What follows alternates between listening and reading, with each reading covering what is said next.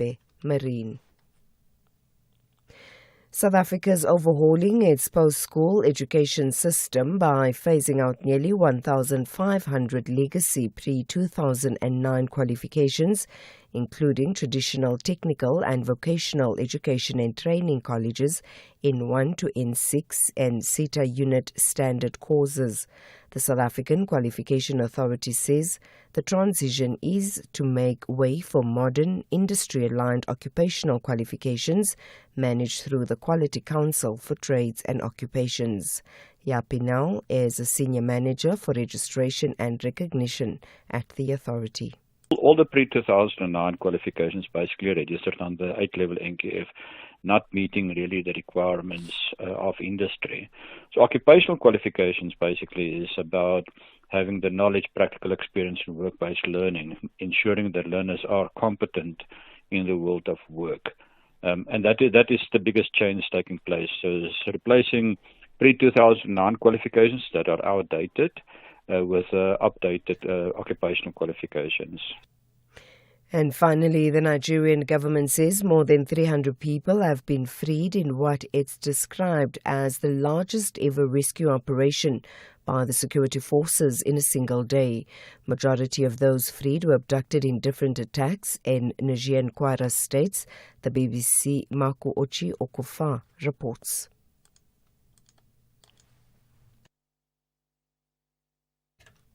Those freed include 163 people abducted during an attack in February on Waro community in Kwara State, where dozens were killed. 145 others had been taken in Niger State, but authorities have not provided details about the circumstances of their kidnapping. It's not clear whether any suspects were detained in the operation to free them. The victims are receiving medical care at a military site before being reunited with their families. The rescue comes weeks after 44 pupils and teachers abducted during a school attack in Oyo State were freed. Recapping the top story, National Assembly Speaker Toko Didiza has extended the lifespan of the ADO committee investigating allegations of corruption and criminal infiltration within South Africa's security structures until mid-September. For SAfm News, I am Anne Musa. Morning to you in your SAfm sports headlines. We bring you rugby. The Springboks have entered the final stretch as they get ready to do battle against Argentina. And in soccer news, South African Football Association preparing themselves to unveil the new Bafana Bafana coach. We'll have details at around 6:30. The National Briefing on SAfM. Clarity, context and conversation. This is where the day begins with Kathy Mutlatlana on the National Briefing.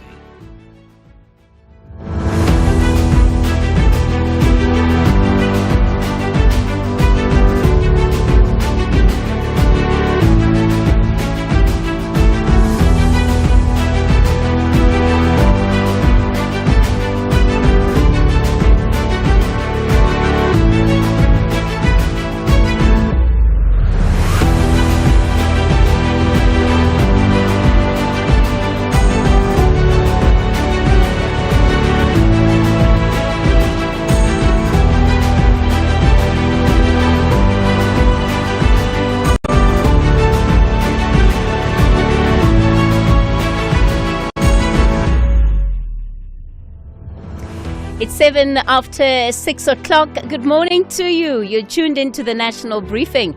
I'm Kathy Mutlatlana, of course, with you until 9 o'clock. It is Thursday, the 6th of August. I certainly hope that you're excited about a brand new day as we step into it. Let me give you a taste of what's coming up on the show today. Well, we have one more sleep, South Africa. One more sleep. And then the voters' roll closes at midnight tomorrow. That will be after the official proclamation of the election date.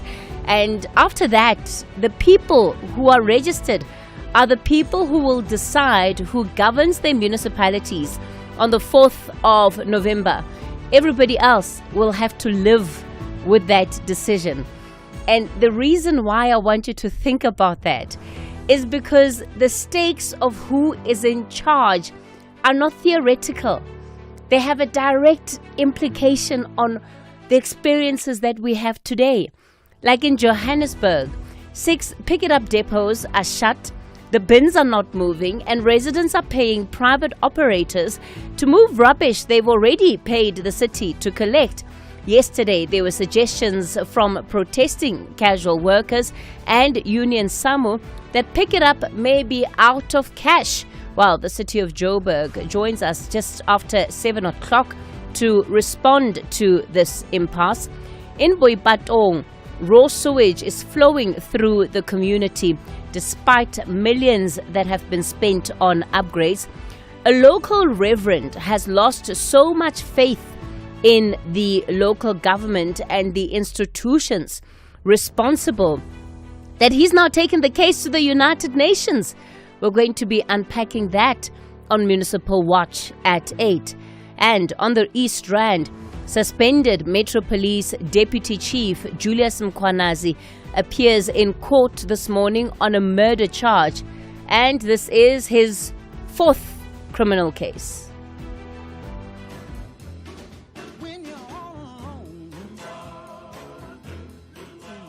Facilitation is saving prison. Commissioners, you are there. I can't agree to leave my kids and go to jail for something that I didn't do. I didn't put blue lights. I must say, I can't. Nobody. I may want to be honest and impress you, but not with lies. Nobody has said anything about jail, Commissioner. I will see you after 10 years or 50 years. Don't you feel like I'm crying? Cry to me. Don't you feel like crying? Cry to me. Don't you feel like I'm crying? And here's why all these stories link back to the vote, right? The councils we elect approve the budgets. They oversee municipal entities. They appoint senior administrators.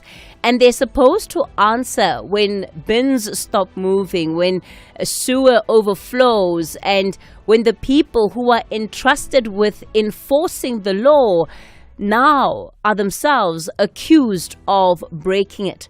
So, are you registered to vote? Listening to this conversation. And the question we have to ask ourselves, who is governing where we live? And are they governing? Who is governing where? And are they governing? Who is governing where we live? Are they governing? And if you're not happy, what you should be doing is making sure that you are at the very least registered to vote so that you have a say by the time that the voters' roll closes. Also coming up on the show today, South Africa's biggest rail union says a DA proposal to hand key freight corridors to private operators amounts to surrendering economic sovereignty. We'll have that conversation just before the 7 o'clock hour, rather. And as always, Rob is standing by with your traffic. Zai has your sports, and Ntaoleng has your market updates. I'd love to hear from you as the show unfolds. The numbers to dial 086 000 2032. That's 086 000 2032. On the WhatsApp voice note line 0614 104 107. That's 0614 104 107. EFC is live this Thursday, fresh off a championship win. He was willing to give everything for this title tonight. Cape Town's Adrian Sanchez puts his interim belt on the line against the man determined to fulfill his family's legacy, Durban's Bradley Swanepoel. Live this Thursday from the World Sports Betting Arena. Watch it on SABC Sport Channel on DTT Channel 4 from 7 p.m. Brought to you by SABC Sport.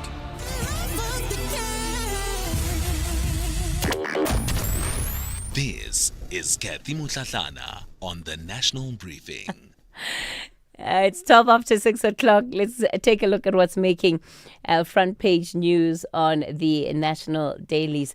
The business day this morning, Defence begs for 9 billion rand to keep going. That's a funding crisis that is crippling military readiness. That's what MPs have been told. And the Minister of the Department, Angie Motshekga, pleaded with the National Treasury to provide the department with 9 billion rand to ensure the smooth operation of the army. The army's operations have been cash-strapped locally and regionally, and it's leaving its aircraft, equipment and vehicles largely unserviced and in a state of repair. She was speaking before the Standing Committee on Appropriations, and this is where she has made that request. One just wonders, how long must this conversation be had? Right? We've known the state of lack of resources in the military. We've brought home soldiers that have died in the DRC simply because one of the challenges that they had was not being adequately resourced for the mission that they were sent on.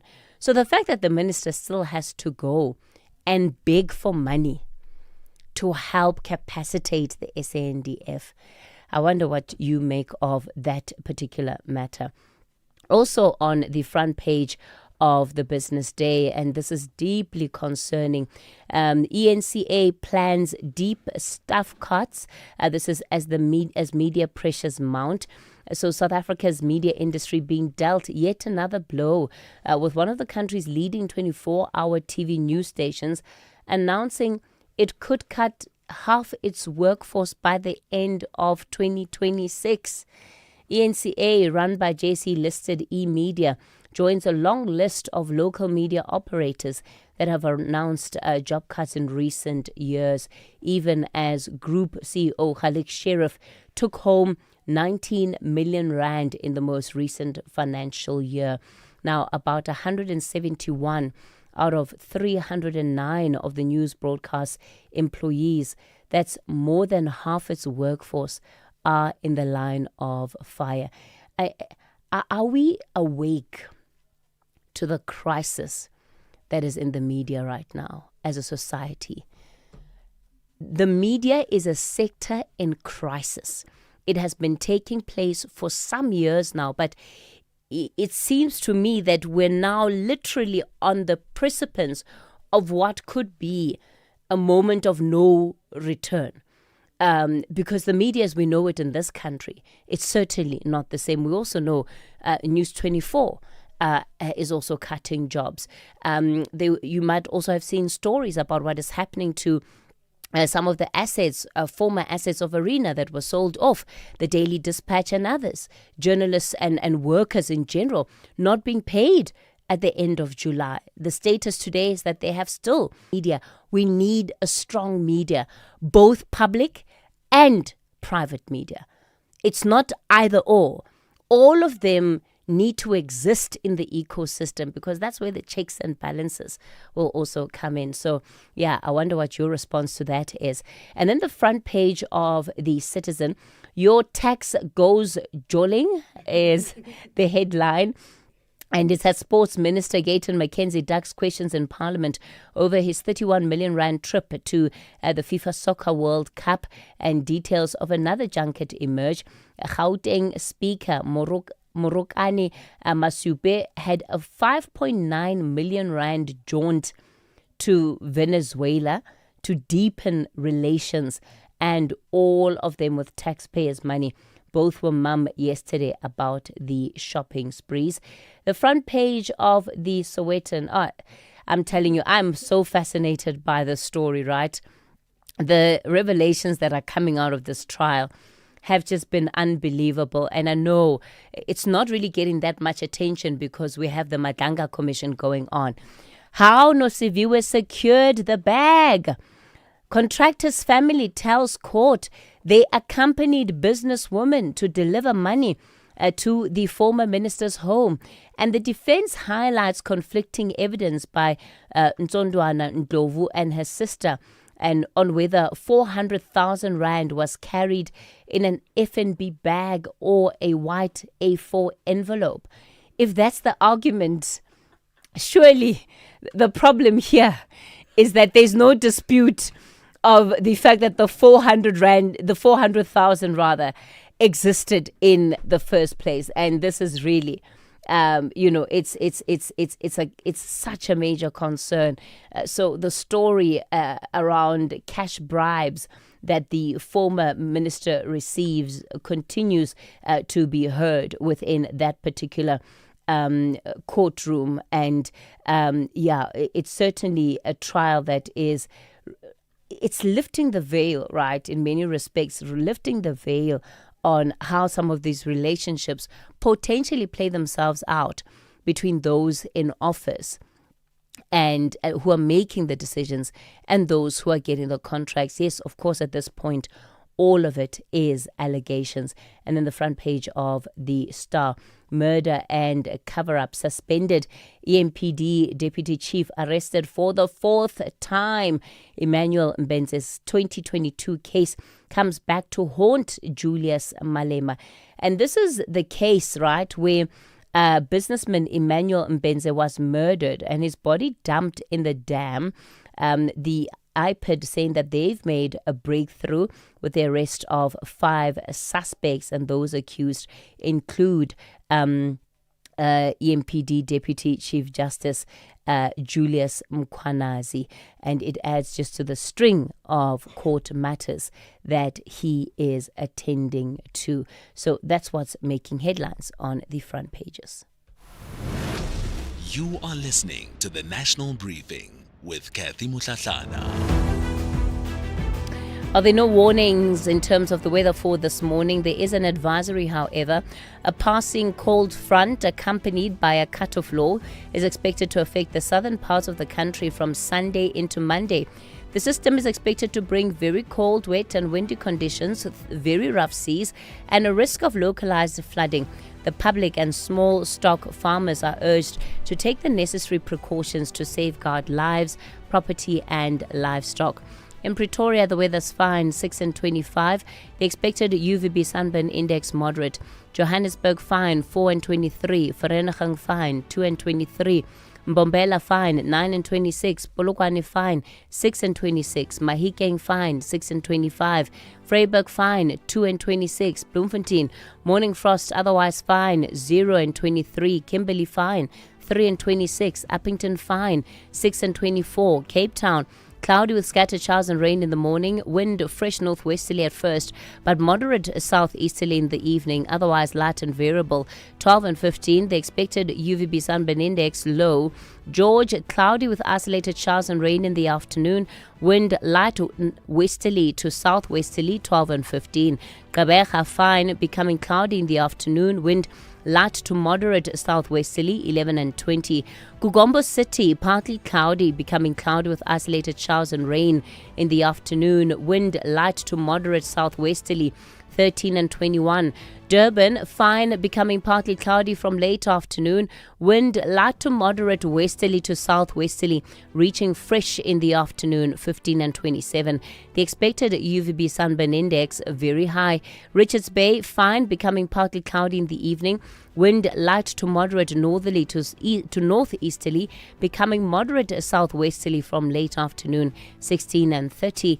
And in Pietermaritzburg, fine, becoming partly cloudy from late afternoon with evening fog patches, 9 and 28. Get into real conversations weekdays at 4:30 on SABC2 with me, Penny Libiani, with Ain't Like Let's Connect. I'm Rico Lucas, bringing you some of the most inspiring guests and practical advice. Every evening, we bring family advice and all your favorite celebrities. It's a big celebration of local talent from across industries. Catch Ain't Like Let's Connect weekdays at 4:30 on SABC2 or stream anytime on SABC+.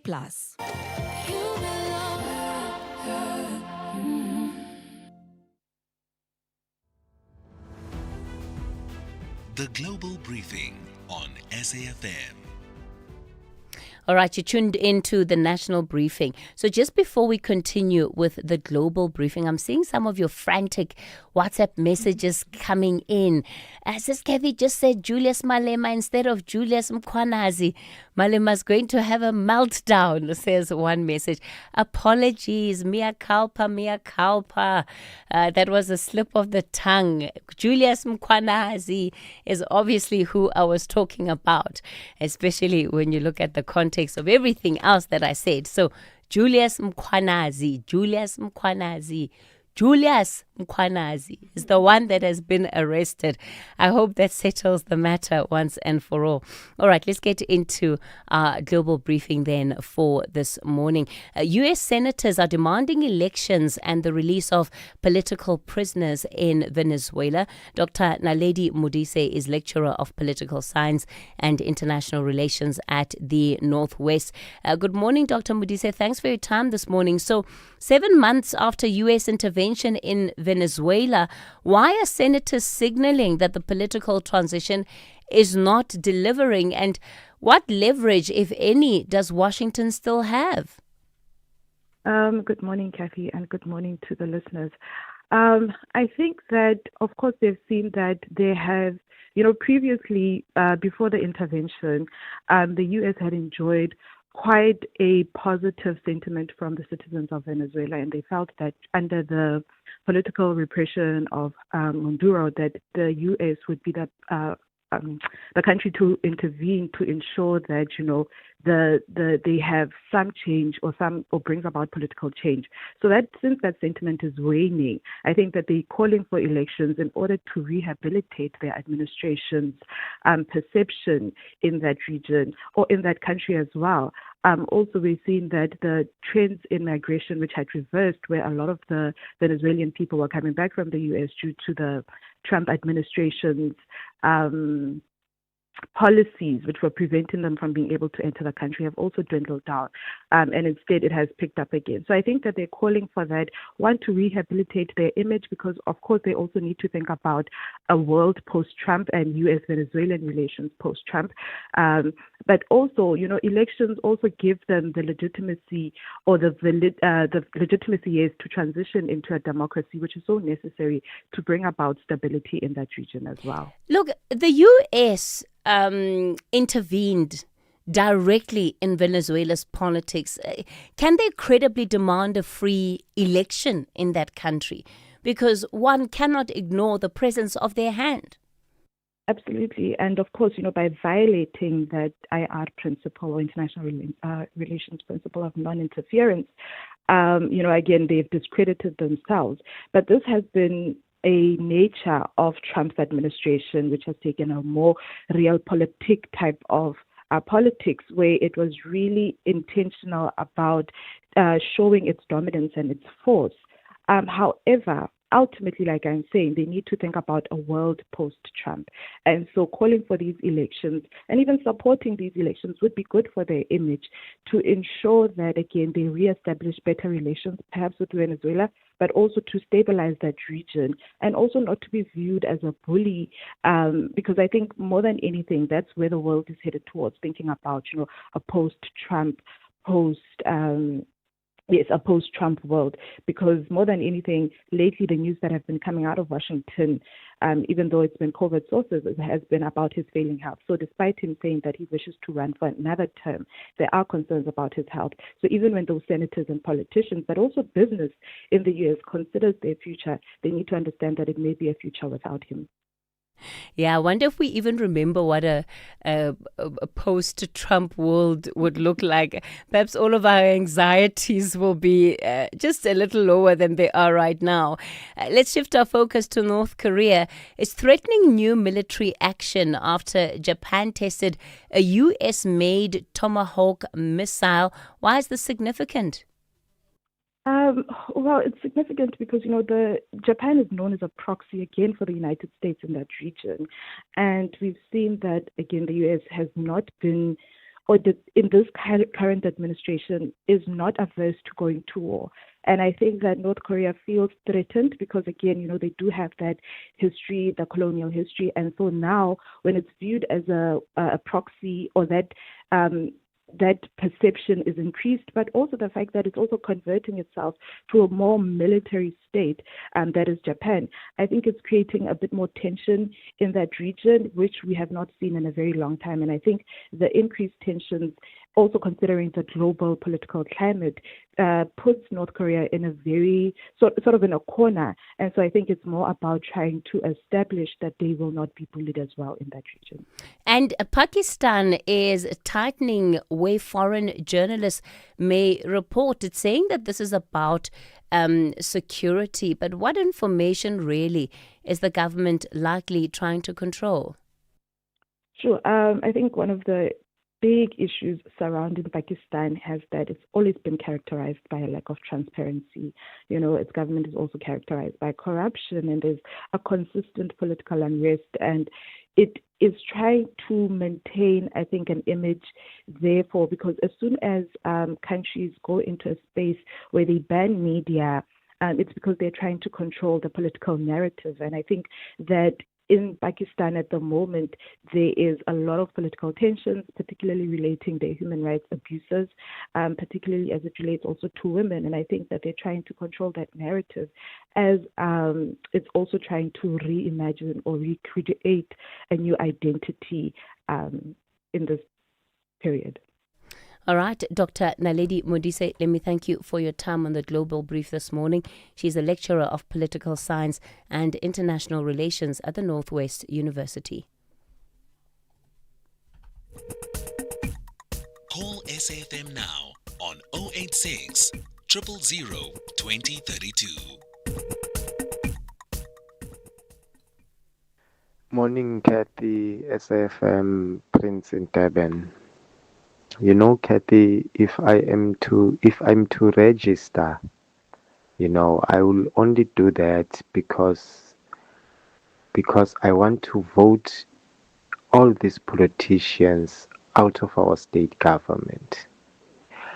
But then, is it possible to do that in our current voting system? Definitely no. So, hence, I don't see a reason of even registering this thing, Kathy.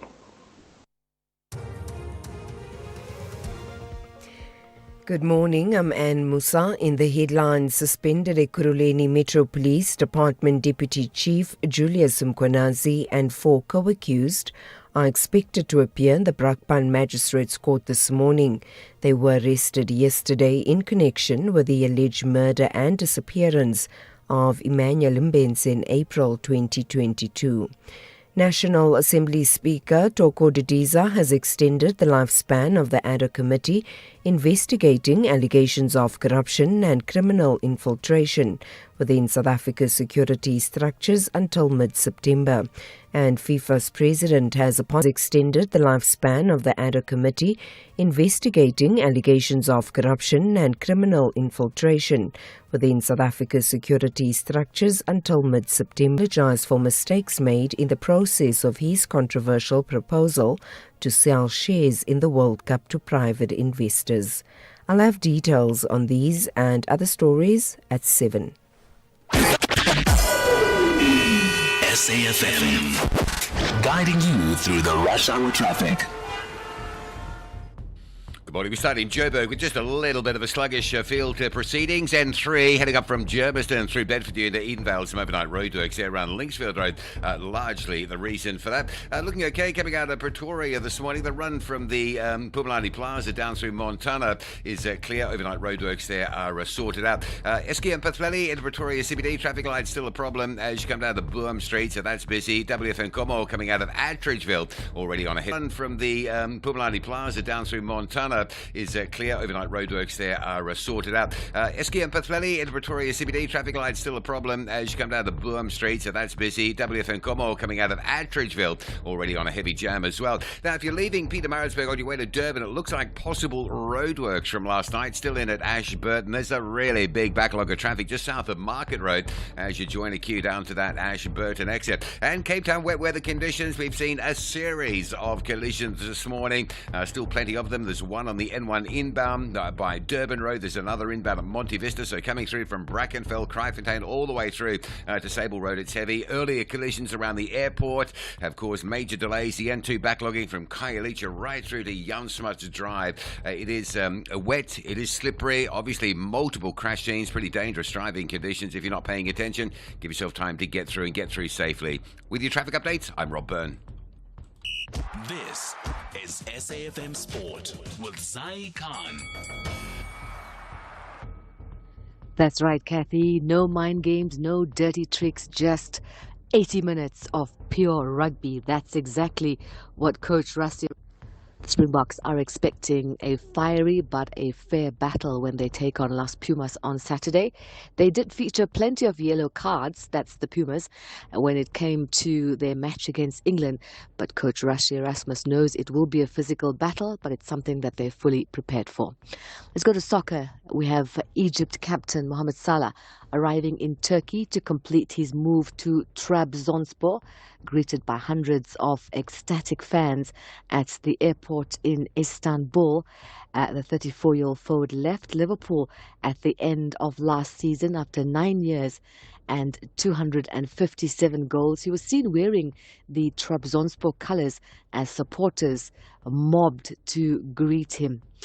So looking forward to seeing that, as well as some cycling news. Demi Vollering tore stage 5 of the Tour de France Femmes apart with a decisive attack 31 kilometers from the finish. The Dutch star powered on that final climb with only yellow jersey Marlon Russe and the former champion Katzina able to follow.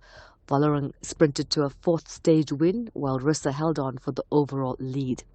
And finally, golf. The defending champions Jonathan Broomhead has made a strong start at the Sunbet Challenge Times Square Casino, carding a 7 under 65 to share the first round lead at the Wingate Park Country Club. That's your sport on the National Briefing. We'll be back with more at the top of the hour. I'm Zai Khan. EFC is live this Thursday, fresh off a championship win. He was willing to give everything for this title tonight. Cape Town's Adrian Sanchez puts his interim belt on the line against the man determined to fulfill his family's legacy, Durban's Bradley Swanepoel. Live this Thursday from the World Sports Betting Arena. Watch it on SABC Sport Channel on DTT Channel 4 from 7 p.m. Brought to you by SABC Sport. Pedestrians, winter days are shorter. That means more walking in the dark. If drivers can't see you, your life is at risk. Wear bright or reflective clothing, add reflective strips to your school bag, and use a flashlight when walking at night. Walk in groups where possible. Being visible is not just a choice, it's your protection. Be bright, save your life this winter. This message is brought to you by the National Department of Transport. Kathy Mutlatlana on the National Briefing. This FNB Market Brief is brought to you by FNB Business, empowering South African entrepreneurs with the relevant insights they need to grow and succeed every day. The Market Brief with Ndauleng Lechela on SAFM. A very good morning to you, Ndauleng. We're going to start off with Eli Lilly, right? They're strengthening the grip, in particular on the obesity market. That's right, Kathy. Now, demand for weight loss medicines shows little sign of slowing, with Eli Lilly reporting another surge in sales of its blockbuster drugs, Zepbound and Mounjaro. Now, the treatments comfortably beat Wall Street expectations during the second quarter, helping the pharmaceutical giant raise its full-year revenue forecast. The results also widen Eli Lilly's lead over rival Novo Nordisk, which owns Ozempic. Now, despite the launch of an oral version of Wegovy this year, the oral version, which is the pill version, Eli Lilly still seems to be taking the lead over Novo Nordisk. Now, analysts say strong patient demand and the superior effectiveness of Lilly's medicines continue to drive sales, underscoring how obesity treatments are reshaping both healthcare and the pharmaceutical industry. Now, in other company news, Glencore's planned secondary listing in Australia is fueling speculation that the mining giant is positioning itself for future mergers and acquisitions. Analysts say a listing on the Australian Securities Exchange would strengthen Glencore's ability to pursue deals involving Australian-listed miners while broadening its access to mining-focused investors. Glencore, in the meantime, has confirmed that the move will not affect its listings on the JSE and the London Stock Exchange, where its primary listing will remain. Instead, investors view the Australian listing as a strategic step that could expand the country's deal-making options as competition for copper assets intensifies. Tracking equities, markets are taking a breather after a strong start to the week, driven largely by easing tensions between the US and Iran. Now, while optimism remains, investors appear to be locking in some profits. Wall Street closed mixed overnight, while most Asian markets are trading lower this morning, with tech stocks once again under pressure. We saw a similar picture here at home, where trading was mixed, although gains in resource stocks helped lift the oil share by the end of the day, up 1%. Meanwhile, the rand is firmer this hour as oil trades below $80 a barrel. The local currency is trading at 16.34 to the dollar, back below 22 against the pound, and 18.87 to the euro. And that's a wrap of your market updates. I'll be back just after 7:30 with more. The FNB Market Brief was brought to you by FNB Business, your dedicated partner with decades of expertise building and growing South African businesses. FNB, help changes everything. FNB Business is proud to partner with SAFM's The National Briefing. We stand shoulder to shoulder with South African entrepreneurs and businesses because we know building a business is a 24/7 commitment. Whether you're managing cash flow, planning for growth, or navigating challenges, we deliver the sharp insights and practical solutions you need to move forward with confidence. From smart funding options to expert business advice, FNB Business is right there with you. Visit fnb.co.za/business. FNB, help changes everything. Africa in Focus with Advocate Sipho Mantula on SAFM. Refreshing morning to you, Advocate Mantula. We're going to start off this morning, and we, of course, had that DIRCO media briefing focusing on a number of issues by Minister Ronald Lamola. Refreshing morning, Kate, and Jumbo Africa to the listeners. Indeed, Kate, you are doing what we might say in focus and in a nutshell of the post-briefing yesterday of Minister Lamola and the DGs in his office, where they were looking at various issues. I might not focus on SADC focus now, Kate, because I saw two things that are very critical. There is a meeting in Angola towards the end of the month of August, which is an extraordinary summit of the AU, which will be looking at conflict prevention and resolution in Africa. Another interesting aspect in that briefing yesterday was to touch on the role of South Africa as the chair of the Committee of Five on the South Sudan. Very important, Katie, because the Sudan has to go for the elections towards the end of the year. So we have been managing that process. The last one is us being the chair of a ministerial follow-up on the Committee on the implementation of Agenda 2063. Very important case because normally we think Agenda 2063 is far-fetched from us. It's linked to National Development Plan. Being the chair of a ministerial follow-up on the Committee on the implementation of Agenda 2063. Very important case because normally we think Agenda 2063 is far-fetched from us. It's linked to National Development Plan. We have to put our National Development Plan, Provincial Development Plan, Provincial Development Plans, IDPs to be linked to Agenda 2063. I think those were the highlights that came out. Rather than on SADC, I think one aspect was that President Ramaphosa will be the lecturer of the 14th of August, the public lecture of SADC, where he will be looking at the 25th vision of SADC. So we'll be touching on SADC, Casey, as we're still doing a build-up. I'll call it 10 days before the SADC summit in eThekwini, South Africa. Interesting developments in Conakry, Advocate Mantula, where President Dombaya has taken a family holiday to Greece, but they've issued a statement. They've said that the president is going on leave and this is where he's going. Tell us more. No, that is quite true. General Mamadi Doumbouya going to Greece for the first time after taking, since they took government in 2021, he has never had the rest. Others are saying this for the first time. The president is on official annual leave with his family to Greece. Now, that statement was to say the state functions and institutional operations will continue as usual. It means that the president, even if he's in Greece, there will be nobody who will tamper with the state power. Hence, they are saying business as usual. But Mamadou taking his French wife and his family to Greece. Yeah, look, I was just thinking, what would happen if we were to do this, right? President accounting for his annual leave with pictures for that matter.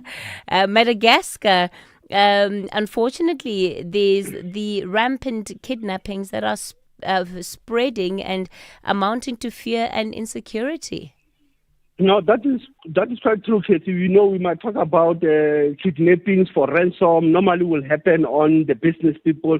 But in Madagascar, they are looking at the push and pull factors that comes out of either the rise of the Gen Z riots, military coups, the two cyclones, humanitarian disasters that they've been going through, poverty, inflation. That has been one of the key drivers that people are saying that there have been many abductions, violently so, and as well as disappearances.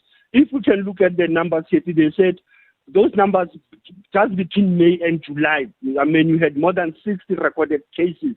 And in those cases, you find that you have more than 200 people being kidnapped, missing, and you can recover almost a half of that, but still others will be found dead. So there's a problem in Madagascar. Others are saying there's also cultural issues around it when they do kidnappings.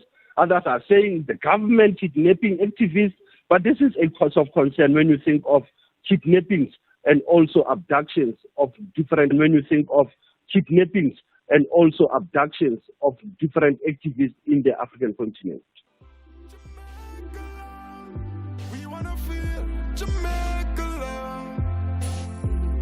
Everybody wanna visit Jamaica. Jamaica love, Jamaica. This takes us into our historical archives. Advocate Mandula, the 6th of August, 1962. It's almost 64 years, Katie, when we were in Jamaica. They were liberated from their colonial master, United Kingdom. The British colonized Jamaica in the 60s.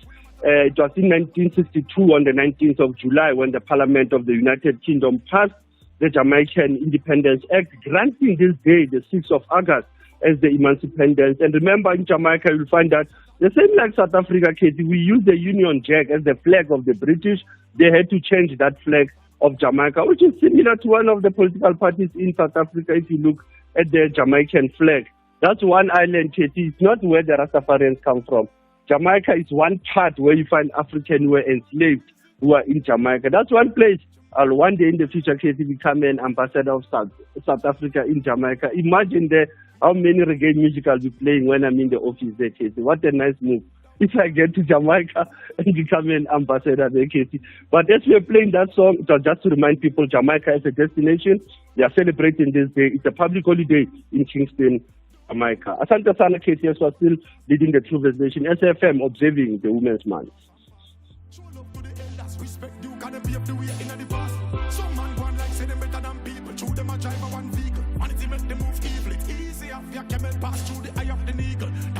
Sit down in every damn bitch, that not work. Any of me ever hungry again, me I walk and look for every kitchen me I serve. Jamaica love, we wanna feel Jamaica love. Everybody wanna visit Jamaica. Jamaica love, Jamaica, Jamaica love. Call SAfm now on 086 000 2032.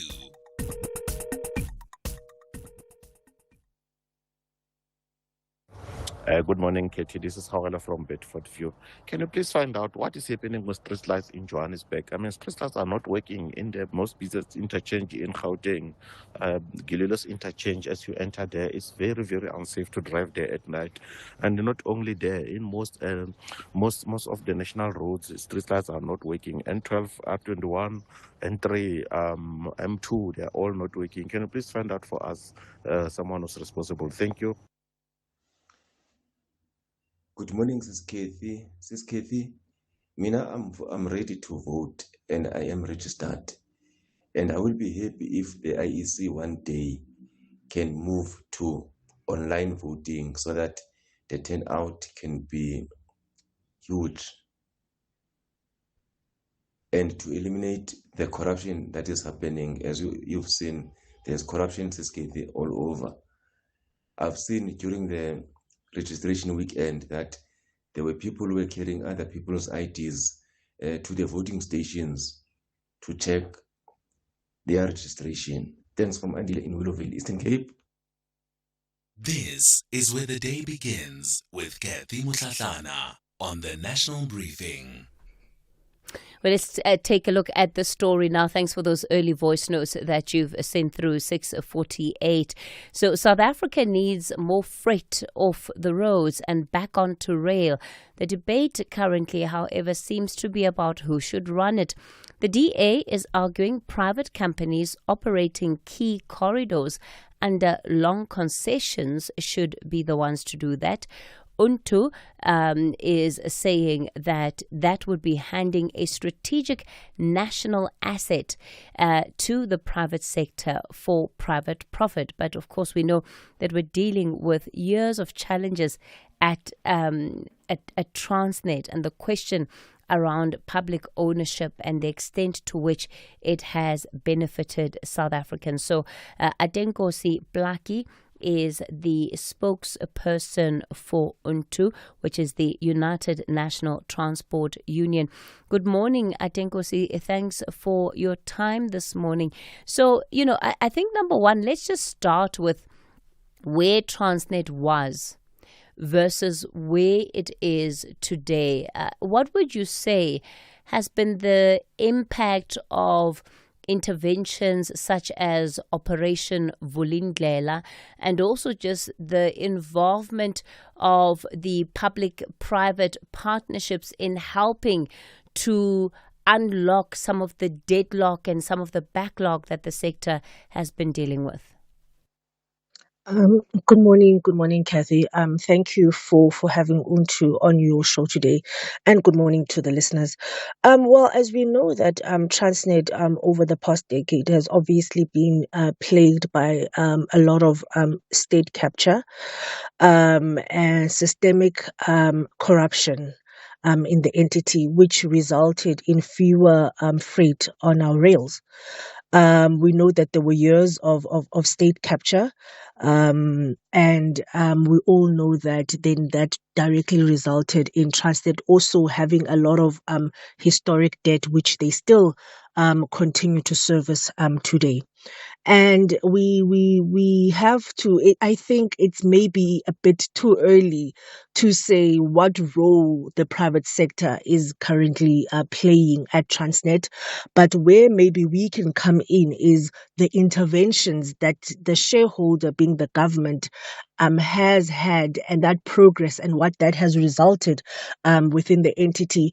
We all know that Transnet, the government has been supporting Transnet's recovery, and that support has translated in them ensuring that Transnet is able to apply for funding to fix critical infrastructure, your signaling, your rails, and really, Kathy, that has really helped the entity turn things around.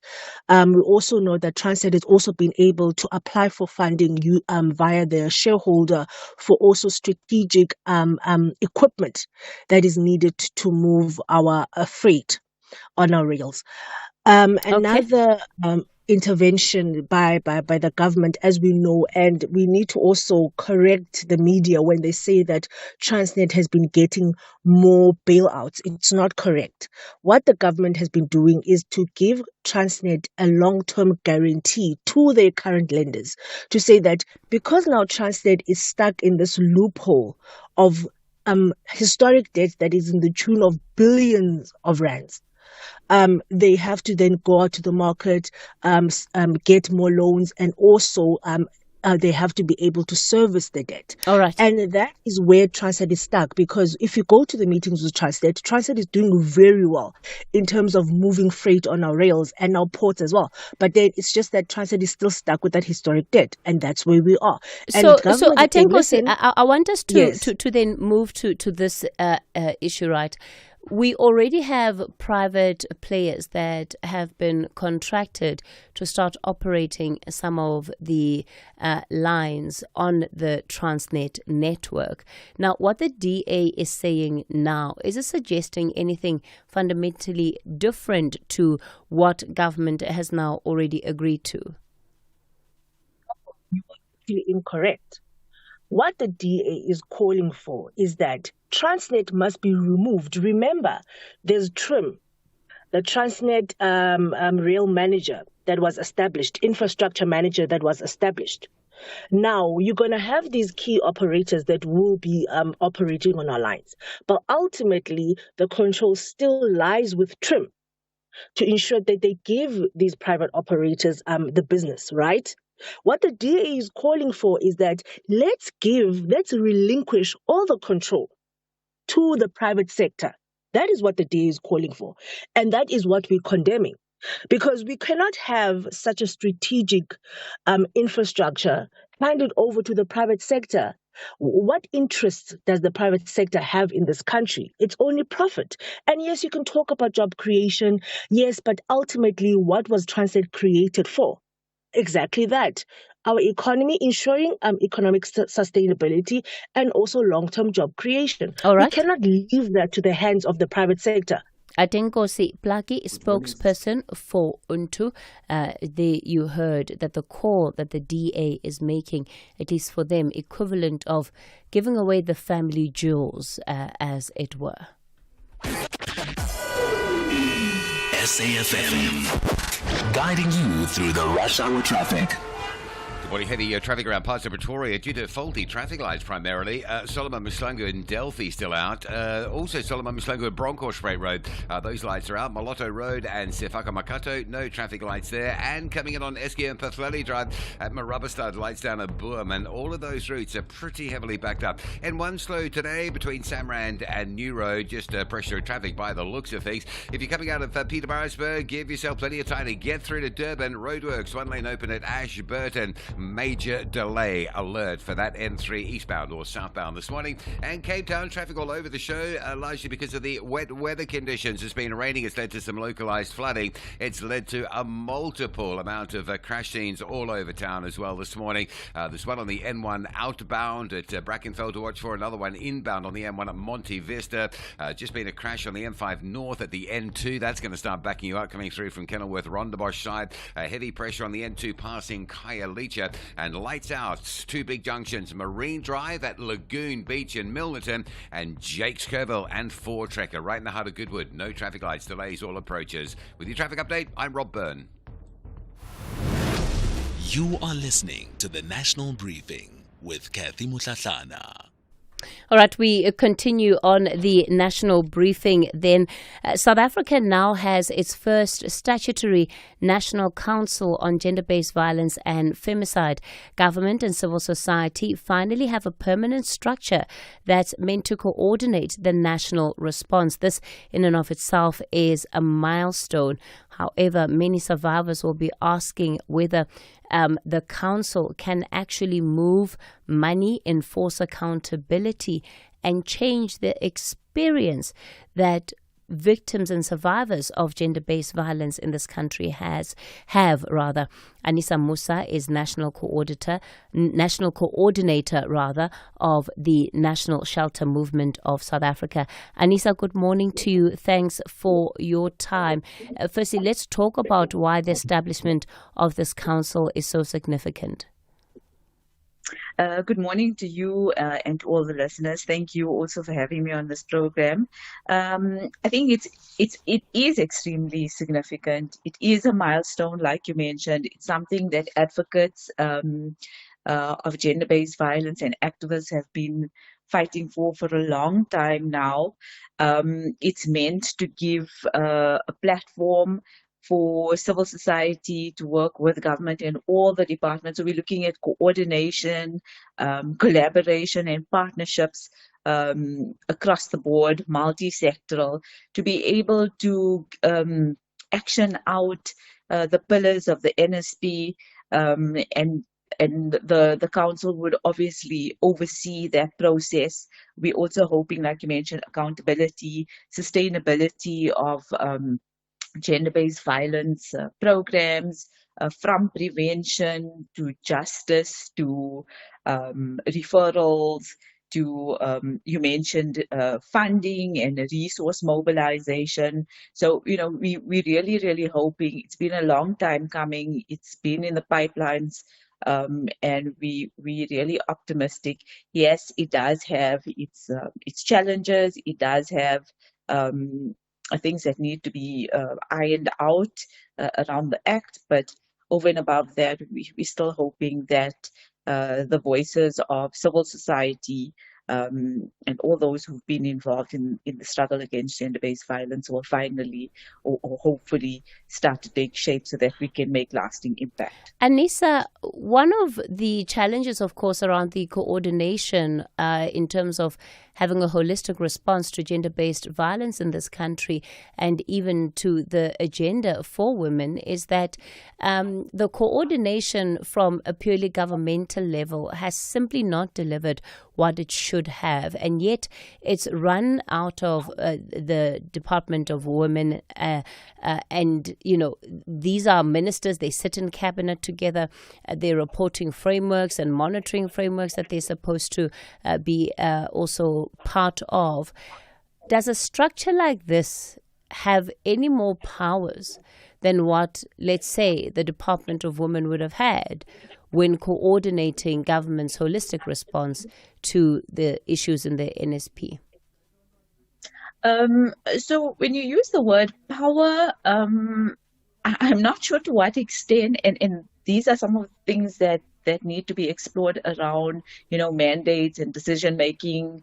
But I can say that when you mention government, yes, we have to work in partnership, and I think that was one of the gaps, is that we needed a stronger voice from civil society. Remember that civil society, NGOs, are the people on the grounds that work with survivors directly. It's not meant to undermine any particular partner or stakeholder in addressing gender-based violence, but that's just exactly the point when we say coordination, is that it has to be inclusive of everybody involved, from provincial level, local level, grassroots level, right up to policy making. And policies and decisions need to be informed by the grassroots. And that is why we use the word survivor-centered, victim-centered, trauma-informed responses. Anissa, I'm sorry, we're going to have to leave it there. Anissa Musa, National Coordinator at the National Shelter Movement of South Africa. Theft, accident, and 1 million rand third-party cover for your older car. Outsurance Essential has it all. Get a quote. SMS CAR to 43185. That's CAR to 43185.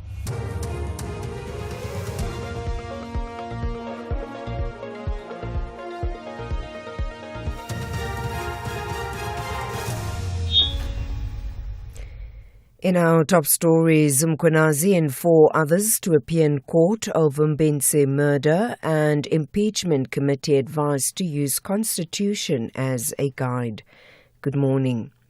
Suspended Ekurhuleni Metro Police Department Deputy Chief Julius Mkhwanazi and 4 co-accused are expected to appear in the Brakpan Magistrates Court this morning.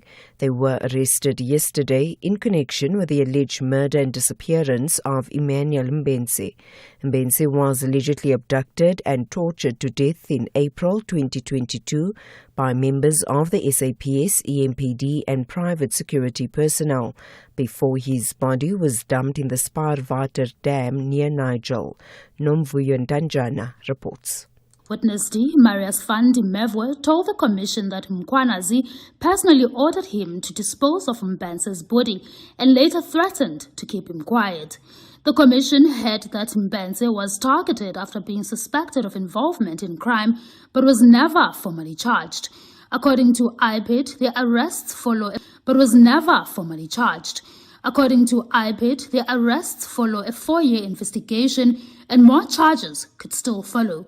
The Directorate has faced criticism for delays in prosecuting police-related killings. Their appearance in Brakpan is expected to include a bail application, with the state likely to oppose. Parliament's Impeachment Committee has been advised to use the Constitution as a guide when determining the standard of proof for its proceedings involving President Cyril Ramaphosa. The committee is currently dealing with administrative matters after the Western Cape High Court halted its hearings into whether the president should face impeachment. Parliament's legal advisor Sue Ann Isaacs advised MPs to use the Constitution as their guide. Our suggestion is that members take a practical approach to the matter at hand. The Constitution determines what are the grounds that the president may be removed on. The rules define specific elements of those charges. For instance, it defines what serious misconduct is and the other elements. So the committee must apply those standards, first hear the evidence and determine whether the evidence meets those particular elements of the offence. National Assembly Speaker Toko Didiza has extended the lifespan of the ADO committee investigating allegations of corruption and criminal infiltration within South Africa's security structures until mid-September. The committee was established following claims made by the KwaZulu-Natal Police Commissioner Nhlanhla Mkhwanazi. He alleged corruption, political interference and the infiltration of organised crime cartels within the South African Police Service. The committee's mandate expired at the end of July after it failed to complete its work within their original deadline. Didiza says the extension is in line with National Assembly rules, which allow the deadline of an ADO committee to be extended if it has not completed its tasks by the set completion date. The committee has had several extensions. The Hawks have seized equipment valued at 5 million rand used for illegal mining in Rustenburg in the northwest. Provincial Hawks spokesperson Tiniko Matebula says the operation followed information received about alleged mining activities at the Henko mine. The Rustenburg-based Serious Organized Crime Investigation, in collaboration with the Department of Mineral and Petroleum Resources and Illicit Mining and Infrastructure Task Team, seized 4 excavators and 1 dump truck during a disruptive operation at Hencourt Mine in Rustenburg. The disruptive operation follows information received about alleged illegal mining activities at Hencourt Mine. The team operationalized the information and proceeded to the scene. On arrival, they allegedly found 4 abandoned excavators and a dump truck. FIFA's President Gianni Infantino has apologized for mistakes made in the process of his controversial proposal to sell shares in the World Cup to private investors. The apology came in a letter signed by Infantino and FIFA Secretary General. The letters said the FIFA Management Board reaffirmed its full support for him as president of the association. The BBC's Harry Roy has the details. At the weekend, European football's governing body UEFA said it had lost confidence in Mr. Infantino, describing the proposals as a shabby, backroom, opaque deal. Against this backdrop, he convened a meeting of FIFA's management board at the organisation's Africa office in Rabat. After the meeting, FIFA acknowledged that mistakes were made in the way the controversial proposal was handled. Officials admitted that both the FIFA Council and its member associations shouldn't have felt excluded from the process. And finally, South Africa is overhauling its post-school education system by phasing out nearly 1,500. Its member associations shouldn't have felt excluded from the process. And finally, South Africa is overhauling its post-school education system by phasing out nearly 1,500 legacy pre-2009 qualifications, including traditional technical and vocational education and training colleges in 1, 2, in 6 and CETA unit standard courses. The South African Qualifications Authority says the transition is to make way for modern industry-aligned occupational qualifications managed through the Quality Council for Trades and Occupations. Recapping the top story, suspended Ekurhuleni Metro Police Department Deputy Chief Julius Mkhwanazi and 4 co-accused are expected to appear in the Brakpan Magistrates Court this morning. They were arrested yesterday in connection with the alleged murder and disappearance of Emmanuel Mbense in April of 2022. For SAFM News, I am Anne Musa. Outsurance Essential is made for the cars. Claims are paid in cash within 5 working days, and you choose your own panel beater. SMS CAR to 43185. That's CAR to 43185. You wouldn't pay designer prices at the thrift store, so why overpay to insure your older car? Outsurance Essential Car Insurance covers older cars for much less. 43-year-old Esmeralda pays only 449 Rand a month for her 2015 Chevrolet Aveo and gets covered for full retail value if her car is stolen or hijacked. Get Outsurance Essential Car Insurance today for unfinanced cars older than 5 years and valued at less than 150,000 Rand. SMS CAR to 43185. That's CAR to 43185. Licensed insurer and FSP, T's, C's and information online. It's a very good morning to you. In your SFM Sports headlines, soccer, Orlando Pirates begin their MTN 8 title defense as they chase a record-equaling 15th crown. And in rugby, the Springboks expect a fierce battle against Argentina. We'll have all the details around 7:30. SAFM, guiding you through the rush hour traffic. Morning, heavy backlogs into Pretoria. Some traffic lights down on Eskia and Paslali as you come into Marabastad. Queues almost back as far as the Mabopani Highway.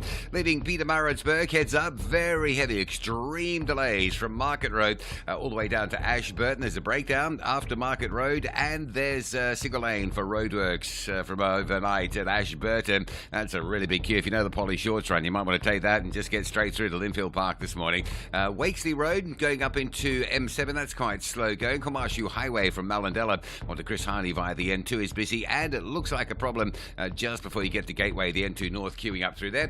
Cape Town all very busy on account of the wet weather conditions. A crash on the N1 near the R300 causing delays in and out of Cape Town. Heavy pressure down to Monte Vista, a crash there.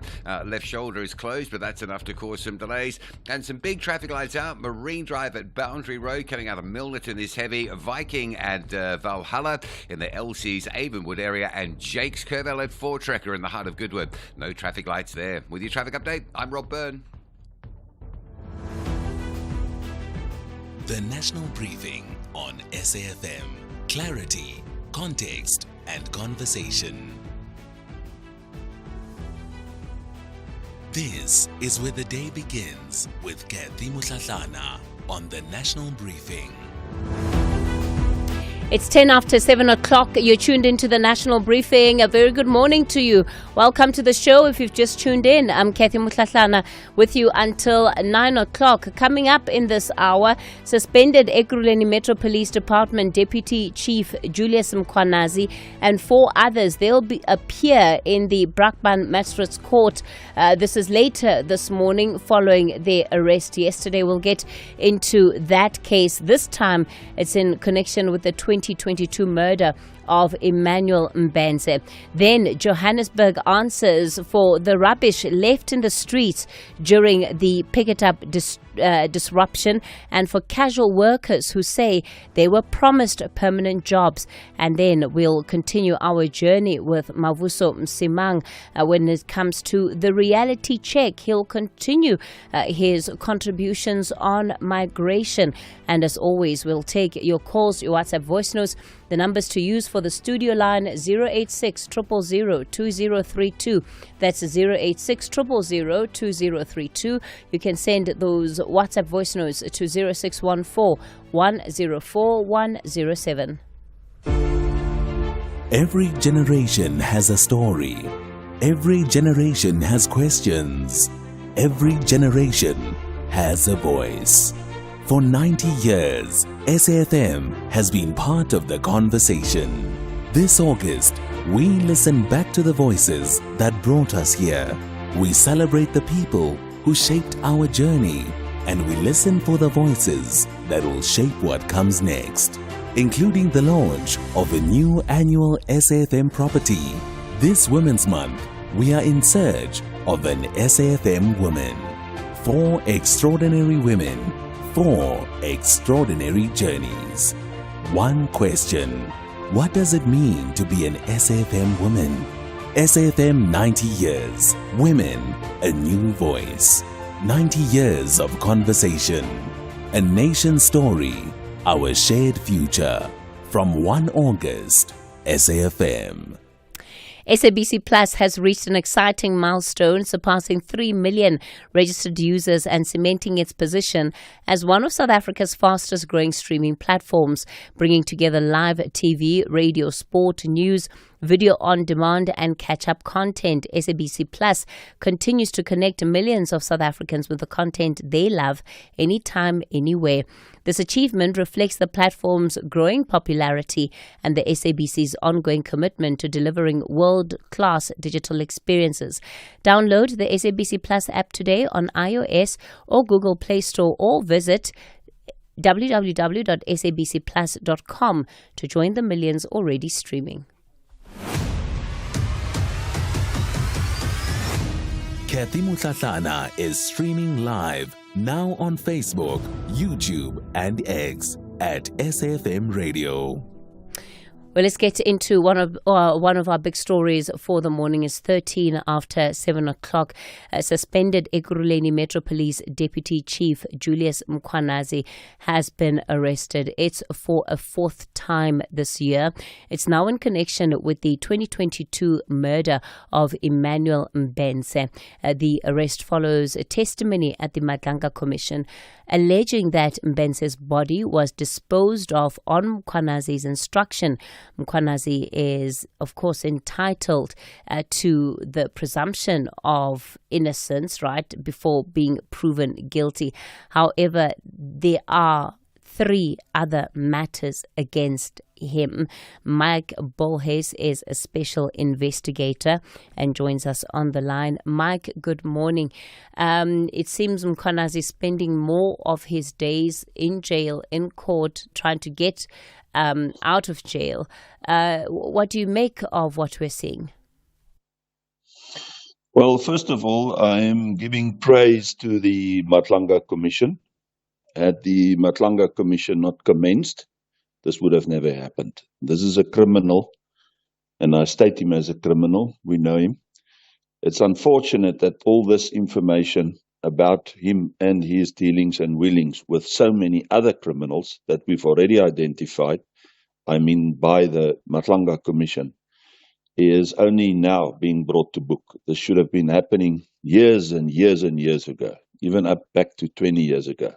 Because remember, crime starts very small and eventually it becomes organized crime and racketeering, and then we see what we see presently being exposed and identified by the Matlanga Commission. And second, praise to the IDAC and specialized units that were involved in these investigations. And hopefully the public will be trusting the investigating services again because of the recent dip that we have seen regarding IDAC. The country still has, the authority in our country still has the ways and means to deal with crime and arrest top generals and criminals. I hope the others will also be taken in because there's much more. This is however, just the tip of the iceberg. So this is a good thing. It's a good thing for the public. It's a good thing for the media. And it's a good thing for our country. Hopefully they won't get bail. This is a very serious case, and it's got a lot of elements because Julius is in a very high position. He knew of this murder. He covered it up. He probably gave the instructions and the arrangements, and there's probably others that also would be arrested. The good thing about arresting a group is that some of them, and they will probably hear this conversation, and they know this, will turn state witnesses, and that will make the case even stronger. But the evidence already is making the case very strong. Mike, you're bringing me to my next point, right? Because what we have now is several cases on the go.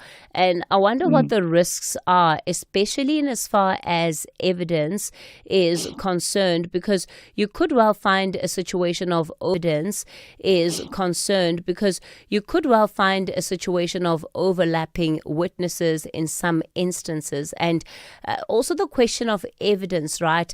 You point out just how long ago some of these crimes happened. Yes, the conversation at the Matlanga inquiry certainly has exposed part of it, but to what extent can what is being said there be used as evidence before a court of law? Everything you say is in fact so, but everything is useful. In a court of law, even if the cases overlap, no matter what evidence there is, see it as a sponge. It would be taken in all of it. And then what is left behind, squeezed out as just factual, is what the judges and the prosecutors and the investigators will work with. So there is no such thing that you don't present just something. Any hearsay information will be presented. It's like somebody being called in and said, listen, tell the story from the beginning to end. And there will be cross-examinations, etc., etc. And there might be other witnesses identified as well. So this is not the end of this case. This is probably in the midway, because some of these other criminals will turn state witnesses and then give further information. Remember, all these guys are not coming forward and say, here it is. I'm completely exposing everything. I'm completely cooperating. I'm completely giving all the information and the evidence now. There's still a route that they will walk with the investigators. And that's hopefully what they will do. But, we have seen.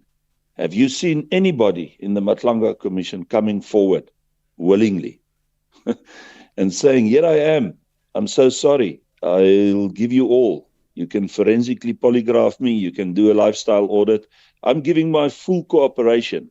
I want to make this country a better place. I'm so sorry I didn't protect and serve. You don't have that attitude. Yeah. So Mike, I mean, it's great for us to see arrests and to see action, but of course there's always that lingering concern about the strength of the cases again, and the extent to which the state will actually be able to secure convictions, and in this instance, IPID being able to secure convictions. And we also, right, can't move away from the way in which our institutions are and have been used for some form of political expediency for whatever reason, and that too as a driving factor, that it's good and it's convenient to arrest Julius Mkhwanazi now, but will the evidence actually back it up?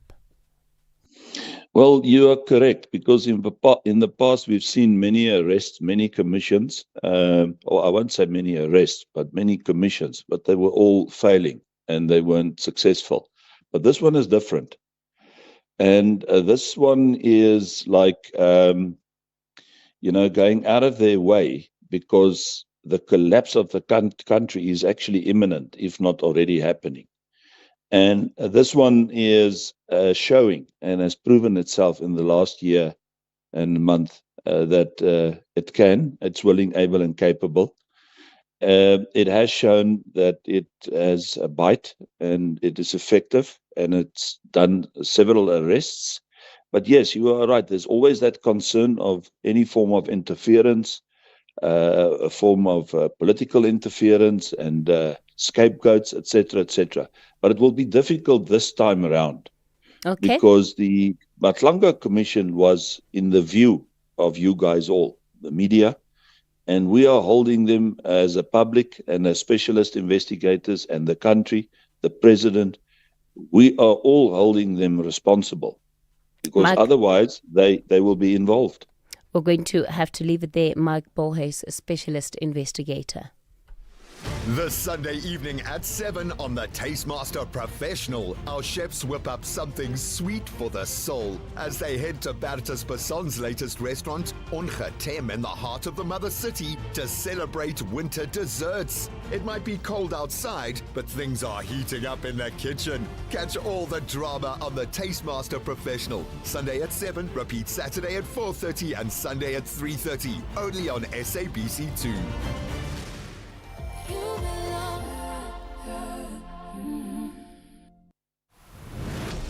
You are listening to the National Briefing with Kathy Mutlatlana. You're tuned in to the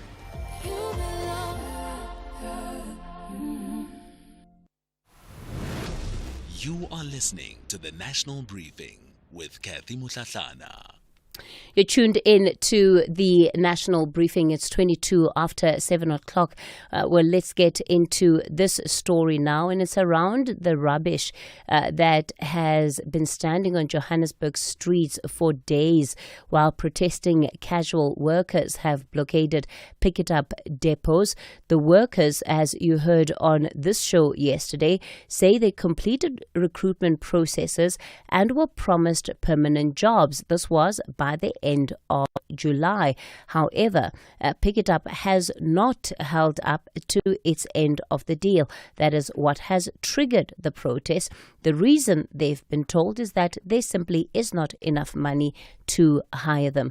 Acting Mayor Loyiso Masuku joins us on the National Briefing. She's the Deputy Executive Mayor and MMC for Group Finance. Councillor Masuku, good morning to you. Thanks for your time. Good morning, Kathy, and the listeners. Thank you so much for having us. So, of course, residents very frustrated with the state of the city right now. Rubbish collection seems to be in crisis. But I want us to get to the heart of the matter here. Workers were promised jobs by Pick It Up. They didn't hold up to the end of the deal and the commitment that they made to workers. Why? Kathy, firstly, let me take this opportunity to apologize to residents of the city of Johannesburg for the service interruptions that have affected us in 5 depots in the city.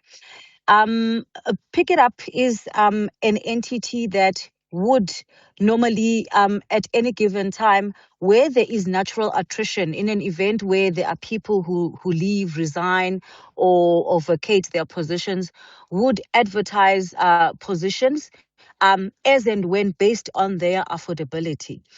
At the moment, Kathy, as the city and City Power, the casual workers are actually contracted to the service providers who are the ones who are having the trucks, being the tipper trucks, to actually collect waste.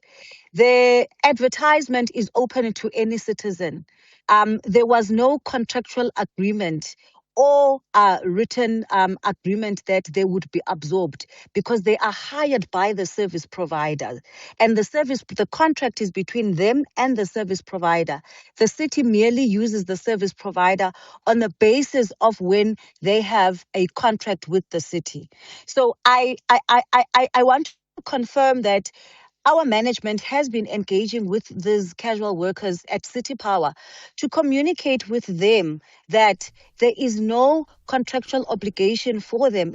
And when the advertisement goes out, it is open to any resident who is eligible for the employment. The expectation that they have, that they would be automatically absorbed is unfortunate. And it's an expectation, Kathy, that has to be demystified because there is no contractual agreement that you would be automatically absorbed. Yeah.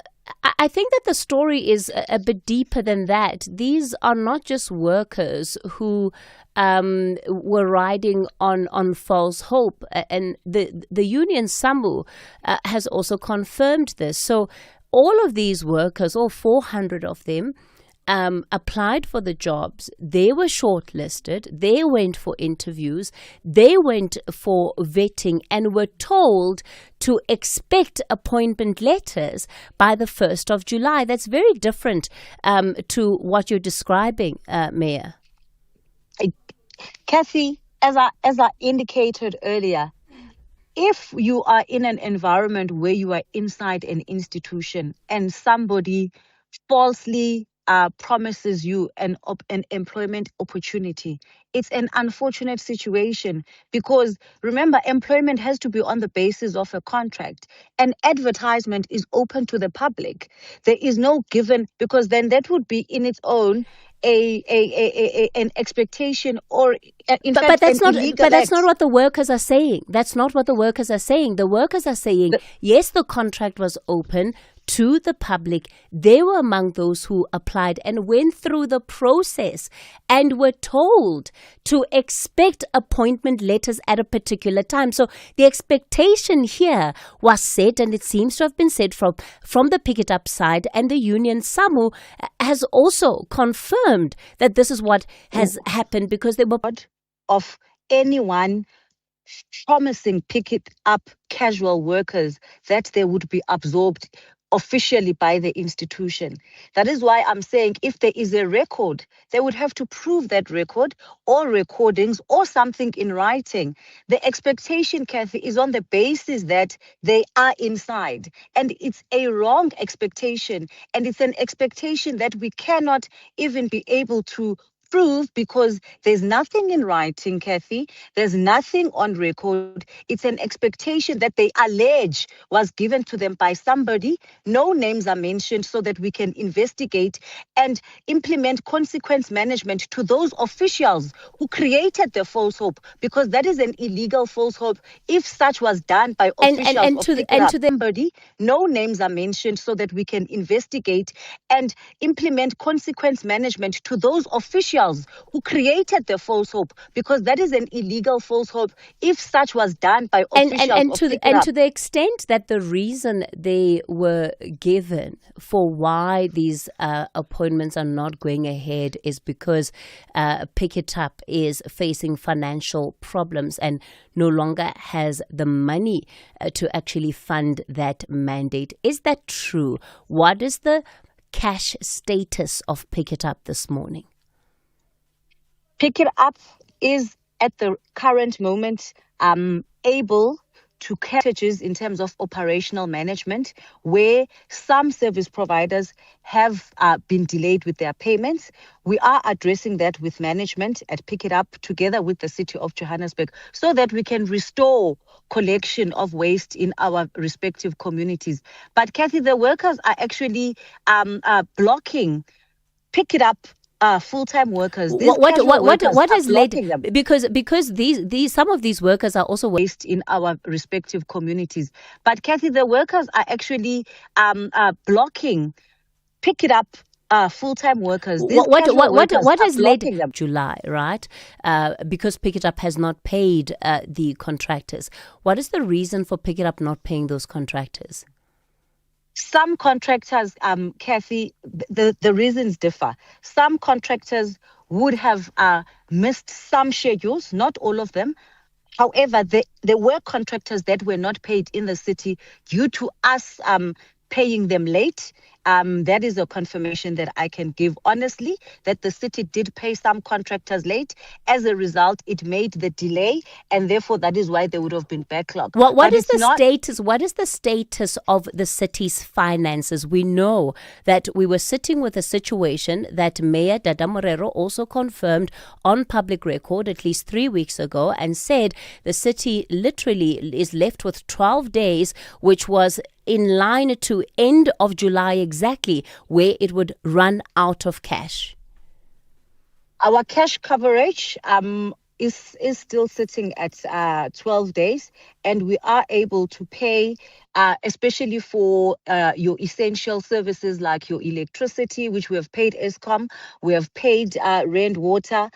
We are also paying Pick It Up suppliers today and tomorrow, Kathy, so that we can restore services and make sure that our residents get the services. And we are pleading with the casual workers not to block workers of Pick It Up who want to continue to do their work, because they are blocking an essential service, which creates a problem for us, because then we are unable to provide the services to you and as residents, and it's a eyesore, and it's also a health hazard, because they are actually blocking councillors from doing their work. They are blocking contractors from doing their work, and it's an unfortunate situation that we are requesting them to desist from. Councillor Loiso Masuku will leave it there. So not completely unfounded then that the challenges at Pick It Up are as a result of cash flow issues. And the story checks out with what workers were told. But why the denials that this is a commitment that was given to workers in the first place? It's just after 7:30, time for your latest news headlines. Good morning, I'm Anne Musa. In the headlines, suspended Ekurhuleni Metro Police Department Deputy Chief Julius Mkwanazi and 4 co-accused are expected to appear in the Brakpan Magistrates Court this morning. They were arrested yesterday in connection with the alleged murder and disappearance of Emmanuel Mbense. Members of Parliament's Impeachment Committee have welcomed a legal opinion stating that President Cyril Ramaphosa can be summoned if he declines an invitation to appear before the committee. The matter was discussed as part of a legal opinion presented to the committee on its powers and procedures. And British scientists say vaccines that do not need to be stored in refrigerators have been successfully tested in patients for the first time. I'll have details on these and other stories at 8. Outsurance will go out of their way to try and save you money on your car insurance. If they can't, ask for 500 Rand. SMS out to 30754. That's out to 30754. SAfm, guiding you through the rush hour traffic. Good morning, Pretoria. First up, Kudu Park area. A very heavy backlogging going on there on local routes. A crash on Storenville Road near the N1, as well as traffic lights out, Storenville and Baviansport. So that whole area really quite badly backed up and heavily congested this morning. Moloto Road, backlogging going on there on local routes. A crash on Storenville Road near the N1, as well as traffic lights out, Storenville and Baviansport. So that whole area really quite badly backed up. Lights there. Also, SKM Patlele, lights out at Marabastad, really heavy coming in from the mighty Mopani Highway this morning into Pretoria CBD. Joburg, the Mike 1, Boysons through Parktown, the N1 from Bayers Nordia around to Rivonia looking slow. The Mike 1 just dragging its heels from Buccleuch down to around the Marlborough Drive exit. Now, if you're leaving Pietermaritzburg on your way to Durban, it's an enormous backlog this morning. Everybody squeezing into a single lane for roadworks at Ashburton. The pressure on well back past Market Road and back back up the bottom end of that Pietermaritzburg bypass. It is very heavy. Pietermaritzburg down to Ashburton this morning. And then if you're going northbound, quite a big backlog as well through Ashburton up to Market Road into a broken down vehicle. A little crash on the side of the N2 North before Gateway. That's causing a backlog as far as Queen Nundy Drive. If you're on your way to the airport, make sure you got extra time to get through there. Cape Town still very heavy on account of some wet weather conditions this morning. Plenty of early morning crash scenes as well. One on the M5 North at the N2. It's heavy coming through from the, Parkwood Southfield area up through Rondebosch and in towards that scene. Also heavy pressure on the N1 into town from Eustonburg through Kraaifontein to Brackenfell. A crash on the M1 at Monte Vista, slowing traffic coming through from Belleville. And a crash on the N2 outbound between Muway and Spine Road, causing backlogs passing Khayelitsha. With your traffic updates, I'm Rob Byrne. Outsurance is in the business of saving you money on your car insurance premium. If they can't, ask for 500 Rand. SMS out to 30754. That's out to 30754. This is SAFM Sport with Zai Khan. Zakan, good morning again. So Orlando Pirates, they're beginning their MTN 8 title defense. That's right, Kathy. Their records there, and their records are there to be chased. Pirates have another one in their sights, and they're looking forward to kicking off this MTN 8 campaign on a winning note. They host Durban City at Orlando Stadium. The Buccaneers are chasing a fifth successive MTN 8 crown and a record equaling 15th title, which could draw them level with rivals Kaizer Chiefs as the competition's most successful club.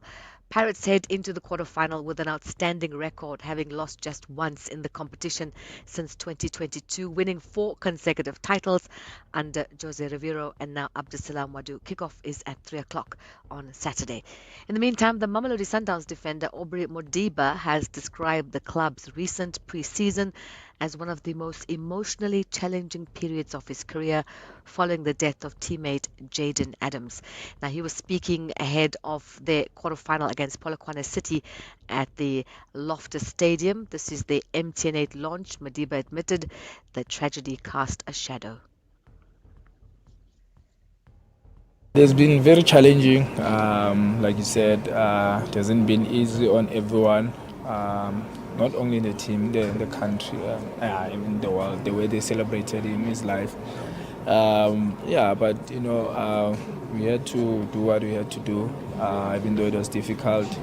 You could see some of the guys, even at training, like they were mentally not there, and the coach understood that, and some, they used to like sideline them so that they can be able to deal with it.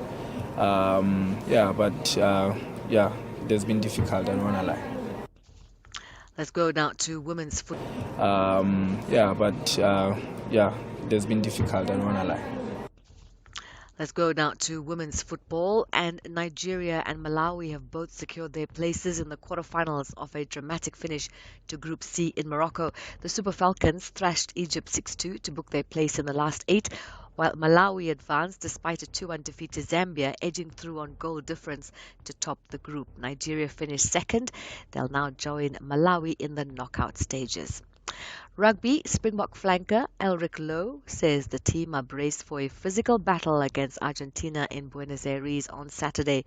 Lowe recalls South Africa's 1-point defeat in Santiago 2 years ago, insisting the Boks have learned their lesson and prepared well for the challenge.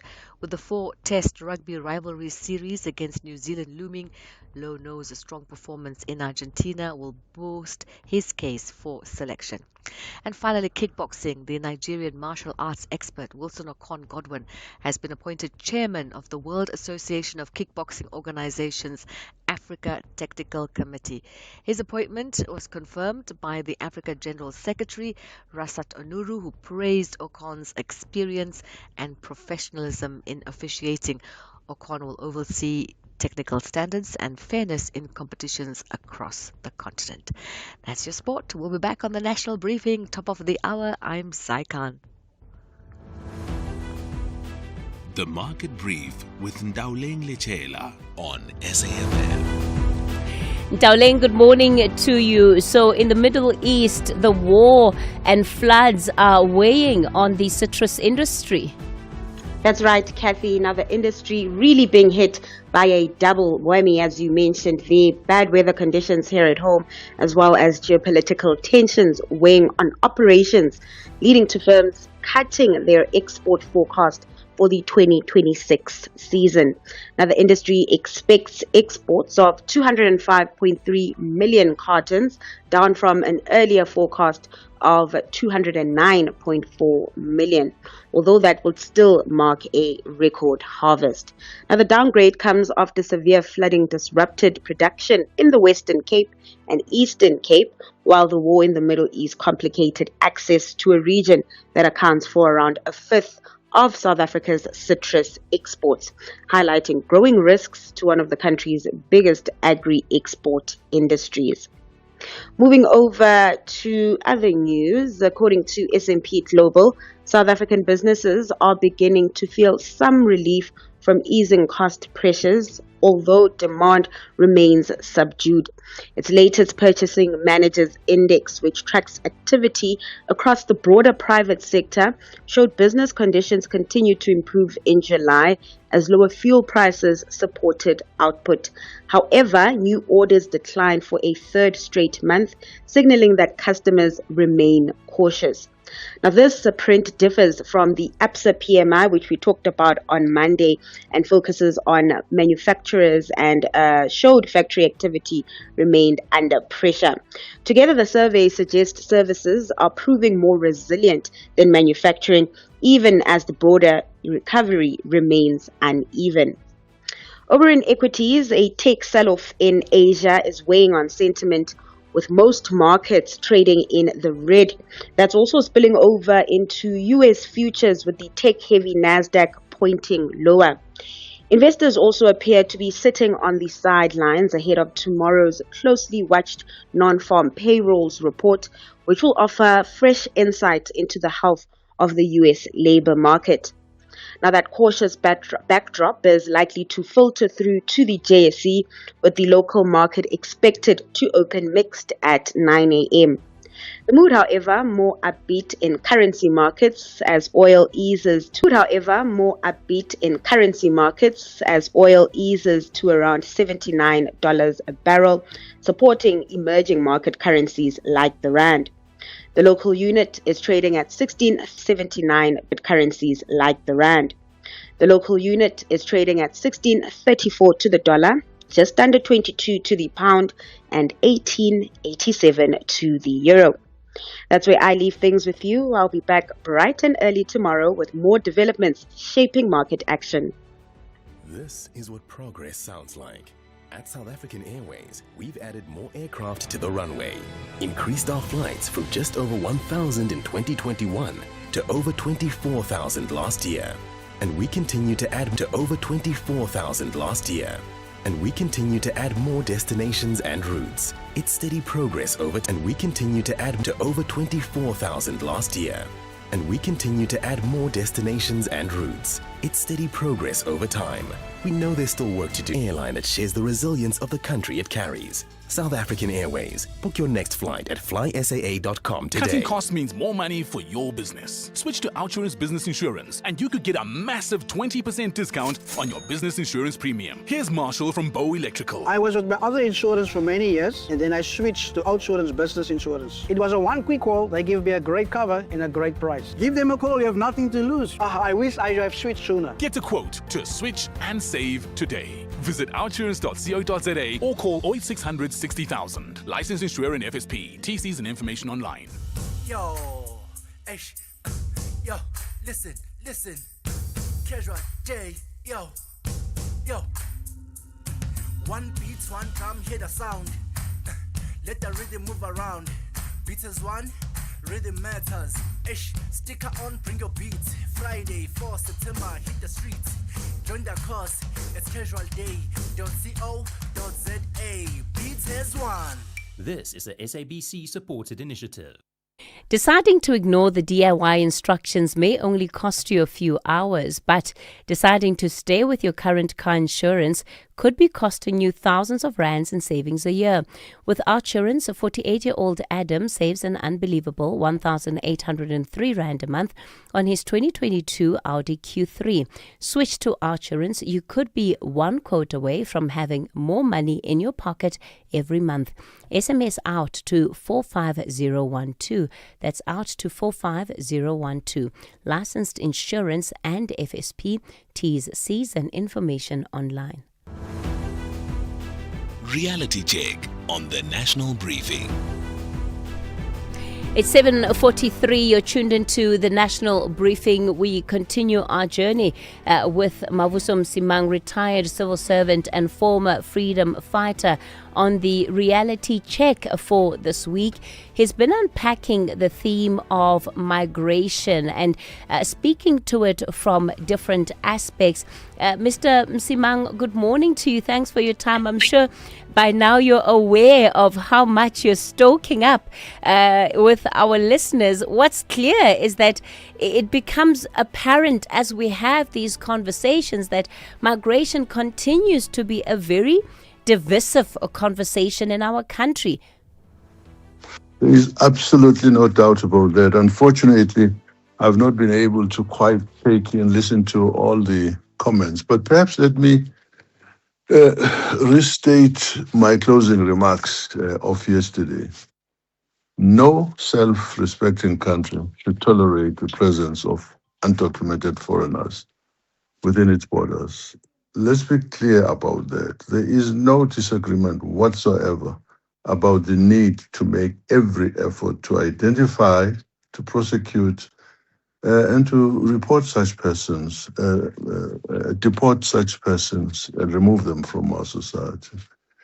It's unfortunately a fact that some of our own citizens, especially those who live in rural areas, also remain undocumented as a result of their births not having been registered. So talk about undocumented people, you're talking about South Africans as well. I should say also that the capacity of the Home Affairs and the Border Management Agency people to deport illegal immigrants is hampered by resourcing and technology limitations. Their budgets are seriously underfunded.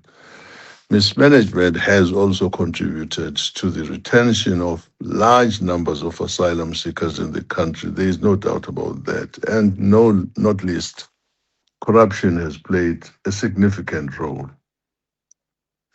Current Minister of Home Affairs, Leon Schreiber, is seized with the clearing of multi-year backlogs in the processing of visas, especially those of Zimbabweans, Lesotho, and other African nationals. But that includes just about all visas, including business visas.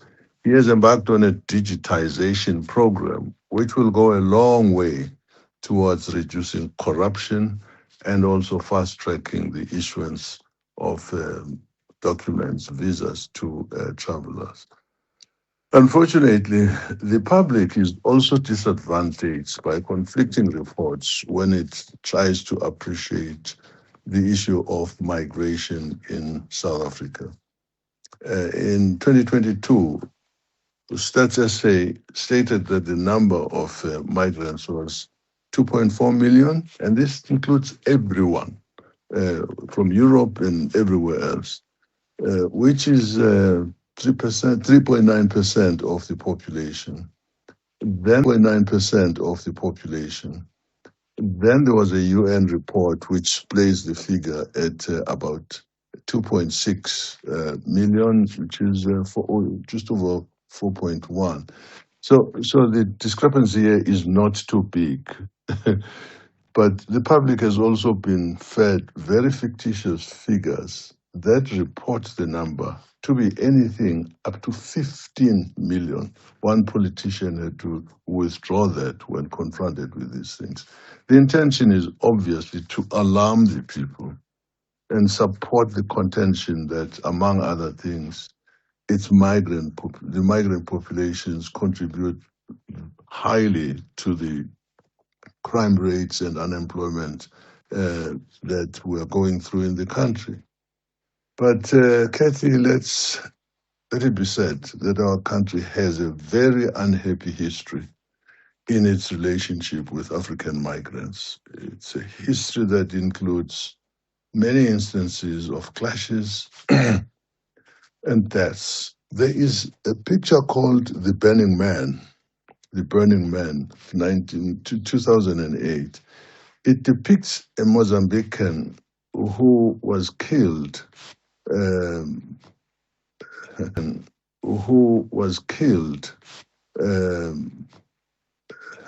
during the 2008 attacks. Those who may not know, this refers to the Mozambican who was beaten, stabbed, and set on fire in the Ramaphosa informal settlement on the East Rand. Then you had Emmanuel Sitolia, unfortunately, also from Mozambique, a street vendor who was stabbed and beaten to death in Alexander Township in Joburg in April 2015.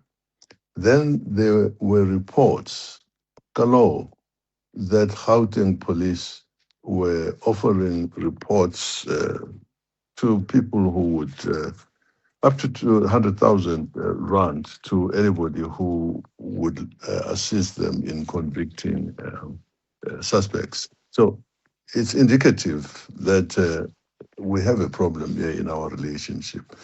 In total, in 2008, 62 people died within 2 weeks from violence that started in Alexander. It went to Durban and Cape Town. And between 2019 and 2024, the anti-migrant rhetoric became standard content on political platforms. And this year, early April, May, we had mobs again attacking foreign African nationals. There is a university-based organization called Zena Watch. It states that the number of people who are killed in these things is often understated. So we have to contend with that. The latest vigilante-driven deportation, so a kind word perhaps is civil society-driven deportation of African migrants, has added fuel to the fire. It undermines earlier defining Pan-African vision, which called for the political, economic, and cultural renewal of the continent. It's called for the promotion of self-reliance, of good governance, and an end to poverty. Thabo Mbeki is associated with this. It was called the African Renaissance. South Africa sent military troops to stop coups, civil wars, dictatorships, to stop coups, civil wars, dictatorships, while strengthening democracy and human rights across Africa. We spearheaded the creation of the African Union in 2002 to replace the OAU then.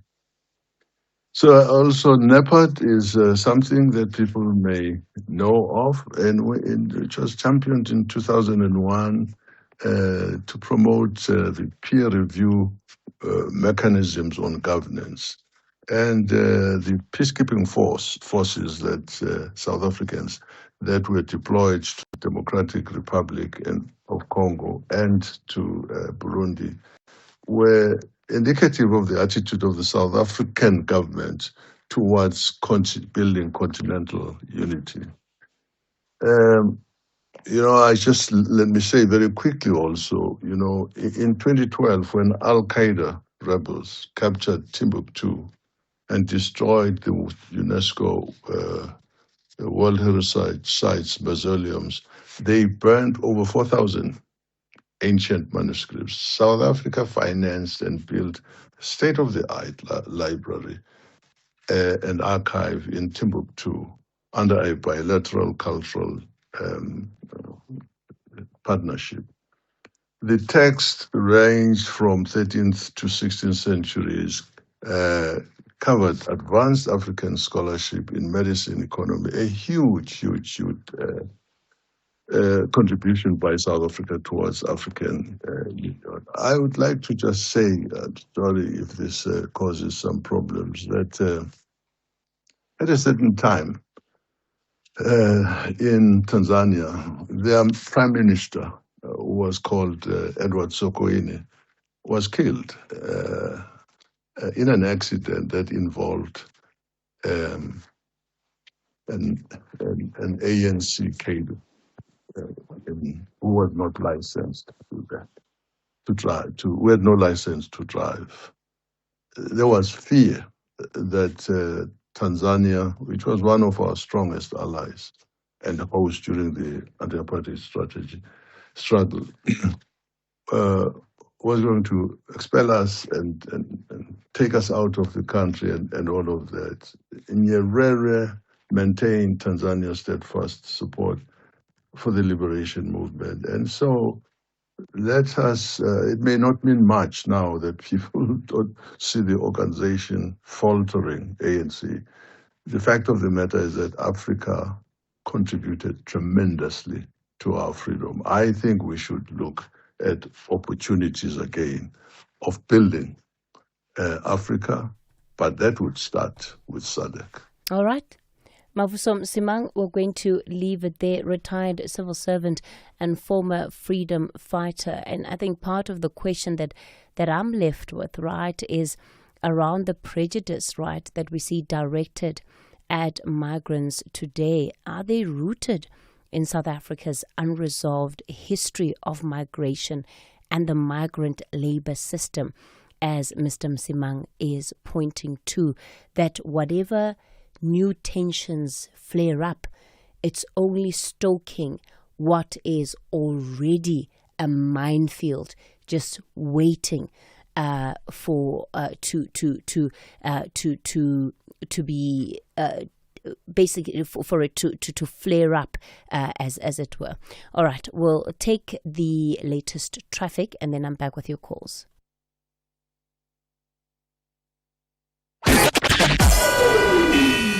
SAfm, guiding you through the rush hour traffic. Good morning. Very heavy traffic in the Kudu Park area of Pretoria. It's a crash on Stormful Road at the M1 highway, plus no traffic lights above Jansport at Stormful, just adding to that. So there's a major backlog of traffic. M1 south to off-ramp at Stormful, quite heavily pushing back towards Montana as well. Solomon Mshlangu coming out of Mamelodi, heavy on towards the N4, and then those big queues through Pretoria East down towards Garsfontein, roadworks and faulty traffic lights through there. Joburg's highway networks this morning not looking too bad. The N1 Bay is near to Sunny Hill, Mike 1. Boyston's through Parktown onto Houghton. That's slow. N17's got a bit of a slowdown at Rondebolt Road on your way to Joburg this morning due to some roadworks.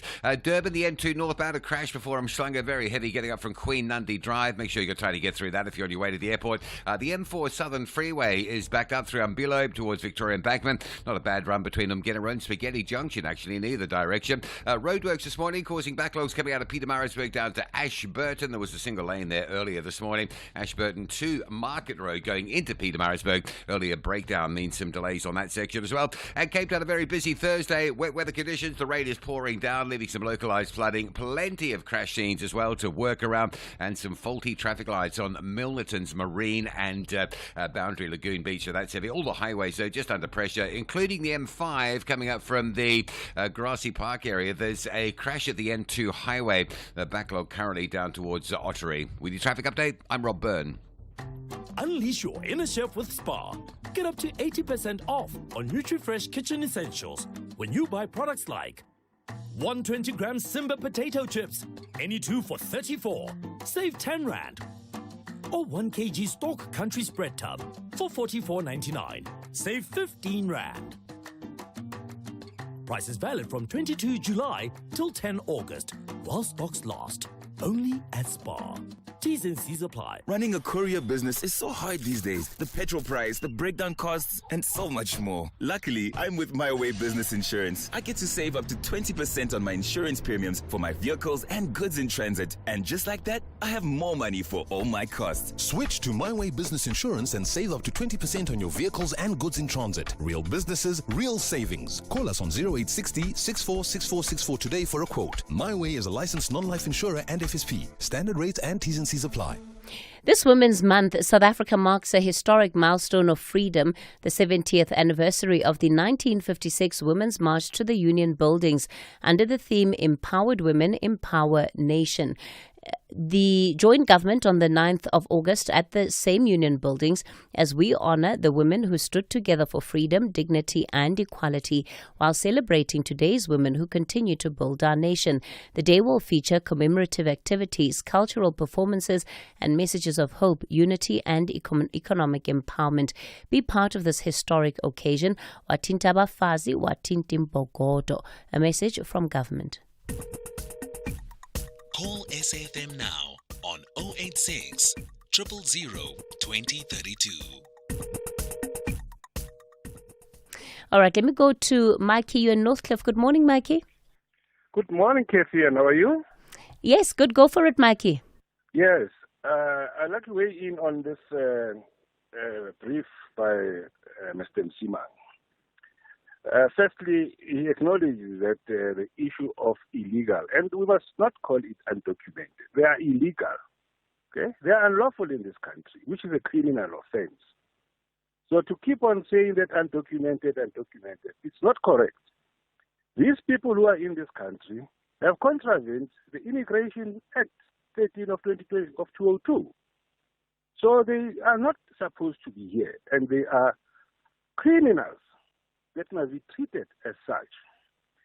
Secondly, for the last 30 years, when South Africans raise this issue of unlawfulness and disorder and insecurity that is brought by people who are not legal in the country, the people like Msimang complicate a very simple debate. We've put as South African natives one item and one item only on the agenda. Is the illegality of these people who must go and leave the country. And there's no other thing. Mikey, we're going to have to leave it there. It's time for the news. It's 8 o'clock. Outsurance will go out of their way to try and save you money on your car insurance. If they can't, ask for 500 Rand. SMS out to 30754. That's out to 30754.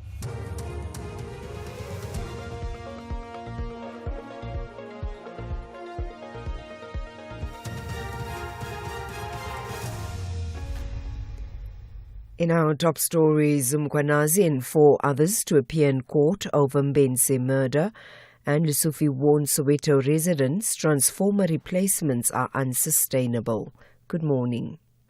Suspended Ekurhuleni Metro Police Department Deputy Chief Julius Mkhwanazi and 4 co-accused are expected to appear in the Brakpan Magistrates Court this morning. They were arrested yesterday in connection with the alleged murder and disappearance of Emmanuel Mbenze. Mbenze was allegedly abducted and tortured to death in April of 2022 by members of the SAPS, EMPD and private security personnel before his body was dumped in the Spaarwater Dam near Nigel. Nomvuyo Ntanjana reports. Witness D. Marius van Ntanjana reports. Witness D. Marius van de Mevwe told the commission that Mkhwanazi personally ordered him to dispose of Mbenze's body and later threatened to keep him quiet. The commission heard that Mbenze was targeted after being suspected of involvement in crime but was never formally charged. According to IPID, the arrests follow a 4-year investigation and more charges could still follow. The Directorate has faced criticism for delays in prosecuting police-related killings.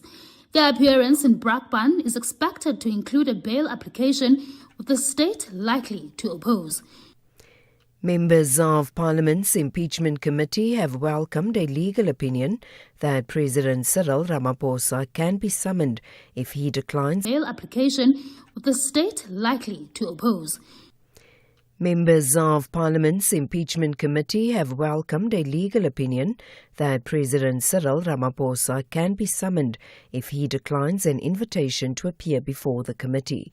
The committee is currently handling administrative matters after the Western Cape High Court halted its hearings into the Phala matter. Legal advisers told MPs that in line with parliamentary practice, Ramaphosa should first be given an opportunity to appear voluntarily and only be summoned if he refuses. EFF leader Julius Malema and MK Party parliamentary leader John Hlophe supported the legal opinion. That recommendation is correct and it's well placed, and the approach is very cordial. And I hope he will indeed appear and come and tell the nation what exactly happened in Paraphala. Gauteng Premier Panyaza Lesufi has told Muletsane residents in Soweto that replacing electricity transformers every week after they've been tampered with is not sustainable. Lesufi, however, promised to bring and install more transformers in the area where residents have been without electricity for over a year and a half. He was speaking during the provincial government's Imbizo aimed at engaging residents on service delivery challenges. He also cautioned residents with illegal connections. We'll bring the transformers, we'll solve the 6,000 issue immediately. We'll ensure that those that are illegally connected, we connect them legally. Those that are still insisting to be legally, we persuade them that we remove them so that we have a sustainable energy in our community. We don't have this problem every year. Two officials from the Mpumalanga Premier's office accused of killing a forensic investigator nearly 3 years ago are expected to appear in the Pretoria Magistrates Court this morning. Emmanuel Mkabela and Exenum Konto face charges of premeditated murder and the unlawful possession of a firearm and ammunition. Prosecutors allege Easy Machaba was killed while investigating fraudulent qualifications, irregular appointments and other alleged corruption within the Premier's office. Simpiwe Mkize has more.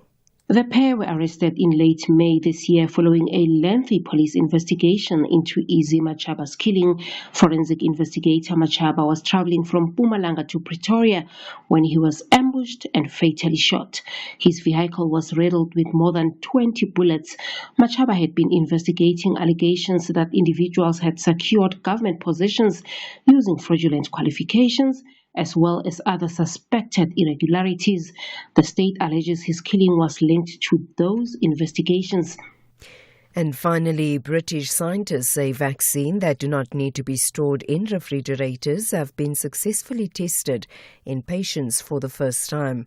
Around half of all vaccines are wasted each year, often after freezing or becoming too hot. The BBC's James Gallagher reports. These trials were on the tetanus diphtheria vaccine. It's normally a liquid, but a sugar called tremulose was used to stabilise the vaccine as it was turned into a dry powder. Some plants use this sugar to protect their cells during drought. The resulting vaccine was stored at room temperature for up to a year and then rehydrated for trials involving 60 volunteers. The researchers said the vaccine was safe and appeared to produce similar immune responses to the conventional vaccine. Recapping the top stories, suspended Ekurhuleni Metro Police Department Deputy Chief Julius Mkhwanazi and 4 co-accused are expected to appear in the Brakpan Magistrates Court this morning. They were arrested yesterday in connection with the alleged murder and disappearance of Emmanuel Mbenze in April of 2022. For SAFM News, I am Anne Musa. Outsurance is in the business of saving you money on your car insurance premium. If they can't, ask for 500 Rand. SMS out to 30754. That's out to 30754. Deciding to ignore the traffic report may cost you a dentist appointment, but deciding to stay with your current car insurance could be costing you thousands of rands in savings a year.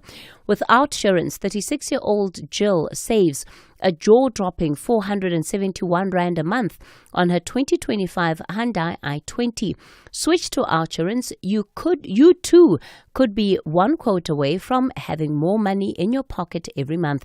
SMS out to 30754. That's out to 30754. Licensed insurer and FSP. T's, C's and information online. It's a very good morning to you in your SFM Sport. Online. It's a very good morning to you in your SFM Sports headlines. Rugby, the Springbok prop Zach Porton is ready to pack more punch against Argentina in Buenos Aires. And in soccer, Orlando Pirates are tipped to defend their Betway Premiership title despite a tougher challenge this season. We'll have details around 8:30. SAfm, guiding you through the rush hour traffic. Southern parts of Joburg's been a crash. It's on the N12 going westbound by Camaro. So from Reading Interchange, you will hit queues on your way through to Oakdale. Also the N3 north through Modderfontein down towards Linksfield. That run through is just starting to queue up. And there's a breakdown on the N1 southbound between Allendale and Buccleuch. That's slow, getting really heavy across all lanes. And northbound, interestingly, getting up through Buccleuch towards Allendale, quite busy as well. Kudu Park in Pretoria stays heavily backed up. A truck crash at Storenville Road at the N1 highway. All sorts of pressures in that part of Pretoria. N1 south from Montana to off-ramp at Storenville Road's quite heavy. Eskem Pathlele from Mopali Highway down into the CBD remains heavy. And a crash on the N14 off-ramp to Eupheus Road, slowing traffic coming along Eupheus from the Roger Dyson option. Just south of Pietermaritzburg, some queues still going down to Ashburton on the N3 south. That's resulted in some earlier overrunning roadworks, and northbound Ashburton through the Market Road remains busy as well. Breakdown just past Kwamashu Highway, the N2 north running under a bit of pressure from Queen Nundy Drive. Cape Town today, wet weather conditions, slow go all over town. Make sure you got plenty of time to get through it. Worst of the congestion seems to be the N2 inbound from the airport through to Hospital Bend. The N1 through Brackenfell's quite heavy, and the R300 under a bit of pressure this morning from Kales River up towards the N1 highway. With your traffic update, I'm Rob Byrne. The National Briefing on SAfm. Clarity, context, and conversation. This is where the day begins with Kathy Mutlatlana on the National Briefing.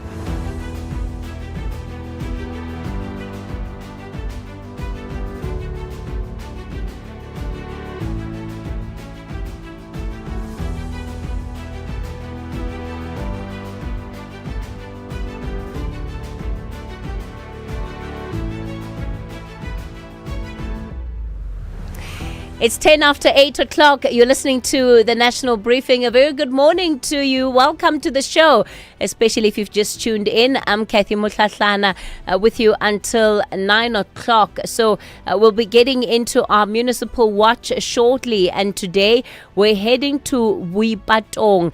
This is where more than 80 million Rand has been spent on sewer upgrades.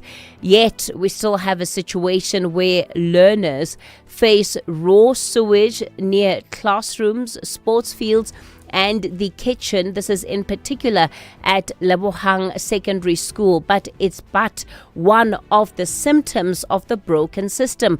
The municipality says the bulk project isn't finished. We'll get to what exactly the challenges have been, and now one of the locals is taking this matter to the United Nations.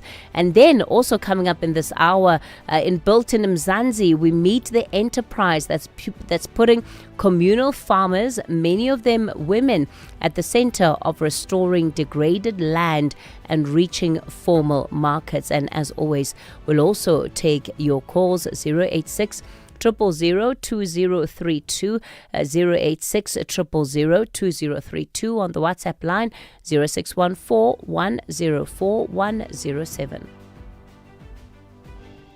If you think you cannot afford a lawyer, think again. Clientele Legal provides tough professional lawyers for an affordable monthly premium. Our range of plans include cover for you, your spouse, children, and extended family. Plans include cover for civil, criminal, and labor-related matters.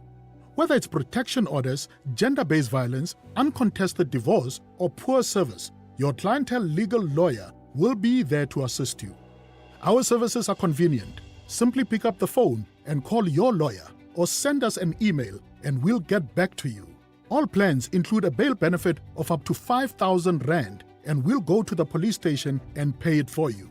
Plus, Clientele Legal offers you 24-hour telephonic legal advice. Join today. SMS SAFM to 32195. That's SAFM to 32195. Clientele General is an authorized FSP and licensed non-life insurer. T's and C's online. Standard rates apply. Durban, the promenade is calling and the purple wave is taking over the East Coast. It's time to lace up for the Hollywood Bets Durban 10-kilometer road race on Sunday, 30 August. The race covers the beautiful tour of the city, combining urban streets, scenic coastal roads, and stunning beachfront stretches with views of the Indian Ocean. Catch all the action live on SABC2 and SABC Plus from 7 a.m. on Sunday, 30th of August. The Hollywood Bets Durban 10-kilometer road race, brought to you by SABC Sports.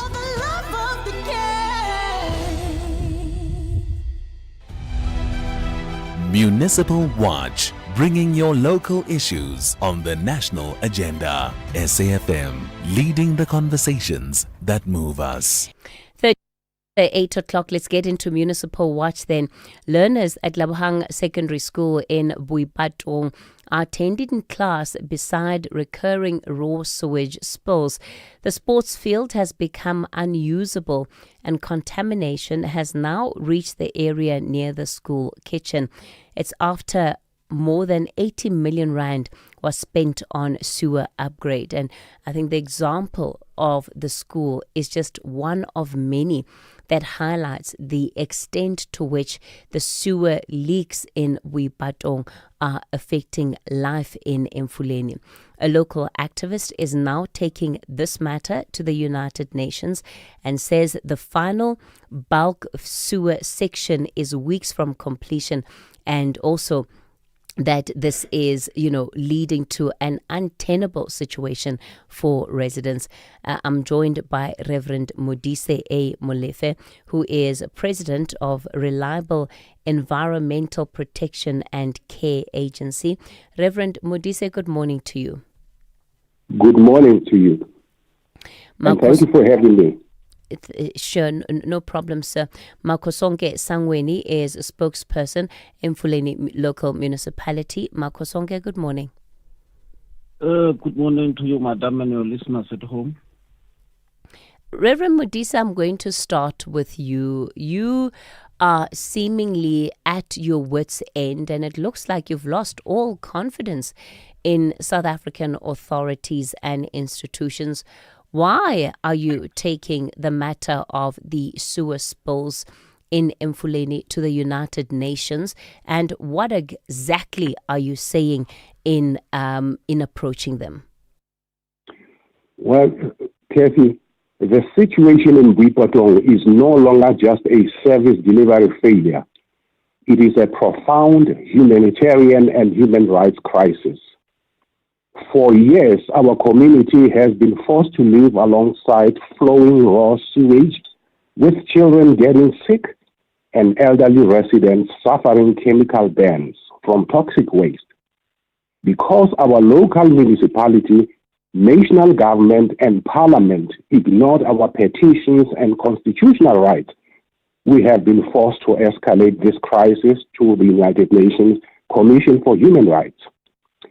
When our own government refuses to protect our dignity, we must knock on the door of the international community.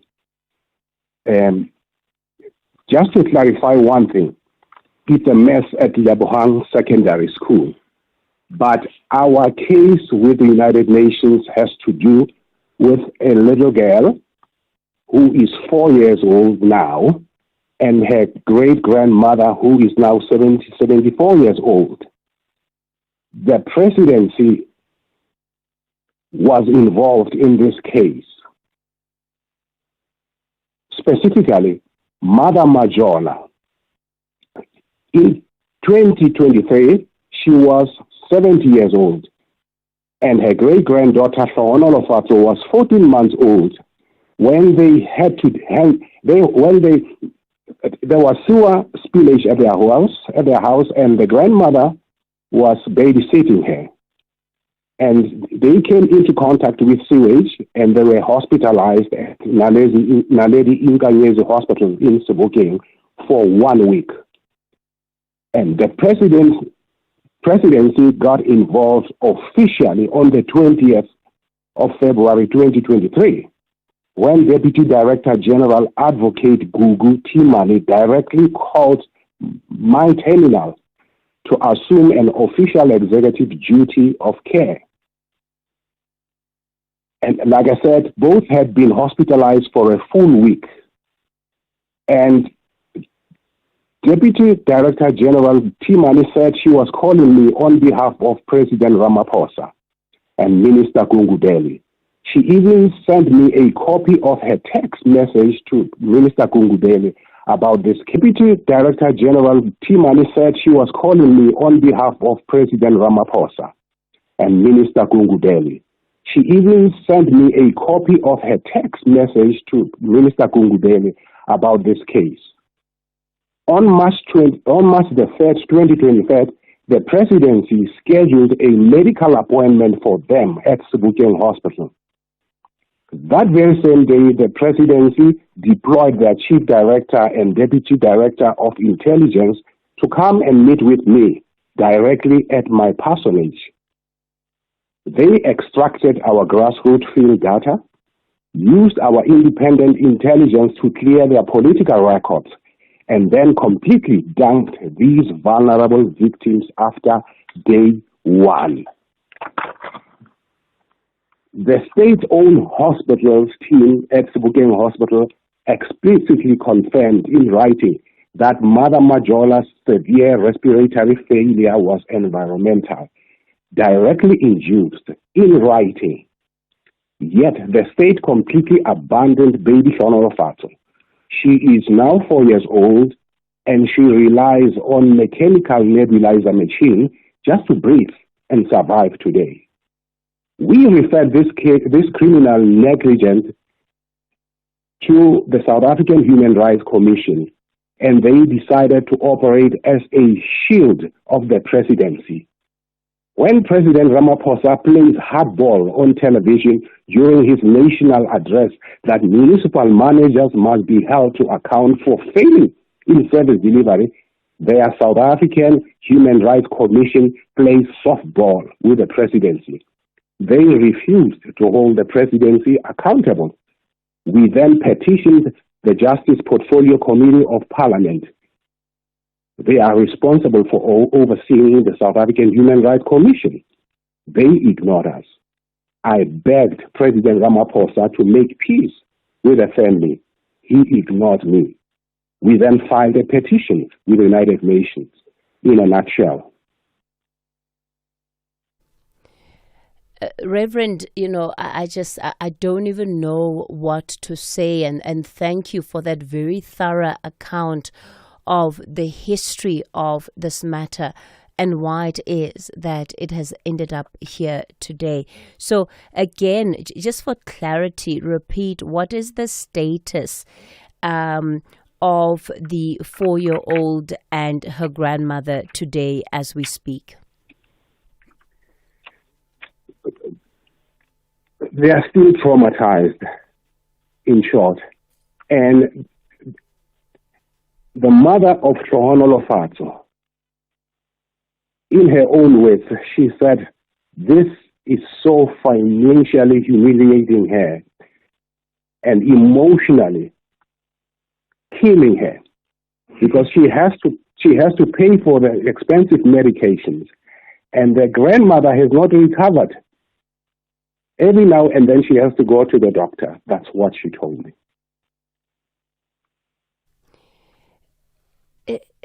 Makosonke, this is a real-life account of the consequence to human life of what happens when service delivery fails. The first point of response here should have been local government and is local government. Why has this family been left to their own devices in an instance where there is clear acknowledgement that the reason they're even suffering from these health complications is because of the sewer spill in their homes. Yeah, no. Good morning again, madam. But safe to say that we will not want to sound like we are maybe defending anyone. Some of the accounts that the Reverend is giving, I may not really be aware of the details of it, including the incidents mentioned. But to say that there has been unwillingness and that there's been no action from our part, I think that will be exaggeration and very wrong, including from national government and provincial government. There's been strides that have been made. One of them is that when Minister Mkhunu was a Minister of Water and Sanitation, he invoked what we call Section 63 Act of the Constitution to be able to help the municipality and empower it on specialty of water and sanitation. It is therefore, that is why then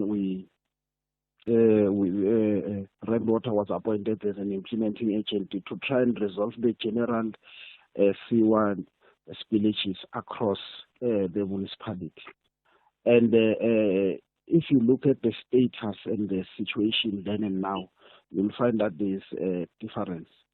And of course, there will be many individuals who can account on how this has affected them. But importantly, it must be noted that this was also the result of the old infrastructure. And the old infrastructure that will cost billions if we were to now reconstruct it to be relevant and also to be able to work effectively in line with the population that has grown now. Makosonke, you have a resident on the line who says that he's so depleted with the lack of response that he's had from not only local officials but provincial, national government, parliament, that he's now going to the United Nations. I don't hear a sense of accountability or even responsibility on your part as Mfuleni. I don't hear that you actually are able to understand the plight not only of this family, but the many other families whose stories are not yet told, but who are living with the same kind of consequences and repercussions. No, but I think you are being unfair now on me because I'm just giving you an account in the background of this very same matter. In that, obviously, I'm explaining as to what has been done, and that is part of accountability. That is part of acknowledgement that the problems are there, but also not that the problems are there and have been ignored. There are many other things that have been done and that were done. That's why I was giving that background. So that is acknowledgement and accountability. And me being here also is part of showing that there's accountability and acknowledgement, and there's also effort in trying to resolve it, right? Reverend, if I may say, he has been writing, I don't think it's the first time he has written to United Nations. He had done that, I think, is beyond 5 or 6 or 7 years, in my view, because I've been receiving some of his emails then. And some of the individual issues that were raised or that he used to raise then will be attended by municipality from time to time, depending on how and what they are. South African Human Rights Commission has been here, and currently we're also accounting in court through our accounting officer, which is the municipal manager, responding because sometimes they will be requested on to respond on specific projects, on specific questions that they want and what has happened in this community. So Makosonke, what does that mean? What does that mean? Does that mean that, oh yes, it's just another letter from the Reverend? I think we are distorting it and wanting to exaggerate as if we are an ignorant municipality that does not attend to situations. Well, that's exactly what the Reverend is saying. That's exactly what the Reverend is saying. And that's why I'm responding. That is not true. That's why I'm responding. It's not true, because I'm saying to you, this is what we've done as government, from national intervention to where we are. As we speak now, we're in a process of integrating our old municipal departments, but still specifically with water and sanitation. And now it's known as One Water Corporation, and known as One Water Corporation. And we have jointly done what is called public-private partnership, which includes Red Water and our staff communicant of the municipality, raising a lot of money to be able to now rebuild the infrastructure across the municipality. And all of those efforts are efforts of a municipality that appreciates that there are problems, and that these problems need to be resolved. But you can't resolve them by talking. So when can residents across the municipality, and all of those efforts are efforts of a municipality that appreciates that there are problems, and that these problems need to be resolved, but you can't resolve them by talking. When can residents at Lebohang Secondary School expect to go to school without living with the environmental damage that comes with raw sewage flowing into their school? Well, the commitment from the contractor there, because of they are reconstructing that area, is that in the next 4 to 8 weeks, the project will be complete, and then things will go back to normal. So that's the commitment that we have received from them, and obviously we have no reason. It's when there are problems we have communicated with the school, because it's not like it flows the whole day and all the time. When there are problems, because also part of what was the problem is that some work was done by the school without the consultation of municipality, which affected certain part and redirected the sewer that comes to the school. And we don't want to also sound like we're pointing fingers and all of that. We are saying that the work is ongoing, and as and when there are issues, they call the municipality on a daily basis to work on whatever that may be a challenge at that time. Okay. And we are all going right. to be doing that until the project is completely done, and then after it's commissioned. Reverend Modise, your response as we wrap up. Yes. Mr. Makosonke said, I've written to the United Nations few times. That's not the truth. I only wrote once. And he also said they have responded to concerns that I raised to the United Nations. Which concerns are they? How do they respond to them? Because Mother Majola and the toddler, Shahana Lofato, have never seen the municipality at their house, at their home, coming to negotiate or make peace with them. Mr. Sangweni, right? Yes, sir. Yeah, Mr. Sangweni. How did you respond to the Majolas and the toddler?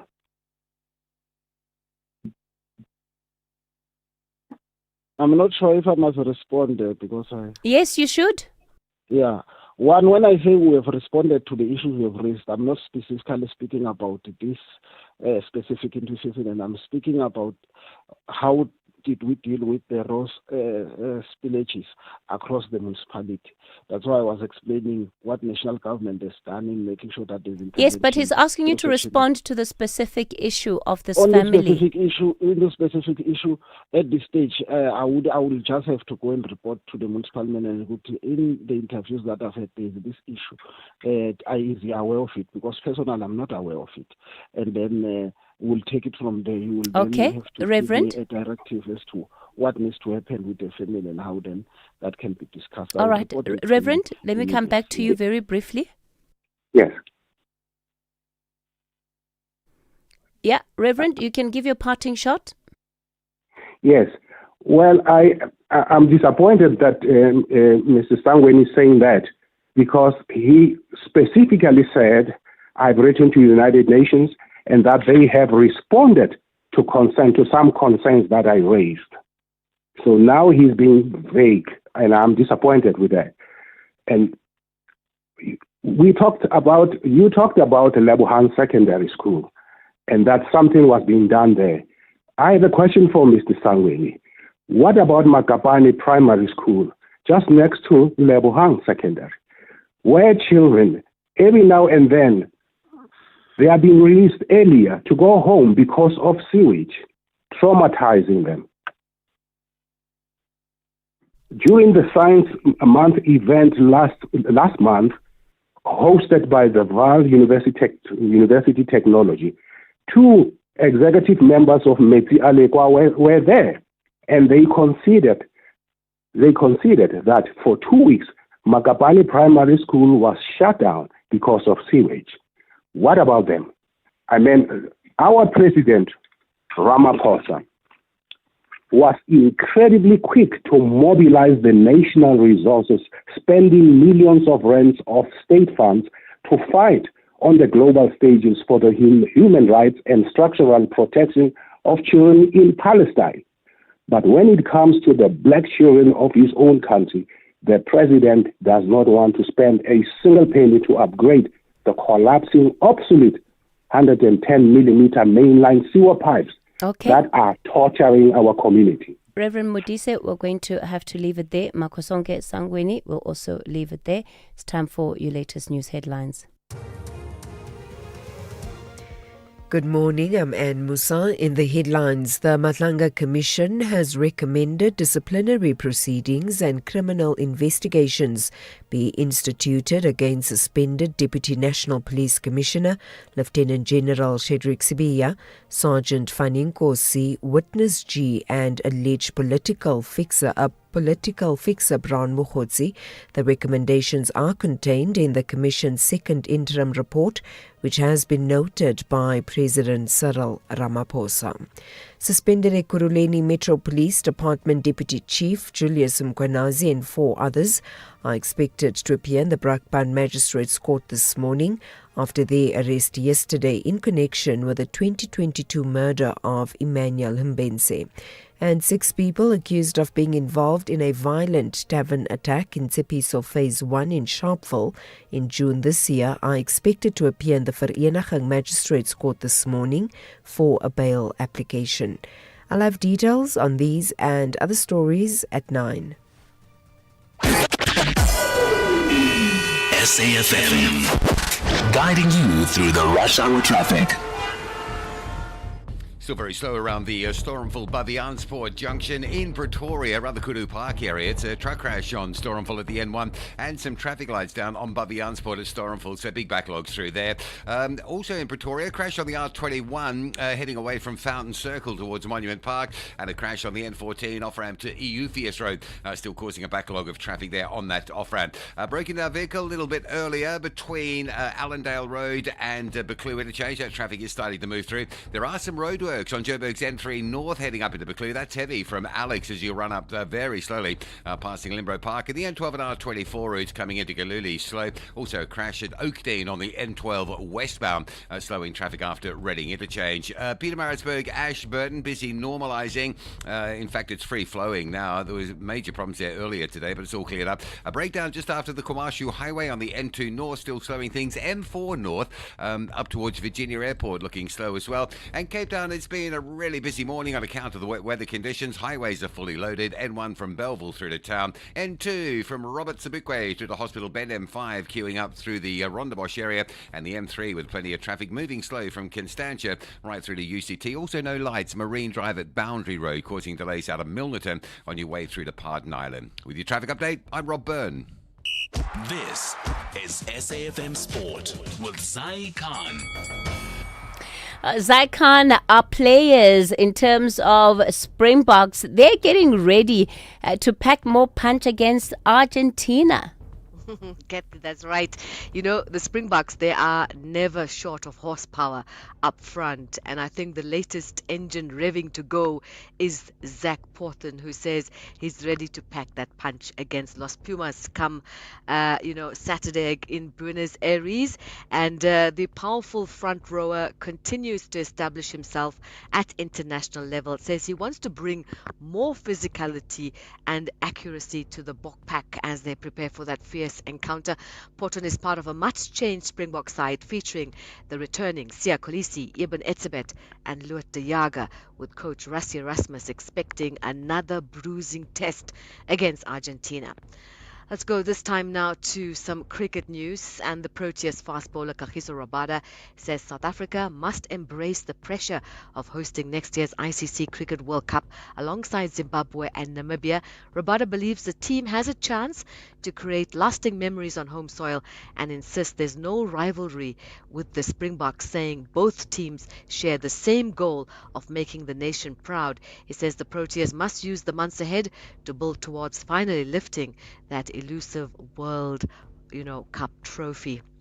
From there, and that's after an emotional pre-season following the death of teammate Jaden Adams. While the tragedy deeply affected the squad, Madiba believes the continuity within the team, with only a handful of new signings, will help the Brazilians remain competitive as they begin another campaign. He explains why stability could be one of Sundown's biggest strengths. It does, because we trust one another. We know each other very well. Been playing with each other for so long, so many seasons. And yeah, they brought a few players which I think they're going to add value and help the team going forward. Very exciting. And obviously most youngsters also from the DDC to come and rejuvenate the team and push each other so that we can be able to do better than last season. But yeah, continuity in the team. Same technical team. We know each other very well. Hopefully we can achieve big things together.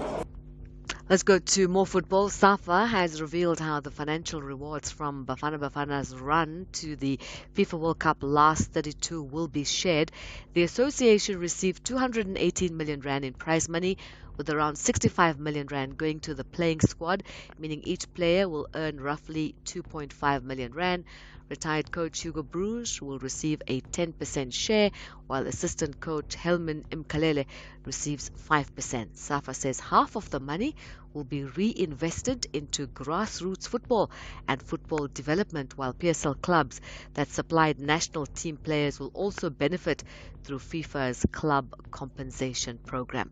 And finally, tennis, the top seeds continuing to tumble at the Canadian Open. Alexander Zverev, Taylor Fritz and Daniel Medvedev all crashing out in the second round, while Tommy Paul safely advanced with a straight sets win over Valentine Royer. In the women's draw, Coco Gauff and Alina Rybakina book their place in the next round with hard-fought victories in Toronto. That's your sport on the National Briefing. We'll serve it up some more with John Herica around 12:30. I'm Zai Khan. Call SAFM now on 086 000 2032. Morning, Kathy. We're going nowhere with this department and the ANC and the GNU-led government. We are going nowhere. Listening to this guy who just spoke now from the department, this is the arrogance and cruelty and unfair service delivery to go to the people. They are just defending what is not there. This is shame. Shameful. Hi, Kathy Roskin Pulukwan. Listening to this Mfuleni issue, I've got no words, man. They're telling us about how much it's going to cost, billions to fix it. That is why you must do maintenance. When you do maintenance, you fix things before they break up. You fix the little things so that it doesn't become a bigger issue.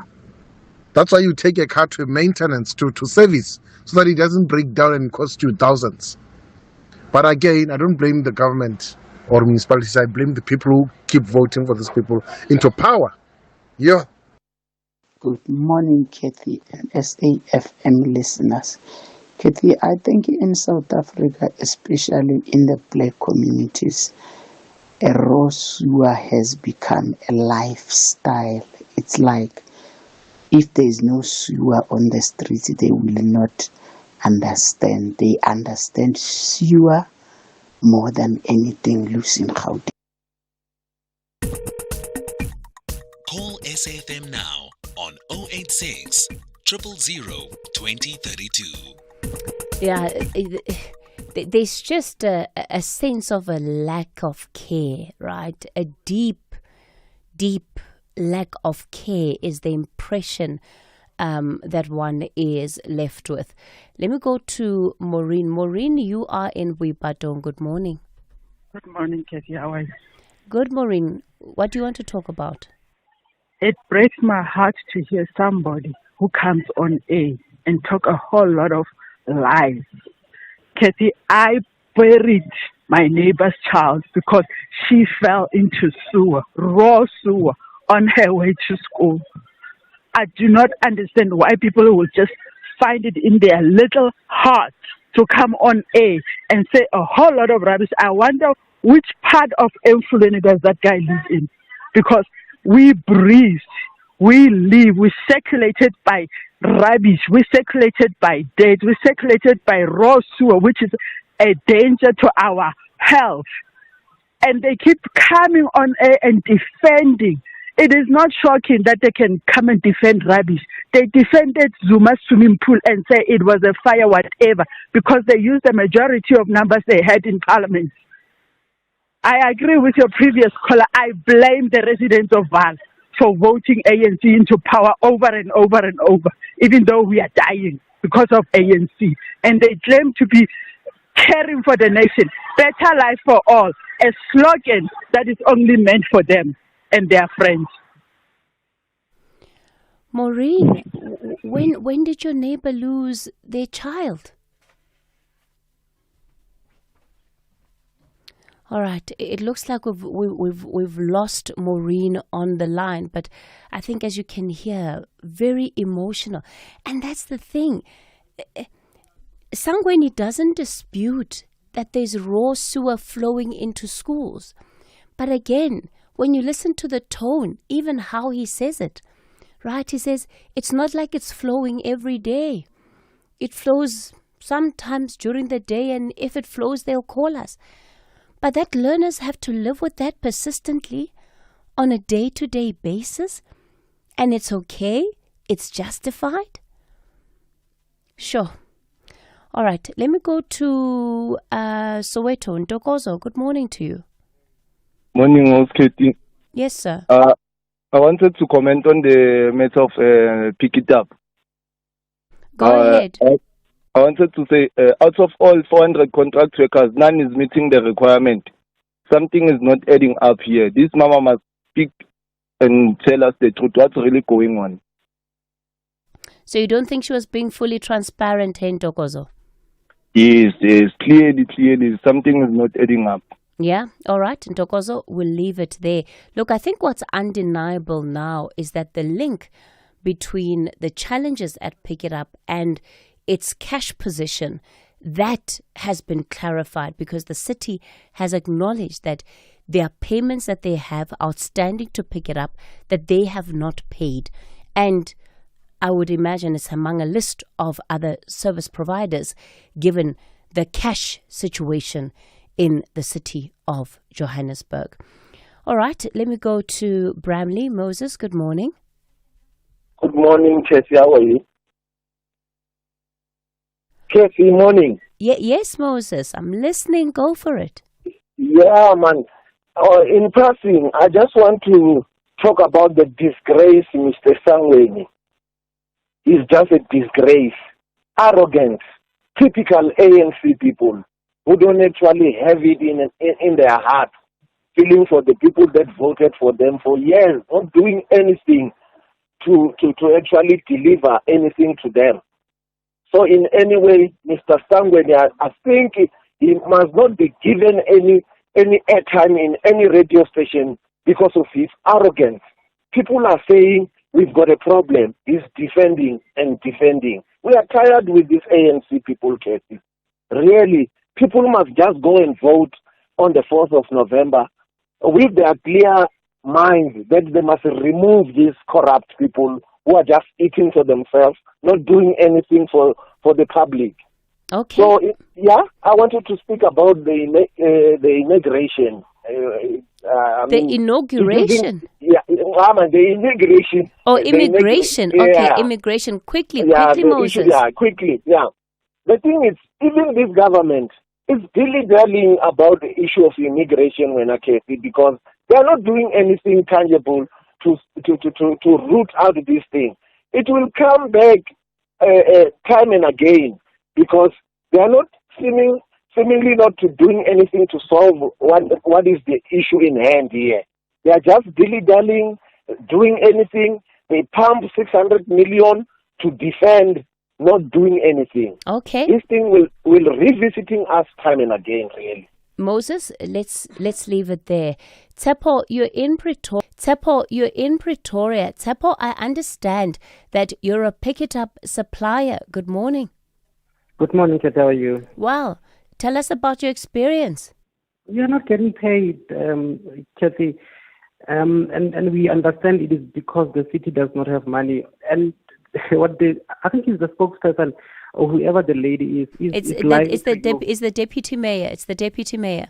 Deputy mayor. Yeah, no. They are not telling the truth. We have not been paid in months, and to such an extent that we have parked our trucks. So if somebody wants to suggest otherwise, you have to call them for what they are. They are liars. And because she's lying on this particular subject, I have a reason to believe that she might also be lying on the subject that relates to the casual workers.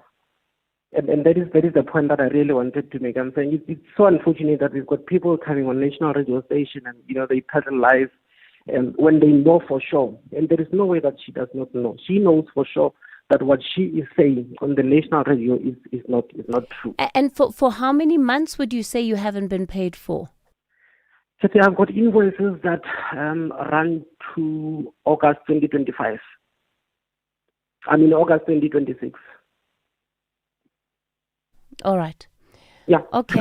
And it is a whole lot of suppliers. I'm not talking about, we talk when we go to their offices, so we know and we talk about this thing. It is not isolated to just one or two suppliers. It is a whole lot of suppliers that are not being paid. So the cash situation you're saying is slightly worse than what she admitted, because she did admit that the city has not paid its dues over to pick it up. You're just saying it's worse than how she was talking about it. Far worse. They are in a crisis. I feel for them because I can imagine they rely on the city to get funds so that they can pay us. And they are not getting those funds from the city. That much we know. But to sugarcoat it and make it look like it is not as severe as it is not helping them. Because if they go out and say, we have a problem, perhaps the national government will intervene, perhaps the Auditor General will intervene. But to hide it and to say, look, the problem is minimal, when we know and they know that it is actually so severe, it is a crisis. And we suspect that the money will come in just before the elections, which is also something that does not sit well with the public. All of a sudden, there is money to pay the suppliers, and after the elections, it disappears. So where is this money coming from just before the national elections? Okay. Because we have seen this movie before. Tsepo, let's leave it there for this morning, responding to our interview with the acting mayor, Councillor Loyiso Masuku. Vuyani, you're in Mpumalanga. Good morning. Morning, Kathy. How are you? Good. Go for it. Kathy, for me, it's like fetching these guys, Boma Vusum Simang, and them pay him, let them pay. It's like going and fetch an atrium person to diagnose and heal our sicknesses while they are the ones who has infected us with those. Because now he's telling you about them in exile, he's telling you about soldiers that we sent. Our soldiers were killed, it does not mention that. It does not mention that foreigners killed Lucky Dube. It just mentions how foreigners were killed by South Africa. That is what is infuriating us. Because they seem not to cover our spaces. They show the wrongs that we are doing.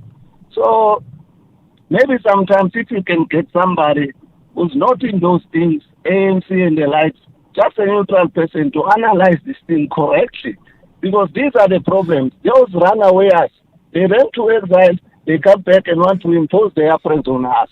We were here fighting for this country. We never ran away. Let them not fit us with their stories.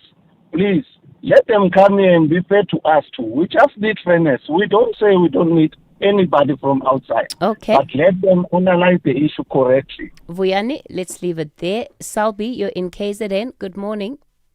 Hi, Cecil. Yeah. Yeah. Nobody says all this unemployment was caused by immigrants.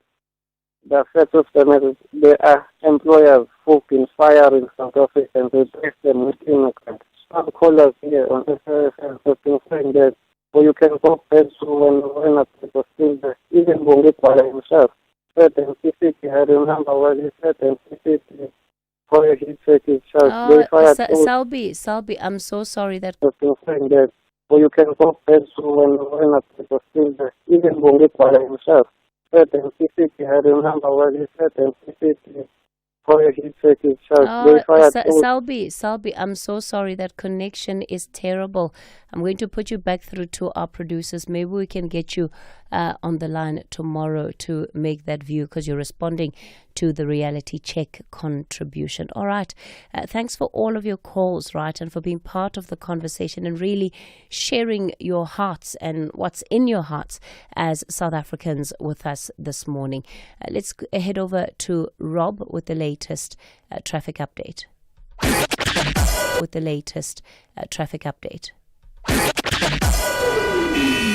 SAfm, guiding you through the rush hour traffic.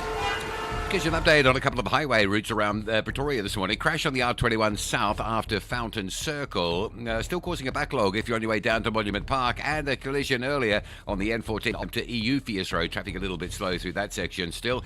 The old Pretoria Main Road between Allendale and Maxwell Drive. Very slow. There's roadworks going on there. Still causing a backlog if you're on your way down to Monument Park. And a collision earlier on the N14 up to EU Fies Road. Traffic a little bit slow through that section still. The old Pretoria Main Road between Allendale and Maxwell Drive. Very slow. There's roadworks going on there this morning. I think a lot of people bypassing earlier problems on the M1 South have moved on to that route, and it's all very slow. Crash at Camaro Street on the N12 westbound. Traffic seems to be moving. A collision on Bayers Nordia near Judges Avenue, slowing traffic arriving into the Crest area. That's coming in from the Fairlands. Nordia near Judges Avenue, slowing traffic arriving into the Crest area. That's coming in from the Fairlands side from the N1 highway. Durban, a breakdown on the N2 North between Komashu and Gateway. Still there, very slow getting up from Queen Nundy Drive. The rest of Durban easing up quite nicely. We do have some delays again, just going up into Pietermaritzburg. Looks like an issue around Allen Payton. So just after Market Road, it gets pretty heavily back towards New England Road. The right lane is closed. So it looks like you might be squeezing into a single lane there. And Cape Town still fairly busy on account of the wet weather conditions that were experienced this morning. N1 from Plattekloof Hills, slow all the way to the city centre. The N2 from Langa through Hospital Bend. M5 from Rondebosch. M3 Constantia through UCT, still jam-packed as well. With your traffic update, I'm Rob Byrne. The Sunday evening at 7 on the Tastemaster Professional, our chefs whip up something sweet for the soul as they head to Bertus Basson's latest restaurant, Ongetem, in the heart of the Mother City to celebrate winter desserts. It might be cold outside, but things are heating up in the kitchen. Something sweet for the soul as they head to Bertus Basson's latest restaurant, Ongetem, in the heart of the Mother City to celebrate winter desserts. It might be cold outside, but things are heating up in the kitchen. Catch all the drama on the Tastemaster Professional. Sunday at 7, repeat Saturday at 4:30 and Sunday at 3:30. Only on SABC2.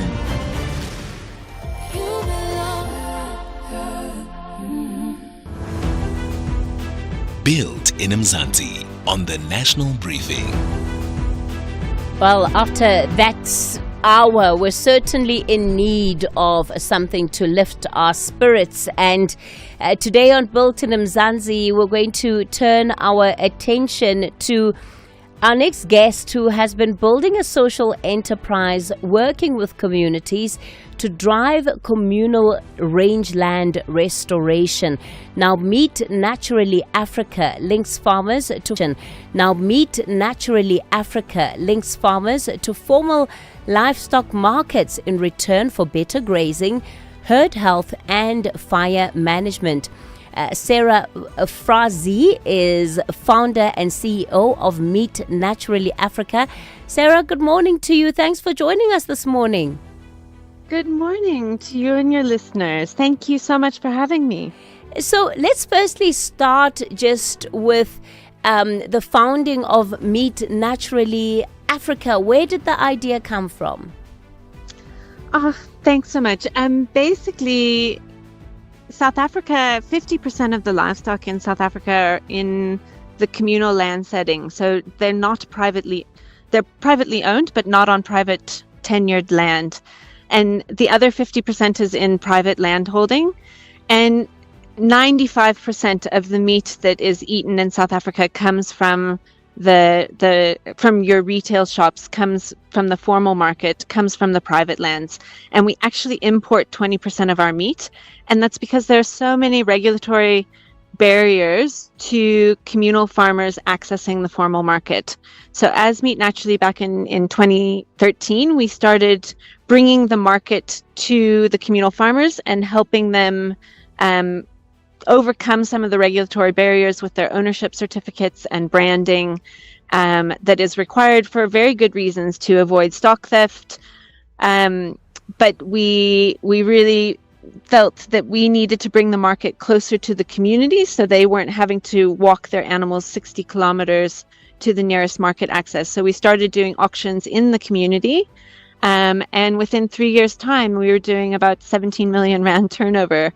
And we're now doing between 15 and 30 million rand turnover. That's going, 94% of that goes directly to the communal farmers. And we're supporting about 10,000 farmers across 180 communities in the Eastern Cape and KZN. That's incredible. And these are markets that would otherwise have been inaccessible to these farmers, right? Absolutely. Yeah. People are always asking, so what would the price have been before? And how did they, in the informal market, obviously the price is negotiated for a variety of different reasons, but it's the first time any of these communities are able to kind of regularly access a consistent meat market, the formal market. What you've raised about the land, right? This is where these animals are tended to is really critical. And I want you to get more into that solution because often, in the formal market, yes, they look at whatever produce you're offering, but there's a certain spec that it must meet, right? There's a certain criteria that they wanted to have gone through before they can even consider taking it up. Correct. I'm so glad you raised that. Yeah. So because a lot of solutions people, government and the red meat industry have tried to come in order to support communities to access the market. They'll, build a formal auction house, or they'll introduce new breeds. And farmers, of course, they want the new breeds. But if you're putting new breeds on badly managed land, they're not going to perform to the potential on a commercial farm. So you have to start with getting a regenerative grazing management system in place. And what's been so nice for me is that this is not a new system. This rotational grazing, regenerative grazing, it's something these communal areas they had a history of doing. What's so interesting is that there was a system called Dabukhasi or Mabwela, and it was a rotational grazing system. So as soon as the first rains would come, they would move to a certain area of the veld, and then they would move in December to a different area to enable initiation ceremonies, and these systems that exist of this rotational grazing you can still find in the Drakensberg areas in particular. They'll be marked by like a white rock or and this knowledge of in that month there's a bunch of poisonous bulbs that grow. So these systems managed for biodiversity, and they managed but the livestock were managed by the children. And so when South Africa basically requires children to go to school, which is a positive thing, those lands became unmanaged and the system broke down. But the elders still remember it. And so what we're trying to do, and what we're able to do with Meet Naturally now, is really upskill the herders that are in these systems into a professional qualification called an eco ranger. and we train them to basically redeploy that rotational grazing system that was in that particular community in the past. Sarah Frazee, let me thank you for your time, CEO and founder of Meet Naturally Africa. That's where we leave it on the National Briefing. Up next, the Daily Discourse with Joanne Joseph.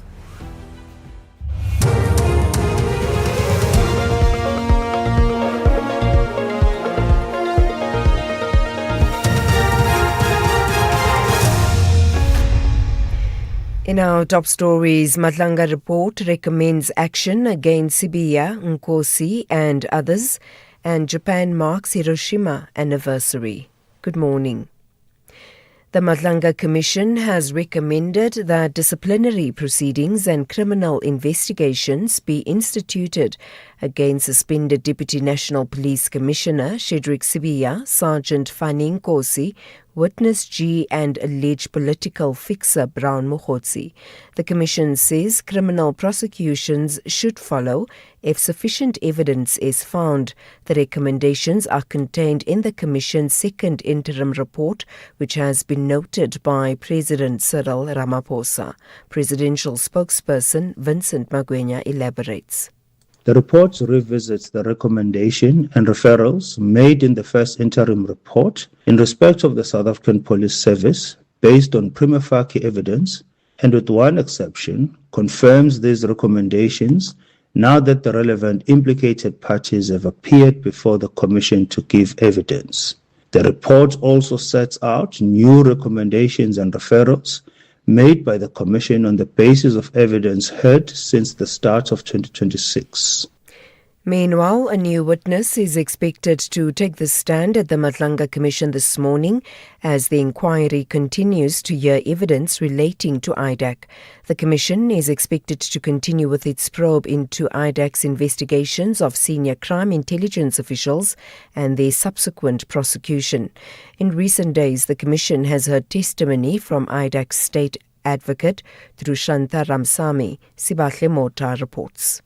The report revisits the recommendation and referrals made in the first interim report in respect of the South African Police Service based on prima facie evidence, and with one exception, confirms these recommendations. Apologies for the incorrect soundbite. Suspended Ekurhuleni Metro Police Department Deputy Chief Julius Mkhwanazi and 4 others are expected to appear in the Brakpan Magistrates Court this morning after their arrest yesterday in connection with the 2022 murder of Emmanuel Mbense. This is the 4th time Mkhwanazi has been arrested.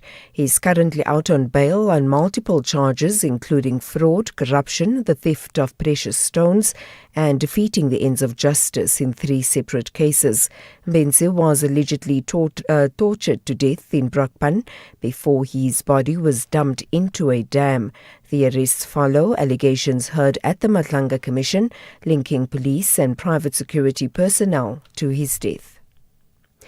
6 people arrested in connection with a violent tavern attack in Tsepiso Phase 1 in Sharpeville are expected to appear in the Vereniging Magistrates Court this morning for a bail application. The matter was postponed during their previous court appearance last month after their legal representatives were unavailable. The accused face charges of attempted murder, 3 counts of rape, house robbery and business robbery. Tabiso Khadebe reports. It is alleged that on 19 June, a group of armed men stormed the tavern and robbed customers of cash, cell phones and alcohol. 3 women were allegedly raped during the attack. The suspects allegedly stole a silver grey vehicle to transport the stolen liquor. They then went to the tavern owner's home a few meters away, where they forced their way into the house, assaulted family members and shot the owner twice in the leg. The suspects are said to have stolen additional valuables before fleeing. They were arrested 3 days after the incident, following a police joint operation. And finally, Japan's Prime Minister has for the first time led commemorations in Hiroshima on the anniversary of the world's first use of nuclear weapons. 81 years ago, the United States dropped an atomic bomb on the city, killing 140,000 people. The BBC's Kurumi Mori reports. Japanese Prime Minister Sanae Takaichi made her first appearance at the Hiroshima Peace Memorial Ceremony as the nation's leader, where she reaffirmed Japan's 3 non-nuclear principles of not possessing, producing, or allowing nuclear weapons on its territory. Takaichi's speech comes as the government prepares to revise its key national security documents later this year, prompting debate over whether Japan's non-nuclear policy could come under renewed scrutiny. Public reaction online shows some questioning whether Takaichi, who is widely regarded as hawkish, will keep this pledge to uphold the current policy.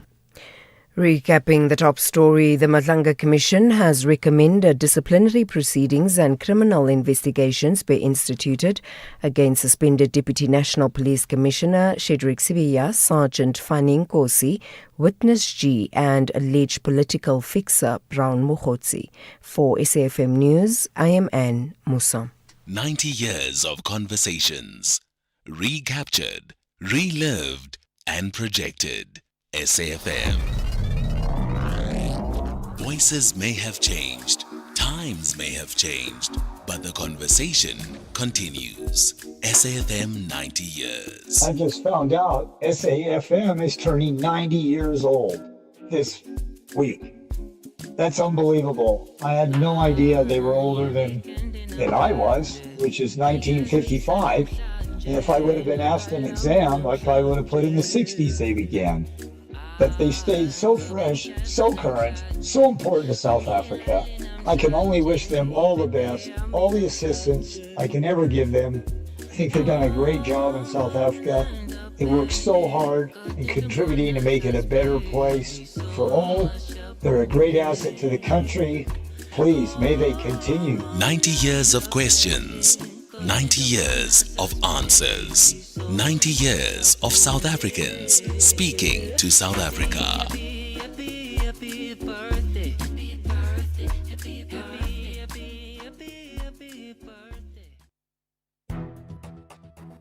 The Daily Discourse on SAFM with Joanne Joseph, unpacking the issues that matter.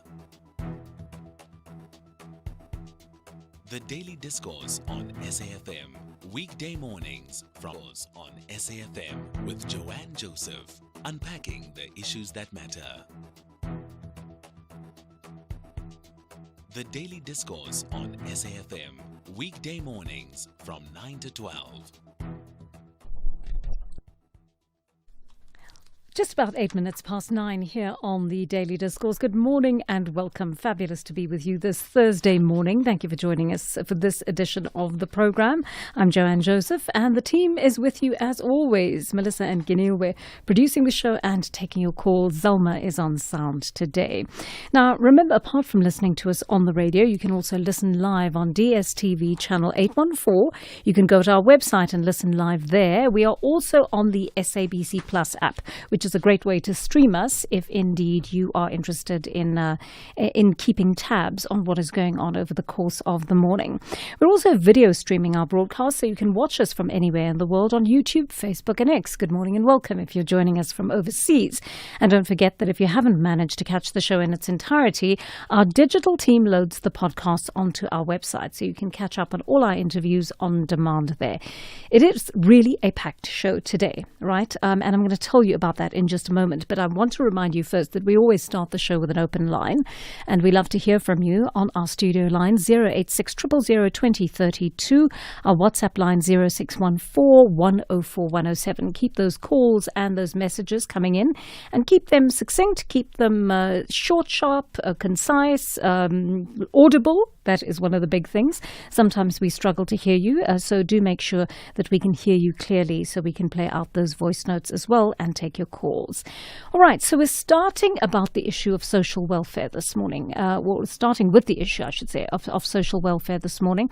We're going to talk about this. A lot of social welfare organizations in Gauteng have not received their funding from the Provincial Department of Social Development. Many of them are completely dependent on these funds, and so we're going to find out what the delay is. There appear to have been delays in both the first quarter that began in April and now the second quarter that began in July. You'll know these organizations are not easily funded, right? They struggle to find funding, and so government funding really makes a huge difference to whether they can stay open or not. And many of them are closing their doors. They're having to let people go because they just can't keep their doors open without this funding. It's really, really important to have this conversation because people of all ages are affected by it. You've got orphanages, you've got organizations that prevent child abuse, you've got elderly people whose care organizations are affected by this. Across the board, we really do need to keep an eye on what's going on in this regard. And then a little bit later on, after 10 o'clock, we're talking about something that I think is quite important, but I hope you consider it important too. Of course, in a constitutional democracy like ours, media is a cornerstone, right? And what we're seeing happening in terms of the bloodbaths at media houses, every few years they go through this cycle. It's happened to just about all media houses in our country. They send out a Section 189, which means they're going to retrench people, and the numbers are large. The numbers are significant. Media 24 led the charge last week, announcing that they are going to very likely cut jobs. They have entered into that process already. They started last week. ENCA began yesterday. And they are looking at cutting potentially more than half their staff. And I say potentially because not everyone who gets a Section 189 letter ends up leaving the company. But they certainly are thinning their workforce drastically. I think they're 301 or 2 employees in the company, and they're looking at cutting around 170 jobs. That has a material effect on the way you can provide news programming to people. And so we're going to have that conversation after 10 with the CEO and co-founder of Daily Maverick about what happened with that model. Why was the News 24 model not working when it was rejigged and reconfigured a few years ago to work well? And then I'll ask a few questions about ENCA as well. Obviously broadcasting is slightly different to print and digital media. They've all got an element of digital right now. It's becoming more and more important, but somehow they do work differently as newsrooms that are using different platforms. So I want to find out what is behind this and how we remedy the situation. And I'd like you to think about this in particular, because this was what interested me about Stili Charalambus's article. He spoke about how the stuff that is paid for, the content that is paid for, is the content that has to be verified, right? So if you work in a newsroom, you've got to go through that process of verification. We, as talk show people, have got to go through the processes of verification. And we can't just come out here and make unfounded allegations or, make statements that may be libelous and so on. We're held to a code, right? And we subscribe to the Broadcasting Complaints Code, so Code of Conduct. So we've got to play within particular parameters. But we've got to play within particular parameters. But by and large, the kind of work we do is paid for work in one way or another. Somebody has to pay for us to be able to do that work. The stuff that's going out on social media, on TikTok and the like, that is unverified, that is sometimes propagandist in nature, and is unchecked, people are just accessing free of charge. What does that mean for the balance? And this is not to say that that traditional media are necessarily not propagandist in any way, or that we don't have an agenda. Of course, we all have an agenda of some kind. There's no such thing as objectivity in the work we do. I think we're now beyond believing that could be true. Having said that, the verification is still a very important part. The fact-checking, the fact-finding, the accuracy and the research is a very important part of our work. Whereas you've got people on social media not constrained by those important things. And people are quite happy just to consume that without asking the critical questions around whether it's true or not. Has it been verified? Is there research that bears this out? And what are the dangers if consumption is tipping towards not the democratization of it? I don't have a problem with that. I think it's fantastic that we've got more voices in the arena. But I'm talking specifically about fact and how important it is to remain true to that, which is not always true of the unverified content on social media that gets spread willy-nilly. All right, and then later on we're talking about cybercrime. Would you believe that South Africa is now becoming the cybercrime hub on the continent? right? We are, of course, are pretty technologically advanced, and that puts a certain responsibility on us that we're not able to very easily meet. But when you look at all the scams that are happening, everything from email scams to phishing scams to sextortion, all manner of things, the hacks that are going on, all of these things are happening on our watch. And it worries me as we move towards a more digital and artificially intelligence enhanced future that we're going to struggle with this, no doubt. And all of our security is going to be compromised if we're not careful. I'm going to speak to an expert about that a little bit later on. And then please tell me, if you find yourself in this position, because I want to talk to you about this, are you somebody who's an independent contractor who might previously have been in the same position but in the capacity of a permanent person, right? You may have noticed over the years that the way that companies are employing, I should say organizations across the board are employing people has changed drastically in recent years. As they've become more cash strapped, or as there've been greater financial demands, institutions have started to say, hey, let's not put people on permanent staff. Let's actually create a situation where we just put them all on contract. We don't pay for their medical aid. We don't pay for their group life. We don't pay towards that. We don't pay towards any kind of benefits for them. We don't give them sick leave. We don't give them annual leave. We don't give them family responsibility leave. And it's great because we'll always have them at our disposal. They'll hardly ever be able to take leave. They'll be at work when they're sick. It's quite manipulative in many ways, right? Responsibility leave. And it's great because we'll always have them at our disposal. They'll hardly ever be able to take leave. They'll be at work when they're sick.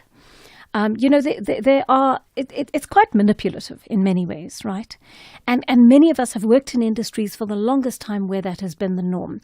But my thinking behind this interview is that we have this conversation because yesterday we heard about that UNISA lecturer who'd been on contract for 10 years. Her contract was renewed every 6 months for 10 years, and she died without benefits. She didn't have a decent medical aid to be able to go to a proper facility, and she ended up dying eventually because her sister told us, it can be a matter of life and death in certain situations. So we're going to have the conversation a bit later on about how ethical this movement is and how legal it is, because we'll bring an expert in to talk about that. All right, I'll take some of your calls at this hour. Let's take a quick one from Lowered in Alberton. Good morning, Lowered. You want to talk about Nkosazana Dlamini Zuma? Correct, Ms. Joanne. Thanks a lot for the opportunity. Comrade Nkosazana Dlamini Zuma, she carries with herself some credentials as a freedom fighter and subsequently as a leader. And then those credentials catapulted her to be an African Union chairperson at some point. Yes. That shows that she's a formidable leader for that matter. But I'm grappling to comprehend as to why a respected leader of a caliber could fail to exhaust the internal matters, such as this recently revealed allegations within the ANC structure, which is the Integrity Committee. But she rather opted to wait for a podcast. Comrade Nkosazana. I'm so sorry, Lowered. We've got a bad line to you this morning, and I've been struggling to hear what you say. I've been trying, but I've been struggling to hear what you say. Let me put you back to Guinea, and we will take your call in just a moment. A quick one from you, Charlie in Coffee Fontaine. Good morning. Good morning, Joanne. I would like to urge South Africans that we should start a petition or boycott. Charlie, I don't know whether it's us or whether it's you, Charlie. I'm so sorry. We are having a problem with our lines. Let's take a break. When we come back, we're going to try and figure out what's happening on these lines. And when we come back, we'll take your calls. Apologies for that. Durban, the promenade is calling and the purple wave is taking over the East Coast. It's time to lace up for the Hollywood Bets Durban 10-kilometer road race on Sunday, 30 August. The race covers the beautiful tour of the city, combining urban streets, scenic coastal roads, and stunning beachfront stretches with views of the Indian Ocean. Catch all the action live on SABC2 and SABC Plus from 7 a.m. on Sunday, 30th of August. The Hollywood Bets Durban 10-kilometer road race brought to you by SABC SABC Sports.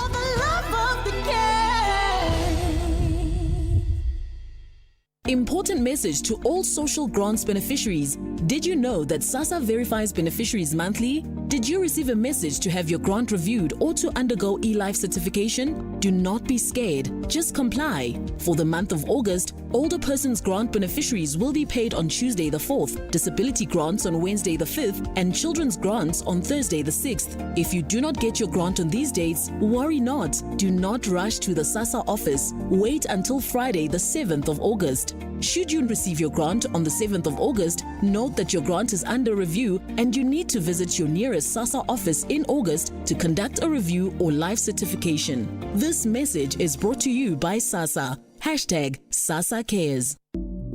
Looking for exclusive content, live events, and special broadcasts like the Madlanga Commission? Then connect to the all-new SAfm Connect stream. The Madlanga Commission, live and uninterrupted from 9:30 Monday to Friday. SAfm Connect brings you more of the conversations that matter. Listen anytime, anywhere by visiting connect.safm.co.za or stream directly on SABC Plus at sabc-plus.com.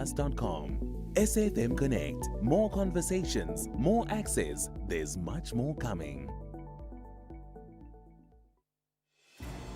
Every generation has a story. Every generation has questions. Every generation has a voice. For 90 years, SAfm has been part of the conversation. This August, we listen back to the voices that brought us here. We celebrate the people who shaped our journey, and we listen for the voices that will shape what comes next, including the launch of a new annual SAfm property. This Women's Month, we are in search of an SAfm woman. 4 extraordinary women, 4 extraordinary journeys. One question: what does it mean to be an SAfm woman? SAfm 90 years. Women, a new voice. 90 years of conversation. A nation story. Our shared future. From 1 August, SAfm. Call SAfm now on 086 000 2032. 9:22, and apologies for that. Melissa's been nursing the phone lines in the ad break, and let's hope we've got a better connection now. Lowered, hi there. I'm so sorry that we interrupted what you were saying about Nkosazana Dlamini Zuma. Please continue with that. Good. Thanks a lot, Joan. Can you much hear me better. clearly now? Yes, thank you. Okay, my sister. I was still saying that Nkosazana Dlamini Zuma is carrying with herself some credentials as a leader, as a freedom fighter, which catapulted her leadership from ability into an AU chairperson at some point. But I'm grappling to comprehend, Joanne, as to why a respected leader of a caliber could fail to exhaust the internal matters of the organization, such as this recently revealed allegations within the ANC through the Integrity Committee. But she opted to rather wait for a podcast to can reveal such. A credible leader of a caliber, I do not take it myself. For me, I think she's still harboring some bitterness since she lost a presidential contestation against President Ramaphosa in 2017 in Nasrec. And I do not know whether this could be a calculated move to further decimate or to reduce the ANC support since we are approaching the local government elections. Because the former President Jacob Zuma, he did likewise by forming a splinter party called MKP. So as the hatred and insatiable hatred towards the incumbent, which is wrong, according to me. I don't know if it's an insatiable hatred. I mean, I think we get too emotional about these things. These are politicians competing against each other for the top job, right? And so they do. I mean, they do approach each other with a measure of hostility. But I'm just actually looking at a quote of what she said, and it was so non-committal as well, Lowered, because she says during this podcast, I thought I was going to win, but maybe money, maybe I don't know. I mean, what is that? I was quite taken aback at that. Either it happened or it didn't, and if it did happen, why, as you correctly ask, why not go and address that at a higher level? Or do you feel that the party has been corrupted to the point where you can't address things like that anymore? No, I do not think so, JJ, because if she's saying maybe it was because of money, prior to 2017, there was an information that she also went to Adriano Mazzotti to solicit some funding there, but she's keeping mum about it, and it's like we don't know, and it's like that it happened because campaigning requires funding. She even solicited funding on her side as well. So, but my last point, Ms. JJ, I respect Comrade Julian Mkhize with all my heart because the leader, he remained principled and disciplined after losing the 2022 elective conference of the African National Congress. And I've never heard him saying anything bad about something that is going to put the organization under the bus, like what we are hearing now from this stalwart. All right. I'm so disturbed where I am. Yes. Okay, thank you for that, Lowered. Charlie and Kofi Fontaine, thank you. Let's give it another shot, Charlie. Sorry about that. You want to talk about the World Cup? Yes, I'm saying that it's high time that we as South Africans now boycott major sporting events like the 2027 Cricket World Cup and one that we want to host of the AFCON. We can no longer afford to host any major tournament in South Africa. We are seeing now, as it is now, countries of Africa, when they go to Glasgow, there are students, there are athletes there who have disappeared. They can no longer be found. When people of Eritrea come to South Africa just for family to friendly, they are disappearing. What if you're going to host major tournaments like the 2027 Cricket World Cup and the 2028 AFCON World Cup? You are adding problems so that we don't need, please, guys. I believe that we patriotic South Africans need to start a petition that we do no longer want any major sporting tournament. We are seeing the effects of 2010. I'm struggling to understand what you're saying, Charlie. You don't want these events to come here because people are being endangered. Is that what you're saying?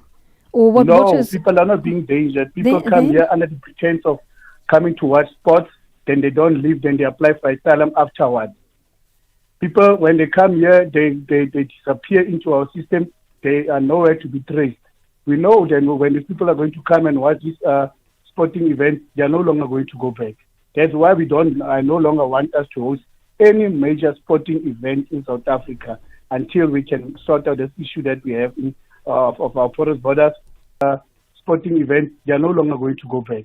That's why I no longer want us to host any major sporting event in South Africa until we can sort out this issue that we have of our porous borders, an issue of illegal immigration. But I mean, why sporting events in particular, Charlie? I mean, people are coming here on holiday all the time. We're trying to attract people for all kinds of things. They come to conferences.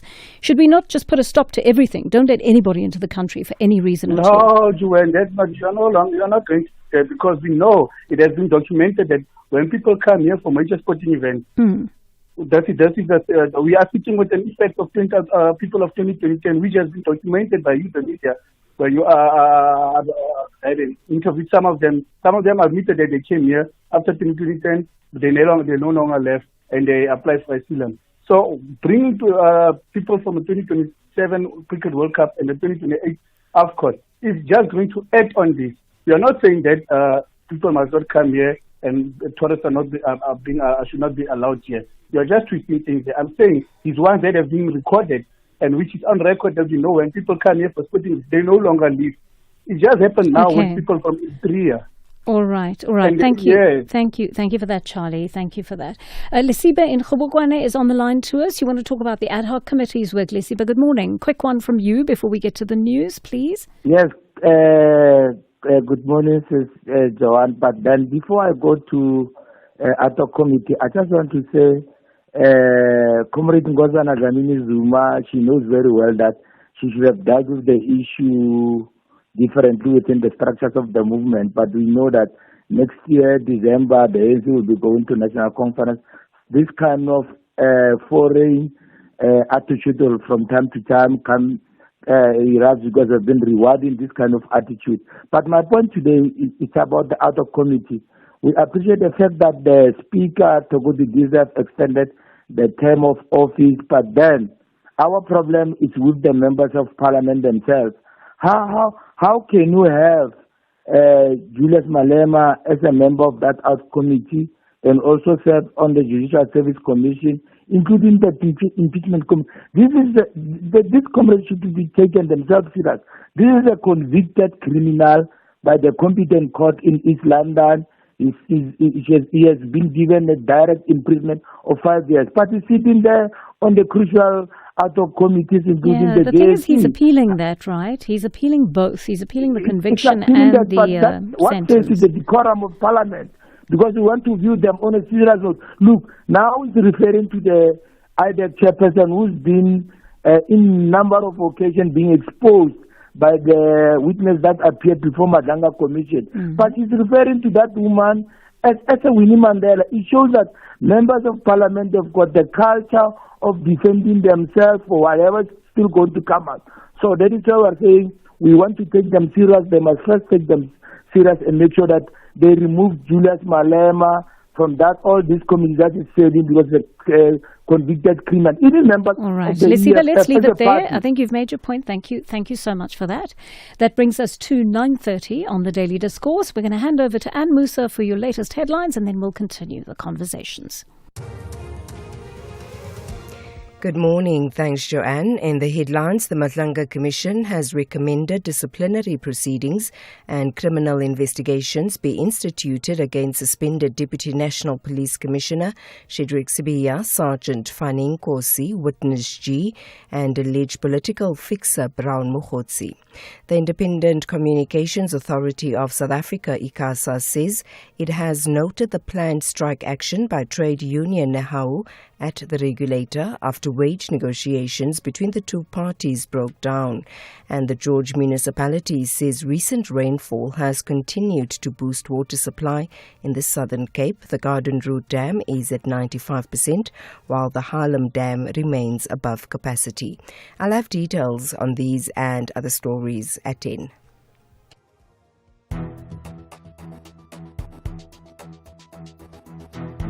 The Daily Discourse on SAfm, weekday mornings from 9 to 12. 9:32 on the Daily Discourse, and let me just tell you that one of the things I actually left off the list that we're doing today is we're talking to Ground Up Collective.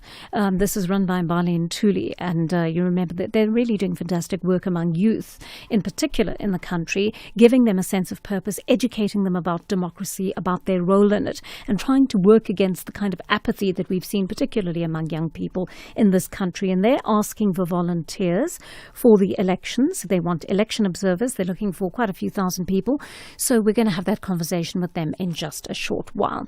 For now, let me listen to some of your voice notes. Hi, Joanne. Hoping you well. This is Daniel. Joanne, the Matlanga Commission actually released a new report, or what they call it, a recommendation report. But we don't see the name of Sanzam Kuna. We just don't know why. Yeah? And I'm just hoping in the end and nothing will be shuffled under the carpet. Thanks. Morning. I like what Nkosazana Zuma did. Ne? God is revealing them now. And He is using them to reveal themselves. Sasi, I can tell you one thing. If you say in urban areas you have potholes and stuff, and in rural areas or in so-called villages, we don't have even a gravel roads. We have a pots. We have a holes. We have a dams in the road, especially Tsendane area, your Kombolo area, all those. How can you have a hospital in outlying area but there's no tar road? You drive gravel road 40 kilometers. There's no municipality called Muma. That municipality is very, very, very corrupt. I think Matlanga Commission must drill down to the villages or to those small municipalities. Thanks, Voso in Tsendane.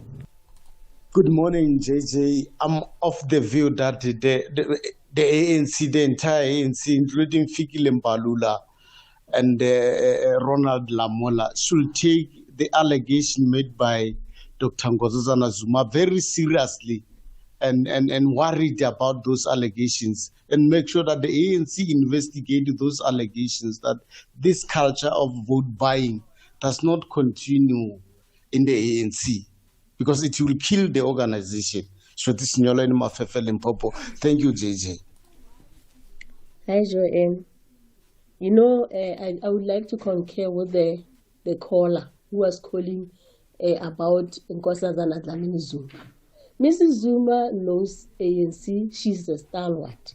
She knows how ANC operates. When they come from the conference, they all rally behind their leader who has been elected. That is the principle, and then they rally behind him collectively so. And then they are going to do their things collectively from whatever spokesperson who has been chosen. They are going to listen to him. And that is top 6. Thank you very much.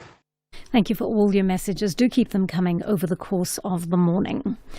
So I wonder whether you'd like to get involved in the following initiative. Civil society organisation Groundwork Collective is calling on South Africans to play their part in the upcoming local government elections as election observers.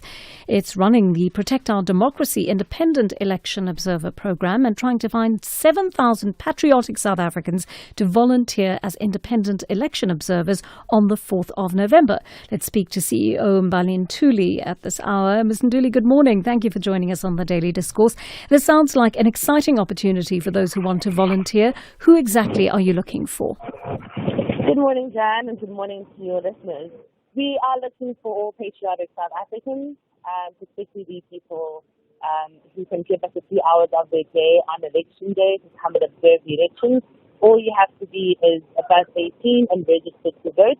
And essentially, we train you, we are accredited with the IEC, and you get to have a behind-the-scenes look at what actually happens during election day. And, of course, we help in making sure that we're protecting our elections in democracy and making sure that we are the first countermeasures to anything that might happen on election day. All right. So is there an age restriction around who can volunteer? Not at all. We've had people that are as young as 18 and first-time voters to people that are upwards of 88 who have volunteered with us. In fact, we encourage people to come with their children who are voting for the first time and to volunteer as families. We think it's a great way to instill civic participation and lifelong democracy education in young people, because once they've done it once, they see how incredibly exciting it is, how fun it is, and they're guaranteed to come back. We have 82% of people that volunteered with us from the last election who have already agreed to volunteer again. So we think it's a great way for families to come together, and instead of braaiing or going out on the beach, bring your children with, bring your nieces, come with your parents, and let them be a part of volunteering and really doing something great for the country. And that also makes sure that we have a stable democracy. It's not about just voting on one day. It's about what we do as citizens beyond election day. What will the election observers be required to do? So we teach we train the election observers, and there's a number of things that we need them to do for us. But I mean, there's a part of this also, but it's everything from, did the station open on time? Are the police there? Are there adequate staff members? Are the machines working? Are political parties behaving? Are any political parties trying to recruit or coerce voters, whether outside or within the voting station? Are you helping or making sure that elderly people that are physically challenged and pregnant people are going to the front of the line? And then, of course, importantly, within the station, is anyone who requires help getting the help? And then, of course, the major one is the count. When the count happens, have the ballot boxes been empty? Did you see them, making sure that all the votes that were going in were accounted for? Do the numbers at the end of the count tabulate with the amount of people that have come through the voting station? So it's very, very interesting, and it's really not rocket science, but it is very important. As you would have known, in the last elections, we had 26 parties that disputed some of the results from the election, even before all the counts had come in. And one of the things we were able to do with our observers was to produce 7,000 pieces of unique evidence from across the country that showed that some of the things that they were disputing, in fact, could be corroborated by us as independent observers. And we really helped to be able to make sure that where there was some maybe disagreement or suspicion, that we could be in that role to help our democracy. I see there are particular red zone wards where observers will be needed more than others. What is different about those wards, Ms. Ntuli? So in South Africa, in every election, we analyze where the red zones are. In these elections, we've identified 946. And this is where there have been very small margins between political parties. And this is usually where you're going to find that there's going to be the most suspicion, the most susceptibility to perhaps a little bit of violence or people not behaving as they should. So it's where you have very small margins and parties, and then multiple political parties are expected to compete very closely. And I think that we are all very well aware that these elections are going to be the most highest contested. It currently looks as though there are going to be an incredible number of hung municipalities, which means that in the areas where a lot of these wards are, every single vote and every aspect of the voting and counting process needs to be scrutinized incredibly carefully so that we can make sure that it doesn't have a bad impact on the final outcome. I think some of our listeners might be listening to this and thinking, I'm not sure if I have the experience to be able to do this or the qualifications to be able to do this. What is required in terms of what you bring, Ms. Ntuli? You don't need to bring anything except being somebody who is going to be non-partisan. We do this as a non-partisan organization. Obviously, our election observers may vote on the day for whoever they like, but once they start working as the election observer for their shift, they are required to be non-partisan. They don't do any political talking. And the rest really is just basically being there and being patriotic. We also understand that obviously there may be people who would love to volunteer but aren't sure if they'll be able to financially get to voting stations or have the data. We do have a stipend that we're able to offer those people that are patriotic. But we also encourage a lot of people who don't need stipends to come and actually volunteer, because that helps us to be able to have more volunteers in places which typically don't have a lot of volunteers being able to be deployed there. And we'd also like to encourage corporates. I mean, corporates are sitting with the highest amount of employees that can be deployed as part of their volunteer or CFI program. So we'd love them to also get in touch with us so that we can have their employees actually going out and volunteering at their various roles. And what kind of training do you receive before Election Day, Ms. Ntuli? They will receive training from us as ground work collectors, and then the IEC also does one training with all observers as well. The training will largely be online. Although there will be some instances where if people want us to do it in person, we can.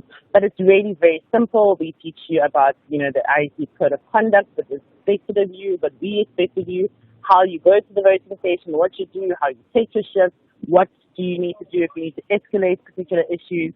Ground regulation works with our first digital registered observation portal. So ours is able to work with all of our languages in the country. It can work both offline and online, and it's in real time to be able to escalate things up as they happen, so that our volunteers are able to get remedies to whatever issues that they are saying are happening at the particular station. So the training really is around the utilization of the technology we have, which is very simple, and then of course the IEC's training, which is about how you conduct yourself as a volunteer. But essentially, if you're just somebody that is patriotic and is prepared to not be partisan, it should be something that anyone can be able to do. And it's really, really fun, and we really encourage people to sign up with us, and they can go to any of our social media or to our website to sign up.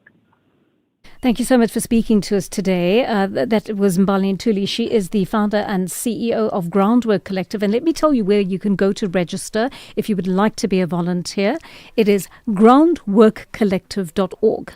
Groundwork Collective, one word, .org, right? And go there, sign up.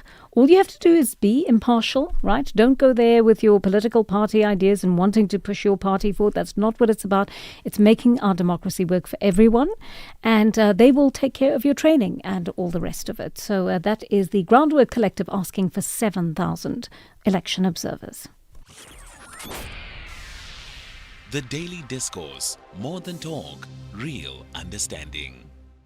Heading for 9:45 on the Daily Discourse, and Groundup is telling us that Gauteng's Social Development Department has delayed payments to a number of social welfare organisations, putting them in financial distress.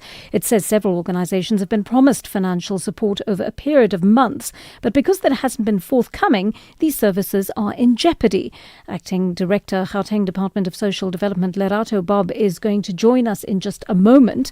But first, we're going to speak to Groundup that broke the story, Daniel Steyn, Groundup Deputy Editor, joining us on the line now. Daniel, good morning and welcome to the Daily Discourse. In what sectors do the affected organisations serve, for starters? Good morning. Good to be talking to you. Yeah, so these are organisations that deal with the most vulnerable people in the province. They include old age homes, children's homes, people who care for the homeless, for people living with HIV, children who have been neglected or who are orphaned, and helping them with the adoption process, etc. And my understanding is that these organisations apply to the Gauteng DSD for support. It decides who it will support. It notifies the successful applicants once they've gone through a legal process. Am I correct in saying that Gauteng DSD verified these organisations and promised them funding this year? Yeah, so the Gauteng Department of Social Development has the biggest budget of all provincial social development departments in the country. It funds several hundred organizations who do this very important work and spends close to 2 billion on this alone. And yeah, there's a process of where organizations apply for funding every year. In the past, they would get approved for 3 years of funding. That stopped for obscure reasons, and then now they get funded only for 1 year contracts. So the department, Ms. Bob, would be able to give you the exact figures, but upwards of 1,400 contracts that the department has with organizations. That can include organizations that have more than one program. So right. Each program receives a contract. So the department has these contracts, and the issue is that the department is unable to pay all those contracts in a timely manner. So we're now in the second quarter of the financial year. The second quarter started on the 1st of July, and still not all organizations with contracts have been paid. Ms. Bob can give you their explanation for it, which I find strange. This explanation they gave last week at a meeting with NGOs was that they only get funds from Provincial Treasury every week. So every week, Treasury will give them some money, and that's all money that the department then has to pay the organizations. The problem is that means the department is not actually equipped to be funding non-profit organizations, because as we speak today, if not all organizations have been paid, that means that those organizations that have not been paid their full quarterly subsidies have not been able to pay staff salaries in July. They're also not allowed to go into debt because the department prohibits them from doing so. So it means staff salaries are unpaid, food cannot be bought for beneficiaries, etc. And just one last staff salaries in July. They're also not allowed to go into debt because the department prohibits them from doing so. So it means staff salaries are unpaid, food cannot be bought for beneficiaries, etc. And just one last question. I mean, you've spoken to these NGOs that have told you, shared their woes with you. Would you say most of them are largely or wholly dependent on Gauteng DSD for funding? Yeah, so the department pays subsidies. They don't fund the full programs. many of the organizations will have different sources of income, but in most cases, yes, the majority of their funding comes from the department, and that's because the department, in essence, outsources the services, the social development services it provides to organizations who have been doing this work for decades. All right, let's leave it there. Thank you for speaking to us. That was Daniel Steyn, the Ground Up Deputy Editor. We're going to give the department right of reply in a moment. Take a quick break first, and then we'll be back with more. Before there was the SAfm You Know Today, there was the English service. There was Radio South Africa, Radio South Africa, and there was a country going through extraordinary change. Hello. Good morning, Mr. Raphael. From the darkness of apartheid, I have to inform honourable members. through the states of emergency, Earlier, it was reported an explosion had occurred at an ESCOM. through the release of Nelson Mandela, Comrades and fellow South Africans, I greet you all. through the birth of a democratic South Africa. As we know, elections do not create change, they create only the opportunity for change. The conversations continued, and in 1995, a new SAfm emerged. A new country, a new voice, a new chapter. This August, SAfm looks back at the journey that brought us here. The voices, the moments, the people, the history. 90 years of conversation, a nation story, our shared future. SAfm turns 90 from 1 August. SAfm, the conversation continues. You are listening to Joanne Joseph on SAfm. 10 minutes to 10 on the Daily Discourse. We're continuing the conversation now about the organizations, the social welfare organizations that were promised funding by the Gauteng DSD but have not received it yet. And this has put many of their services in jeopardy. So let's bring into the conversation Acting Director at the Department of Social Development, Lerato Bob. Ms. Bob, good morning and thank you for joining us on the Daily Discourse. Why haven't you paid these service providers on time? Morning, Joanne, and morning to your viewers and your listeners at home. So I think we had explained this also to our NPOs. Let me firstly say this, Joanne, that social development has actually paid a lot of their NPOs. I mean, if you look at just quarter two alone, out of the 1,400 contracts that we had to process on a weekly basis, already by Friday we had already paid about 1,200 of those. And yesterday, on Tuesday, we had another successful payment run for the rest of the NPOs. So everybody's been paid, is that what you're saying? Yes. Where we are sitting now, the contracts that are valid, that don't have any compliance issues, have now been paid after the successful run that happened on Tuesday. And it's important for us to explain this because we explain to our NPOs that we receive money from Treasury on a weekly basis. And this, we get this money on a weekly basis so that we are then able to pay every week. And if you look at the number of contracts that we have to then break them down and make sure that on a weekly basis, as we receive the money from Treasury, we are able to pay. Because government cannot pay money that it does not have. So when we don't receive the money, we are unable to pay. So at where we are sitting now, we have been able to fulfill our contractual, part of the agreement that we signed with NPO. So I must be very part of the agreement that we signed with NPO. So I must be very clear on this, Ms. Bob, because there has been misinformation about this issue. And by the time the Ground Up article went to print, less than half the money had been dispersed, as it should have been. Are you telling me that as of today, the 6th of August, every single social development organization, social welfare organization that you have agreed to fund has been paid in full for quarter one and quarter two? Yes, those that have their SLAs have been paid the successful tranche. Obviously, because the successful tranche for those that were remaining happened on Tuesday, the money would reflect in their accounts either tomorrow or latest today. But later today or first thing tomorrow morning. But right. I can assure you that those that have valid SLAs, that don't have compliance issues, that don't have any other challenge with their organization, have been paid for quarter today or first thing tomorrow morning.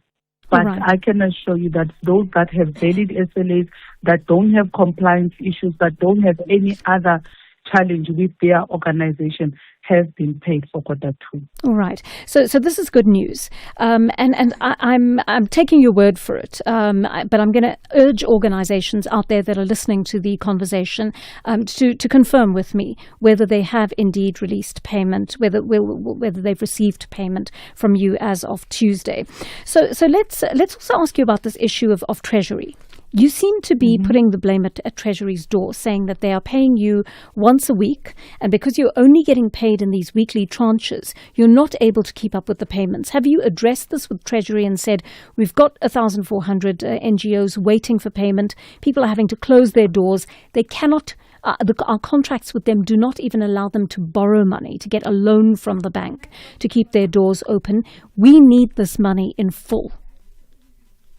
Yeah, we are not blaming Treasury, Joanne, just so that we're clear. We're not blaming Treasury, but we're explaining a governance process in terms of how finances are managed by government, from national treasury to provincial treasuries and from provincial treasuries to government departments. That we do not get money at a go on the first day of the month or on the first day of the quarter for us to then pay all our obligations. That would literally be unsustainable for government. Government needs to manage the budget. And that is why when NPOs apply to the Department of Social Development, they also have to demonstrate their efforts to be able to fundraise, because we understand how government works. So we request them to demonstrate their ability to fundraise. And you should see the beautiful proposals that are there. So therefore, that is why we encourage NPOs to also fund it, so that when there is situations where government has to implement its own processes, NPOs do not collapse, because they are not meant to be fully dependent on government. I don't think many of them want to be, Ms. Bob, but the reality is that the NGO sector is extremely stressed in the country. They're not able to, they don't have the skills, they don't have the personnel to be able to attract funding the way a business does, for example, because you know that social welfare at many levels is just a neglected field in this country. But I must ask you, I mean, Treasury understands the nature of contracts, right? So I mean, Treasury should. You've got very senior officials there at Treasury who understand the nature of contracts. If you tell them as a social development department, I have promised these NGOs X amount of money, they've gone through all the hoops, they've jumped through the hoops, they've filled in all the forms, they are completely compliant, and we have told them that they are going to be receiving X amount by the 1st of July or by the 1st of April, and therefore I need to disperse this money to them, because their rollout plan depends on what we are able to fund for them. And if you don't fund this, and if we don't fund this via you, then these social welfare organizations are out of business, essentially.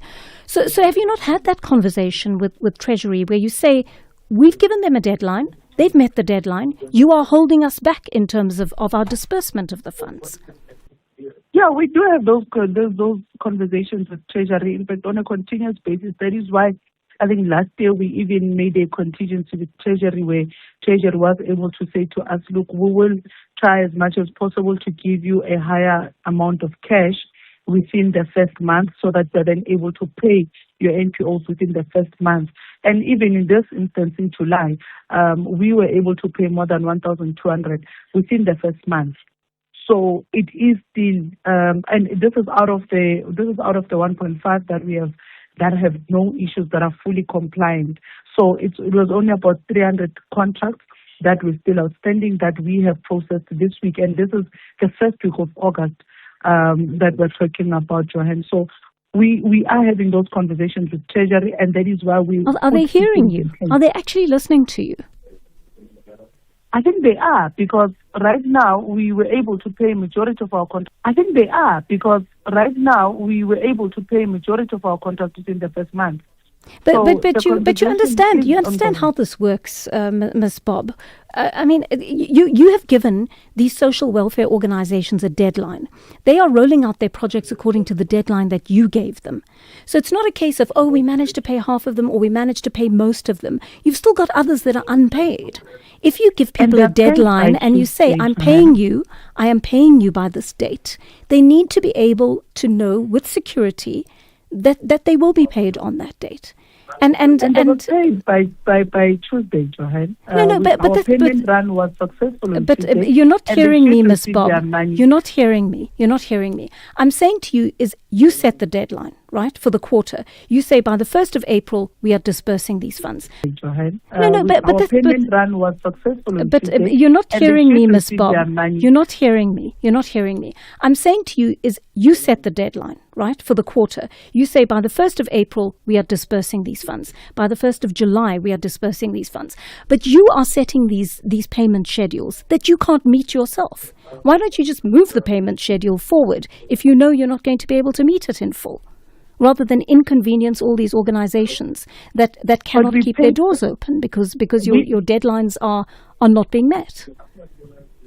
But we pay per quarter, Johan, and we strive as much as possible to make sure that within the first month of the quarter we have paid.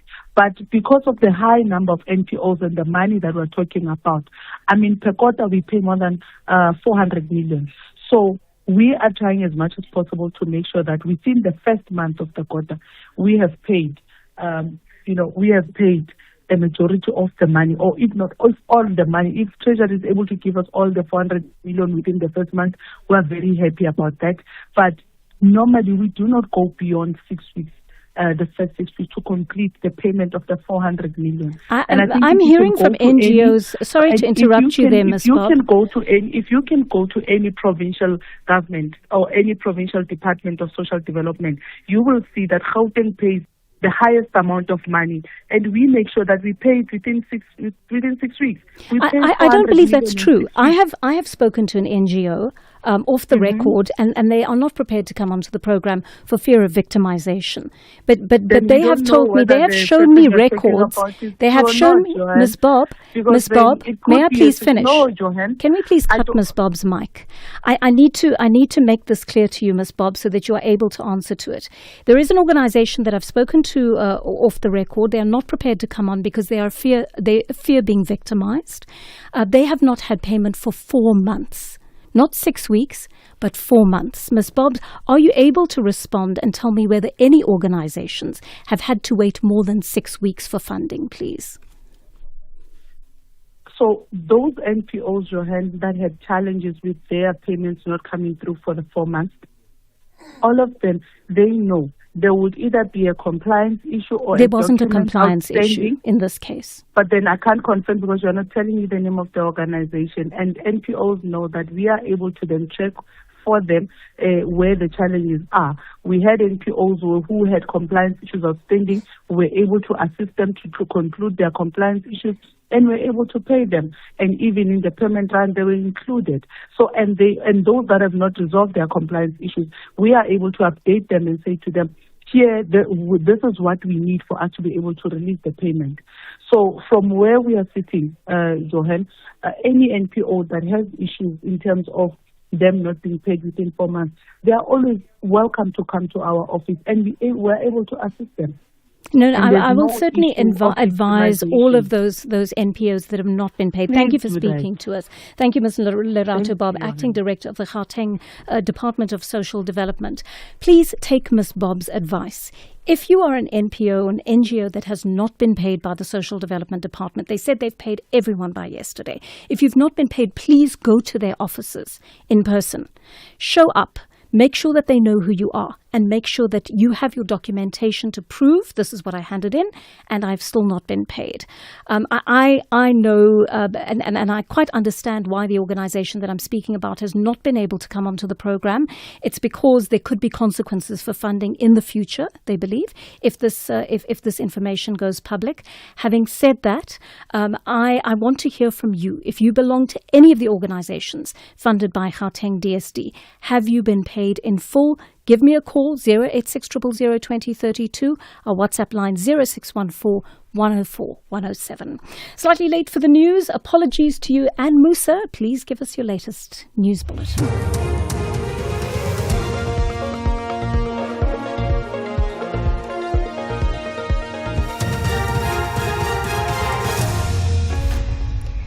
Thanks, Joanne. In our top stories, Ramaphosa notes Madlanga Commission's recommendations and Gauteng parents warned against school application scams. Good morning.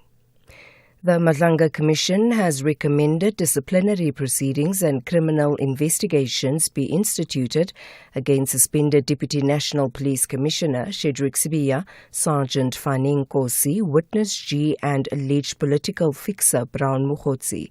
The Commission says criminal prosecutions should follow if sufficient evidence is found.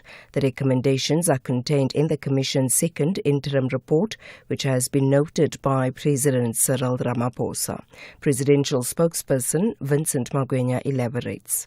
The report revisits the recommendation and referrals made in the first interim report in respect of the South African Police Service based on prima facie evidence, and with one exception, confirms these recommendations now that the relevant implicated parties have appeared before the Commission to give evidence.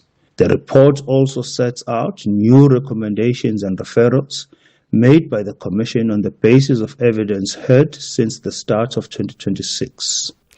The Independent Communications Authority of South Africa, ICASA, says it has noted the planned strike action by trade union Nehawu at the regulator after wage negotiations between the two parties broke down. The dispute stems from ongoing cost of living adjustment talks, Notando Magudulela reports. ICASA tabled the final offer of a 4.5% wage increase in June, which Nehawu rejected. ICASA says while it respects the union's right to strike, the regulator is currently facing severe financial constraints and a budget deficit. However, the authority has reassured stakeholders that business continuity measures are in place and its offices will remain open to prevent service disruptions. Parents in Gauteng have until the 4th of next month to submit applications for Grade 1 and Grade 8 learners for the 2027 academic year. The month-long application period opened yesterday. Grade R parents seeking Grade 1 and those seeking Grade 8 placements must apply online, while parents applying for other grades will need to approach schools directly. Gauteng MEC for Education Lebogang Maile warned parents against scams and urged them to use the official Gauteng Education Online Applications website. All parents who have not yet applied, please do not wait until the last minute. Apply now. Complete all the required steps and submit your supporting documents on time. I also want to caution parents against scammers. Online admission is completely free of charge. No one can sell or guarantee your child a school placement. If you need assistance, please visit any of our 48 walk-in centers, 15 district offices, or your nearest public school. The George municipality says recent rainfall has continued to boost water supply in the Southern Cape.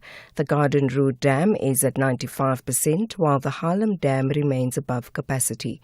The municipality spokesperson Deborah Sauer says residents should continue to use water sparingly. The Garden Route Dam level reads 95.30% currently, and the rainfall figure for the past week reads at 19.20 millimeters. And finally, the U.S. Secretary of State Marco Rubio has held talks in Washington with his new British counterpart Ed Miliband, a former critic of U.S. President Donald Trump. The State Department say they discussed Europe taking a greater role in its security. The BBC's Elena Humphrey has the details. Mr. Miliband said Britain would work with the United States to secure a lasting ceasefire in the Iran war and reopen the Strait of Hormuz, but insisted the UK would never take part in offensive military action. This was a delicate diplomatic balancing act for the new Foreign Secretary. Despite previously describing President Trump as a racist and a misogynist, Mr. Miliband said those comments did not come up during the talks, and he said he wanted a positive working relationship with the Trump administration. Recapping the top story, the Madlanga Commission has recommended disciplinary proceedings and criminal investigations be instituted against suspended Deputy National Police Commissioner Shedrick Sibiya, Sergeant Fanning Kosi, Witness G and alleged political fixer Brown Mukhotsi. For SAfm News, I am Ann Musa. The archive remembers. The conversation continues. Every generation has a story. Every generation has questions. Every generation has a voice. For 90 years, SAfm has been part of the conversation. This August, we listen back to the voices that brought us here. We celebrate the people who shaped our journey, and we listen for the voices that will shape what comes next, including the launch of a new annual SAfm property. This Women's Month, we are in search of an SAfm woman. 4 extraordinary women, 4 extraordinary journeys. One question: what does it mean to be an SAfm woman? SAfm 90 years, women, a new voice. 90 years of conversation, a nation story, our shared future. From 1 August, SAfm. Voices may have changed, times may have changed, but the conversation continues. SAfm 90 years. Hello SAfm and all listeners at home. My name is Pastor Eros Mangalana from the Assemblies of God. I just want to say congratulations to SAfm on an incredible 90 years of serving South Africa. Thank you for being a trusted voice that informs, educates and inspire our nation. SAfm has made a meaningful impact in my life through its insightful conversations and commitment to public service. Happy 90th anniversary. May you continue to be a voice of truth, hope and unity for many generations to come. God bless you, SAfm. 90 years of questions, 90 years of answers, 90 years of South Africans speaking to South Africa.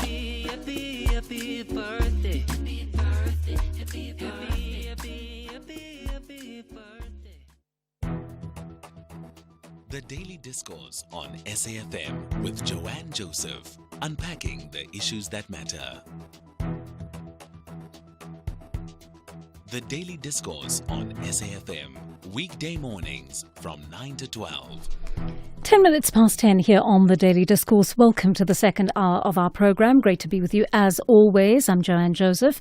We're talking in this hour about, firstly, the issue of media. South Africa is hemorrhaging media jobs right now, and the last 2 companies that have told us they're going to possibly be cutting jobs are Media24 and ENCA. I'd love to hear from you on what is going on in the industry. 086 000 2032, our WhatsApp line 0614 104 107. We're going to be chatting to the Daily Maverick CEO in just a moment to find out what his take is on this issue. And then in the next half hour, we're also going to be talking about cybercrime. South Africa has become a hub for cybercrime in Africa. We're going to find out what needs to be done to protect us from these attacks. But I'm going to jump right in there because I think this is a really important issue that affects democracy in South Africa materially. We've known for some time that traditional media is under severe strain in our country and worldwide.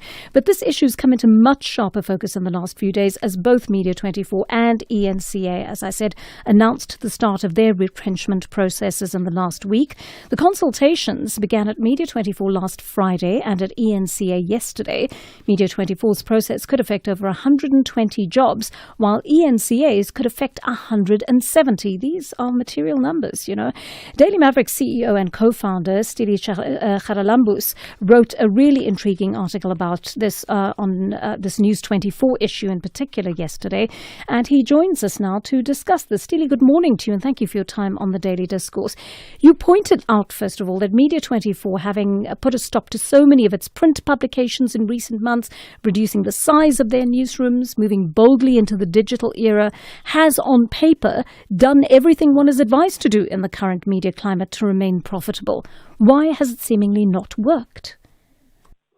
Yeah, I think this and so many other data points tell us that it's a much bigger problem than just our own ability to innovate or keep up to the times or re-engineer business models, or to innovate or keep up to the times or re-engineer business models or digitally transform our organizations.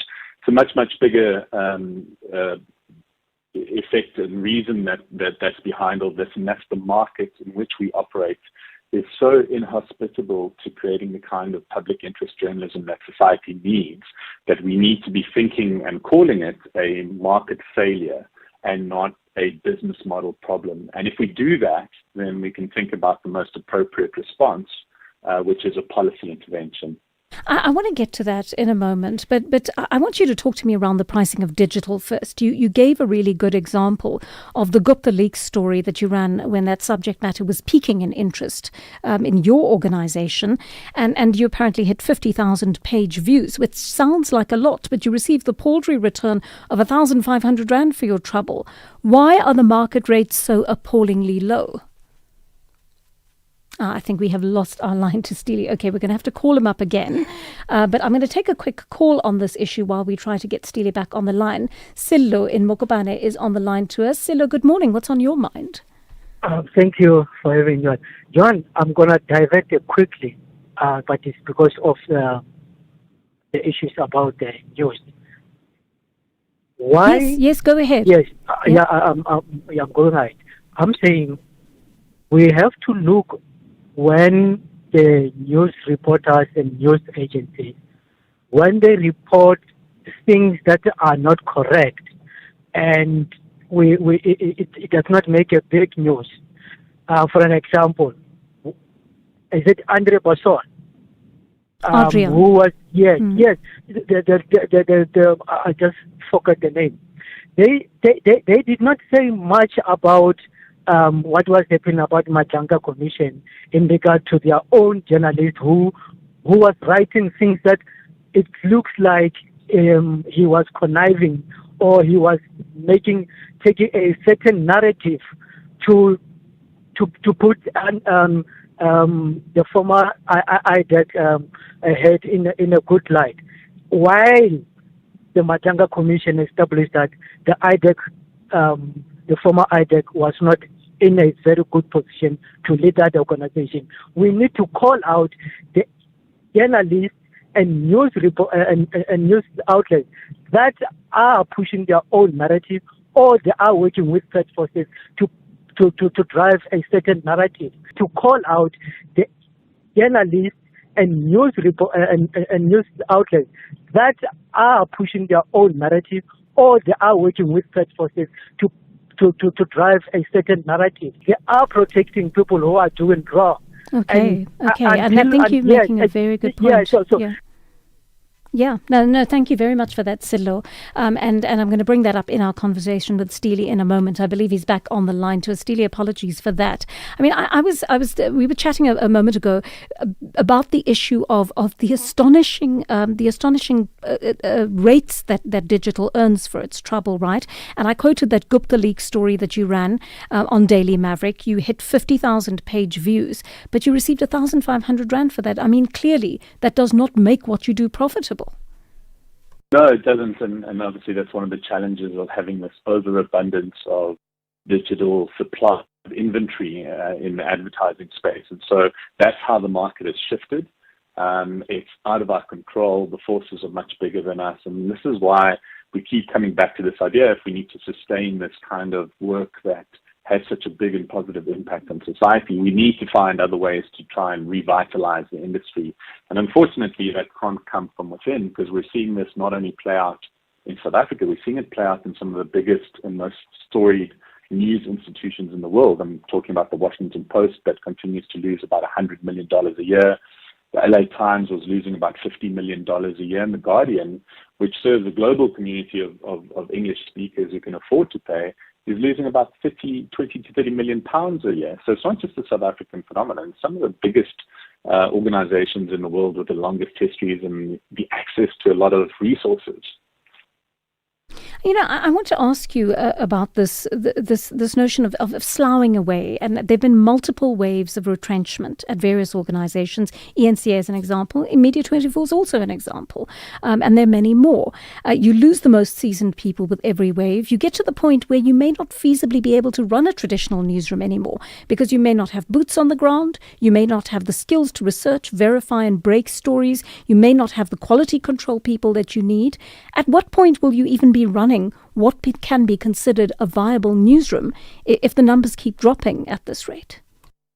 Well, the problem is that you can't.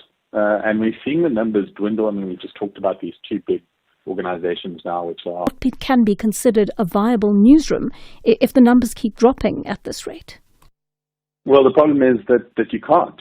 And we're seeing the numbers dwindle. I mean, we just talked about these two big organizations now, which are facing another round of retrenchments. It's not the first at Media 24. I think they've lost almost 2/3 of the headcount of the organization since 2020.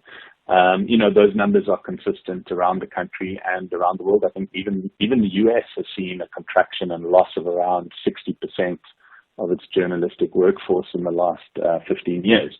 So it's happening. The rate is not slowing down. ENCA has a different business model and has been sustaining itself through the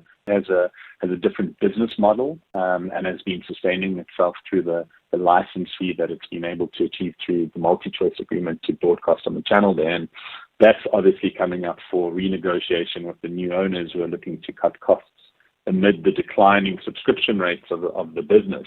But the story is the same, regardless of how you sustain yourself, is that the economic model which once sustained this really important industry is no longer able to do that.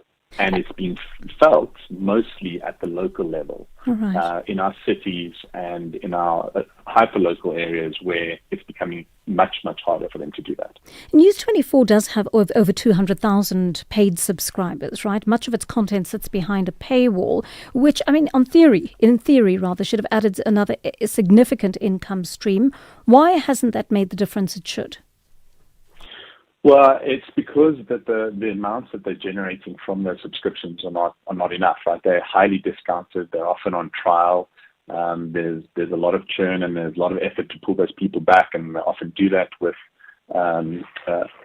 more sort of lower cost and discounted subscription rates. So, and was the point of the article, is that even with 200,000 paying subscribers across the board, and having all the resources and the history and access to, and being part of one of the biggest media and technology groups in the world, they still can't make it work. And so if they can't, then again, it just keeps telling us it's a market issue that we need to solve. Let's take a short break, please, Steely. When we come back, we're going to continue this conversation. South Africa became a democratic nation in 1994. The end of apartheid marked the beginning of a new era built on freedom and constitutional democracy. The people that died for us on the many marches that they had, especially the ones on June 16, were from students who had dreams that were bigger than themselves. They strived for more and they saw a future that was much bigger than them. This is what we are becoming.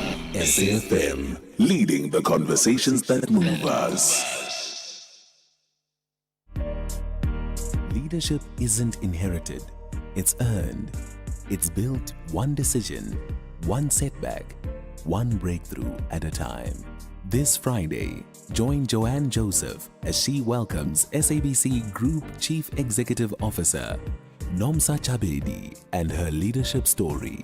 A remarkable woman whose story reaches far beyond the office she occupies today. Hear about the moments that shaped her, the people who inspired her, the challenges that tested her, and the vision that continues to guide her. One extraordinary conversation, the Daily Discourse. Friday, 9 a.m. until midday, only on SAfm. Celebrating 90 years of conversations that move us.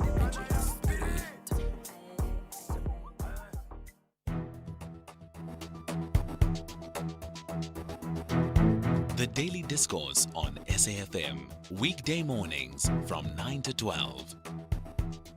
22 minutes past 10 on the Daily Discourse, continuing our conversation with the CEO and co-founder of Daily Maverick, Stili Garalambos, about the issue of two media organizations, Media24 and ENCA, that are retrenching staff in their numbers. We're talking over 100 people. So, Stili, in your well-written article, you've drawn attention to this vital facet. Most of what the public is consuming right now, it gets free of charge on social media or digital channels, but it is unverified content, right?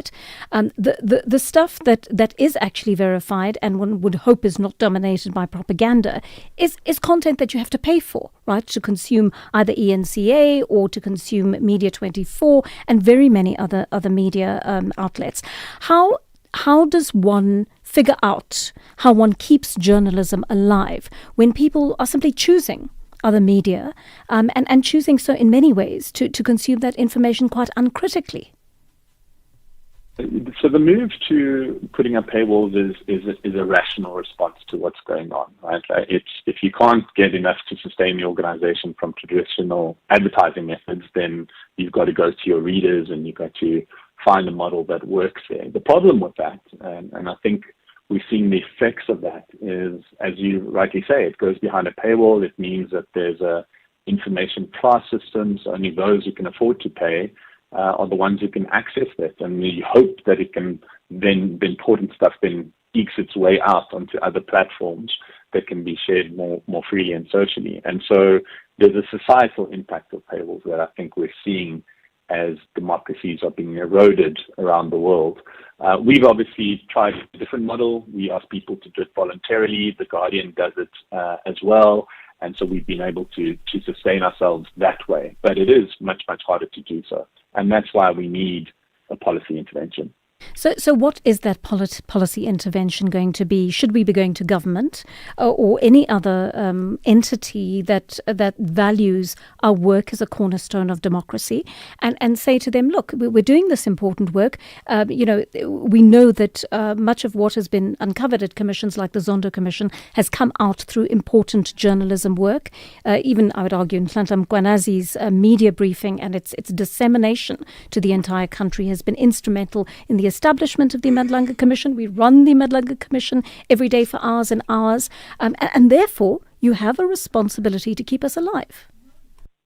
Yeah, I think that's the starting point. The starting point is to say, is this work still valuable? Is it creating value for society? And if it is, then how can we intervene and how can we support without compromising any of the standards or creating any dependencies which can create conflicts down the line?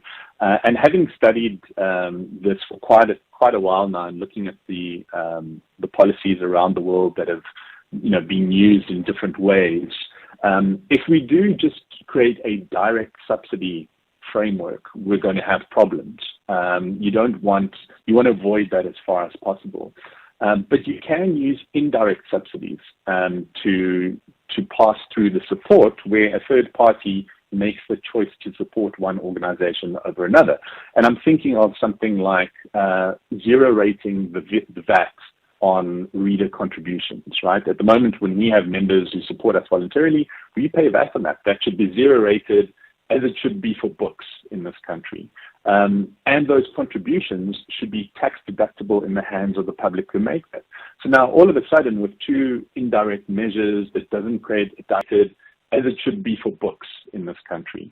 And those contributions should be tax deductible in the hands of the public who make that. So now all of a sudden, with two indirect measures that doesn't create a direct dependency on us and government, and you're also asking third parties to make this sort of judgment call on, who is creating value in my life, who's worthwhile supporting, you can mitigate a lot of those factors. And similarly, with advertisers and investors, is when they make those contributions or they spend and get a rebate, you've got someone else who's coming by a third-party channel, who's making a judgment call, who's going to reward those who are doing good work, and a judgment call, who's going to reward those who are doing good work. And in that way, we can create a policy framework that supports the environment, makes it easier for the public, for advertisers, for investors to support this work and to make it sustainable in the long run. On that note, should we be reviewing what senior media managers earn? I mean, I looked at what Khalik Sharif is earning in that Times Live article. It is eye-wateringly high compared to what I know workers on the ground are earning. And I would think the same thing is happening with Media 24 and several other organizations. Does anyone want to contribute to such an uneven model where the managers earn so much, the soldiers, the foot soldiers of the product don't actually in comparison? Yeah, look, it's a valid point. I mean, I looked at those earnings with envy, I must say, and that's definitely so did we all. It's not my packet. I mean, obviously, there's a lot more going on in the e-media stable than just ENCA, and obviously he's being compensated according to the performance of the group. But I do think that if we do have a policy framework that can support more local journalism, more investigative journalism, and we can make it more attractive for people to fund and start up new efforts as well, then this is going to become a more attractive industry for people to want to work in, to want to start new ventures, and then also share in the rewards as well. So, while it may benefit some of the media execs now as well, it's also going to be a more attractive industry for people to want to work in, to want to start new ventures, and then also share in the rewards as well. So, while it may benefit some of the media execs now as well, it's also going to benefit a whole range of new entrants into the market. And that's how we must design it, is for diversity and plurality, both at the national and local level. I love the idea of the democratization of that, but also perhaps it answers the concerns of our caller, Selo, who said to us, that as media, as traditional media, we often let ourselves down, right? We know there's brown envelope journalism taking place in our industry. We know that fact-checking, accuracy, propaganda, all of these things have found their way into our industry, which they shouldn't have. And clearly democratizing the model would give people who are perhaps active on social media, but need to formalize their media businesses and try to ensure that they too adhere to some kind of journalism code, are able to become a part of this industry. Correct, and that's one of the key tenets of this policy framework that we're proposing, is that only active members of the Press Council in good standing qualify for these benefits, right? And that's one of the ways to prevent bad actors from benefiting from this, but also that if the public does have an issue with any of the reporting, that they can go freely and quickly to the Press Council, lodge a complaint, and get an independent adjudication. We're one of the few countries in the world where that model still works quite well and is available to people. But right now, if someone defames you or publishes illegal content on social media, and that is then spread to millions of people, you can only go the legal route, which is costly, and also the big tech platforms which then promote that illegal content to lots of people are unaccountable.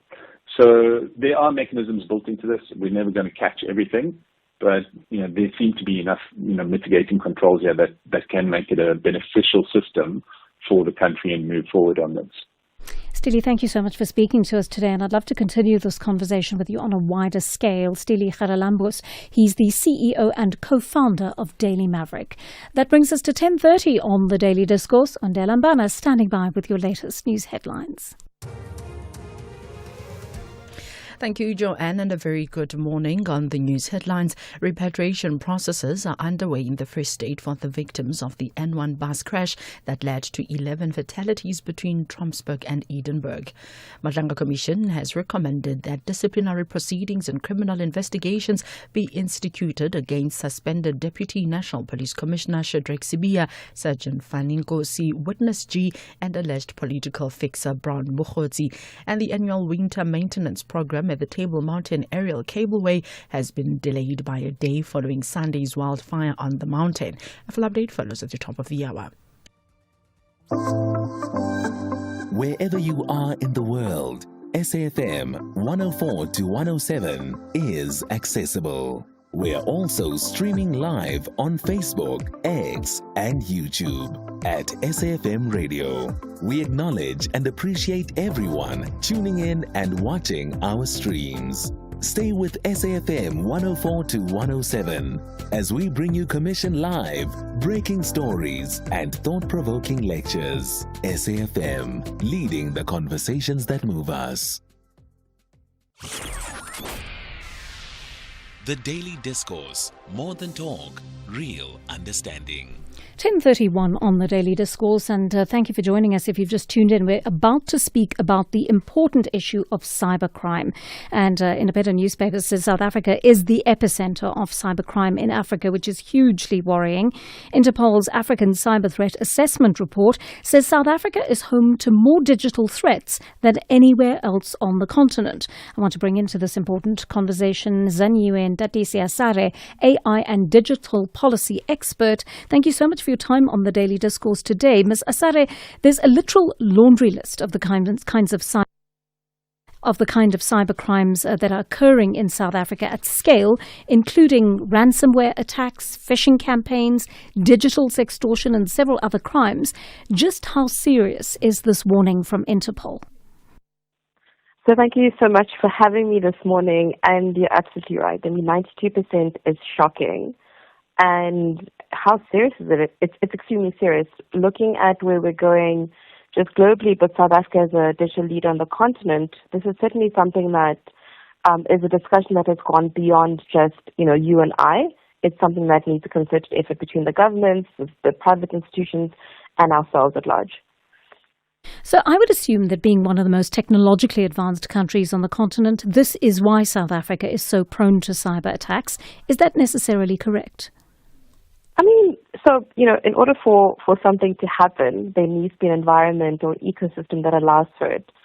So according to Interpol, I mean, if you look at this 92% of ransomware detection specifically coming from South Africa, I think there are a lot of, this is the number that they give, but we also need to ask ourselves, the definition between what is an attack, is it a detection, etc. So the 92% was sitting at what we're able to detect. So I think the real number that we need to explore is what are the actual attacks. But going back to this 92% that they've really pushed out there, the question that we need to ask ourselves is, okay, fine, we've got the systems that we, really pride ourselves in. So comparatively speaking, South Africa's got a very advanced banking and finance system, comparatively speaking. And if you look at the rest of Africa, they've really leapfrogged. They've jumped this, we have to go to the bank to send money, we have to do X, Y, Z. And these new systems, yes, they've got their own forms of, cyber attacks. However, the sophisticated nature of our banking and finance system really does leave us in a vulnerable space as South Africa. I want to drill down to that in just a moment, because are these digital advances we are making as a country? Clearly they're of great benefit to us, but are we at the same time building the requisite security systems to protect ourselves as we build these advanced systems? That's an excellent question, because the systems don't work in a silo. You can't look at systems alone in a vacuum. So you do hear, they've got voice recognition systems that they're putting in when people want to send money, biometric data, etc., even trying to involve AI. But the question is the South African populace ready to adopt those? Has there been sufficient training by the private sector providers? And, as much as we've got all these amazing laws, I don't think there's enough emphasis on drilling down what the responsible party, in this instance would be the stronger party, the banks, the telcos, the fintechs that have now, sort of amalgamated telecommunications and banking, the people that are allowing us to have access to all of these financial products, what is the law actually saying to give them that responsibility to ensure that anybody that has their first bank account or their first access to, let's say, a wallet of some type or sending an e-wallet, how are they being taught? And as much as we may have pop-ups on our banking apps and messages here and then our phones, there's something that actually needs to happen beyond that. The private sector that's benefiting from this ecosystem of, very good users of these platforms actually need to evangelize above and beyond just the apps, because these crimes are happening to people that if you were to talk to them and educate them, I certainly believe that we'd certainly slash that in more than half. I've been looking at the different types of attacks that have been occurring, and the ransomware attacks, for example, on local organizations, cases like the South African Weather Service cyber attack. I see that attack had a material effect on weather data software. It affected flight and sea operations. It sounds like an extreme threat to the country's security operations. Absolutely, and technology evolves faster than the institutions. And if you look at it, South Africa as a country, as an institution, right? And some of these issues are systemic. If you think about, like you said, the weather data, for instance, or even let's take it even further. Let's say health information, or let's look at a grid, like electricity grid or access to water. As things are becoming more and more digitized, those are aspects of modern day society and life that will be attacked. Now, what does that mean for us as a populace? That obviously means that we need to be demanding, people with more skills, and I don't think we're short of that, but more skills that can disseminate the skills above and beyond the cybersecurity or the IT departments. People that, like at the very beginning of any value chain of processing, does a security guard know that you don't allow somebody in, right? The physical threats. Yes. But also, who are the people that are working with their DNS systems behind the scenes? How many times are they interacting with their managers who might not know as much as they do? So what's that accountability looking like? If you were to ask me, if I were to put this massive cybersecurity hat on for one day or 24 hours and you gave that to me, I would say we need a massive audit. And the audit goes beyond just what are the skills, but how are they being applied? How are we discussing this? How are we having daily updates and internal meetings to ensure that these detections that we see are not becoming actual attacks? So I think there's really a space. We're still quite young in our cybersecurity to create new products that won't just apply here in South Africa, not just in Africa, but to create products above and beyond our borders as a landmass that can be used, because we're literally the test case, right? We've got new users, we've got new attacks, and we're working on these two things at the same time. So I think it's quite a special place to be, where Africa can really produce an amazing product that the rest of the world could see from us. I see that business email compromise is becoming another serious problem, Sasare. How does that affect networks within organizations? That's such, I think, one, it's business email, but it also goes beyond even just the spam calls and the messages. So the business emails, you'll see that as a more sophisticated type of attack, but it goes across the board, which is, more or less the same principle. But what I'd effectively say is, how, and it goes back to the same thing, the same question. With business emails, even DDoS attacks, what are we training people to do? Right. So with the business emails, that's the most, the easiest and most fluid way of business communicating with their customer base, consumer base, and cyber attackers know that that's gold to them, right? And a lot of people, when they look at, let's say, spoofing attacks that are related to business emails, they don't actually, the consumer base don't actually take their time to go and look at each word on the email that's being addressed. They don't take the time to see exactly what's being sent. If you see the bank that you bank with, and it's sent to you, the likelihood of you clicking on something and saying yes is very high. But now you're seeing, like you said, the business emails also being under attack with these large corporations themselves. So I think there definitely are better ways of communicating now, like in this day and age where everybody is really just shifting to becoming, I would say, digital nomad. And this comes with training and awareness that I believe these private sector companies have to invest in. And let me ask you more about some of the attacks that are occurring, simply because I want our listeners to have a good picture of what each of these types of attacks looks like, so they can be aware as they transact digitally. Another type of attack I want to ask about is digital sextortion. How does that tend to be carried out, and against whom?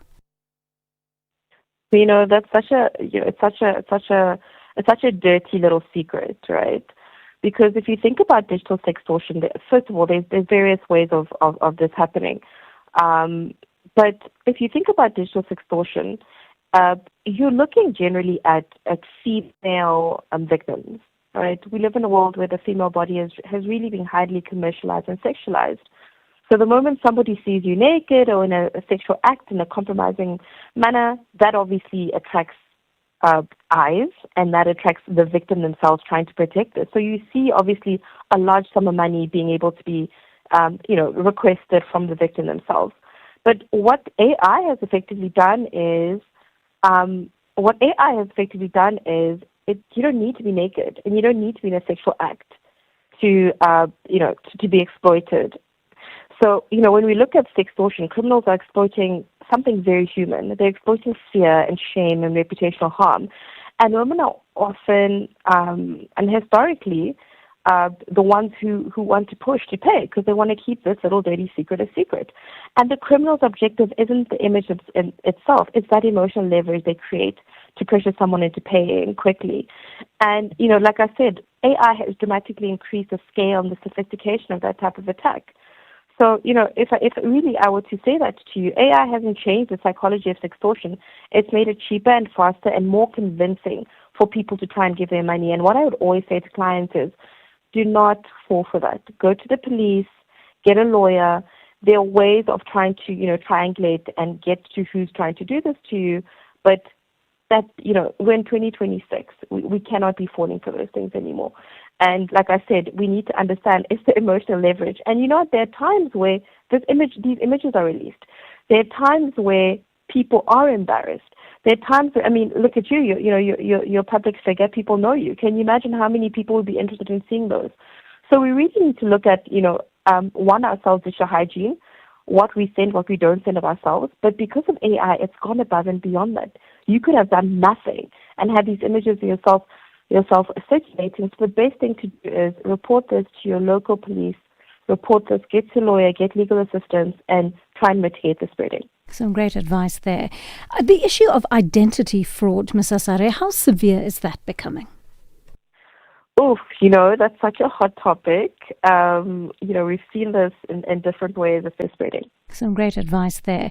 The issue of identity fraud, Ms. Asare, how severe is that becoming? That's such a hot topic. We've seen this in different ways, especially looking at what's happening right now in South Africa with xenophobia. We can speak about it in different buckets. We've got what's happening on the ground, with the allegations with home affairs and, illegal immigrants into the country, etc. I'm sure you've been following some of the court cases, and I think that's a discussion for another day. So already as South Africa, we're sitting with a tangible and physical problem or issue on the ground. So that's bucket number one. But I think what you're asking more is from the digital side. And digital identity fraud really occurs when someone steals or creates or manipulates someone else's identity to commit a fraud. And some of these crimes that we're talking about, some of these attacks are committed with other people's identities, right? And the goal is to convince the private institution, whether that's a bank or a business or even another person, that there's someone else to receive the benefit that person generally would have gotten. We see this over SMS.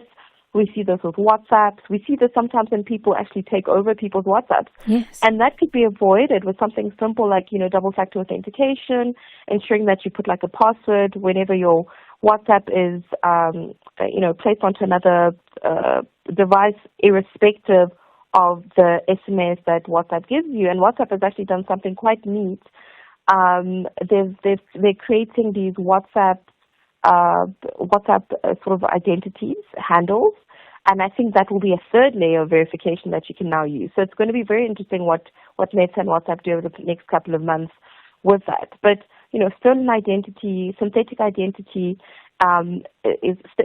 synthetic identity is a new stolen identity, because AI is becoming much more common and people are learning how to use it. And what they essentially do is criminals combine a real and fake aspect of you. So maybe it's something like your name, your picture, and your voice. And then they use that with your real ID, or they create a fake name or an AI-generated face. So there are just so many new tricks that are being used now. And together these create an identity that appears legitimate. And then you've also got the deep fake aspect, where deep fake identities and deep fake fraud is happening. And this is really when a criminal uses AI to imitate your face, your voice, or even to create a video, because people are saying, well, let's create different ways of mitigating this. So it's quite difficult. And, once someone can successfully pretend to be someone else, they can steal all sorts of things. So in the digital world, really, proving who you are has become just as important as protecting what you own. And that's why I'm saying we've got a unique opportunity as Africa to create a governance layer, technical governance layer, that is speaking to our problems. Let's not mimic, whether it's the laws, whether it's the policies, let's not mimic. Let's create something uniquely African, because as South African, as Africa, we've got products that we use, and the negative side of those products, they prejudice Africans in a specific and particular way to Africa. I mean, what you're saying is so important there, and I hope we're going to jump on that. But what you said previously about identity as well, Ms. Sarah, leads me to a question from one of our listeners. One of our listeners says, good morning, please ask your guest, I recently had my LinkedIn profile cloned after responding to an advert for a job. I reported this to LinkedIn. Instead of them investigating the fraudster, they blocked my account. I am trying for 2 months to get my account unblocked. Thank you. So, I mean, very, very concerning indeed. And thank you for that question. And I think it's such an important one, because, if we looked at our LinkedIn profiles, even our WhatsApps 10 years ago, and I say 10 years ago specifically because there's a seismic shift after COVID, but if we looked at that, it was such an external part of our everyday, our professional lives, that if it got blocked, you just get a new one, and it was okay. But the manner in which our lives have intertwined with these digital profiles and identities doesn't allow that to be an easy thing to do. And firstly, I'm really sorry to hear that, in which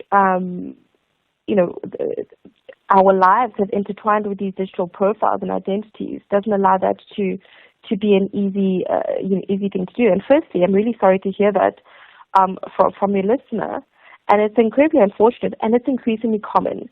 So criminals are targeting people's professional platforms like LinkedIn specifically, because it contains rich personal information. For instance, where you work, your professional history, your network, your qualifications, your contact details, because some people will put their email address or number at the bottom. And all of these things can be used to impersonate you or scam others. So the reason why I believe, the likes of LinkedIn would restrict your account is because of this data-rich ecosystem that they've created. But, without knowing the specifics of your case, I can't really comment on that further. But sometimes platforms do this to limit access while they investigate the reports, because they would obviously also detect unusual activity once you've said something and start investigating that. But this really highlights the broader challenge. A cybercrime, when it becomes as sophisticated as that, platforms need to balance security with responsive customer support. And it takes us back to the example I made in the beginning. 10 years ago, that would be allowed, and you just get a new one, or you just suspend it and communicate in a different form. But now people rely on LinkedIn for work. People rely on LinkedIn to even strengthen and reinforce the things that they are doing at work. So my advice would be to continue pursuing your LinkedIn's identity verification and account recovery process, because it's important, and document every interaction. Change passwords on any accounts using the same credentials, because if they got access there, they probably would, use the same credentials if you use them across the board. And also, when I said, the same the same credentials, change them, but also the multi-factor authentication. Yes. That is so important. The same credentials, change them, but also the multi-factor authentication. Yes. That is so important. I think we really underestimate some of the tools that these platforms give us, and also monitor for any signs that your personal information is being misused elsewhere. But more broadly, it really reminds us that we need to protect ourselves on these platforms, because as much as the caller, the listener, has a responsibility, the platforms also have a responsibility to invest in stronger identity verification, and faster responses. So it's really a dual responsibility here, and cybersecurity works best when platforms, business, and individuals really play their part together. Thank you so much for your wonderful insights into this. I could keep talking to you, Zanyiwe Ntatisi-Asare. She is an AI and digital policy expert, and I think we need to keep having these conversations, because this is just sadly going to keep happening. And companies are going to be affected, individuals are going to be affected, and I'm a little taken aback that we aren't building the security systems at the same time, whereas she has advised us, building that governance policy that we need to introduce to be able to protect ourselves and our institutions in this country. With the ever-changing financial landscape, it can be difficult to make sense of all the moves at times. Join me, Jimmy Moyaha, on the SAfm Market Update with MoneyWeb, Mondays to Thursdays, 6 to 7 p.m, as we break down the key market trends, top financial stories, and smart investment insights, all in one place. It's everything you need to stay financially informed and ahead of the curve. For 90 years, South Africa has changed. Governments have changed. Generations have changed. Technology has changed. But through it all, one thing has remained. The conversation. From the voices of yesterday. More on sustainable development. A preparatory conference was held in Bali in Indonesia in June, where governments and civil society delegates met but could hardly reach any decisions. Can we get back to a point you made earlier, that everybody has her own conception of how it ought to be done? Everybody has her own conception of how it ought to be done, perhaps because Gielgud might have done it that way. For you as an actor, how does this advance your career, perhaps? Having a live crossing now to Ferial Hafaji, who's at a news conference called by the ANC on land reform, I believe. Tell us a little more, Ferial. Hello, Sally. Yes. To the voices shaping tomorrow. This August, SAfm celebrates 90 years of conversation. A nation's story, our shared future. SAfm turns 90 from 1 August. SAfm. The conversation continues.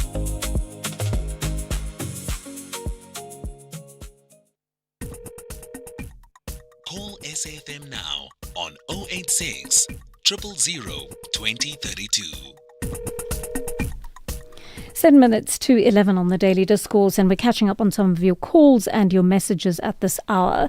One of you now on 086 000 2032. 7 minutes to 11 on the Daily Discourse, and we're catching up on some of your calls and your messages at this hour.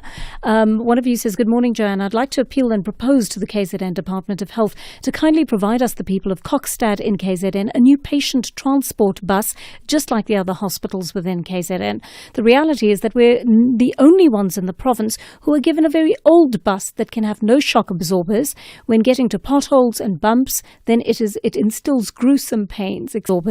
When getting to potholes and bumps, then it instills gruesome pains, especially to patients with broken limbs and elderly ones." I'm so sorry for that.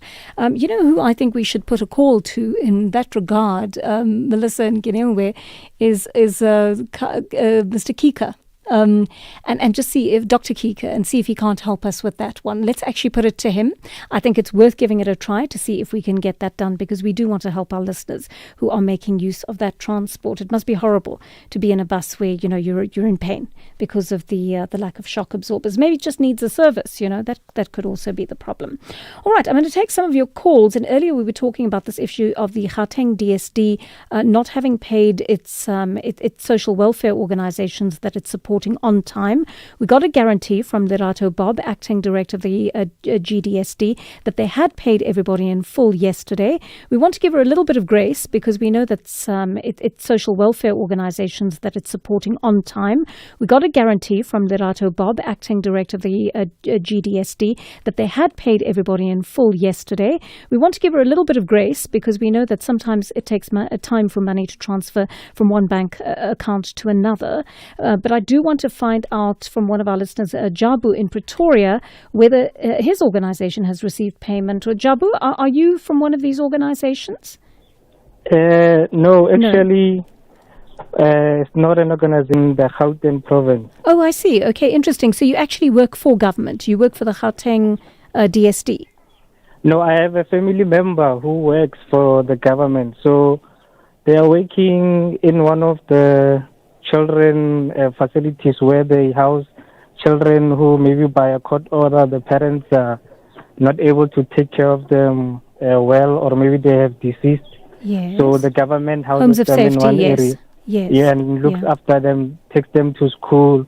So in those facilities, they normally have nurses in case they get ill, or they also have social workers to take care of the children. And then they've got workers who cook for them, and then the security guards who make sure that they are safe at night, and also the gardeners and the cleaners who clean for the place, for everything to be hygienic and well. So they haven't paid the security guards, the general workers, which are your cleaners, and also the cleaners who clean for the place, for everything to be hygienic and well. So they haven't paid the security guards who do the gardening since October last year?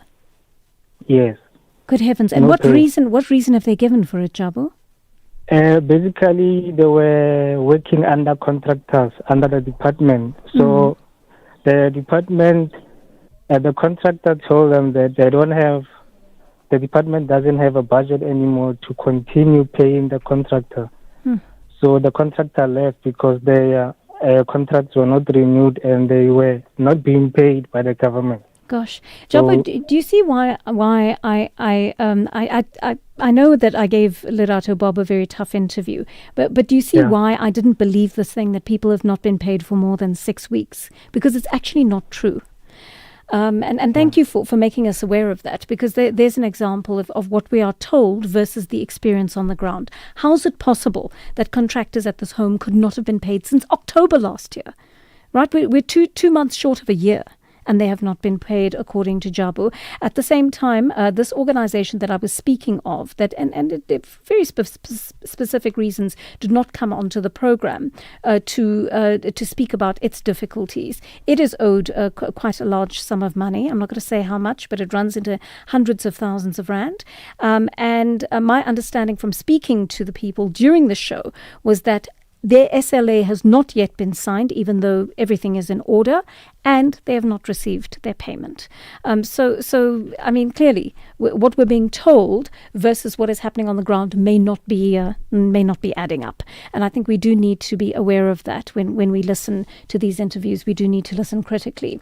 Ngonde in Cape Town is on the line to us. Ngonde, morning. You want to speak about Helen Ziller. Hi. Morning, JJ. I know you well. Yes, indeed. JJ, a disclaimer. I am not a member of any political party. Okay, me neither. You too. Sure, do me a favor. Yeah. As I'm about to get on with my topic, could you do me a favor? Look in your computer there. What is the GDP for Johannesburg? All right? Yeah. Anyway. Helen Zille like to run for Johannesburg, right? Yeah. And I think as a member of the DAGP for Johannesburg. All right? Yeah. Anyway, Helen Zille like to run for Johannesburg, right? Yeah. And I think as a member of the DAGP, I view her as embracing meritocracy, not kleptocracy. Okay. All right? Yeah. Integrity, morals, and ethics, maybe that can be questioned there. But, to me, it looks like she's ready for Johannesburg. Okay. She used to stay there. She mentioned Perea yesterday in your sister station, Perea, Yeoville. So she knows the area. And as we all she's been know, moving around. and as we all know, she was very much instrumental in revealing that Dr. Taka and Dr. Lang were responsible or implicated in the murder of Stephen Biko. Not murder as such. Yes, but yes. No, it was a murder. It absolutely was a murder. And thank you for pointing that out. Yes, that certainly is her background. And I'd like to get your response to it. Would Helen Zille, if she were voted into power in Johannesburg as the mayor, would she bring a meritocracy as opposed to what looks to be a kleptocracy right now? I'm going to quickly bring Dr. Imran Kika onto the line. I know we're pressed for time here, but Dr. Kika, good morning. Thank you for making yourself available to chat to us. We appreciate your accessibility. And one of our listeners has asked, please, could the KZN Department of Health provide us, the people of Kokstad, with a new patient transport bus like the other hospitals? They say that, there are lots of people with broken bones and other injuries when they drive over potholes and bumps in the road. They're in terrible pain. Do you think you'd be able to look into that for us, please, Dr. Kika? Good morning. Good morning. Very quickly. Yes, we'll look at it. Can you imagine the shock when I hear my name on the radio that you're going to call me? Didn't mean to shock you. Apologies. Before you call me. But yeah, I can give you a long story about it. But if you can just please pass on the details of the person to me. Will do. I'll be very happy to pick up particularly that route and look into it, because the provincial department doesn't repair those buses. Okay. There is a contract that is given out by National Treasury for maintenance and repairs of patient transport vehicles, and we'll be able to look into it. It has transferred to a new company, and we'll be able to pick it up from there. All right, Dr. It's Kika, thank you. No, wonderful. Thank you. And we appreciate your commitment. He's the chair of the Parliamentary Portfolio Committee at the NCOP, and he's extremely agile when it comes to responding to us. So sorry to give you a shock there, Dr. Kika, but every now and then we do need to turn to you to help our listeners, and we very much appreciate the fact that you're willing to help us. So please report back to us on that. 11:01. I feel like I've been late for every news bulletin. Please forgive me, Ondela Mbana, as you bring us the latest news.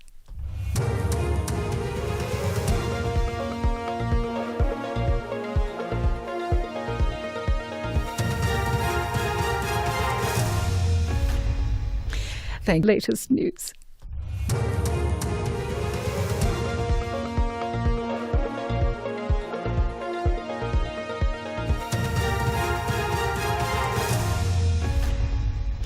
Thank you, Joanne. On the top stories, repatriation process for the N1 bus crash victims underway, and IDEC's head of operations testifies at the Madlanga Commission. For SAFM News, I am Ondela Mbana, and a very good morning. Repatriation processes are underway in the Free State for the victims of the N1 bus crash that led to 11 fatalities. Victims of the N1 bus crash that led to 11 fatalities between Tromsburg and Edinburgh. The bus that overturned last week Thursday was travelling from Cape Town to Zimbabwe. The Consul General of Zimbabwe in Johannesburg, Eria Phiri, says they will assist families with identifying the deceased at the government mortuary in Bloemfontein. He will be accompanied by the Premier McQueen Letsoha Matai and Health MEC Munyadzo Mahlatsi for formal handover. Provincial Health Department spokesperson Mondli Mvambi says 10 patients are still under care at 2 Bloemfontein hospitals. Autopsies have been completed and identification of victims from the 30 July N1 bus crash between Tromsburg and Edinburgh resumes Today, Premier McQueen Letsoa Matai and Health MEC Munyatso Mahlatsi will receive Zimbabwe's consul identification of victims from the 30 July N1 bus crash between Tromsburg and Edinburgh resumes. Today, Premier McQueen Letsoa Matai and Health MEC Munyatso Mahlatsi will receive Zimbabwe's Consul General, Mr. Eria Piri, at the Free State House this morning. The selected delegation will then proceed to meet the next of kin to identify the 11 deceased. After permits and formal handovers, dignified repatriation will proceed. The Madlanga Commission has recommended that disciplinary proceedings and criminal investigations be instituted against suspended Deputy National Police Commissioner Shadrack Sibia, Sergeant Fanny Nkosi, Witness G and alleged political fixer Brown Mukhodzi. The Commission says criminal prosecutions should follow if sufficient evidence is found. The recommendations are contained in the Commission's second interim report, which has been noted by President Cyril Ramaphosa. Presidential spokesperson Vincent Makwenya elaborates. The report revisits the recommendation and referrals made in the first interim report in respect of the South African Police Service based on prima facie evidence, and with one exception, confirms these recommendations now that the relevant implicated parties have appeared before the Commission to give evidence. The report also sets out new recommendations and referrals made by the Commission on the basis of evidence heard since the start of 2026. Also sets out new recommendations and referrals made by the Commission on the basis of evidence heard since the start of 2026. Head of Investigations and Operations at the IDEC, Matthews Sissoko, has testified that a Deputy Director of Public Prosecutions is responsible for submitting a request to authorities and investigation and proposing the investigating team in IDEC matters. Sissoko, who has taken the stand before the Madlanga Commission, is continuing IDEC's stream of testimony. Previous evidence before the Commission suggested that the investigation and subsequent prosecution of 7 crime intelligence officials was not assigned a DDPP when the matter first directly to the investigative director. How we operate at IDEC, Chair, the prosecution-led investigation presupposes that it is a multidisciplinary team that is led by the DDPP. It will have a lead prosecutor, a lead investigator, a lead criminal investigator, a lead financial investigator. Then there will be also other lower-ranking investigators. The annual winter maintenance program at the Table Mountain Aerial Cableway has resumed. It was delayed following a wildfire on the mountain on Sunday. Managing Director Wahida Parker says the project will be completed this weekend. Every year we shut down for annual maintenance in order to ensure that we meet all the compliance standards that are set at an international level that directs to safety of operating a cable car. Don't make the mistake of thinking we only do annual maintenance at the end of July and towards the first week in August. Spain's North African territory of Ceuta says it's caring for more than 1,000 children who entered from Morocco last week in a mass influx of would-be migrants. They are among the small number who've remained after most of the 72,000 people returned across the border. Ceuta's leader said he was seeking help from the Spanish government to take care of the children who have limited access to food and shelter. Hamza Zitoni Moreno, a local resident, says he's doing everything he can to lend a hand. I've been spending nights in the street with the children. A girl is sleeping inside my car. I build places where they can spend the night with blankets and provide food. They use the air conditioning from the car because they have nowhere to be. Recapping the top story, repatriation processes are underway in the Free State for the victims of the N1 bus crash that led to 11 fatalities between Tromsburg and Edinburgh. I'm Ondulambana for SAfm News Headlines at 11:30. From the voices that made history to the voices making history today. SAfm. Wherever you are in the world, SAfm 104 to 107 is accessible. We are also streaming live on Facebook, X, and YouTube at SAfM Radio. We acknowledge and appreciate everyone tuning in and watching our streams. Stay with SAfM 104 to 107 as we bring you commission live, breaking stories, and thought-provoking lectures. SAfM, leading the conversations that move us. Voices may have changed, times may have changed, but the conversation continues. SAfM 90 years. My name is Simpiwe Nidi, leadership speaker and coach, and founder of Shomani Leadership Awakening. I just want to say congratulations to SAfM on celebrating 90 years of excellence. It has been a great privilege for me. Hi, my name is Paul Nzimande. I'm a life and leadership coach, an author, and a mental wellness advocate. As a regular contributor on SAfM, I love the platform because it enables us to empower individuals, to empower organizations, to empower whole communities. As SAfM turns 90, we say, indeed, unwele olude. 90 years of questions, 90 years of answers. 90 years of South Africans speaking to South Africa.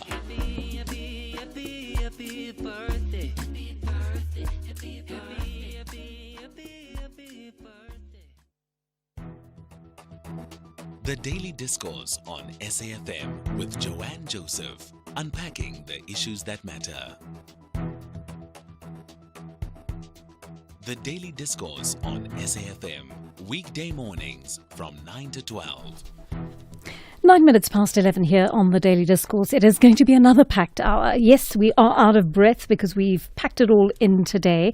Lots of fascinating conversations. And listen up in the next half hour if you are somebody who is an independent contractor, because we're going to be talking about the legalities around your contract. And in a moment, I'll tell you how we actually even came to discussing that today. And then in the next half hour, around about between sort of 11:30 and 12, we're bringing you a documentary on the history of SAfM. It's going to be a fascinating one. Stay tuned for that, and that is going to be followed by the book reading. But let me start right here. As of Saturday, our 90th birthday celebrations at SAfM have been in full swing. You would have heard that. But the radio station you're listening to today is a vastly different animal, and we're going to tell you why that and how that came about. The whole history of SAfM's formation in 1936 and how the face of it has evolved over the decades into this democracy where we hope to be a cornerstone of South African society. All right, 10 past 11 on the Daily Discourse. And yesterday we spoke about the UNISA lecturer who sadly died recently, leaving behind her children. They hadn't been well catered for because although she'd worked at UNISA for a decade, her sister told us she'd been on a contract that had been renewed every 6 months for 10 years.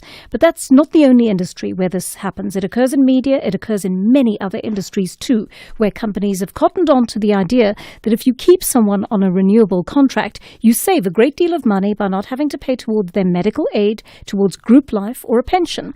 But this results in significant job and income insecurity for the contractor, and I'm keen to explore how lawful and ethical this is. So let's welcome onto the program Professor Stefan van Eck, a professor in labour law at the University of Pretoria. Prof, good morning and welcome to the program. A number of years ago, I seem to recall it was unlawful for a company to keep someone on a contract for an extended period of time without offering that person a permanent position. Is that still the case legally? Good morning, Joanne, and also congratulations on your station's 90th birthday. Thank you. Yes, well, let us jump into it. There are different categories of people rendering service, and when you talk about somebody who's on a contract, I think the first thing to sort out is whether it is in fact a contract of employment or not. Because employees have got significantly more protective measures that apply to them than independent contractors. The example that you presented to us, it does seem that the person was an employee, and then yes, certainly there are a number of protective measures which apply to employees in respect to what we refer to as fixed-term contracts of employment. And If you want me to jump into that, I can set out what the Yes, South please, African labour law says about that. Yeah, we do need to know the difference between that type of contract that you say may have constituted employment and a fixed-term contract that I presume applies to a particular period of time. Yes, well, if it has been sorted out that the person is in fact an employee and not an independent contractor, like a freelancer or possibly a plumber that comes in and does a job or not, in respect to employees, there we do have more protective measures that apply to persons earning under a threshold amount. Now, that threshold amount has increased significantly over the past number of years.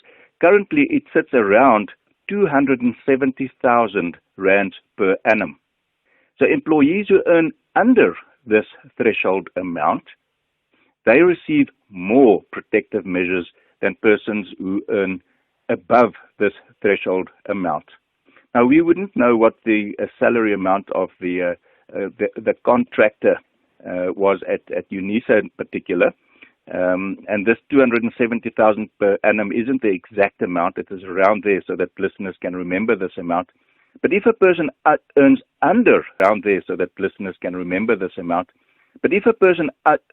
under this threshold amount, an employer is not permitted to appoint such a person for longer than 3 months. Now, that's relatively short, unless there is a sound justice threshold amount. An employer is not permitted to appoint such a person for longer than 3 months. Now, that's relatively short, unless there is a sound justifiable reason for that. I'll give you an example. Let us say someone at UNISA was on maternity leave. Yes. And the university provides this employee with 4 months maternity leave. Then the employer would be entitled to appoint somebody for longer than the 3 months because there's a justifiable reason to appoint the person on such a fixed-term contract. Now, I must ask you because I'm a little bit confused. I mean, my understanding is if you are working for one organization primarily, that organization is dictating what hours you will work and it's providing you with the tools of your trade. Would you still be considered a contractor? Well, let us jump into that. When is a person deemed to be an employee? Now, there's no fixed formula. Labor law works with a basket of factors. And yes, it would even be possible for a person to be employed by 2 employers. An independent contractor is generally paid for the end result. The plumber comes in and you pay for the fixing of the geyser. Right. An employee is a person who is paid for the university. One would not be paid generally for each lecture. One would be paid for the general rendering of services, and the tests are more or less the same. If the employer exerts control over you, says you must be at the work at 8 o'clock in the morning, if you form part of the organization, if tools of trade are provided, and especially if a person is economically dependent, you're prohibited to work from somebody else, well, then there would be little doubt this person is an employee. And then all of the protective labor rights kick in, such as paid leave, protection against unfair dismissal, notice periods. However, independent contractors, they don't have these similar labor rights. And it often happens that the employer would say, well, you're not actually an employee, you're an independent contractor, but the CCMA and the labor courts will have a look at the facts which are inherent to the particular situation. You even have situations where the contract says you're an independent contractor, but if the employee can indicate that there is supervision and control over you, that tools of trade are provided, and that a person forms part of that organization, then the CCMA and the labor courts will accept that you're an employee, irrespective of what that contract entails. Very interesting indeed. I mean, one of the things that independent contractors don't get is paid sick leave. They don't get a family responsibility leave. They don't get annual leave. I mean, if as you say in your previous answer, all of this is now being reconsidered at the CCMA, are these issues that ought to be taken into account? Yes, definitely. So if a person feels that there's some unfairness, a person may think that he or she is an employee, and the employer may say, no, you're an independent contractor. There's no reason why the person rendering the service shouldn't challenge this. And first of all, make the point and say, well, even though I've been appointed on a 6-month a contract, whether you call it a freelance contract, independent contractor agreement as per the employer, then this employee would be entitled to 1 day's paid vacation leave for every 17 days of services rendered. Sick leave, those work in leave cycles of 3 years, their person would have to work 1 day, or one would receive entitlement to 1 day paid sick leave for every 26 days worked. So people who are in that elusive area of not being certain whether a person is an employee or an independent contractor should just have this checked up and make sure, because such employees do in fact also have rights to the accrual of paid leave. All right, I'm going to take a very quick call from Zola in Bloemfontein. Zola, please make it a quick one. What is your question for Prof? Good morning, Idris. I just want to find out from your guest, the TES, you find that most cases where they refer employees, when there's a dispute at CCMA, the employer does not go there. Let's say a certain shop, okay, grocery or spa. But when they go there, they argue, say, no, I'm not the employer. The TES, which were known as labor brokers, are the ones who appear there to be employers. Is that fair? Because when there's a dismissal, the employer, where the employee spends most of his or her time, and there's also the dominant test whereby they are told by the employer, report at some time, go to lunch. How do you resolve such a matter? Good question. If you are employed by a labor broker, Prof, who is your actual employer? Is it the labor broker, or is it the business that employs the labor broker, essentially? Very good question. Here, once again, this threshold amount plays a significant role. It is becoming a more and more important thing for employees to know whether you fall in this category where you receive more protection or not. If a person earns under the threshold amount, and just quickly repeat it, 270,000 per year, 22,000 Rand 500 per month, or 5,200 Rand per month, if you earn under that, once again, a person is only allowed to work for 3 months as an employee of the labor broker. After that, the labor broker, in effect, is deemed to be 3 months as an employee of the labor broker. After that, the labor broker, in effect, is deemed to be the employer. So just to put it in simple terms, you earn under the threshold amount, you've been working for longer than 3 months being placed by a labor broker, then in fact the client, the outlet store, or the contractor, the construction company where you work, then that employer is the person who you can take to task. It is a very difficult thing and a little bit complicated for people who work for labor brokers.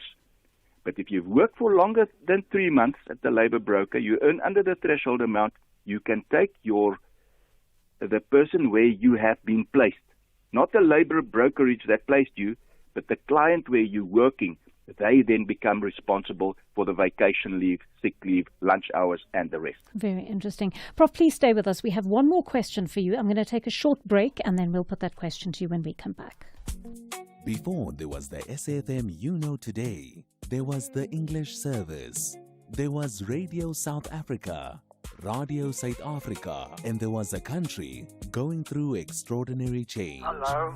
Good morning, Mr. Raphael. From the darkness of apartheid, I have to inform honourable members. through the states of emergency, Earlier, it was reported an explosion had occurred at an ESCOM. through the release of Nelson Mandela, Comrades and fellow South Africans, I greet you all. through the birth of a democratic South Africa. As we know, elections do not create change, they create only the opportunity for change. The conversations continued, and in 1995, a new SAfM emerged. A new country, a new voice, a new chapter. This August, SAfM looks back at the journey that brought us here. The voices, the moments, the people, the history. 90 years of conversation, a nation story, our shared future. SAfM turns 90 from 1 August. SAfM, the conversation continues. Looking for exclusive content, live events, and special broadcasts like the Madlanga Commission? Then connect to the all-new SAfM Connect stream. The Madlanga Commission, live and uninterrupted from 9:30 Monday to Friday. SAfM Connect brings you more of the conversations that matter. Listen anytime, anywhere by visiting connect.safm.co.za or stream directly on SABC Plus at sabc-plus.com.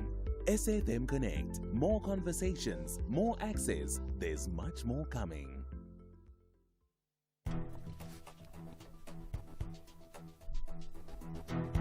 The Daily Discourse on SAfM, weekday mornings from 9 to 12.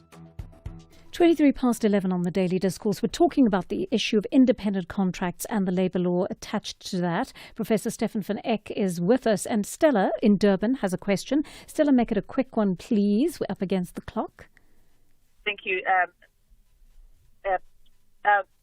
Sorry, your name just.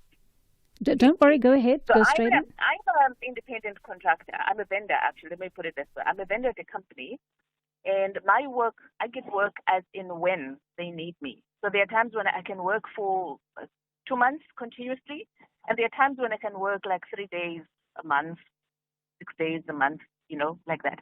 And then the people that I employ will also work like that. And then the people that I employ will also work like that.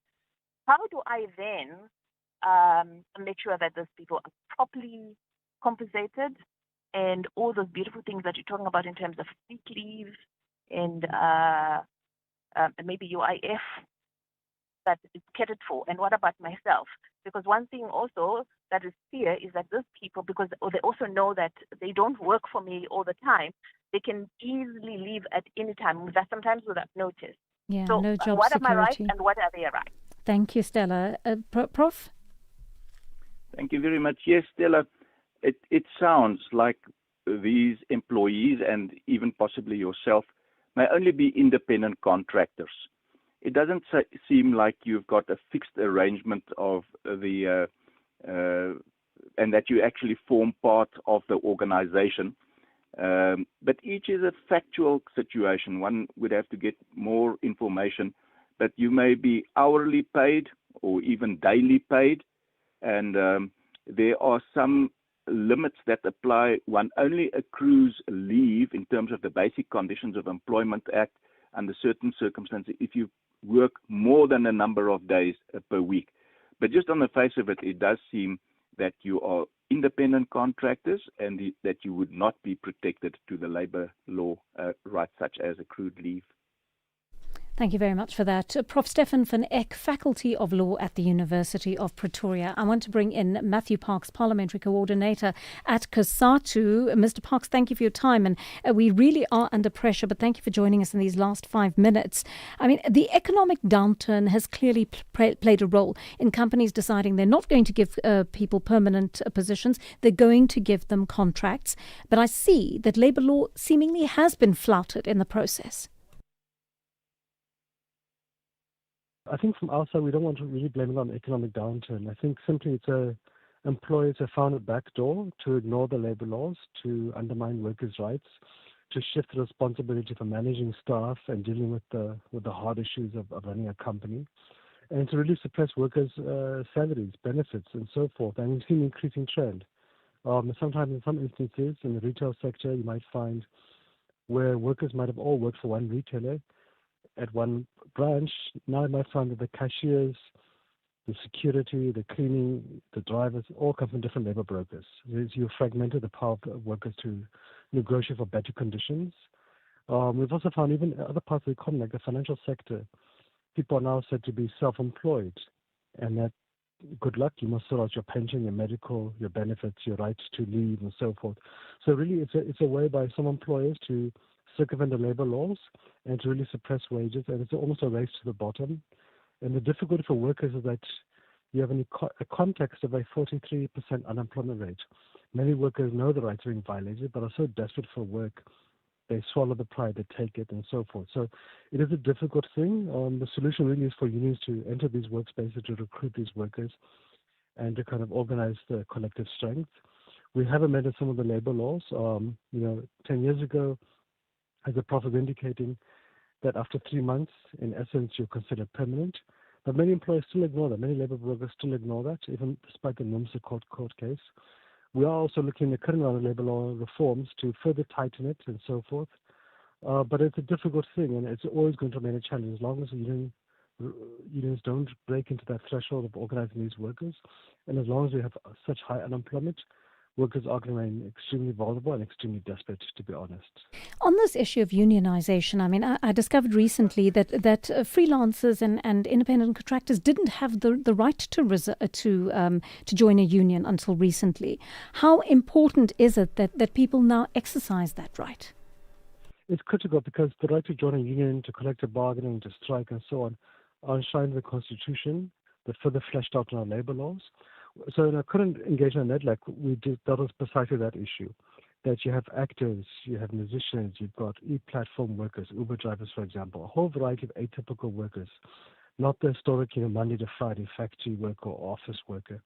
And basically they're falling through the cracks at all the labor rights they should be entitled to, whether it's to join a union or to collective bargaining, whether it's the right to paid leave, or paid public holidays, or overtime pay, or health and safety protections, etc., or unemployment benefits. They're not getting any of those benefits. Yet the reality is they're employees. So part of the reforms is to change the definition of employee to recognize these specific types of workers. They specifically said they have the right to join a union, to collective bargaining.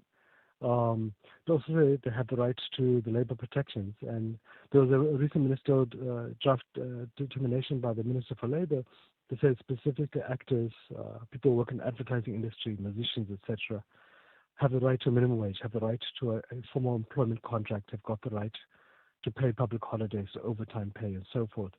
That's just getting the foot in the door. But it's a critical thing because the nature of the economy is evolving, the nature of work is changing, and our labor laws need to keep pace with that because often our laws were designed for the factory worker, had a single employer, had a set contract, etc. And for millions now, that nature of work has changed fundamentally. People might have 2 or 3 employers. They might work for an e-platform. They might work from home. So we have to make sure the law keeps pace with them so we don't sacrifice these hard-won labor rights for many people. So good to have your insights there. Thank you for speaking to us. Matthew might have 2 or 3 employers. They might work for an e-platform. They might work from home. So we have to make sure the law keeps pace with them so we don't sacrifice these hard-won labor rights for many people. Secretary Coordinator for the Congress of South African Trade Unions. That brings us to exactly 11:30 on the Daily Discourse. Let's catch up with Ondela Mbana, who has your latest news headlines. Thank you, Joanne. On the news headlines, the Madlanga Commission has heard that the Investigative Directorate Against Corruption Operational Manual was an official policy document and not merely a draft. The DA says the International Relations and Cooperation Department must be held responsible for not determining the extent of former President Jacob Zuma's visit in India, and the repatriation processes are underway in the Free State for the victims of the N1 bus crash that led to 11 fatalities between Tromsburg and Edinburgh. A full update follows at the top of the hour. Drivers, this winter, South Africa's roads can change in seconds. One moment it's clear, next, dense fog blinds your view. Don't drive on memory, drive on visibility. If you can't see clearly beyond 50 meters, pull over safely at the nearest truck stop. Stay alert, stay alive, check your surroundings, and inform others. See and be seen. Let's navigate winter roads together. This message is brought to you by the National Department of Transport. Running a truck fleet business in this economy is tough. Fuel, maintenance, staff, the costs never stop. That's why I switched to My Way Business Insurance. Now I save up to 20% on my insurance premiums every month. These savings go a long way to keeping my fleet on the move. Switch to My Way Business Insurance and save up to 20% on your trucks and buses. Real businesses, real savings. Call us on 0860 646464 for a quote today. My Way is a licensed non-life insurer and FSP. Standard rates and T's and C's apply. Every generation has a story. Every generation has questions. Every generation has a voice. For 90 years, SAfm has been part of the conversation. This August, we listen back to the voices that brought us here. We celebrate the people who shaped our journey, and we listen for the voices that will shape what comes next, including the launch of a new annual SAfm property. This Women's Month, we are in search of an SAfm woman. 4 extraordinary women, 4 extraordinary journeys. One question: what does it mean to be an SAfm woman? SAfm 90 years. Women, a new voice. 90 years of conversation. A nation story. Our shared future. From 1 August, SAfm. 90 years. Women, a new voice. 90 years of conversation. A nation story. Our shared future. From 1 August, SAfm. This Women's Month, South Africa marks a historic milestone of freedom, the 70th anniversary of the 1956 Women's March to the Union Buildings under the theme Empowered Women, Empower Nation. Join government on the 9th of August at the same Union Buildings as they honour the women who stood together for freedom, dignity and equality while celebrating today's women who continue to build our nation. The day will feature commemorative activities, cultural performances and messages of hope, unity and economic empowerment. Be part of this historic occasion. Watinta Bafazi, Watinta Mbokodo, a message from government. The Daily Discourse. More than talk, real understanding. Heading for 11:34 on the Daily Discourse, and thank you for being part of our 90th birthday celebrations at SAfm that have kicked off on Saturday. Of course, the radio station you're listening to today was a vastly different animal at the time of its birth and through its rearing over the decades. Radio South Africa, as it was then known, predated apartheid by more than 10 years at the time of its founding, but it would spend many of those ensuing years as an instrument of the National Party once the NP had taken hold of government. Post-1994, its role has changed entirely, transitioning into a public service that serves all South Africans and continues to cement itself as one of the cornerstones of democracy. The following short documentary traces this radio station's birth to its early years.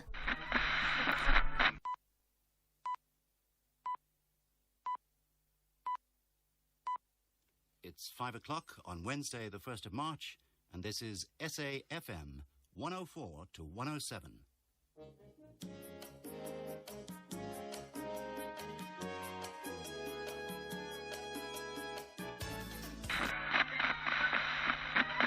On the 1st of August, 1936, the Broadcasting Act 22 was enacted, leading to the establishment of the South African Broadcasting Corporation, SABC. This pivotal moment saw the SABC take over I.W. Schlesinger's African Broadcasting Company, launching the very first radio station with the English service, known as the A Service. A year later, in 1937, the Afrikaans B Service followed, marking an early effort to cater to South Africa's diverse linguistic landscape. By 1940, the first broadcast in an African language emerged, setting a precedent for inclusion in the nation's media landscape. For decades, the English service would cultivate a unique voice, shaped by the country's evolving social-political realities, especially as apartheid increasingly defined South African life. Here with the first news of the new day and the new station is Carol Musgrave. Good morning. President Nelson Mandela says peace and security in Southern Africa depend ultimately on political stability and prosperity in the region. Throughout the following decades, radio was not just a passive observer of South Africa's tumultuous history. It played an active role in the evolving story. As apartheid entrenched itself, the SABC became a cornerstone of the National Party government strategy, managing to project a veneer of legitimacy. The English service, while sometimes appearing more liberal compared to its Afrikaans counterpart, still functioned as an instrument of state policy, enforcing racial segregation and muffling dissent. The critical events of the Sharpeville massacre in 1960 and the ensuing state of emergency illustrated the tightening grip of the apartheid regime, exemplified by the introduction of oppressive laws aimed at silencing political opposition. During my lifetime, I have dedicated my life to this struggle of the African people. I have fought against white domination, and I have fought against black domination.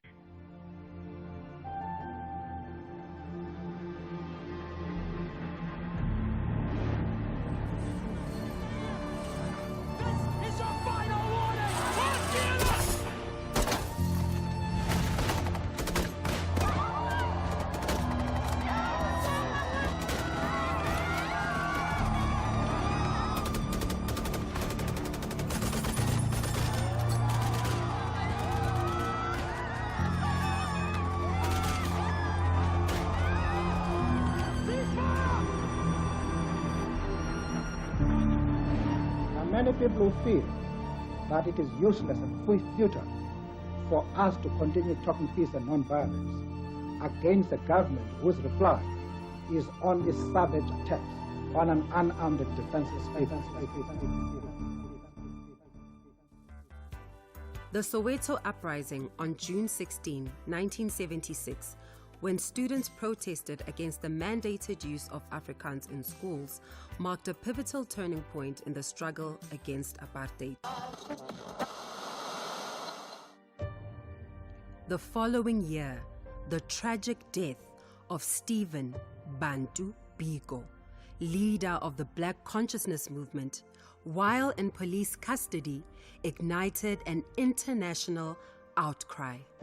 The government's intensified repression, which included banning numerous black organizations and media outlets, could not quell the growing outcry for justice. While dissenting voices were silenced, the swing outcry for justice. While dissenting voices were silenced, the spirit of resistance strengthened in the shadows, reflecting a determined push against oppression.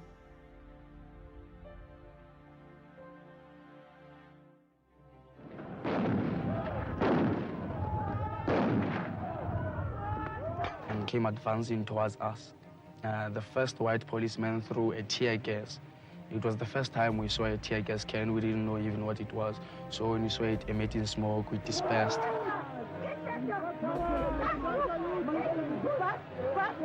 Baragwanath Hospital was threatened by the rioters, but the police managed to contain the riot without any damage to the hospital at all.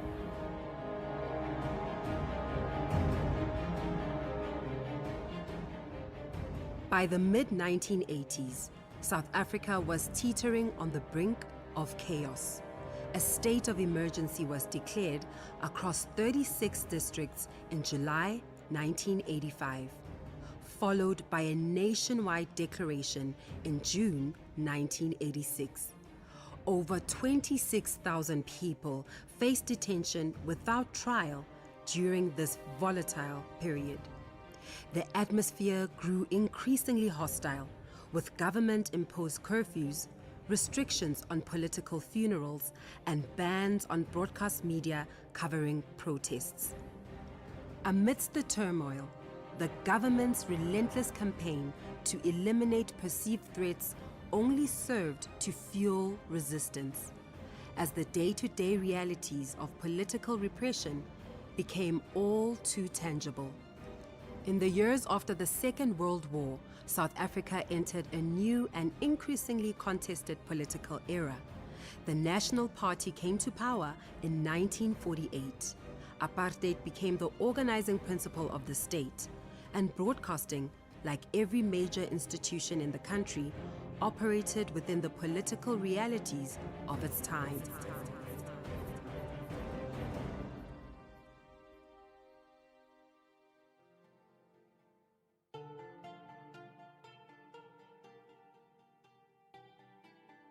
In the mid to late 80s, amid the relentless oppression, cracks began to appear in the foundations of the apartheid regime. South Africa's ungovernability became evident, and the impact of international sanctions intensified. Beneath the surface, clandestine dialogues between progressive local elements and the ANC in exile began, signaling a potential shift in the political landscape. Recognizing the untenable nature of the status quo, various factions within the progressive local elements and the ANC in exile began, signaling a potential shift in the political landscape. Recognizing the untenable nature of the status quo, various factions within the country took hesitant but hopeful steps towards change. For decades, the English service had been part of the soundscape of South Africa. It informed, it entertained, it reported the news. It carried voices from across the country and the world, except those of the majority. Here with the first news of the new day and the new station is Carol Musgrave. Good morning. President Nelson Mandela says peace and security in Southern Africa depend ultimately on political stability and prosperity in the region. The 80s marked the most tumultuous period in South Africa's history as the nation grappled with internal conflict, following a series of protests ignited in the Vaal Triangle in September 1984. The situation escalates into widespread unrest. On July 21st, 1985, the government enforces a state of emergency across 36 magisterial districts, a measure that escalates to a nationwide declaration in June 1986. This state of emergency will be extended annually until 1989. With its full repeal only occurring in February 1990. During just 1 year, from June 1986 to June 1987, an estimated 26,000 individuals are detained without a trial. Goeienaand. Daar kom tye in die geskiedenis van nasies dat 'n keuse gemaak moet word tussen onaangename alternatiewe.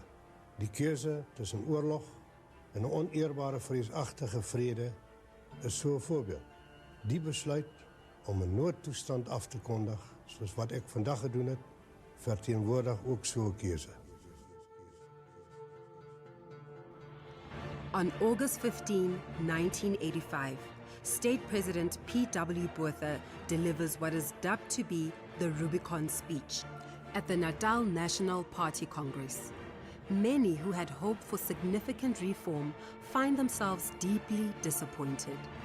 Botha speaks of change, yet his rhetoric is still steeped in the language of control. That most leaders in their own right in South Africa and reasonable South Africans will not accept the principle of one man, one vote in a unitary system.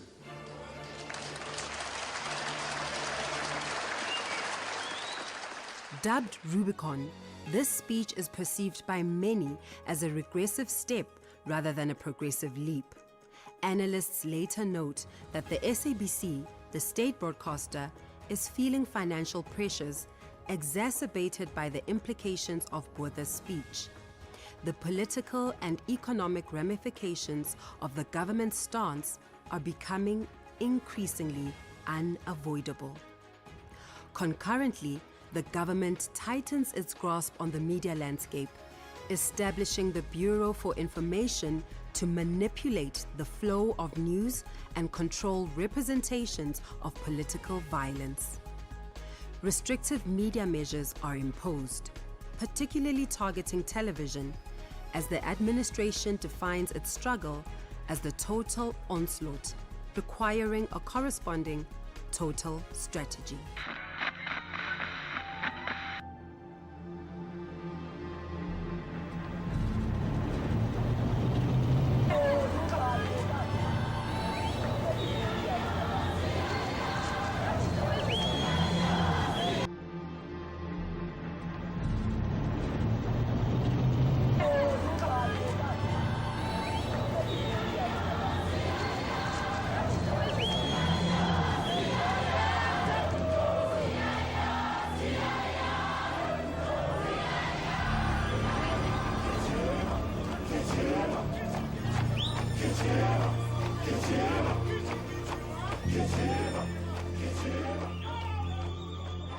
Despite the state's overwhelming voice, a different narrative is emerging from the grassroots level. In the townships, a growing movement characterized by ungovernability and people's power takes root. In the void left by the state's retreat from township governance, communities organize autonomously, forcing people's courts and parks under the banner of people's power. As the late 1980s unfold, dissenting voices emerge even within the ruling party. Awareness grows, even among government officials, that the status quo is unsustainable. National Party MP Leon Wessel's candid admission would have been unthinkable just a few years prior. On October 19, 1986, tragedy strikes when Mozambican President Samora Machel dies in a suspicious plane crash upon returning from a meeting, further heightening tensions in a nation already on edge. And stay tuned because there are 3 more episodes to come over the next few weeks. I am going to wrap it up there for today. Thank you so much for joining the team and me. We'll throw to the book reading and we'll catch you at 9 tomorrow. Take care. Bye-bye.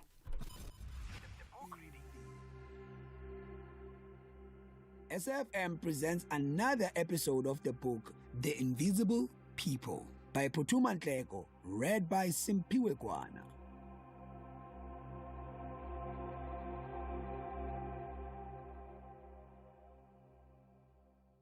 Emerging from the Stone Age. In 2007, then French President Nicolas Sarkozy traveled to Africa to reset France's relations with its former colonies on the continent. While in Dakar, Senegal, he delivered a speech laying out his vision.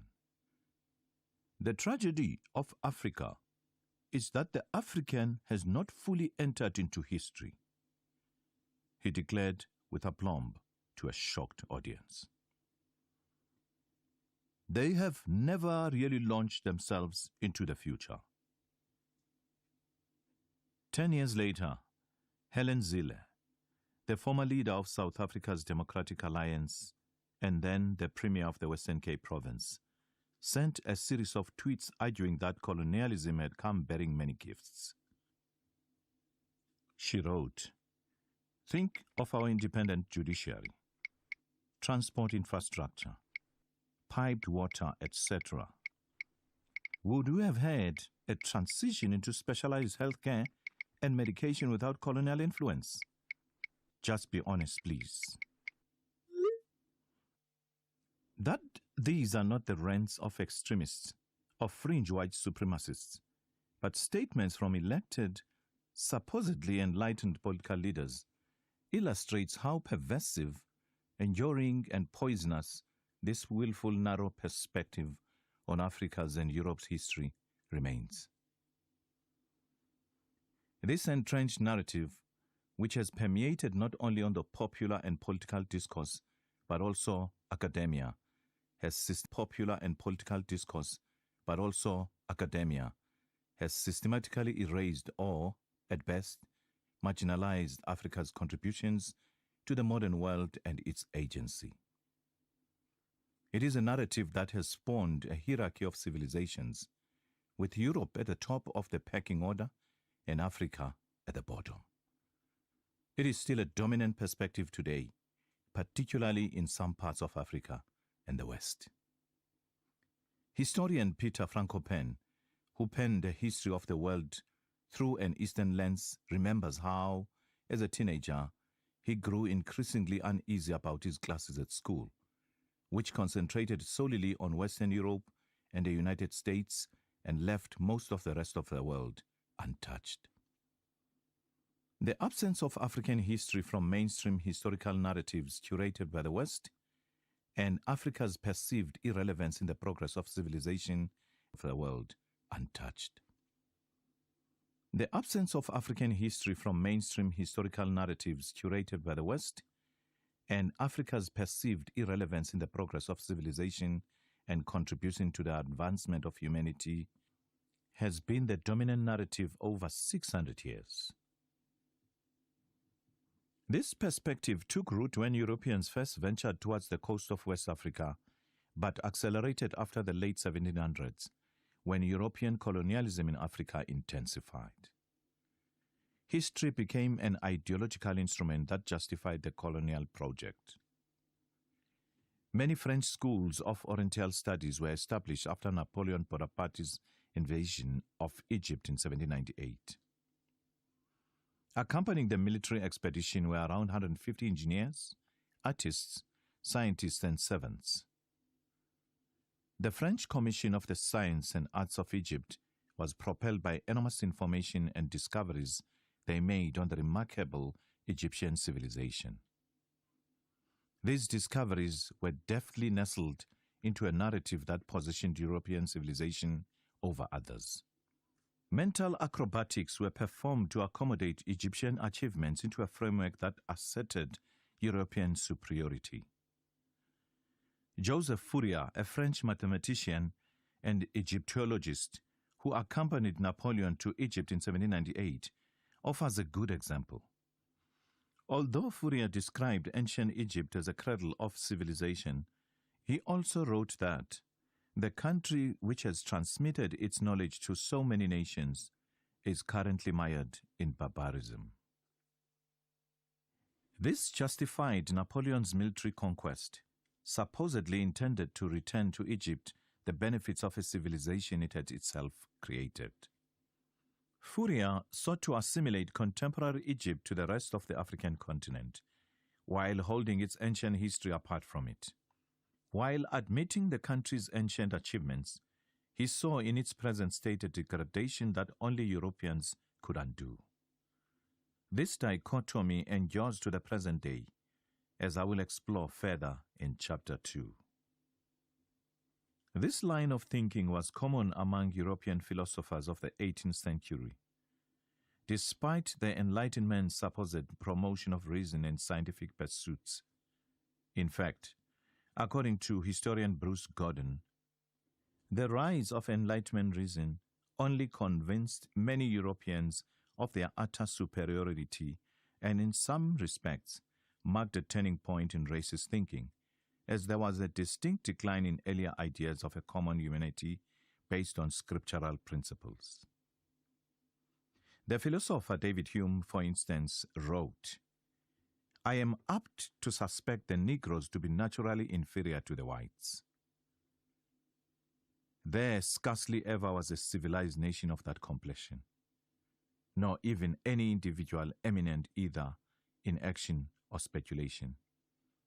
No ingenious manufacturers amongst them, no arts, no science." Hume's view is a typical example of polygenesis, one of the two main theories of racism prevalent in his day, which portended that different races belong to different species. The theory underpinned the view that whites were intrinsically superior to anyone else. In fact, members of any other race were not considered to be human beings at all. Even proponents of monogenesis that all human beings descended from Adam and Eve, still reasoned that darker skin was a degeneration of white and therefore inferior. These theories justified slavery and Europe's subjugation of other regions.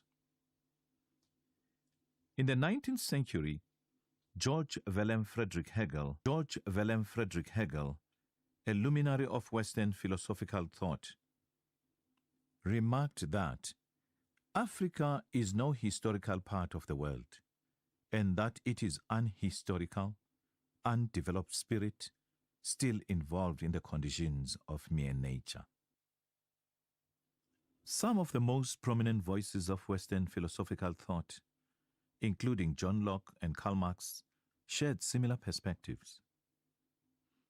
In Marx's view, Africa and other non-European societies existed at prehistory or primitive communal stage in his theory of historical progression.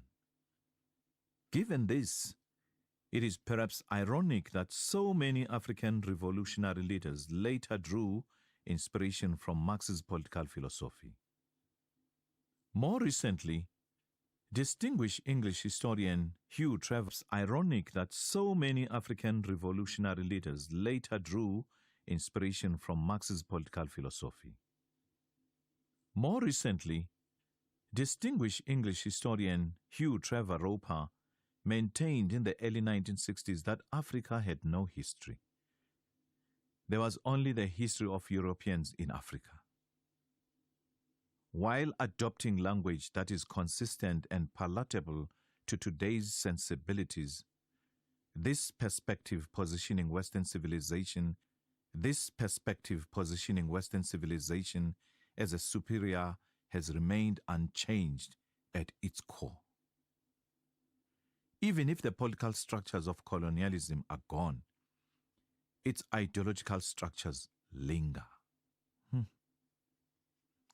Shortly after the collapse of the Soviet Union, for example, political scientist Francis Fukuyama went as far as to argue that Western liberal democracy is the most important accomplishment of humanity.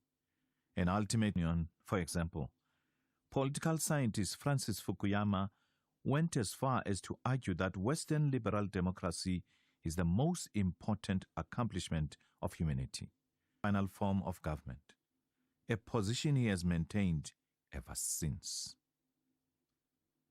Social scientist Samuel P.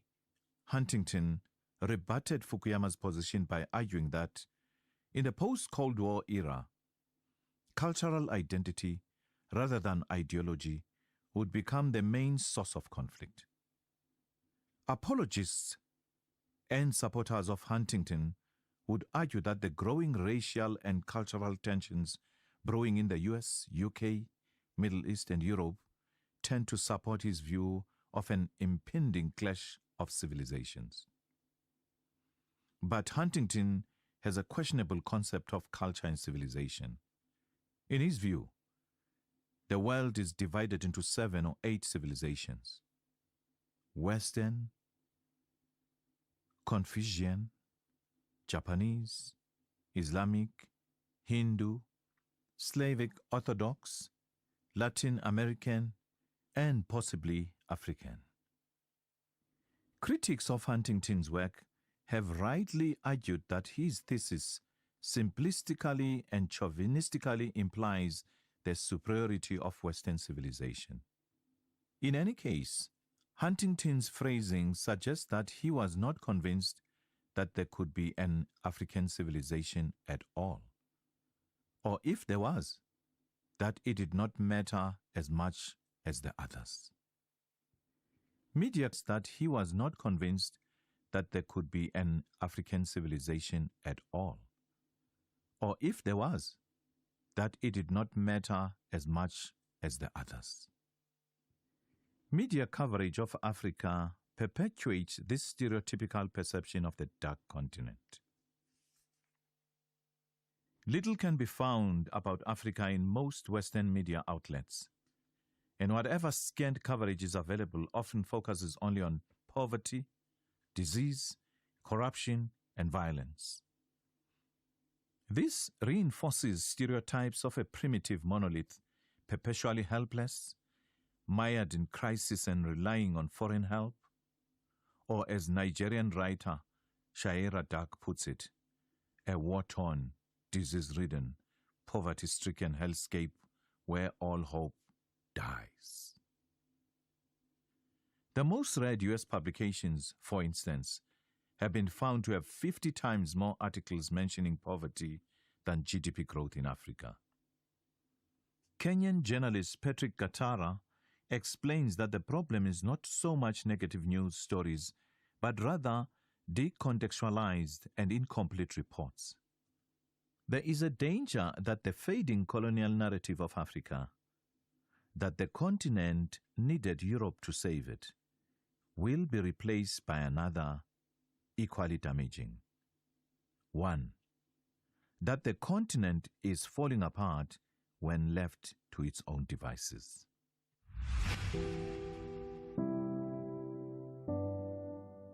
There was another episode of the book The Invisible People by Putuma Ntleko, read by Simpiwe Gwana.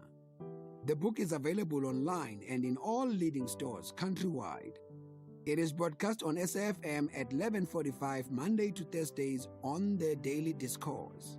It is produced for the station by Vovi Patala, technical production Wiseman Manglele, Nanda Koza, and Tato Mapuru. Stay tuned to SAfm coming up.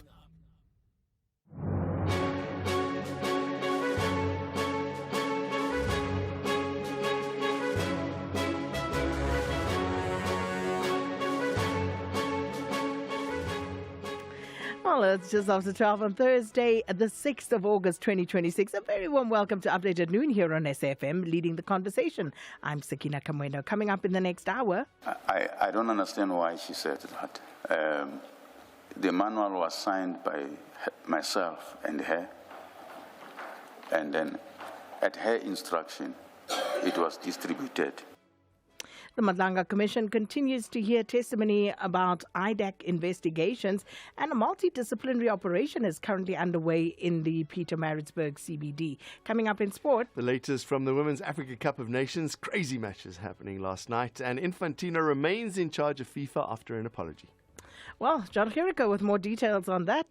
Please share your views with us in the meantime. 41391, that's via SMS. You can also write to us via X, and our handle is at SABC News_radio. Or you can send us a WhatsApp voice note on 082-692-3909. All these and more stories coming up on this Thursday edition of Update at Noon. First, though, here's the latest news with Ondela Mbana.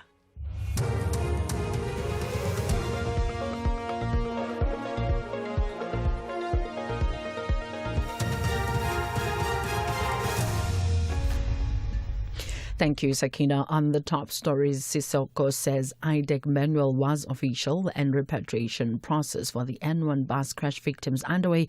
For SAfm News, I am Ondela Mbana, and a very good day. The Madlanga Commission has heard that the Investigative Directorate Against Corruption Operational Manual was an official policy document and not merely a draft. This emerged during the testimony of IDEC Head of Investigations and Operations Matthew Sissoko. Sissoko's evidence contradicts that of former IDEC Head Advocate Andrea Johnson, who previously testified that the operational manual was only a draft. Sissoko told the Commission that both he and Johnson approved the handbook. I emphasize the intake and case selection process, case selection stage of the process, because it is deliberately multi-layered and collective. Its stated objective is that case selection is transparent, objective, auditable, and defensible, and that it cannot be manipulated. There is, however, a further and equally important object: to insulate the ID from any allegation that IDEC is targeting particular persons or picking or declining cases without proper basis. The DA says the International Relations and Cooperation Department must be held responsible for not determining the extent of former President Jacob Zuma's visit in India. This follows yesterday's media briefing by Minister Ronald Lamola, where he announced the development of a new framework for protocol assistance to former presidents and deputy presidents. The DA's MP and spokesperson on international relations, Ryan Smith, says although the incident doesn't impact South Africa's credibility internationally, citizens should be concerned that Zuma met with someone implicated in the state capture. I don't necessarily think it damages our credibility internationally. However, in light of the 9 wasted years and the findings of the Commission of Inquiry into State Capture, which implicated and leveled several allegations, a raft of allegations rather, against the Gupta family and their relationship with Jacob Zuma, which allegedly facilitated trillions of rands in corruption, it really should not sit well with South Africans to know that Jacob Zuma, who's now the leader of the Mkhonto weSizwe party in South Africa, is still meeting with the Guptas. The DA says many questions remain unanswered following Zuma's recent trip to India. I think it's the fact that we still don't know between the presidency, between Durko and between the High Commission in India, who received or issued instructions to receive Jacob Zuma. What was the extent of those instructions? What was the detail of Mr. Zuma's visit? Was Durko aware of the detail of Mr. Zuma's visit? Because you've got several representatives of the government, including the High Commissioner himself. He then responded and said that he was only following orders. When we asked Durko what orders those were, they still have not responded to our parliamentary questions. Repatriation processes are underway in the Free State for the victims of the N1 bus crash that led to 11 fatalities between Tromsburg and Edinburgh. The bus that overturned last week, Thursday, was travelling from Cape Town to Zimbabwe. The Consul General of Zimbabwe in Johannesburg, Area Piri, says they will assist families with identifying the deceased at the government mortuary in Bloemfontein. He will be accompanied by the Premier McQueen Letsoha Matai and Health MEC Munyanto Mahlatsi for a formal handover. Provincial Health Department spokesperson Mondli Mvambi says 10 patients are still under care at 2 Bloemfontein hospitals. Autopsies have been completed and identification of victims from the 30 July N1 bus crash between Tromsburg and Edinburgh resumes today. Premier McQueen Letsoha Matai and Health MEC Munyanto Mahlatsi will receive Zimbabwe's Consul General, Mr. Area Piri, at the Free State House this morning. The selected delegation will then proceed to meet the next of kin to identify the 11 deceased. After permits and formal handovers, dignified repatriation will proceed. Health officials in the Democratic Republic of Congo are reinforcing surveillance and stepping up public awareness campaigns against the Ebola outbreak in the country's northeast as cases continue to spread. More than 1,700 people have died out of over 3,800 cases recorded since the outbreak was declared on May 15. Kriso Okamringa has more from Kinshasa. The Ebola outbreak continues to spread in Ituri province in the northeast of the Democratic Republic of Congo, despite several health interventions. The presence of armed groups and massive displacement have complicated the response efforts. Health workers conducting contact tracing and safe burials have faced hostility from some community members who do not believe the disease exists. A doctor at one of the hardest hit regions says many patients seek medical care only after the disease has reached an advanced stage. Recapping the top story, the Madlanga Commission has heard that the Investigative Directorate Against Corruption Operational Manual was an official policy document and not merely a draft. I'm Wandilambana for SAFM News Headlines at 12:30. Update at noon with Sakina Kamwendo, midday to 1 p.m. Update at noon with Sakina Kamwendo. Thanks so much, Ondela. Good afternoon, everybody. It's 8 minutes after 12, and you are most welcome. Thanks for being with us here on Update at Noon. Now, some of the stories that we're looking at this afternoon, the Madlanga Commission, of course, continues. And I must say, yesterday afternoon, it got even more interesting with Advocate Ramsamy and the revelations that were made, and continuing pretty much on that trend today.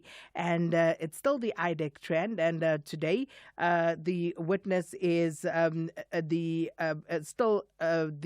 still with IDAC, I should say. But the witness today is Mr. Matthew Sissoko, who's the head of investigations and operations with IDAC. And again, many contradictions that are being highlighted here today in terms of the evidence that we heard from, among others, Advocate Andrea Johnson, the former head of IDAC, and someone like Brian Perumal, who is, of course, an investigator with IDAC. It really is becoming very, very interesting. And then, of course, earlier this morning, the presidency actually released a statement in which they indicated that following the Commission's second interim report that was sent to President Cyril Ramaphosa, the President had decided to follow the recommendations, and as a result, what would happen is that there would be disciplinary proceedings that would be started against Lieutenant General Shadrack Sibia,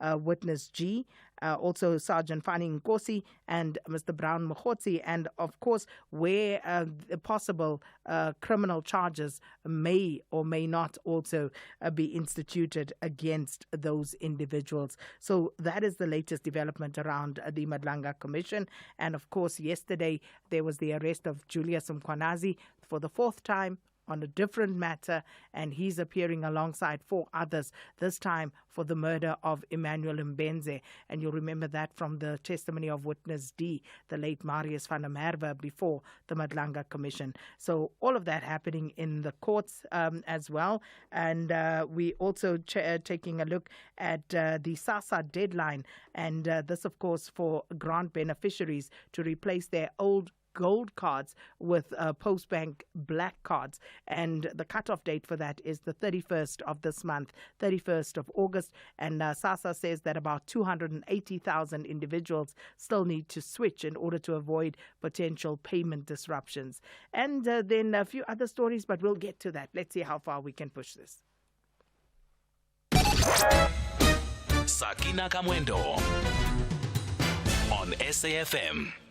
And we start with the Madlanga Commission, where the head of investigations and operations at IDAC, that's Matthew Sissoko, has told the commission that he warned investigators about a former IPID official, Cedric Nkabinde, during a meeting in January 2025. Now, Sissoko says that the meeting focused on a crime intelligence investigation and a report that was being prepared for the police minister, Senzo Mchunu. He also testified that he had cautioned officials that Nkabinde had allegedly colluded with suspects in the so-called Blue Lights investigation involving the procurement and installation of blue lights for police vehicles. Sissoko says that he viewed Nkabinde as dishonest and cited evidence gathered during the investigation. We can then proceed with the second instance of your involvement in these matters. It's the meeting convened by the ID and the report to the Minister of Police. That is paragraph 36 of your statement. Yes. So approximately a month later, in January 2025, the ID convened a meeting. Which I don't know what I was trying to say. To which I was called, yes.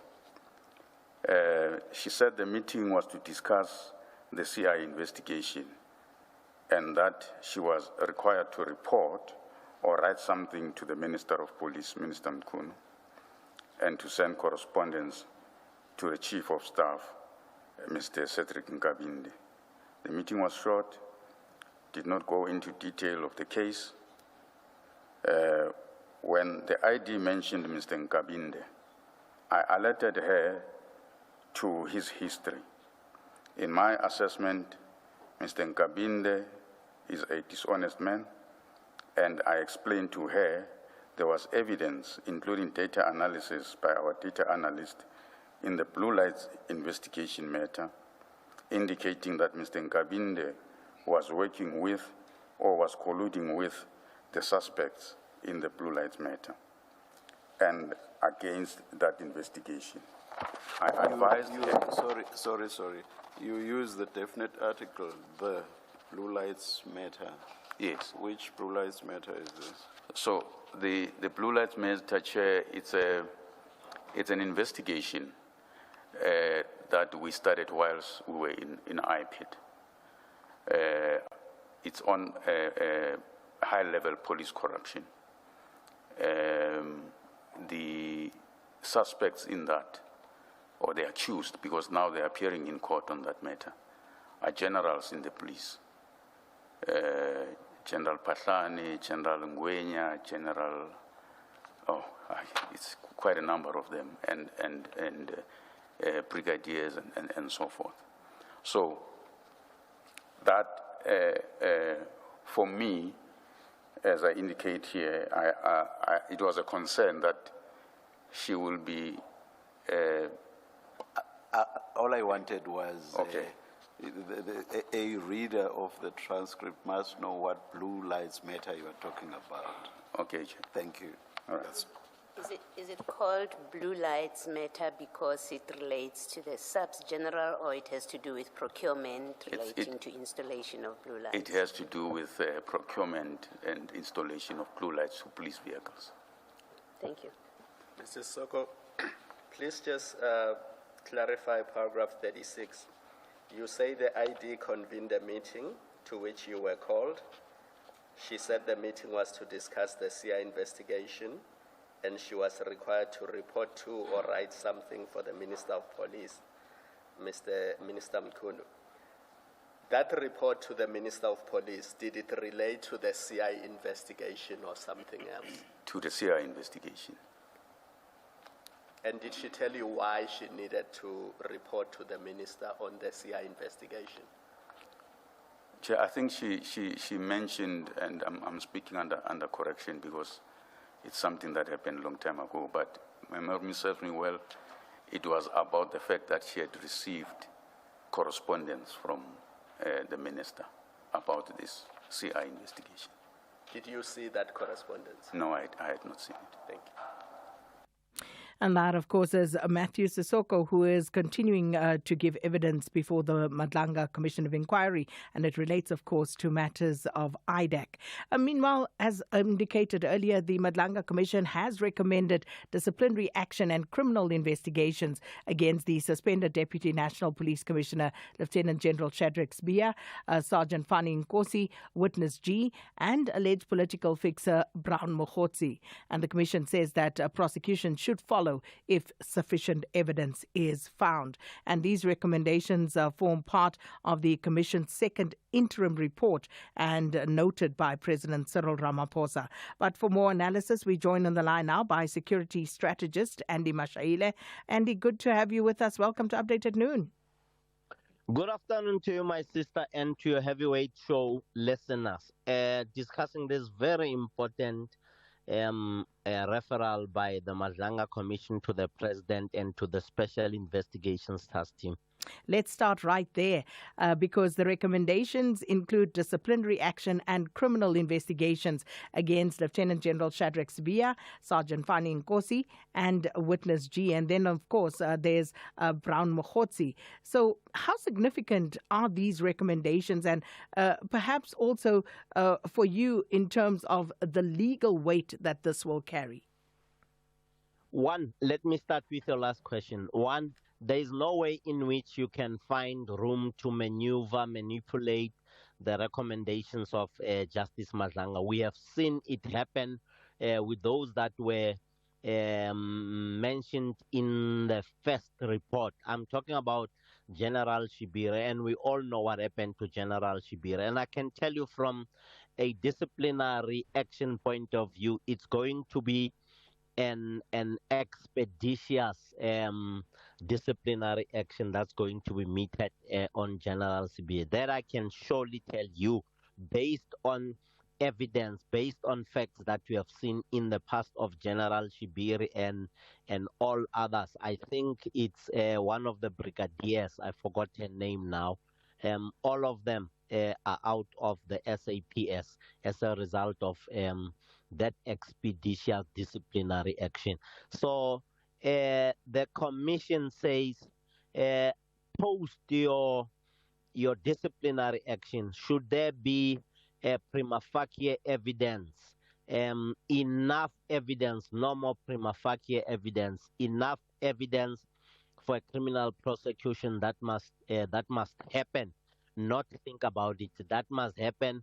There must be criminal prosecution, meaning there must be arrest, meaning what happened to General Shibiri will happen to General Sibia, meaning in order to execute the requirements or the desires of the findings in the report or as expressed in the report that went to the president and referral to the SITT, it went to the president and referral to the SITT, it means General Sibia is going to be arrested. And what does this mean for others who have also been found wanting at the Madlanga Commission of Inquiry, high-ranking police officers? You think of people like Senona and others. So what are we to expect in terms of what is to come? They will form part and parcel of the third report that goes to the president. Remember the findings of this report, the second report, happened before General Senona set for the intense and brutal cross-questioning or interrogation or interviewing by the Madlanga Commission. So obviously, all those other police officers and the things that you are picking up in the evidence by members of IDEC that would have implicated General Sintumule and all others. We have also heard of both General Raman Julam from Ramsey, as they call her, Advocate Drushanta Ramsey. Those will form part and parcel of the findings, will form part and parcel of the third report. So from an expectation point of view, as you know how I refer to him, the hurricane is still as strong as on the 6th of July, having it blown the cover that other institutions and other people had from an organized networks point of view. And what about witness G and Brown Mokgotsi, the implications of these sort of covert operations that allegedly existed outside of authorized structures?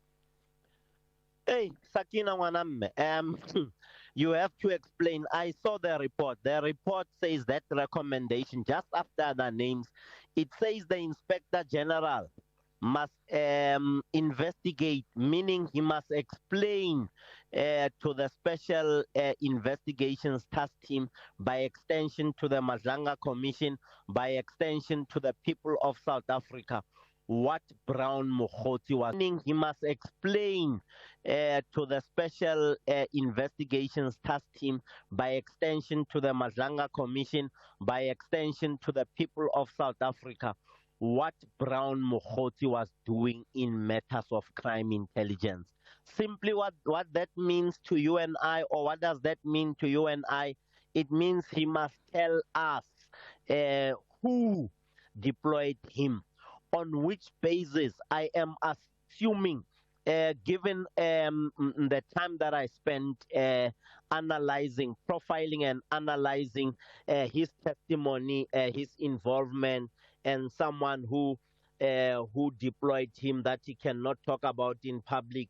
Now, the Special Investigations Task Team must dig deeper and find out if it was not General Khan, if it was not General X, if it was not General Mac Khan, if it was not General X, if it was not General Max, who deployed him and for what purpose. All these names that I've mentioned are not mentioned tongue in cheek, are just mentioned from a factual point of view that we have picked up from the commission, that people were deployed to do things, and some people were instructed to do A, B, C, D, F, G. So these are some of the things that the IGI must help you and I and our listeners understand the role of Brown Mokgotsi, who deployed him and what was his mandate and what did he do, what did he deliver, and how much was he paid for the job that he has done, and how many people ended up in jail as the result of intelligence or information that he has gathered. And what did he do, what did he deliver, and how much was he paid for the job that he has done, and how many people ended up in jail as the result of intelligence or information that he has gathered. And just finally, with regard to IDEC, and we've heard of a testimony about IDEC and from IDEC officials for a few weeks now. What's your assessment of what we've heard so far? I have never seen hell on earth, but with IDEC, I've seen hell on earth in terms of the evidence that came out of against the shenanigans that IDEC was doing, operating opposite their own mandate as per the establishment in 2019, when they were supposed to deal with complex organized crime and corruption matters, and they didn't do that. Instead, they went out to source out people like Mr. Fadiel Adams to generate the Section 27.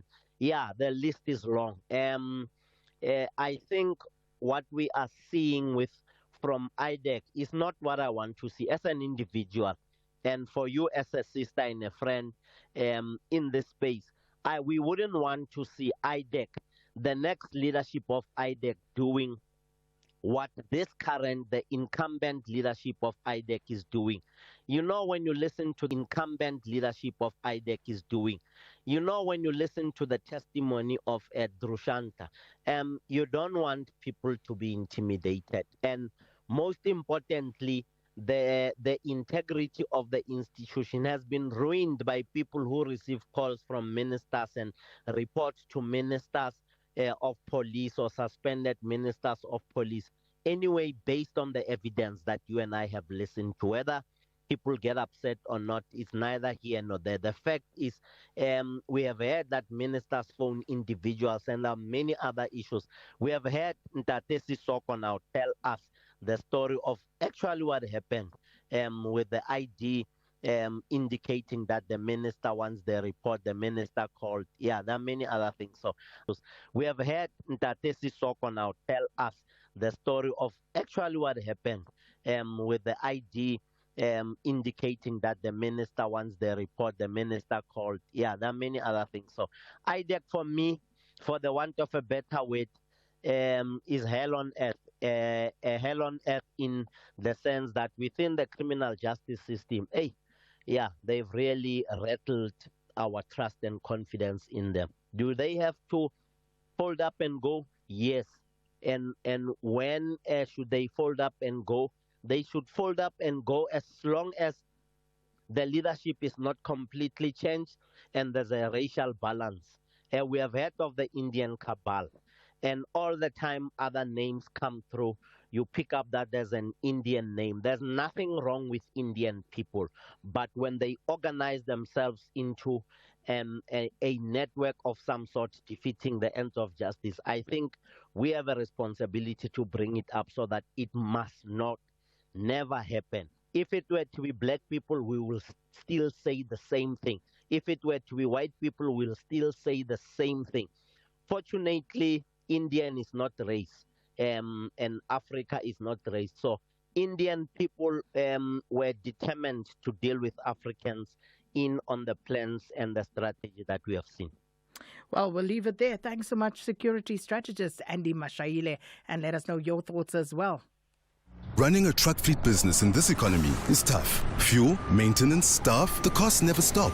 That's why I switched to My Way Business Insurance. Now I save up to 20% on my insurance premiums every month. These savings go a long way to keeping my fleet on the move. Switch to My Way Business Insurance and save up to 20% on your trucks and buses. Real businesses, real savings. Call us on 0860 646464 for a quote today. My Way is a licensed non-life insurer and FSP. Standard rates and T's and C's apply.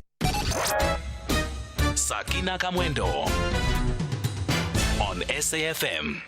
Now, police in KwaZulu-Natal are currently carrying out an operation at the Pietermaritzburg CBD, and police have so far arrested one individual who was found with drugs and more than 30 people believed to be in the country illegally. For more on this, let's speak to our reporter, Telumusa Zulu. Telumusa, good afternoon. So just bring us up to speed. The operation obviously led by SAPS and also Labour and Employment Department in the Msunduzi municipality. What has happened so far? Greetings, Sakina, to you and the listeners at home. So what has happened so far, as you have well mentioned in your interest, that about 20 people have been detained for being in the country illegally. So in the meantime, Home Affairs will be verifying their documents to see their status in the country. There's also that individual that was found in possession of drugs, heroin, and police believe that the individual was in the process of distributing the substance. So he has also been detained. The operation is currently ongoing in various parts of the Pietermaritzburg CBD. And how long is that operation expected to last for, Telumusa? Police are saying the operation will be carried out throughout the day. So we believe that it will end in the afternoon, but we obviously will be tracking as it proceeds. And with regard to the presence of the Department of Labour and Employment, what exactly are they doing? Are they going around to businesses? What is their presence there punctuating? Yes, so the Employment Department has also part of the team that is here is labour inspectors who are also inspecting businesses to check if the employees that are employed by these businesses are registered, but also to check if these businesses have operating permits. So far, at least 3 businesses have been closed after their owners failed to produce valid operating permits. And the thing with these operations is things happen today, people are arrested, and very often, as the public would tell, that the following day it's back to normal. So is anyone talking about that, and whether there would be any serious consequences for the wrongdoing for which people are being arrested? Yeah, so the police are adamant in terms of that they will continue with these operations, particularly in areas that they believe that are problematic when it comes to undocumented workers and also businesses without working permits. So they are saying that they will intensify this operation. But as you mentioned, Sakina, it does happen that people get arrested or business get closed and then the following day they are operational. So I then suppose in the case of these individuals that are being detained today, remember these 20 over 30 individuals, Home Affairs is still verifying their documentation. So I suppose that in cases where some of them are released, it will be in a case where Home Affairs have found that the documents that they produced are valid. Tell you what, Telumusa, if you're in the area, do us a favor. Maybe return there tomorrow just to cast an eye to see if the business and however many will be closed today because of being non-compliant will actually be operational tomorrow, because I'm very curious to see what actually happens. But we're going to leave it there because I can hear that the noise levels are increasing behind you. Our reporter, Telumusa Zulu, is in the Msunduzi municipality, also just following that raid that is currently underway. It's time now for your news headlines. Here's Ondelambana. Thank you, Sakina. On the news headlines, more than 30 people have been detained in Pietermaritzburg in KwaZulu-Natal on suspicion of being in South Africa illegally. Police have also arrested a man after allegedly finding him in possession of heroin. The Matlanga Commission has heard that the Investigative Directorate Against Corruption Operational Manual was an official policy document and not merely a draft. And 2 Iranian footballers granted asylum in Australia after this year's Women's Asia Cup have become citizens there. A full update follows at the top of the hour. Economic news on SAFM. Facts and figures you can count on. The rand is trading at 16 rand 31 cents to the US dollar, 21 rand 96 cents to the pound sterling, and 18 rand 84 cents to the euro. The euro trading at $1.15 and the dollar's at 157 yen 83. In Brazil, 1 US dollar is trading at 5 real 12 cents. In Russia, 81 rubles 45. India, 95 rupee 17. And in China, 1 US dollar will buy you 6 yuan 74. Asian markets were mixed at closing bell. Japan's Nikkei fell 0.9%. Hong Kong's Hang Seng dropped by 1.5%. Mainland China's Shanghai Composite gained 0.5%, while India's markets were higher at the close of trade. Looking at the JSE, it's mixed at midday. The all-share index is flat, 115,529. The Industrials 25 index, 0.2% to the good. Financials up 0.6%. The top 10 resources index is off 0.6%. And the precious metals and mining index is 0.8% in the red. And European markets, they higher at this hour. Britain's FTSE 100 has added 0.4%. The CAC 40 in France, 0.8% to the good. And Germany's DAX, 0.2% firmer.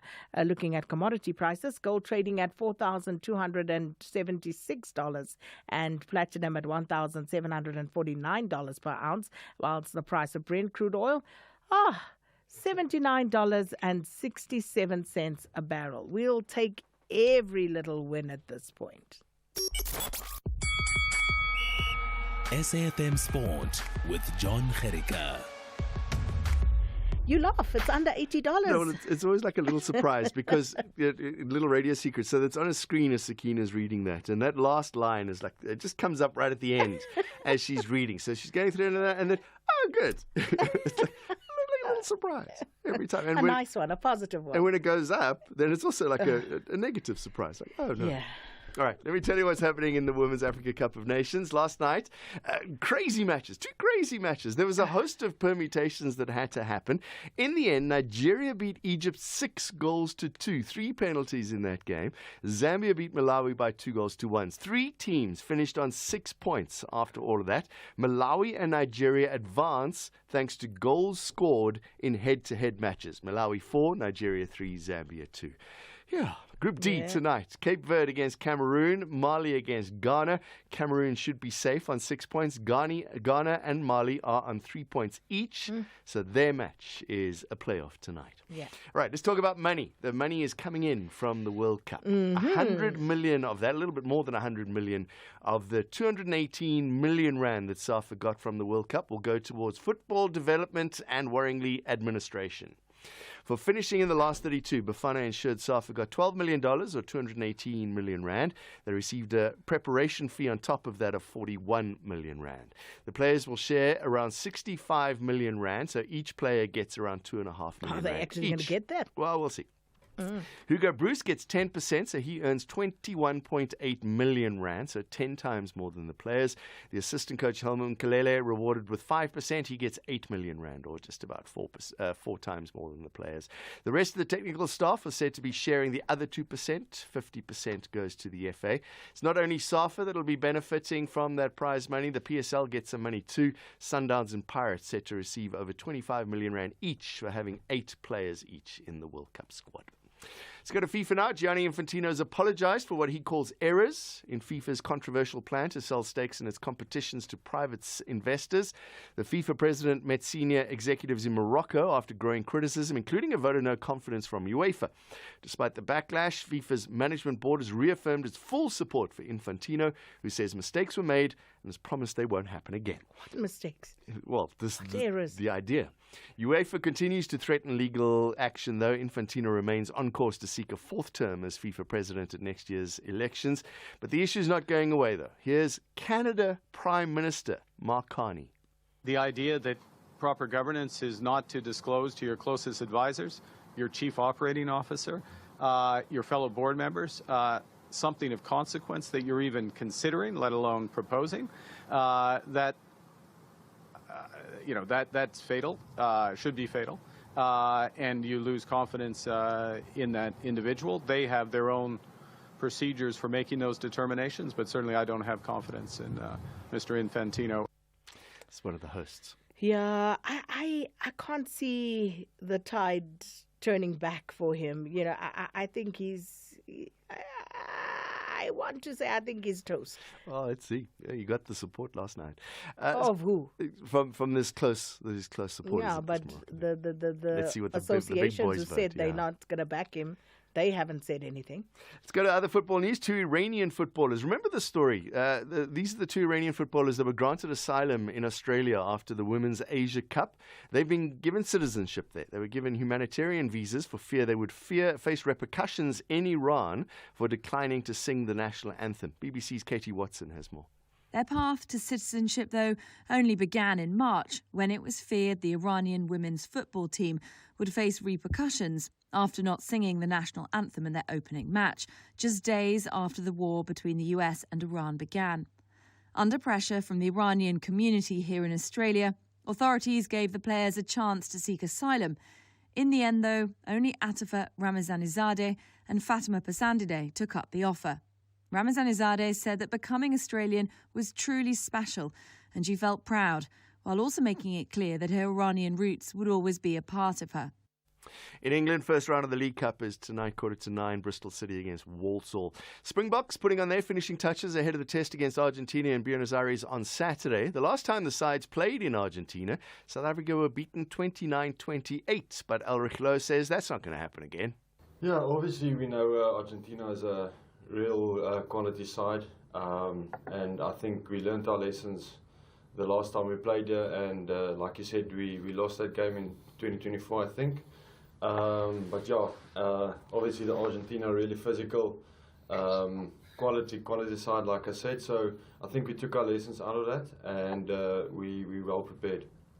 World Athletics Under-20 Championships on the go. Team South Africa earned 1 bronze so far. Jaco van Dijk recorded the personal best 19.8 metres in the shot put, 55 centimetres off the winning distance. The 4x400 metre mixed team placed 6th, but they set a national record time of 3 minutes 21.48. And Njabo Hlatsuwayo ran a time of 14 minutes 13.9 seconds in the men's 5,000 metres, placed 15th place. In the female Tour de France, Demi Vollering won stage 5 of the Tour following a sprint win over yellow jersey holder Marlon Rousseau. So Vollering 12 seconds off the lead of Rousseau now. Katarzyński Niewiadoma Fini is 1 minute 17 back. Today, another hilly stage, 153.4 kilometres, including another 6 categorised climbs. Cyclists struggling with extreme heat, but Rousseau kilometres, including another 6 categorised climbs. Cyclists struggling with extreme heat, but Rousseau says she's managing it. I don't know, today it felt less hot. I don't know what the others said, but for me was feeling less hot. I think we had some... She's managing it. I don't know, today it felt less hot. I don't know what the others said, but for me was feeling less hot. I think we had sometimes shadow. I think also the whole downhills, because in the downhills you can really cool again. I put the open helmet. I felt a bit less hot today. And a quick update on the VAR money that the sports minister says he's paid to SAFA. Yesterday, I told you I sent that mail to Mnawa Nkloka, who is the head of communications and spokesperson at SAFA. Still waiting on a reply there. I'll give him some time. There's a whole coaching issue, appointing the new coach soon. And there's also the whole voting as well. So that might be taking some of his time. So we'll keep on waiting. Okay. I sent him a tweet as well today to say, please can you reply? Do we have a deadline? Are we just going to wait indefinitely? No, I'll keep on. I'll eventually pick up the phone and then phone. I'll give him some time. We've done the email. Let's see what happens, and then I'll get phone numbers, and then we'll start. Yeah, because it's not that hard, eh? No, here's the money. This is where it's been spent. This is where it hasn't been spent. This is what's in the savings account. There Perfect. we go. Okay. Okay, bye. Bye. Here, there, and everywhere. SAfm 107 FM in Kroonstad. Sakina Kamwendo on SAfm. Afternoon, Saki. Kosazana, Lamini Zuma must join her husband, Mkondo Usisu, and build Zumania just like Orania. Because all of them, they are power hungry. They think they are better than Ramaphosa. But they are the same WhatsApp group. Thank you, Saki. My princess, Sakina. Good afternoon to you. Good afternoon to your team. Great show always. It's good to hear your voice. Jambo Africa. It's Uncle JJ, the truck driver. Hey, Sakina, what's on my take this morning? We have heard about the Guptas. Yeah, they are going to be returned back to South Africa. How far is that case? Because we can see some other superiors are visiting there. What's going on, Sakina? Huh? I don't know. Says Sakina, hi, wow, this is JCK counter from Sina. Says Sakina, revelations of Nkosazana Zuma via the podcast with Ndlozi needs thorough investigation of votes buying during ANC conferences. No wonder SOEs have collapsed. No service delivery to the nations because people are representing their own selfish interest. Where did they get the money? $500 million, which means it's 500,000 million. Sure. Let me rest my case for now. Jesse Cake, I'm not from Sina. Sakina, a polling done by the Social Research Foundation has just released the following figures. We've got the ANC in Johannesburg at 18%. We've got the DA at 27% and MK at 15%. I think these are incredible figures. The DA at 29% and the ANC at 18%. Could we please have comment from those parties on the next show? Mike Newlands. It is time that the police need to finally stop being polite. I need more aggressive arrest. Madlanga on the other side is helping identifying dishonest civil servant. So let the law enforcement agency ensure that they continue to arrest them, whether it is for the fourth time or for the 10th times, until some of these corrupt judges get too exhausted to be biased. Peter Mashid. Good afternoon. Update at noon with Sakina Kamwendo, midday to 1 p.m. Update at noon with Sakina Kamwendo, midday to 1 p.m. Well, thanks everybody for those messages. And yeah, quite a bit going on in the country, and appreciate you engaging us on all of that. And of course, if we have more time, we'll squeeze in a few more. It's 15 minutes before 1. Now, Iran says that it is nearing a final agreement with Oman on the Strait of Hormuz. And the agreement is on an acceptable route for ships to pass through the strait. And this would effectively ratify Tehran's control over that crucial waterway. The two countries, which sit on opposite sides of the strategic waterway, have been in talks in order to find a formula to reopen the strait. Now, to discuss this further, we join on the line by former diplomat and international relations expert, Dr. Kingsley Makubela. Thanks, Dr. Makubela, for your time. Welcome to Update at Noon. Thanks very much, Sakina. Dr. Makubela, so we all are feeling the pinch of the repercussions of what's happening in the Strait of Hormuz. There have been talks about finding solutions to that impasse. Are you more confident this time around that we could see something more permanent and lasting? Sakina, this is a temporary arrangement that will run. I saw the statement earlier on by the Minister of Foreign Affairs in Tehran that will run for 2 to 4 months, and they would open up, they would close down the south and the north sea roads, and they would open up a temporary route that all ships would use, and they would provide coordinates for that. And this seems to be receiving some acceptance outside Iran. But the catch, Sakina, would be around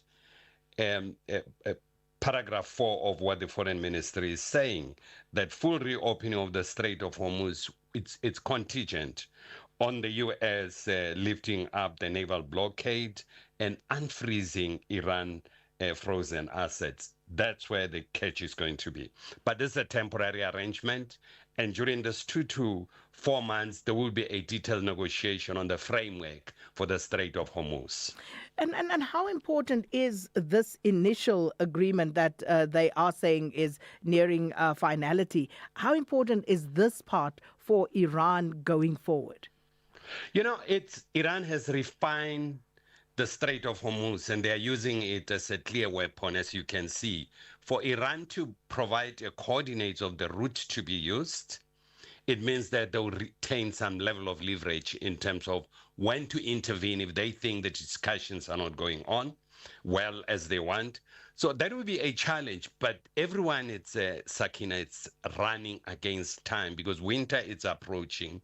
The shipment of liquefied gas to Europe needs to start flowing because they're going to have a huge challenge. And as you can see now, Sakina, the German Chancellor is on icy ground in Germany. He may be removed because the economy is not doing well. The Brits have just had a new government. So you're likely to see this convergence and the movement of the far right exerting pressure on government. So they are rushing against time. The United States is exhausting its reserves. They are reaching a minimum level that they can't stand. The elections are coming up now in October. So all these issues are playing a significant role in terms of the direction that these negotiations will take place. But the negotiations, Sakina, is taking place between Oman and Iran. The United States is not involved. The Iranians have protested to the Americans' constant involvement in this on the Omani side. And this arrangement between Oman and Iran, if this agreement is effectively ratified and it ratifies Tehran's control over the Strait of Hormuz, so to speak, what would that mean now for the United States and Israel in particular, since they are at war with Iran? You know, as you can see now, the prices of Brent crude has gone below $80 now. It's for the United States and Israel in particular, since they are at war with Iran. You know, as you can see now, the prices of Brent crude has gone below $80 now. It's fluctuating around that. Because of this optimism that is coming up, you may have a deal, but in earnest, the negotiation for a permanent solution, which is why the Iranians are insisting, should happen during the course of this 2 to 4 months grace period exist. The Iranians are no longer committed to the MOU, so are the Iranians are no longer committed to the MOU, so are the Americans. But the likelihood of this conflict going ahead, the Americans are exhausted. And I think after the midterm election, Trump will become a lame duck president. He wouldn't have a strategic say in terms of the direction. But what we are seeing is unprecedented, Sakina. The Americans have suffered strategic defeat in that conflict. And of course, just finally, Dr. Makubela. Strategic defeat in that conflict. And of course, just finally, Dr. Makubela, with regard to the United States and their relationship with their allies, especially in Europe, as a result of this, you mentioned Germany and how this has impacted them. So are we likely to see a further impact on those NATO relationships as a result of this? Well, it's happening now. The fracture now would also happen in France because come winter time, they would have serious challenges. The Ukrainians have been hitting energy facilities in Russia and their sanctions of energy facilities in Russia. The Europeans are likely to beg the Russians to give them a reprieve. In the absence of that, the turbulence and the economic challenges we're seeing in Europe would continue unabated, and it would have a direct impact in developing countries. For instance, countries like Sarabia that are dependent also on their export to the European countries would have an impact on that. Dr. Makubela, we'll leave it there for today. Thanks so much for your time. Dr. Kingsley Makubela is, of course, former diplomat and international relations expert. Update at noon with Sakina Kamwendo, midday to 1 p.m. The Deputy Mayor of the Bito municipality in Plettenberg Bay in the Western Cape, Nokuzola Kolwapi, is back in the local magistrates court today on charges related to firing a gun in public. Now, in December last year, Kolwapi was shown on social media platforms firing a gun into the air at her son's traditional homecoming ceremony in KwaNokuthula, and charges were then laid against her by civic groups.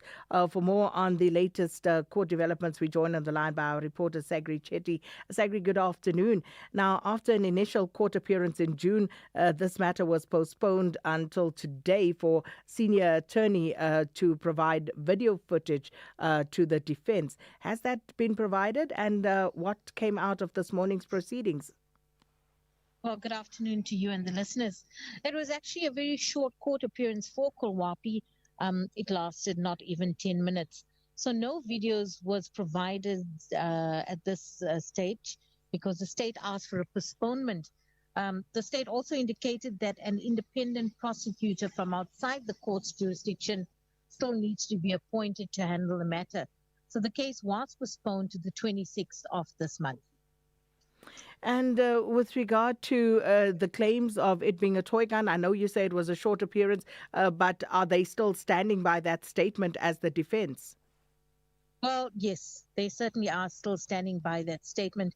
In fact, in court today, Kolwapi had scores of supporters, who came to provide support for her, and all were saying the same thing, why is the court wasting time over a toy gun?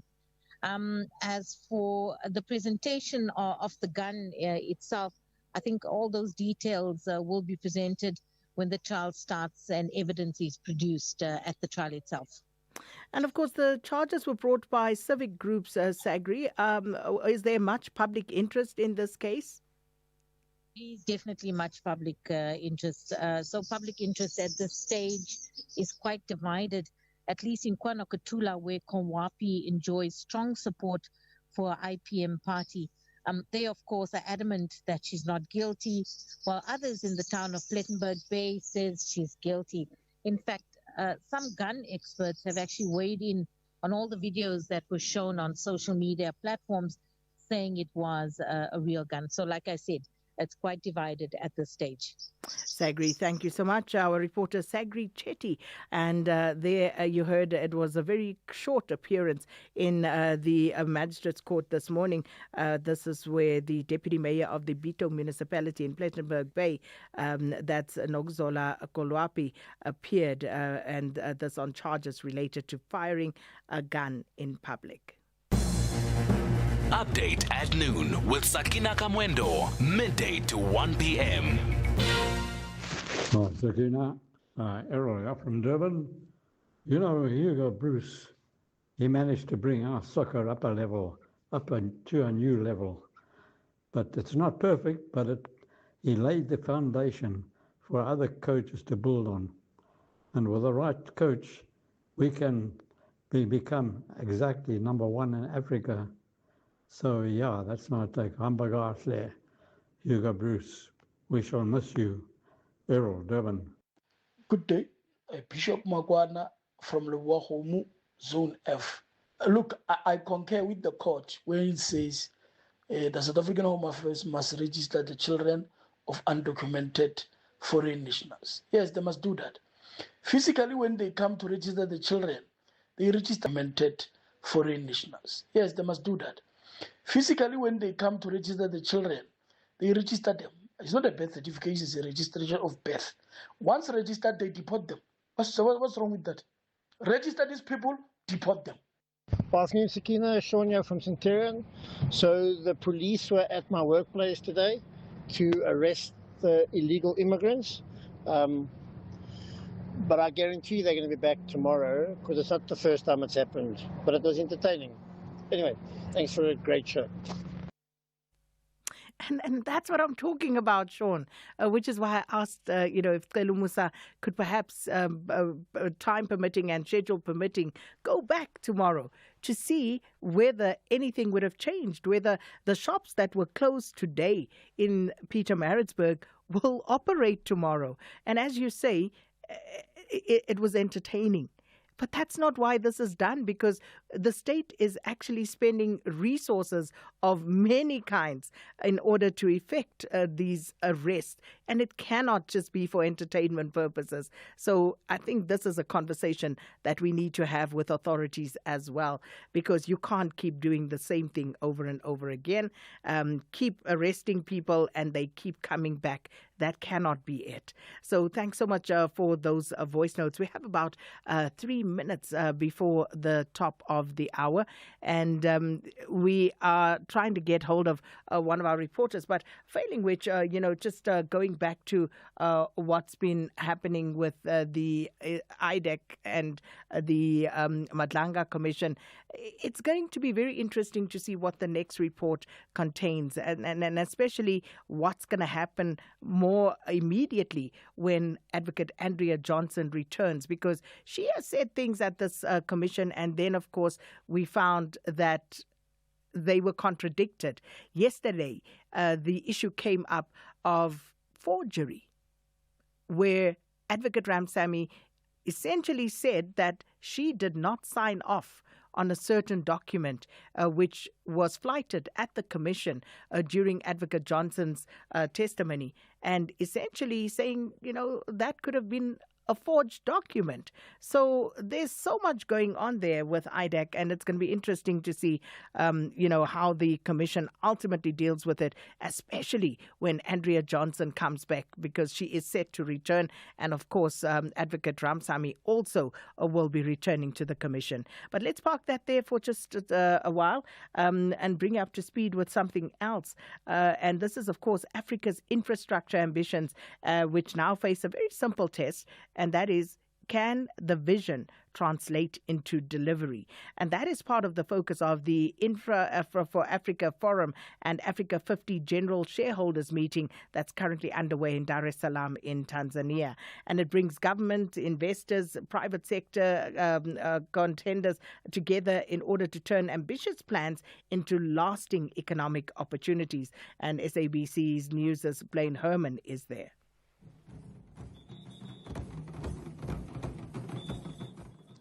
Well, you might be able to hear the drum beating in the background. It's almost marching orders to get investment in as soon as possible. It shows urgency with regards to infrastructure. What about the projection that by 2050, Africa will have an expected population of about 2.5 billion? That means the investment clock is ticking. And ultimately, a big engine for African growth. Here's Alan Ebobise, the Group Chief Executive Officer of Africa 50, on what should be prioritized. What is needed now is investment-ready project at scale, capable of attracting long-term, large-scale capital from within Africa and globally. What is needed now is stronger partnership. And I would argue what is even more important now is a sense of urgency. The question is, how do you turn Africa's infrastructure gaps into investment opportunities?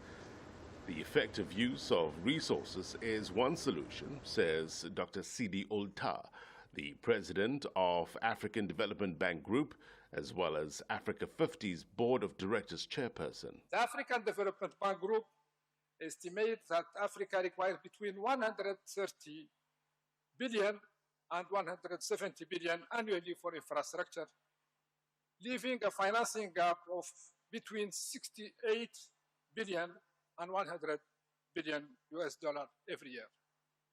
Closing that gap will require more than external capital. It will require Africa to mobilize its own resources more effectively. Key for Tanzania's president, Dr. Samia Hassan, is energy security on the continent. Tanzania's president, Dr. Samia Hassan, is energy security on the continent. We also recognize that Africa's energy future depends on stronger regional cooperation. We also recognize that Africa's energy future depends on stronger regional cooperation, cross-border transmission, networks, and regional power pools that will enhance energy security, reduce costs, and provide reliable power to support our growing economies. The goal is clear: create value by accelerating infrastructure delivery across borders and sectors. Blaine Herman, SABC News, Dar es Salaam, Tanzania. And that, of course, brings us up to 1 o'clock. Thanks so much, everybody, for being with us. Be safe, and we'll do it again tomorrow. And thanks to the production team for putting it together. Well, it's 1 o'clock, as I said. Here's Onde Lambana with your latest news.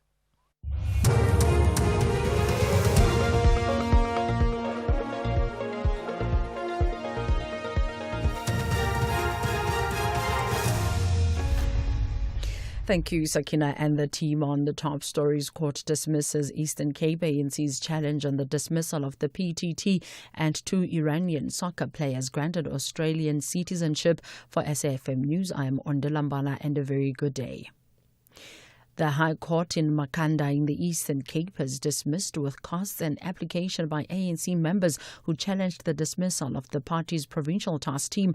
The court found that internal party processes were not properly followed to constitute a PTT. A PTT is an interim structure constituted after a term of office of a provincial executive committee had lapsed. In March, the ANC in the province failed to hold its provincial elective conference after it was successfully interdicted by disgruntled members of the High Court at Kukompo City. More than 30 people have been detained in Pietermaritzburg in KwaZulu-Natal on suspicion of being in South Africa illegally. Police have also arrested a man after allegedly finding him in possession of heroin. Officers believe he intended to distribute the drugs. The arrests were made during a multi-agency operation involving the SAPS, labour inspectors, Msunduzi municipality officials and private security companies. The operation is targeting undocumented immigrants, illegal liquor outlets and the sale of illicit goods. Provincial Police spokesperson Robert Nechuwunda. We are doing so to ensure that we clean our streets, clean our countries. We're looking for drugs, second-hand goods which are not sold properly. Thus far, we have arrested over 30 people who are in the country illegally. They're still going to be verified by Home Affairs. We have our labor colleagues who are doing their inspections at different shops. It will be a whole day operation. The Madlanga Commission has heard that the Section 27 investigation authorization in the crime intelligence matter was not discussed with the IDEG head of investigations and operations, Matthew Sisoko. Sisoko is testifying before the Commission, says he was not consulted about the Section 27 authorization despite being the head of investigations. He says he was unaware of any policy allowing senior investigators to be excluded from initial stages of an investigation because a matter was considered simple, contrary to the evidence previously given by former IDEG head Advocate Andrea Johnson. Sisoko was responding to a question from the Commission's chairperson, Justice Mbuyiseli Madlanga. Are you aware that the fact that a matter was simple, whatever that means, that was a factor or a criterion that could be used not to involve other people at the initial stages of a matter or of an intake? I'm not aware of any except for that specific matter. The Congress of Traditional Leaders of South Africa has called for a thorough investigation into the disappearance of 16-year-old Khomotso Dibetso, who allegedly went missing in July while attending an initiation school in Hammanskraal, north of Pretoria. Khomotso attended the school with his younger brother in May, but only his sibling returned home. Contralesa says there appears to have been gross negligence at the initiation school and is urging police to establish exactly what happened. Contralesa President Kgoshima Thupha has also called on authorities to take strict corrective measures. It shows that there was this gross negligence by the owner of the school and those who were staying there at the initiation school. Contralesa calls upon the powers that be and the police to investigate thoroughly in finding out what exactly happened. We also call upon all those who are responsible in giving permits not to grant permit to this man again to open any school in future. This will be a to this man again to open any school in future. This will be a lesson to all those who want to open a school again.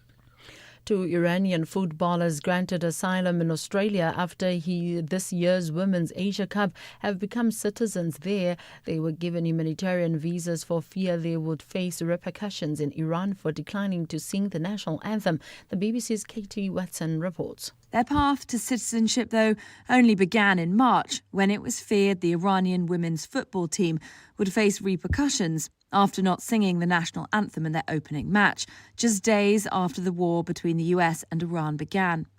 Under pressure from the Iranian community here in Australia, authorities gave the players a chance to seek asylum. In the end, though, only Atifa Ramazanizadeh and Fatima Pasandideh took up the offer. Ramazanizadeh said that becoming Australian was truly special and she felt proud, while also making it clear that her Iranian roots would always be a part of her. Recapping the top story, the High Court in Makhanda in the Eastern Cape has dismissed with cost an application by ANC members who challenged the dismissal of the party's provincial task team. I'm Undela Mara for SAfm News Headlines at 1:30. From the voices that made history to the voices making history today. SAfm.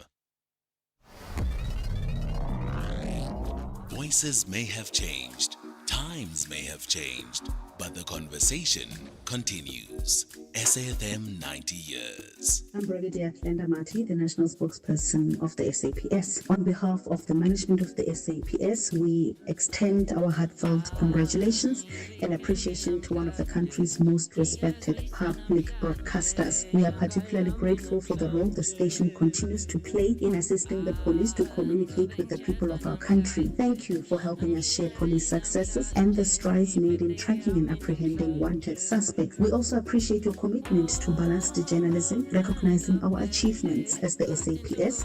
May SAfm continue to go from strength to strength as it celebrates this remarkable milestone. 90 years of questions, 90 years of answers, 90 years of South Africans speaking to South Africa.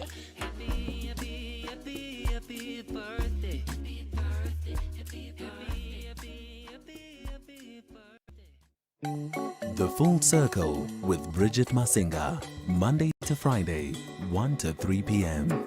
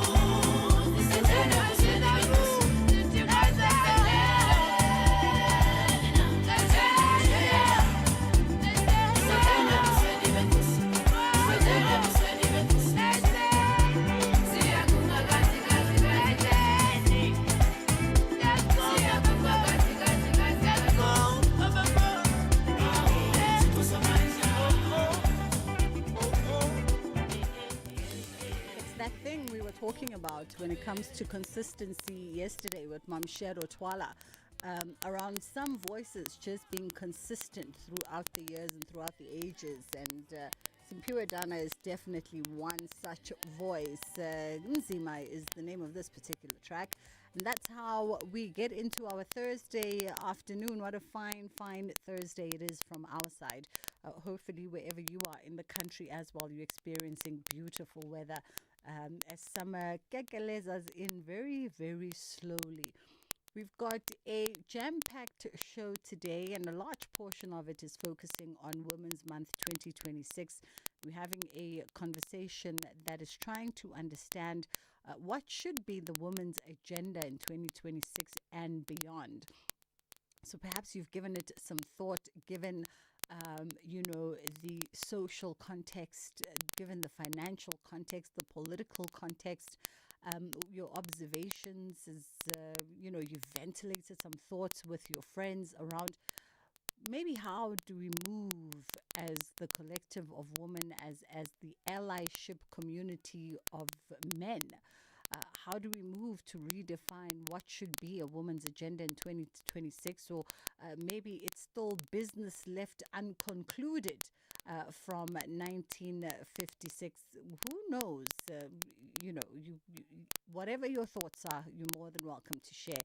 We're going to be in conversation with historian and author of Now You Know How Mapetla Died, the story of a black consciousness, Mataya Zikona Valela. He's going to be joining us in studio. And then on the other side of 2 o'clock, we're having a legal conversation that is focused on the legal implications of not filing your taxes and what corrective measures are available. This is just a reminder conversation. I think we've had similar conversations because of the tax season. So just a refresher conversation for you when it comes to that. And then we'll come back and wrap things up with Momentum Thursday. We've had similar conversations because of the tax season. So just a refresher conversation for you when it comes to that. And then we'll come back and wrap things up with Momentum Thursdays. 061-410-4107 is our WhatsApp line, and 086-000-2032 is the number that you can call us on. And of course, you can always follow us as well on social media at SAfmRadio and at Bridget Masinga. Text me when you get home. Share your location. Don't walk alone. These are the words South African women hear every day. Not because they're careless, but because violence has taught them to live this way. Imagine if the first lesson we taught our daughters was confidence, not caution. Hope instead of was confidence, not caution. Hope instead of fear. This Women's Month, let's build a South Africa where every woman can live, work, and thrive in safety. Together, we can end gender-based violence and femicide. Brought to you by the GBVF Response Fund, in proud partnership with the SABC. If you think you cannot afford a lawyer, think again. Clientele Legal provides tough professional lawyers for an affordable monthly premium. Our range of plans include cover for you, your spouse, children, and extended family. Plans include cover for civil, criminal, and labor-related matters. Whether it's protection orders, gender-based violence, uncontested divorce, or poor service, your Clientele Legal lawyer will be there to assist you. Our services are convenient. Simply pick up the phone and call your lawyer, or send us an email and we'll get back to you. All plans include a bail benefit of up to 5,000 Rand, and we'll go to the police station and pay it for you. Plus, Clientele Legal offers you 24-hour telephonic legal advice. Join today. SMS SAFM to 32195. That's SAFM to 32195. Clientele General is an authorized FSP and licensed non-life insurer. T's and C's online. Standard rates apply. Looking for exclusive content, live events, and special broadcasts like the Madlanga Commission? Then connect to the all-new SAfm Connect stream. The Madlanga Commission, live and uninterrupted from 9:30 Monday to Friday. SAfm Connect brings you more of the conversations that matter. Listen anytime, anywhere by visiting connect.safm.co.za or stream directly on SABC Plus at sabc-plus.com. SAfm Connect. More conversations, more access. There's much more coming. Did you know that you can buy SABC programs to enjoy at home and at your own time? From your golden oldies like Ashifa Shaba, Inyaga Nyaga, Okni Snokni, and of course box sets of Isidingo the Need and other soapies for binge watching. Is it the legendary old games or programs from our radio stations that you're looking for? We have you covered. For more information or to place an order, please send an email to SABC Program Sales at contentsales@sabc.co.za or call 011-714-6650. That's 011-714-7342. At the current rate that unemployment is increasing, and parallel to that, we have more and more graduates also graduating, but we have no way to fit the graduates. We have no way, you know why? Because the focus is on school and graduating, but there isn't, especially in the business sector, there isn't any growth and there isn't any injection from the government to say, hey, let's do other expense sectors so that we can handle the capacity. The Central African Republic gained independence in 1960, a country rich in resources yet deeply affected by instability. Agriculture and mining support the economy, but decades of conflict, political unrest, and humanitarian crisis have shaped daily life. This is what we are becoming. SAfm, leading the conversations that move us. SAfm has signed a code of conduct that is enforced by the Broadcasting Complaints Commission of South Africa. Under the code, we are committed to giving news that is accurate, comment that is fair, and programming that is not harmful, does not amount to hate speech, or contain violence or explicit sex. If you think we are not living up to that code, then you can inform the Broadcasting Complaints Commission of South Africa. Direct any complaints in writing to the Broadcasting Complaints Commission of South Africa. PO Box 142365. Craig Hall 2024. Fax to 011-326 Africa. Direct any complaints in writing to the Broadcasting Complaints Commission of South Africa. PO Box 142365 Craig Hall 2024. Fax to 011-32698 or an email to bccsa@nabsa.co.za. For more information, please visit www.bccsa.co.za. In case you missed it, did you put your deputy under pressure to resign as the chair of that entity? At the moment, I'm talking to you about the municipalities. The cabinet today will be dealing with some of these issues, and the minister and the president will deal with some of these issues. I'll also be dealing with them in the afternoon tomorrow. But Minister, I have you on the line. I've got to take advantage of it. You may have me on the line. You have me on the line for a different purpose, which was the municipality. Finance Minister Inoko Dongwana. That was National Briefing with Kathy Mutlatlana.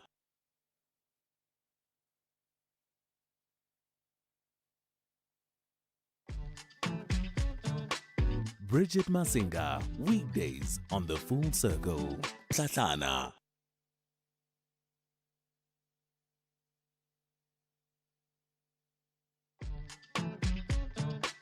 Bridget Masinga, weekdays on The Full Circle.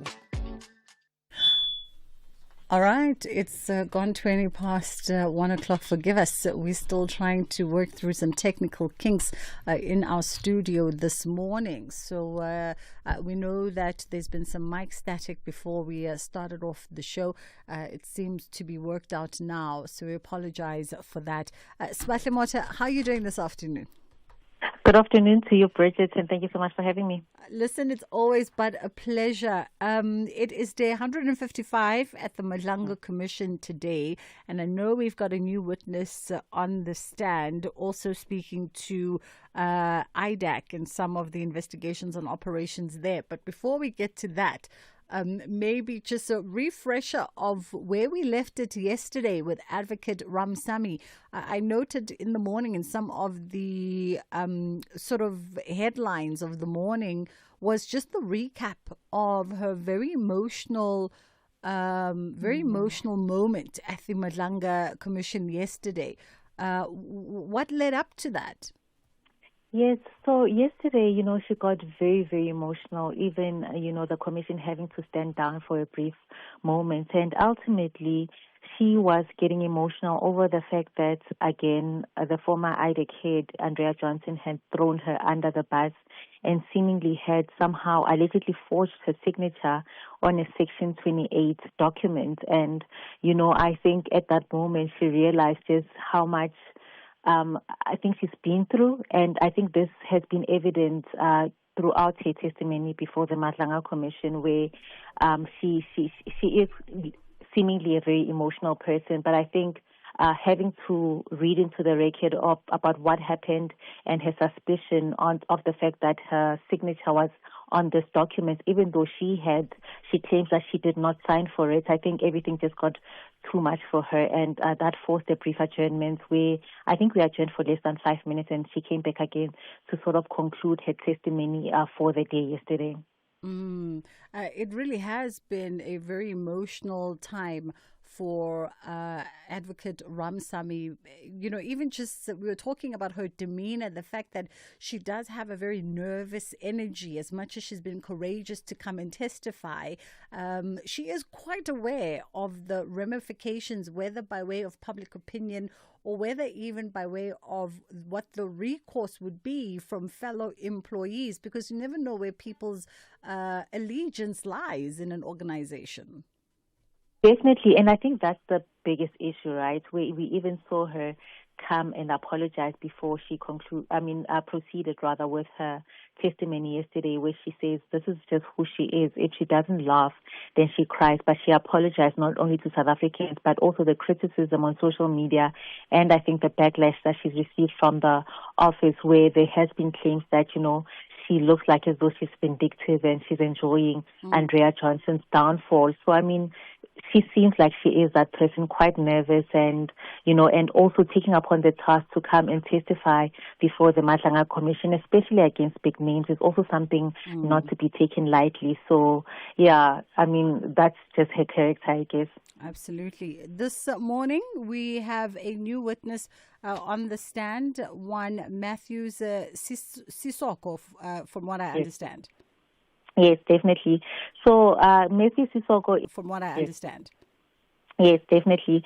So, Matthew Sisoko is the head of investigations and operations at the IDEC.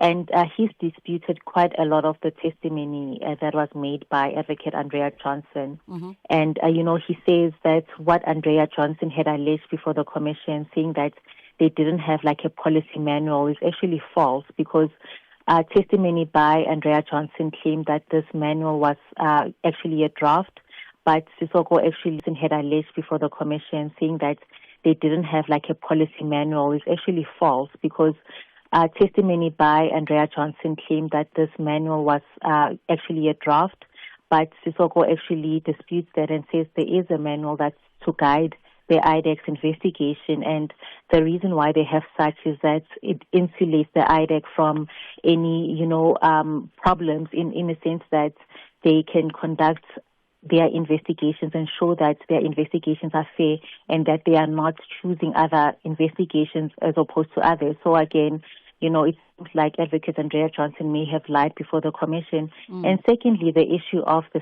Section 27 again has re-emerged in his testimony, where he says he's the head of investigations, but he's never seen the Section 27 into the crime intelligence officials and did not even know about this investigation. And he also speaks about how he has been sidelined from certain investigations at the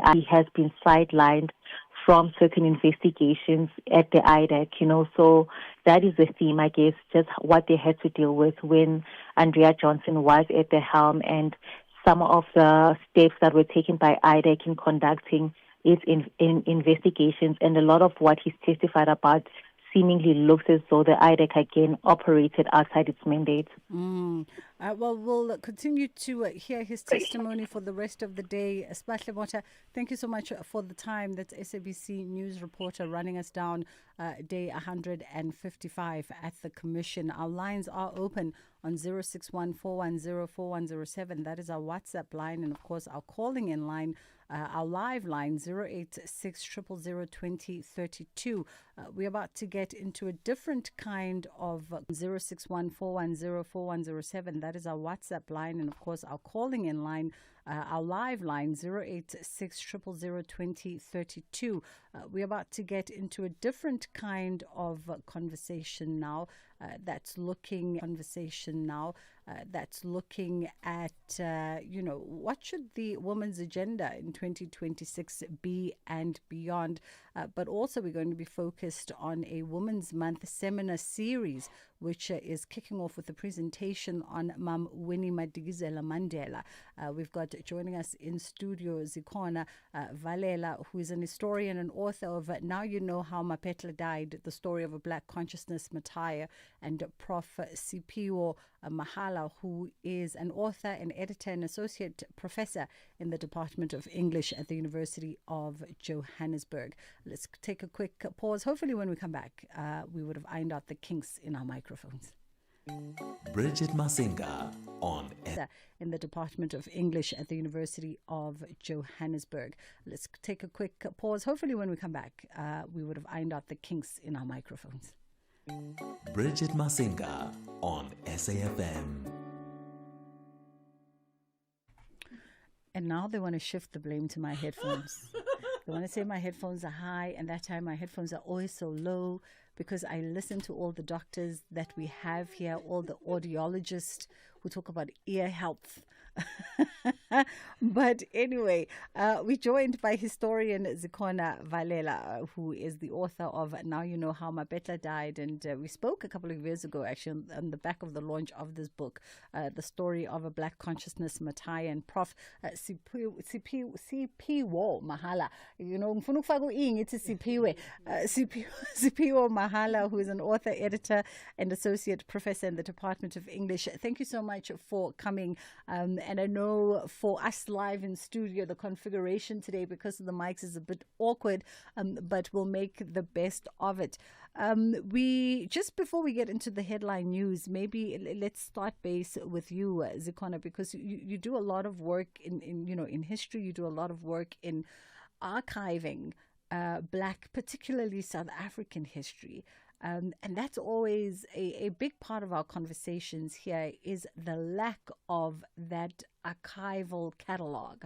Why is it so important for you to ensure that those conversations get documented and also get documented accurately? Good afternoon, Bridget, and good afternoon to everybody listening, and thank you for having me. I think, we... in our country, we're very much a young democracy, and a lot of what we have endured is pretty recent. And one thing I've picked up is we are not doing enough to sort of really do the work of recording and especially, lived accounts of people. Because I think one thing about the archive is that it does have quite a rich collection of documents, and from specific perspective, whether it is the state or a few journalistic documents, whatever was that could be preserved, because we do come from a regime that was highly censored any voices of resistance. So I think what I'm really curious about is what people who lived through those years have to say, and the ways in which we can sort of incorporate and sort of marry the documented work together with lived accounts, witness accounts, because I think especially when we're having this conversation 30 years post the TRC opening on the 15th of April 1996, and I think what the TRC did that I'm impressed with was to sort of create a platform for ordinary people to participate in the telling and the archiving of our history. But we need more of that. I don't think we have, enough space in which people who survived that level of trauma to speak. We don't have enough spaces. There's not enough interest, I think, in telling the stories of women and the things that they had to endure and survive, from the ordinary woman to even the most well-known faces. Yeah. My interest being Winnie Madikizela Mandela. I mean, she's quite a well-documented figure, but remains somebody that's sort of looked at from a particular type of lens, as a wife, and then as sort of a controversial figure towards the end. So I think for me, the project is to amplify those marginalized voices, amplify marginalized spaces. Yeah. I mean, that was the interest of my book, the first book that I wrote, because it sort of starts to think about the Eastern Cape, to think about Ginsberg, Zwelicha, Yes. Zinyoka. So those types of spaces, I think, are very important in sort of weaving together the tapestry of our history. We're going to come back and continue what promises to be a very insightful conversation, and you're more than welcome to be a part of it on our WhatsApp line 0614104107. Ondalambana standing by with the headlines. Thank you, Bridget. On the news headlines, the DA has announced that it will not take part in the vote of no confidence motion to be tabled against Nelson Mandela Bay Mayor Babalwa Lobisha and her deputy Gary van Niekerk during a council meeting today. The Gauteng Department of Education says its online admission system is stable despite receiving hundreds of thousands of applications since registrations opened yesterday. And the High Court in Makhanda in the Eastern Cape has dismissed with cost an application by ANC members who challenged the dismissal of the party's provincial task team. A full update follows at the top of the hour. Bridget Masinga, weekdays on The Full Circle. You can always be a part of the conversation on 0614104107 and 086002032, or you can find us on social media at Bridget Masinga and at SAFM. We're also live streaming the conversation with historian and author of Now You Know How Mapetla Died, the story of a black consciousness, Mataya Zikona Valela, and of course Prof. Sipiwo Mahala joins us, author and editor, as well as associate professor in the Department of English at the University of Johannesburg. And I think, Prof, to pick up on what Zikona says, right, and something I started noticing a couple of years into doing particular conversations and curating particular conversations is this lack of interest in the lived accounts of ordinary, particularly ordinary South Africans who weaved part of the fabrication of how we got here. And even more particular, I think the story of the women who stood behind certain iconic men's, and their story gets left behind. Absolutely, and perhaps just to complete the introduction, in addition to many other titles, I'm here as the acting director of the Johannesburg Institute for Advanced Study, and Zikona is working on this project as part of the initiatives of the institute, which we call JIAS. So one of the initiatives by JIAS is the African Biographies Project, which looks exactly into those gaps in our history, those persons whose stories are marginalized. And we're excited that she is doing this. She is writing the biography of Winnie Madikizela Mandela. And we have many others. People like, for instance, we have someone writing on Busim Mhlongo, whose story has not been fully told. So it is our intention to address those gaps in the telling of our stories. Mm-hmm. And 30 years in, we have so many milestones this year. 30 years post-democracy, 50 years post-1974, 70 years post the Women's March, and all of these markers. And when we assess these gaps, and how do we then bridge them, what needs to happen? Because is it a case of more? How do we begin to unpack and unearth those stories? There's not enough Zikonas. I think it's quite a tall order, because in addition to there not being enough people who might do the work of documenting, of writing, of filming, because the stories, or not the stories, the events are so recent, there's a high level of trauma that people are sort of holding in their bodies. And so I think a part of why the conversations sometimes might not feel like they present a fuller picture of a certain history, whether we're talking the Women's March, or we're talking June 16th. I think there is, I think at the human level, and I think this is where patience comes in for people like me, where we have to understand that some things are, some stories, some biographies, you're not going to catch them now. They'll be for those who'll do so 5 years from now, 10 years from now, when people are ready to speak, and hopefully they're ready to speak at a time that they are still here. And so it's not a case of, historians or filmmakers getting fragments from sort of a second-hand type of account. I do think that, institutions that should put their money where their mouths are, because there's a lot of conversation. I hear a lot of people talking about how, well, we need more of these stories, but nobody's really willing to invest in the work of writing and support the work that writers do. And so we kind of need more support at a state level, at institutions, at universities, sort of like a collaboration of all stakeholders, because this history is all ours.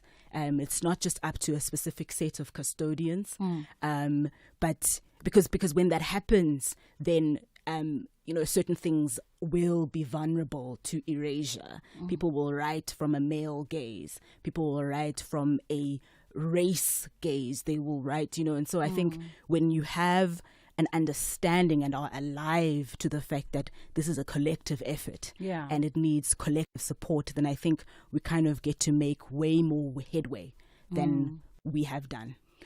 And that sort of point of erasure, right? Because you're talking, for instance, Sikona, about part and parcel of your work is also a focus and preoccupation with Mam Winnie Madikizela Mandela. Probably one of the most archived, documented figures of South African history. But it almost seems the story is told from a particular narrative, from a particular perspective. We just came out of the first half of this year following all the various documentaries that came out. How do you begin in those instances to, as a historian and academic, correct the wrongs, and put out the rights, but also still leaving room for the various encounters and perspectives? Because no one person is one thing to everybody at any time. So there are people who experience us in completely different ways. And then we can't also suppress those perspectives. Yeah. I mean, the documentary that came out earlier, it was very interesting to observe responses to that particular series, because I think a lot of the times what I realized when it comes to the Winnie Mandela discourse then is that,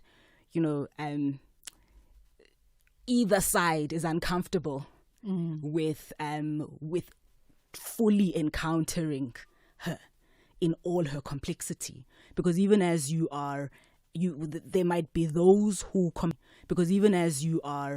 there might be those who completely support her as she is, but at the same time aren't quite fully ready to peel back the details of what it means to fully support her as she is, but at the same time aren't quite fully ready to peel back the details of what it means to fully accept someone that was that human and that fully flawed. And then on the other side, you have a section which is quite common of people that are willing to just take the scandals as is because it reinforces a certain idea that they have of her, because she remains, I think, in the post-apartheid dispensation, the sort of cautionary tale against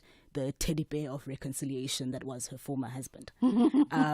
So I think, I think there's a lot I think that's one thing that documentary for me sort of showed me, that, okay, even those who might want to champion her, I don't think they're fully ready to sort of engage with what it is to take her for all that she was. Not the teddy bear of reconciliation. We're going to take a quick pause and then we come back. In my mind, because, my mind hangs on to random things that come across in this digitized world. And I remember when the documentary came out, one of your tweets flashed across my timeline and there was a very pertinent question that you teased on, but also didn't want to go there because you said, this question remains unanswered. And when someone gives me the answer, but you knew the answer, you just didn't want to share it with us. So making the example that even Zikhona herself, there are areas where she goes, I will not go there, not with you today. Let's take a quick pause and then we'll come back on the other side. Running a truck fleet business in this economy is tough. Fuel, maintenance, staff, the costs never stop.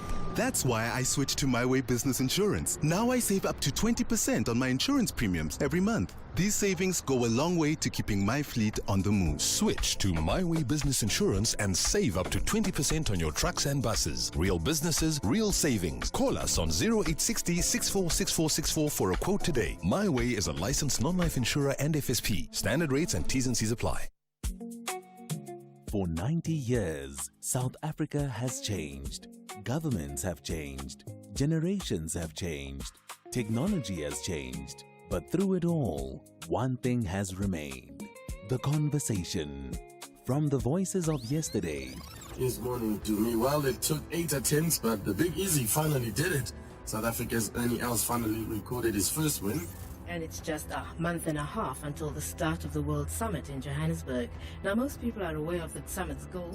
The other thing that I wanted to mention is the fact that she has really paid a very big price for taking up music. Because what happened is that she left her daughter, one and only daughter. You're listening to SAFM 104 to 107, and it's time for our music documentary series, The Music Makers. What is it all about? To the voices shaping tomorrow. This August, SAFM celebrates 90 years of conversation. A nation's story, our shared future. SAFM turns 90 from 1 August. SAFM, the conversation continues.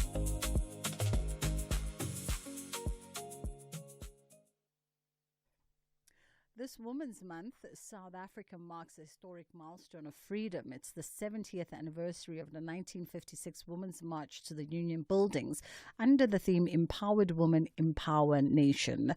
Join government on the 9th of August at the same Union Buildings as we honor the women who stood together for freedom, dignity and equality, while celebrating today's women who continue to build our nation. The day will feature commemorative activities, cultural performances and messages of hope, unity and economic empowerment. Be a part of this historic occasion. Watinta Bafazi, Watinta Mbogoto, a message from government. Bridget Masinga on SAFM. Deciding to ignore the DIY instructions may only cost you a few hours, but deciding to stay with your current car insurance could be costing you thousands of rands in savings a year. Without insurance, 48-year-old Adam saves an unbelievable 1,803 rand a month on his 2020 Audi Q3. Switch to Outsurance and you too could be one quote away from having more money in your pocket every month. SMS out to 30754. That's out to 30754. Outsurance is a licensed insurer and FSP, and T's and C's do apply. Outsurance is in the business of saving you money on your car insurance premium. If they can't, ask for 500 Rand. SMS out to 30754. That's out to 30754. Outsurance will go out of their way to try and save you money on your car insurance. If they can't, ask for 500 Rand. SMS out to 30754. That's out to 30754. You are listening to The Full Circle. All right, we're in conversation with historian and author of Now You Know How Mapetla Died, the story of a black consciousness, Mataya Uzikona Valela, and Prof. Sipiwo Mahala, who's an author, an editor, and associate professor at the Department of English at the University of Johannesburg, as well as acting director of the Joburg Institute for Advanced Study. And that's how he joins us today in this conversation. Let's talk about allyship as well, Prof, right? Because for these stories that Zikona speaks about, for these lived accounts, to outlive memory, there needs to be a very deliberate and conscious effort, as she's alluded, to put the necessary support and infrastructure behind historians, behind writers, behind filmmakers, behind those who are custodians of carrying legacy and history. How important is that from an academic perspective, but also, I guess, from a male thought leader perspective, right? Mm-hmm. Because to a large degree, those purses still are held in particular hands, mm-hmm. and they dictate whose story gets to be remembered, whose name gets to be, cast on a building or on a road and such matters. Yeah, absolutely. Well, chronicling our stories, first of all, is key to us. That's why we invest towards research to tell the stories of people like Mama Winnie. And it's even more important for us that that story, in the case of Zikona, is being told by a black woman. Mm. So that matters. I've talked about other projects that we're doing, but whilst we look back to chronicle the stories of our icons, we also try to celebrate contemporary writers. We try to recognize women who are playing a role in the development of society today. Mm. So as a result, we are in partnership with a number of stakeholders, where we'll be celebrating Mama Sibongile Mkhabela, who's a formidable woman herself. But above everything else, she is one figure that hasn't been adequately celebrated from the 76 generation. Mm. She was just about the only woman who was arrested as a teenager during the Soweto uprisings. So we'll be celebrating her on Monday. Mm. But we're celebrating her alongside several other writers and activists who were born in 76. These include writers like Angela Makholwa, Zuki Savannah, Noziswe Jele, and many others. So what we are trying to do really is to, on the one hand, look back to ensure that we preserve our history.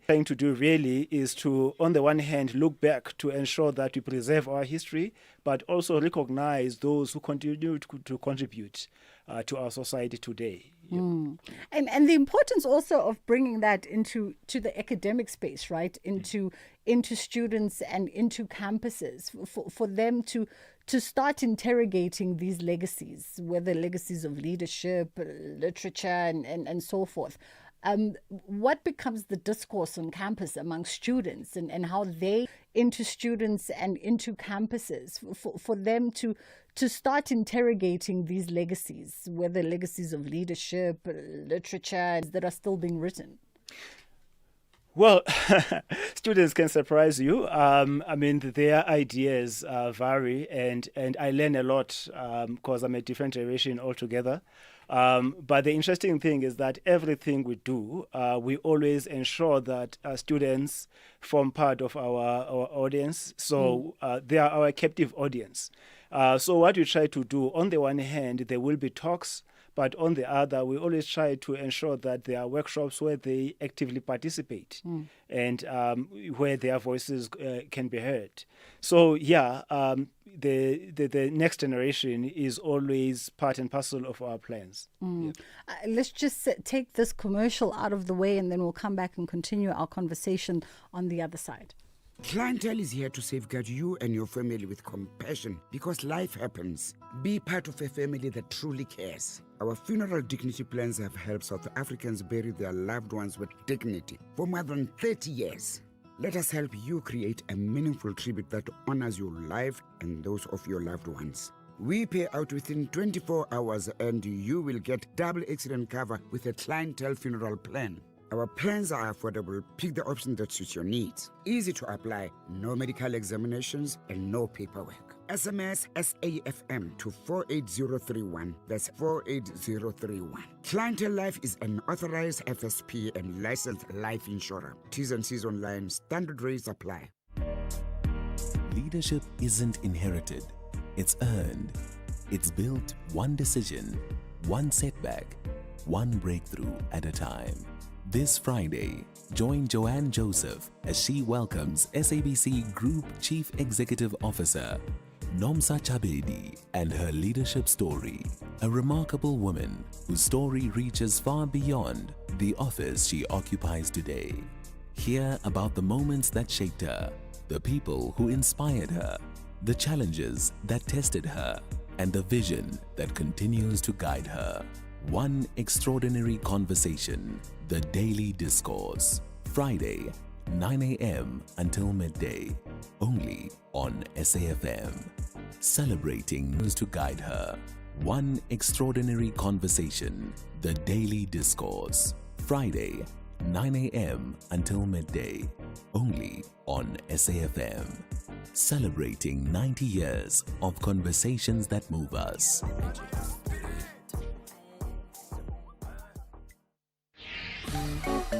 You are listening to The Full Circle. All right. We're not necessarily talking matters of voting now. It seems to be the discourse on our WhatsApp line. We're talking matters of history at the moment with Usikhona Valela, who is an historian, of course. Prof. Sipiwo joins us as well, and he's the acting director of the University of Joburg's Institute for Advanced Study. With the work that you do, and you've made it very accessible as well, Zikhona, because you use social media in a very particular way, and you distill history in a way that causes a lot of intrigue for some of us. Let's talk about that kind of engagement. And I think for me also leading from what we were talking about with Prof about this new generation and their palate to consume history, but more than consume it, to also interrogate it, twist it upside down and investigate it so that they can form an opinion. I think, when I did start, just sort of talking about Winnie in particular. I started this, I think, around 2015, 2016, while I was doing my master's, and one of the things that I started to notice was that my tweets specifically about her grew legs, if you will, and it speaks to the ways that her name continues to trigger a certain type of reaction. And so I think for me, that's when I then sort of moved towards referring to her by her clan name, Manguchana, as a way of keeping the conversation alive on there. Because social media, and I think over the years, social media, and in the wake of it being, Twitter specifically being acquired by that boy from Pretoria, it has become a space of just misinformation, of distortion. You see it for the sake of engagement. And so for me, the project then becomes about using that space, because that space is one in which a lot of people kind of congregate. And because, unfortunately, the thing about books is that they're not very accessible because they are not very affordable to a lot of people. Twitter, Facebook, Instagram, YouTube, TikTok become these spaces where most people will probably consume the most history that they have read outside of the classroom. And so people like me, because I don't believe I'm the only one who's doing this work, people like me are very important. I think play a very important role in making interventions that sort of buffer against the distortion around our history, especially distortion relating to Black women, and someone like Winnie, because she is, like I say, she's a very, very human individual, with all her complexities lived out loud, maybe not necessarily by her own choosing, as a highly censored individual, as a highly infiltrated individual. There's probably a lot more that we know that we probably wouldn't know if she was just an ordinary person. There's so many, so many innuendos surrounding her that are used to shame her and all of those things. And I think the role of archivists who engage social media is to constantly push back against those types of distortions, and to engage meaningfully with an archive and not just simply regurgitate captions or regurgitate whatever else, and to constantly, and when people ask questions, to engage as much as possible. I mean, the algorithm on Twitter is very messed up these days that you can't really see a lot of questions, but I try as much as possible to sort of engage, to sort of push back against people running off with whatever conspiracies, because we're very conspiracy prone in South Africa. And I think that's the legacy of the ways rumor was utilized in the 80s. And so I think, the role we play is to simply just constantly check, constantly fact check, because I think if people want to learn, and I think they do, there is that thirst for historical knowledge. I think it's important that we all play a role, those who are in that space of archiving, of really ensuring that what people access, what they can access, is something that is as close to the facts on the ground. Yeah. We're fast running out of time, but the Women's Month seminar series is kicking off, and it's kicking off with a presentation by yourself, focused on Mama Winnie Mandela. No surprise there. Prof, do you want to add a little? Because I think from what Uzikona has mentioned during the duration of our conversation may have already whet the palate of folks in terms of what the broad presentation might lean towards. Yeah, absolutely. Well, one thing that's quite interesting, I'll be interested in how we deal with some of the distortions. One writer, for instance, wrote about Winnie and Nelson Mandela, and interpreted something that I think a different cultural context would make, could be corrected. That had to do specifically with the belief that Mandela was said to be umthakathi, and during marriage, families would say, if the family are being married to kuyathakathwa, then you have to thakatha also, So those cultural nuances could actually elude some if you don't have the right background. But talking about this month, we're launching today. Professor Pearl Sithole from the NHSS will do the keynote, and Zikona obviously will do the very first seminar. And then throughout the month, we have some really exciting program. I talked about Monday, where we'll be celebrating Mama Sibongile Mkhabela. And on the 18th, we'll have a panel discussion discussing script to screen, where we talk about adaptation in literature.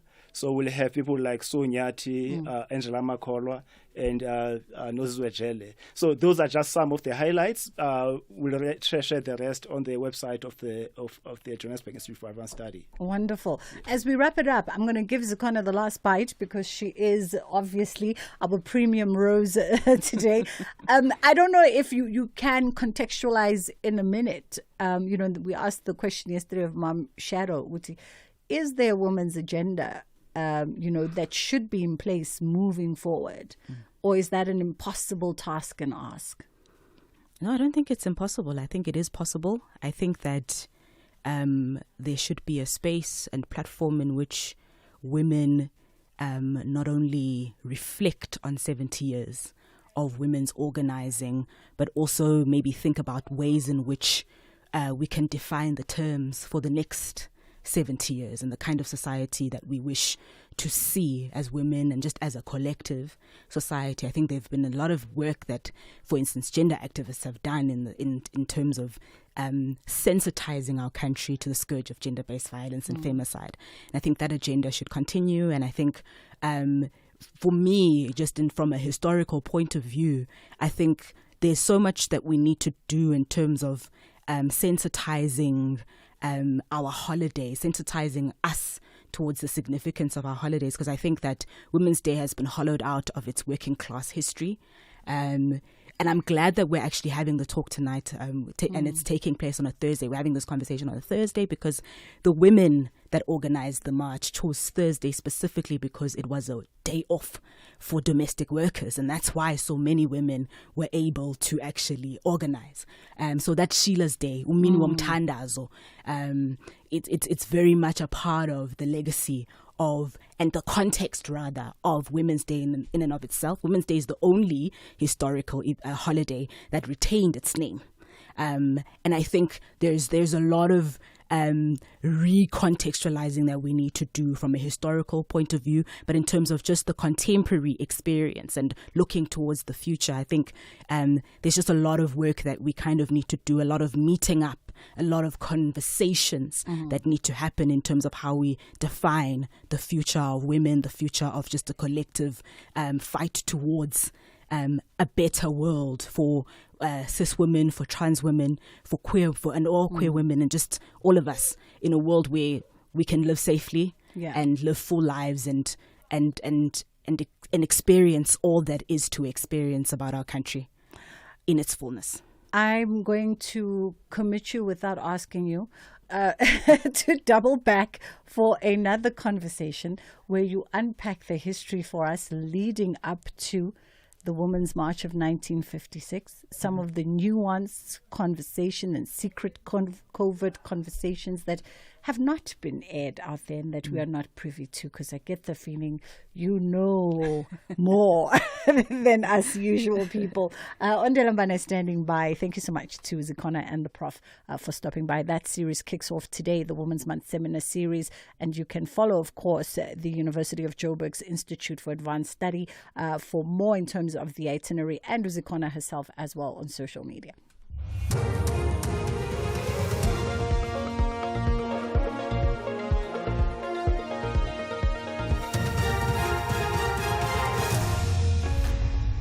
Thank you, Bridget. On the top stories, DA will not take part in Nelson Mandela Bay vote of no confidence against Lobishe, and more than 30 people arrested in a police raid in KZN. For SAfm News, I'm Ondelambana, and a very good day. The DA has announced that it will not take part in the vote of no confidence motion to be tabled against Nelson Mandela Bay Mayor Babala Lobishe and her deputy Gary van Niekerk during a council meeting today. Briefing the media ahead of the council meeting, DA Member of Parliament Andrew Whitfield says the motion of no confidence is driven by petty politics and will cause unnecessary instability. Now, this week I wrote letters to the leaders of the two parties, the one being the mover of the motion, the Good Party, and the other, the second of the motion, the Freedom Front Plus, asking a set of very straightforward questions. What is the plan to govern? What is the service delivery turnaround plan? What are the numbers looking like in council? How are we going to constitute a coalition? There has been no response to those questions. The DA cannot participate in a process that will invite more chaos and increasingly declining service delivery to the people of Nelson Mandela Bay. The Gauteng Department of Education says its online admission system is stable despite receiving hundreds of thousands of applications since registration opened yesterday. Parents have until the 4th of September to submit applications for grade 1 and 8 learners for the 2027 academic year. Education MEC Lebogang Maile says while the system is not perfect, there are no major technical challenges thus far preventing parents from applying. Maile says early applications are crucial as the department uses registration data to plan for resources needed in schools. The MEC urged parents to apply on time and provide complete information to avoid delays in learner placements. We are calling on parents to register on time because if we don't know by October, November how many kids are registered, we will never know whether we need more schools or not. We'll never know how many textbooks must we buy or how many workbooks must we buy. We will know how many desks, how many chairs. We will know if we are short of teachers or not. So this system is very important to also help us with planning. The High Court in Makhanda in the Eastern Cape has dismissed with cost an application by ANC members who challenged the dismissal of the party's provincial task team. The court found that internal party processes were not properly followed to constitute a PTT. A PTT is an interim structure constituted after a term of office of a provincial executive committee had lapsed. In March, the ANC in the province failed to hold its provincial elective conference after it was successfully interdicted by disgruntled members in the High Court, Kukombo City. We are doing so to ensure that we clean our streets, clean our countries. We're looking for drugs, second-hand goods which are not sold properly. Thus far, we have arrested over 30 people who are in the country illegally.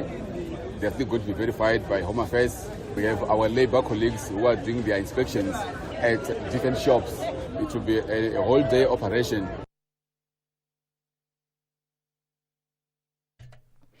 Ukrainian drones attacks have left pools of black smoke hanging over the Russian city of Yaroslavl, home to one of the country's biggest oil refineries. Yaroslavl's governor said it was the largest ever attack by Ukraine. The BBC's Dan Johnson has the details. Well, this was a very difficult. Many people killed, many people injured. Now, Russia is saying that this was a response to Ukraine increasing its drone attacks inside Russia itself, targeting that this was a response to Ukraine increasing its drone attacks inside Russia itself, targeting oil refineries there. But the fact is that Russia has been doing this to Ukraine, killing civilians and hitting residential areas for more than 4 years now. Recapping on the top story, the DA has announced that it will not take part in the vote of no confidence motion to be tabled against Nelson Mandela Bay Mayor Babalwa Lobishe and her deputy Gary van Niekerk during a council meeting today. I'm on the Lambana for SAfm News headlines at 2:30. The Full Circle with Bridget Masinga, Monday to Friday, 1 to 3 p.m.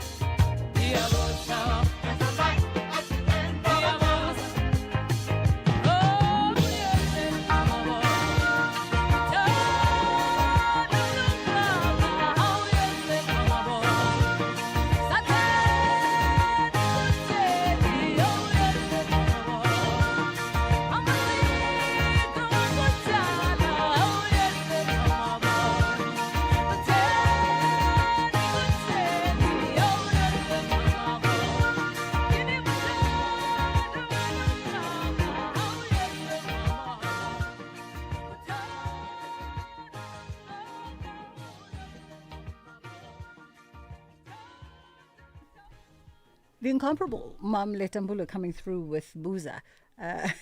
And that is how we get into 2 o'clock. It's just gone 10 past 2. A quick break, and then we come back on the other side. Unleash your inner chef with Spa. Get up to 80% off on NutriFresh kitchen essentials when you buy products like 3 kg Sunlight 5-in-1 hand wash powder for $79.99. Save 20 Rand. Or 50ml Rexona Shield Roll-On deodorant. Any 2 for 42. Save 14 Rand. Price is valid from 22 July till 10 August, while stocks last. Only at Spa. T's and C's apply. Scholar Transport drivers, every winter morning, our children depend on you to get them to school safely. But overloaded vehicles and rushing against time puts lives at risk. Remember, our children are not cargo. Overloading reduces your ability to stop on wet or icy roads. Drive responsibly, arrive safely, protect every child, every trip. This message is brought to you by the National Department of Transport. Voices may have changed, times may have changed, but the conversation continues. SAfm 90 years. Sai Mamabolo, Chief Election Officer.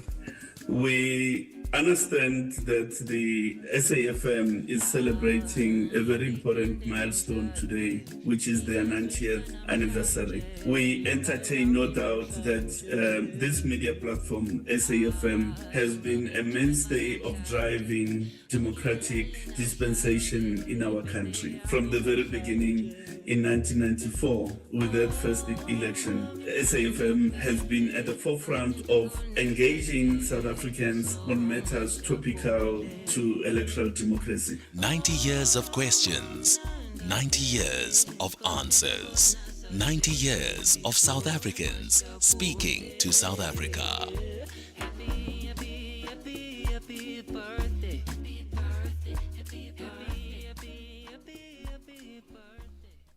This Women's Month, South Africa marks an historic milestone of freedom with the 70th anniversary of the 1956 Women's March to the Union Buildings under the theme Empowered Women, Empower Nation.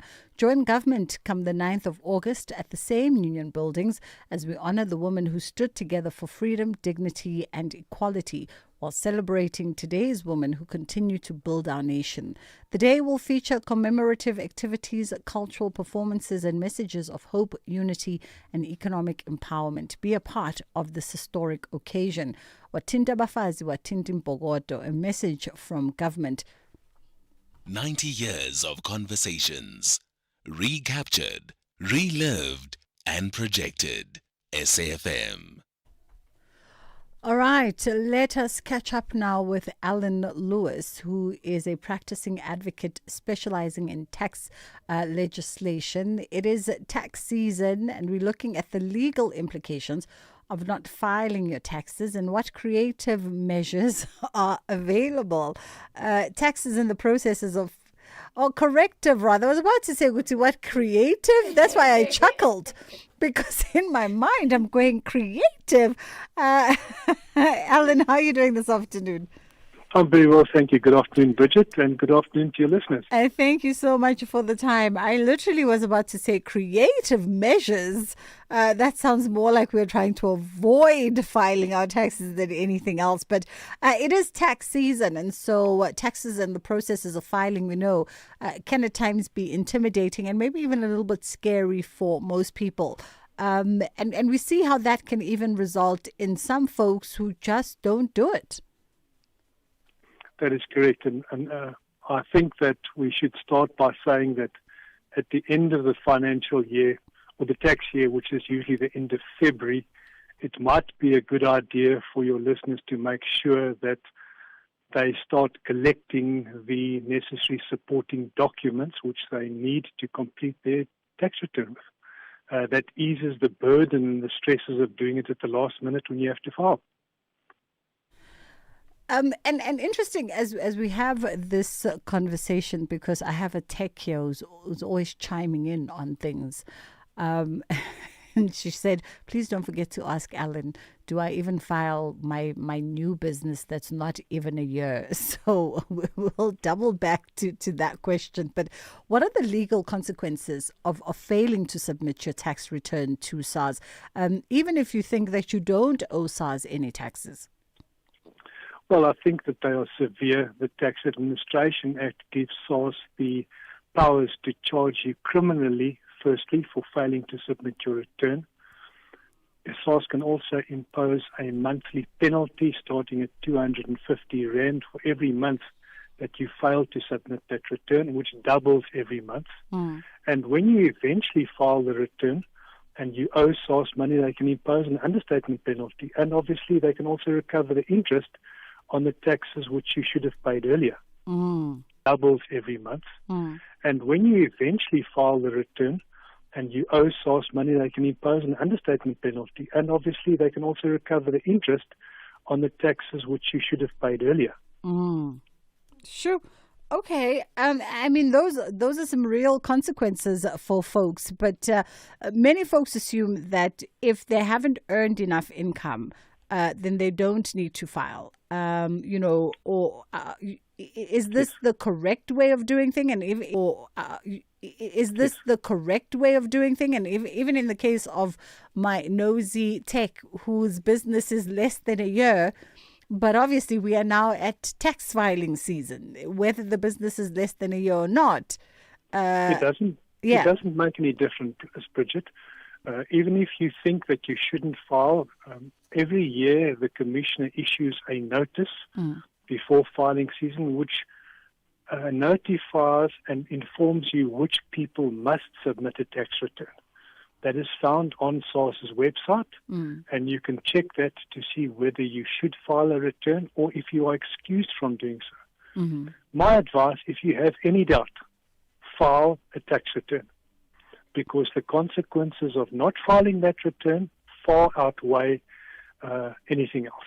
Because it really doesn't hurt, right? At worst case scenario, you file and then SARS says, oh, you don't owe us anything. Absolutely. And the difficulty is, even if you are excused from filing a tax return, my concern is that people don't keep records, and SARS may come back 10 years later and ask you, but why did you not file that tax return?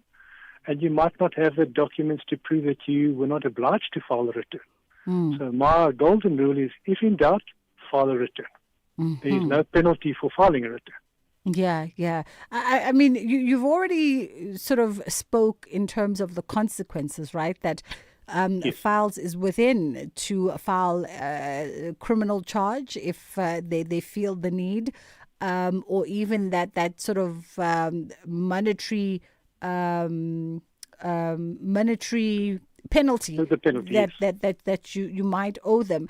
But are there also other administrative fines and other steps that SARS can take that can adversely affect you as a taxpayer, or even in the case of a business, particularly small businesses, where if SARS had to take that action, it can adversely affect your business to a point where maybe even things like deregistration or matters of that sort?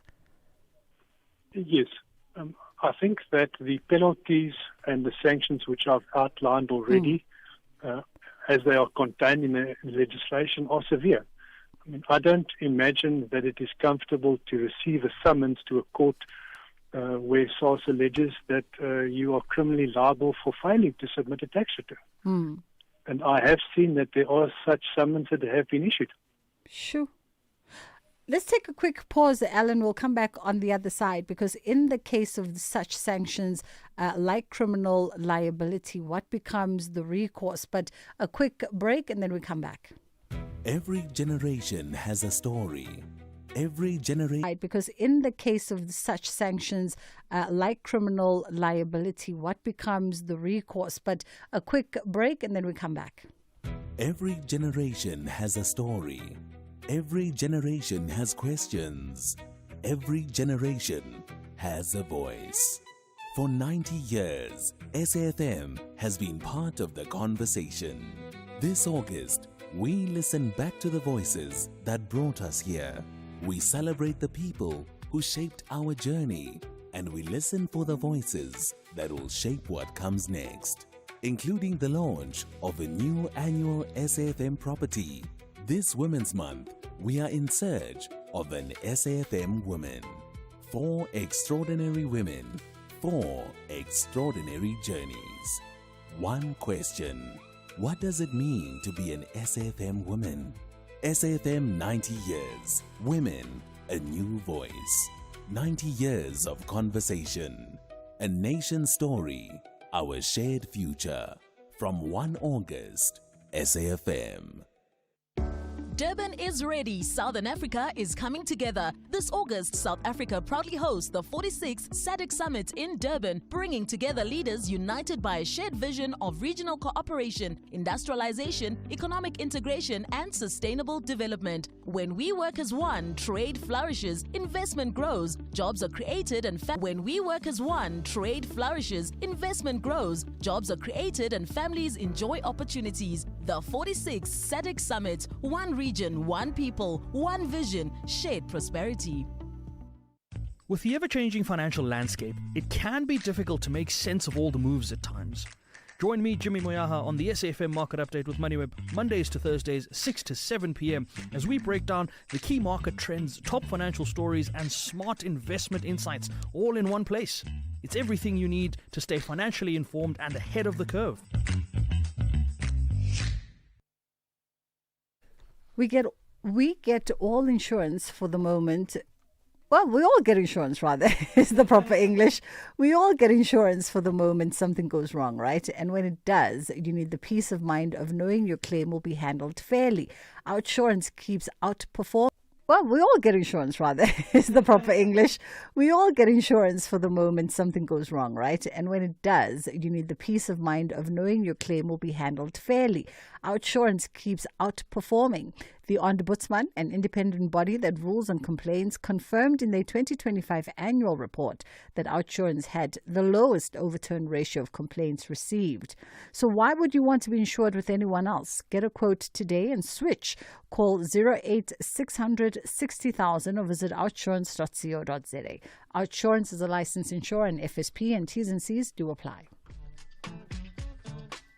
Bridget Masinga, weekdays on The Full Circle.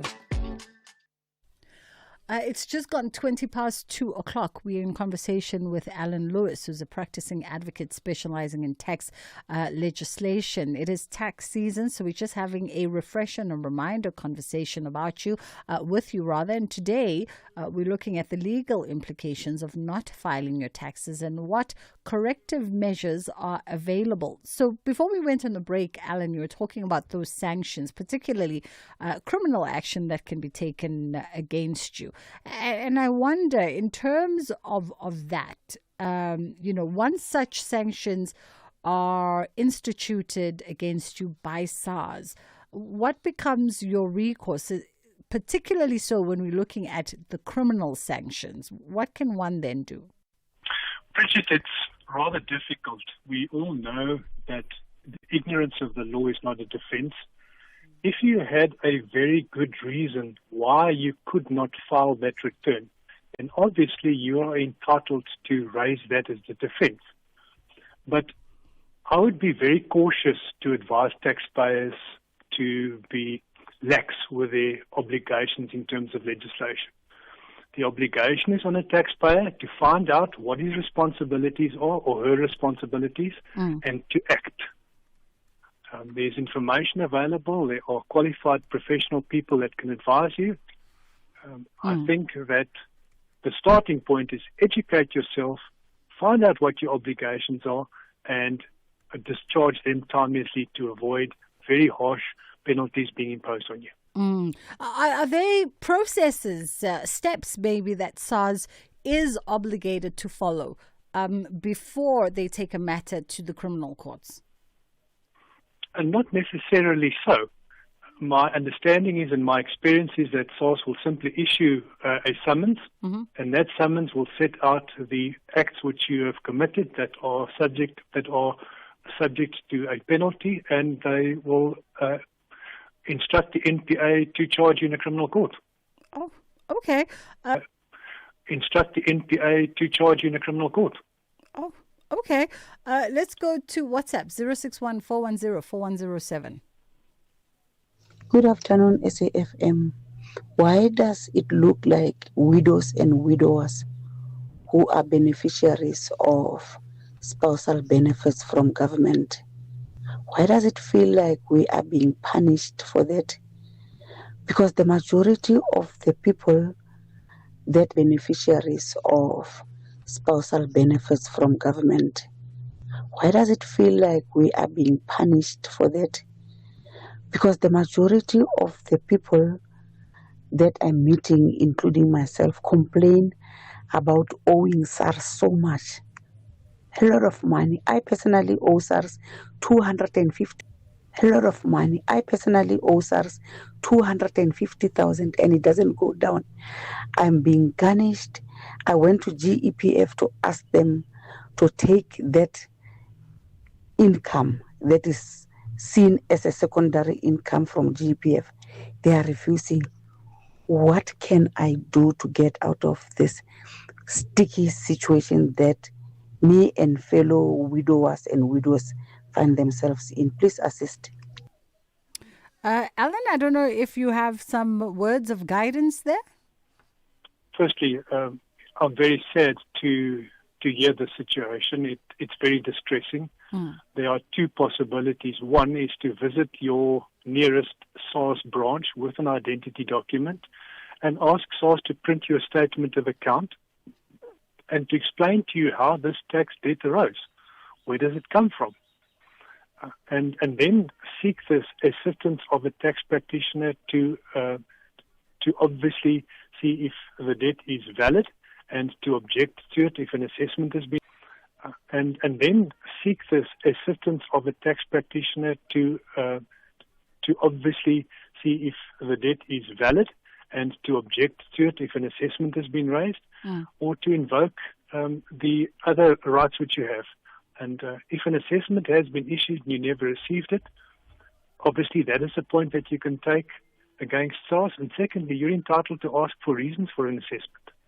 SARS must provide written reasons and explain to you what is the basis of an assessment. And I think that is the first step and the most important step to take to understand how the debt arose and what your rights are to address it. Mm-hmm. We have a message here that says perhaps you could advise if one registered a company in the last year and has not started trading at yet. I mean, we covered this one. If you registered a company in the last year and have not started trading as yet, do they have to submit? If the company is registered as a taxpayer, yes, you must, even if you have no income. The minute you are registered as a taxpayer, you are obliged to submit a return to SARS, even if it is a null return. If you fail to do that, SARS will hold you liable for an administrative penalty calculated at 250 Rand a month for failure to submit even a null return. Mm-hmm. Another one says, do spaza shop owners also pay tax and have to submit a return? It is a business after all, Quintus in Gqeberha. That's a very interesting question. I'm not sure if I understand exactly how a spaza shop operates.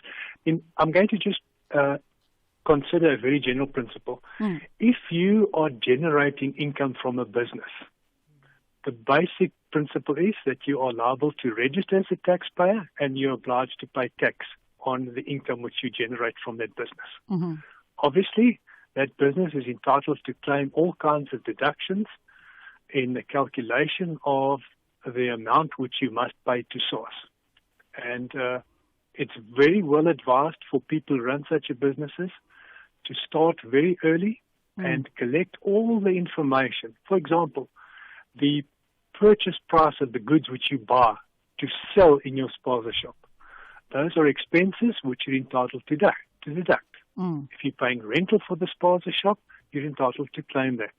If you're paying electricity to run your spaza shop, you're entitled to claim the deduction of the electricity bills that you pay.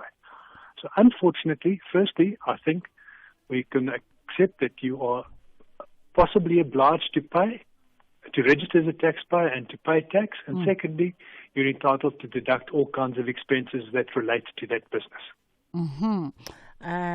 Like we were saying, your business, Quintus, out in Gqeberha, some of the more common mistakes, and I know you've emphasized the failure to be non-compliant. Perhaps some of the most common mistakes that have come across in your practice that folks need to rectify, whether speaking to non-compliance or whether speaking to avoidance of dealing with SARS. If I may repeat myself, firstly, make sure you understand your obligation to register as a taxpayer and to comply with that. Secondly, if you have a business, make sure that you have proper records.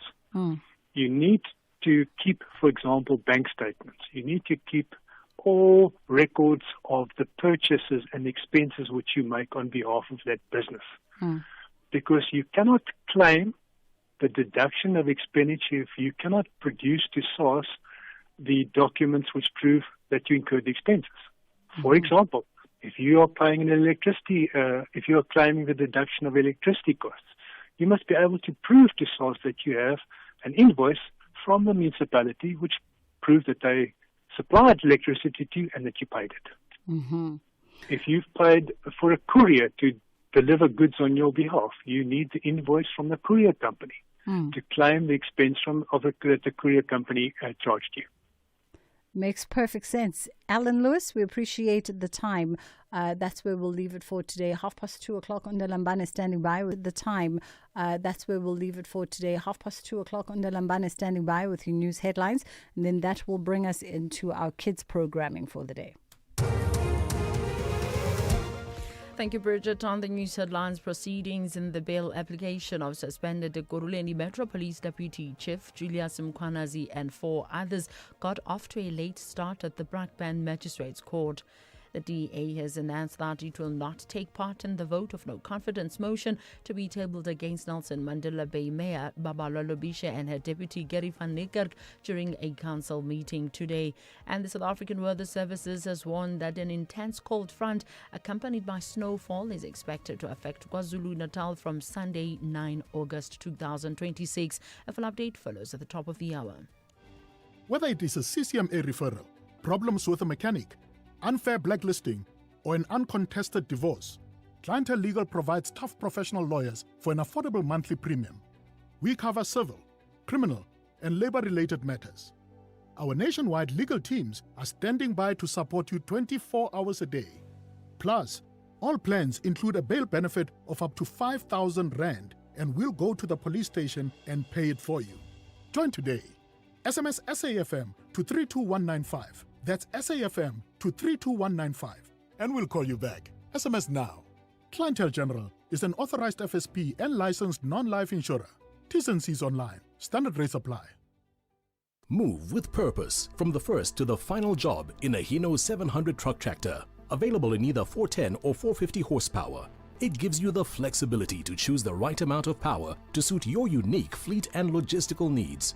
The Hino 700 truck tractor comes with a 6-year drivetrain warranty and 6-year service plan from as little as 1.9 million Rand excluding VAT. Contact your nearest Hino dealer today to keep you moving. Offer available while stocks last. T's and C's apply. Hino, all the way. Before there was the SAfm You Know Today, there was the English service, there was Radio South Africa, Radio South Africa, and there was a country going through extraordinary change. Hello. Good morning, Mr. Raphael. From the darkness of apartheid I have to inform honourable members. through the states of emergency, Earlier, it was reported an explosion had occurred at an ESCOM. through the release of Nelson Mandela, Comrades and fellow South Africans, I greet you all. through the birth of a democratic South Africa. As we know, elections do not create change, they create only the opportunity for change. The conversations continued, and in 1995, a new SAfm emerged.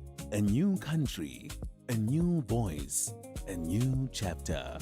This August, SAfm looks back at the journey that brought us here. The voices, the moments, The people, the history. 90 years of conversation, a nation story, our shared future. SAfm turns 90 from 1 August. SAfm, the conversation continues. 90 years of conversations, recaptured, relived, and projected. SAfm. This program is brought to you by SABC Education. And if you miss any of our programs, you can catch up anytime on the SABC Plus app or on the SABC Plus website, www.sabcplus.com. Brought to you by SABC Education. Enriching minds, enriching lives.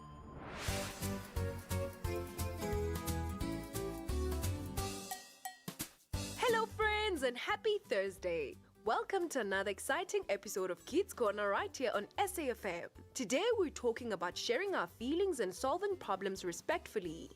How do you tell your parents, teachers, or friends when you don't like something or when something is bothering you? Why do you think it is better to talk about your feelings instead of getting angry or keeping everything inside? Do you find it easy or difficult to tell someone when they've hurt your feelings? What are some kind and respectful words you can use when you disagree with someone? Do you think listening is as important as talking when you're trying to solve a problem? Alright friends, let's hear from some of our friends while you share your answers with the people next to you. Hello everyone, my name is Ashley Kawamba. When something is bothering me, I try to speak calmly to my parents, teachers, or friends and explain how I feel. I think it's better to talk about our feelings instead of keeping everything inside because holding in emotions can make us feel stressed or angry. Sometimes it can be difficult to tell someone they have hurt my feelings because I don't want to upset them. But I know honest communication is important. If I disagree with someone, I can say, I understand your opinion, but I see it differently. Listening carefully is just as important as talking because it helps everyone understand each other and solve problems peacefully. Hi, my name is Tandaleta Mapike. I'm 11 years old and I go to Nova Pioneer Webster. When I don't like something, I normally tell my parents, teachers, or friends. I normally go to them and tell them. I don't like keeping it into myself when I don't like something. I like go and tell them what's when it's wrong.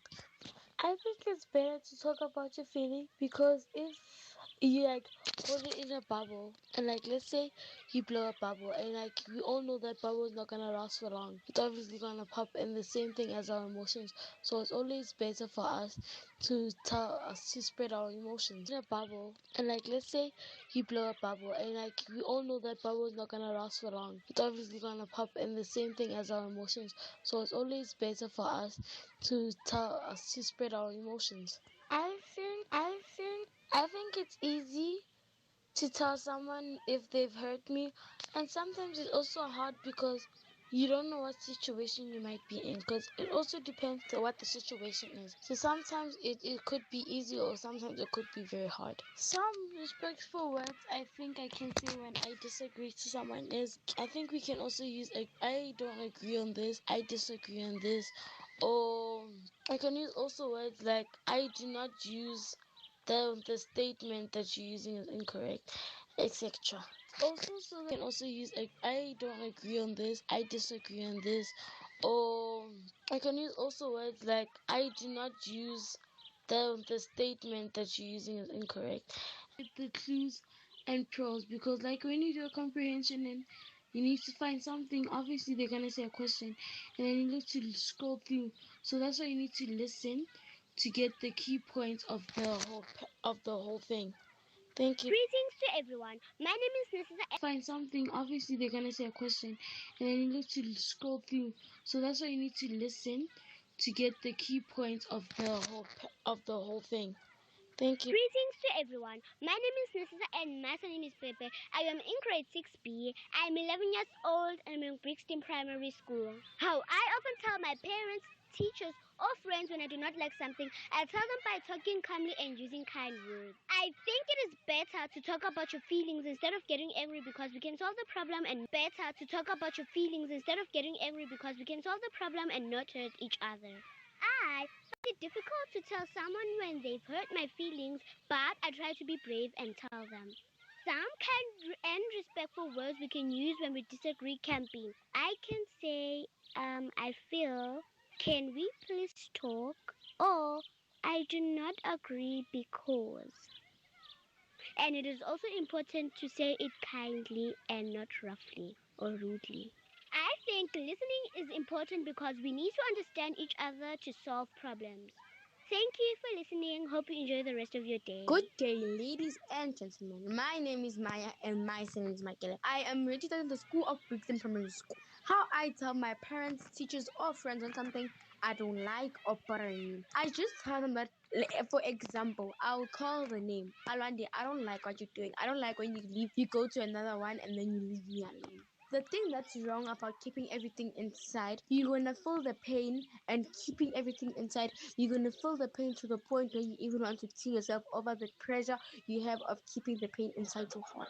I found it easy because I'm not a shy girl and I'm not scared. I could say, no, what you're saying is wrong. I believe what I'm saying is right because I like to be correct. Listening is important to know the both people's side of the stories. You're not gonna take anyone's side because you never know the person is right and the other person is wrong. Talking, you need to ask before you talk. Don't just talk because you don't know. Don't just barge in because it's your friend or your sister. Just know how the situation started and then you can solve the problem. Bye, my lovelies. Thank you for your time and support. My name is Praise Suzuba. Today I'll be talking about my feelings. When something or someone bothers me, I tell my teachers or my friends, but most of the times I cry about it. And I feel like it is better to talk about it, or rather cry it out instead of getting angry or keeping everything inside, because it helps us socialize and find someone that we can trust to solve our problems. And I find it hard to tell someone when they've hurt my feelings because I'm worried that they might get upset or they might have taken it in a personal way. And some kind and respectful words I can use is, I understand your point, and I can also include but I feel, or we can talk about this, because I feel like solving matters with my peers is more better than us including our parents, because the matter might escalate to another level. Thank you. Greetings to you all. My name is Ananda Mzobe. I am 12 years old. How do I tell my parents, teachers, or friends when I don't like something or when something is bothering me? I first choose a calm moment. Use I teachers or friends when I don't like something or when something is bothering me. I first choose a calm moment. Use I feel statements and sharing what is bothering me directly. Talking helps release stress, stopping anger from growing, and let others understand how to support you. I find it very easy to tell someone when they've hurt my feelings because I don't feel shy and I always stay confident. You can show respect when you disagree by using these 3 kinds phrases. I see it different, I understand your point, and can we talk more about this? They keep the talk calm and kind. Because listening is just as important as talking during problem solving, because it helps you find hidden facts, understand different views, and build trust. Thank you, everyone.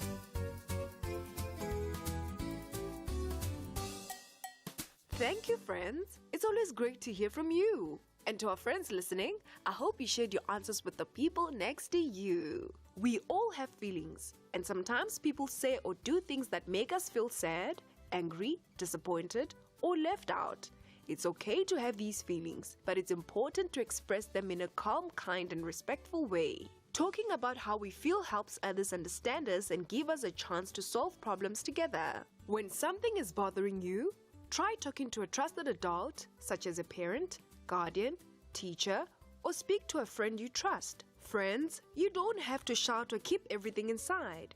You can use calm words like, I feel sad when that happened. I didn't like it when you said that. Or can we please talk about what happened? Speaking honestly and respectfully helps people understand how you feel. Keeping your feelings bottled up or getting angry without talking can sometimes make the problem bigger. You may continue feeling upset, or the other person might not even know that they've hurt your feelings. Talking about your emotions helps you feel better, build stronger relationships, and teaches you how to solve problems peacefully. Sometimes it can be difficult to tell someone that they've hurt your feelings. You may worry that they will be angry or won't understand. But remember, it takes courage to speak respectfully. If you find it difficult, you can ask a trusted adult to help you have the conversation. It's also normal to disagree with people sometimes. We don't all think the same way, and that's okay. When you disagree, you can still be respectful by saying things like, "I understand your opinion, but I think differently. Can we find a solution together?" We should never use unkind words, shout, or insult someone just because we have different opinions. Listening is just as important as talking when solving a problem. Good communication means taking turns to speak, listening with respect, and trying to understand each other. Friends, we should remember that our words have power. Kind, honest, and respectful communication helps us build stronger friendships, happier homes, and more peaceful classrooms. When we speak with kindness and listen with care, we can solve problems, understand one another better, and show the respect that every person deserves. That's it for today, friends. See you next time.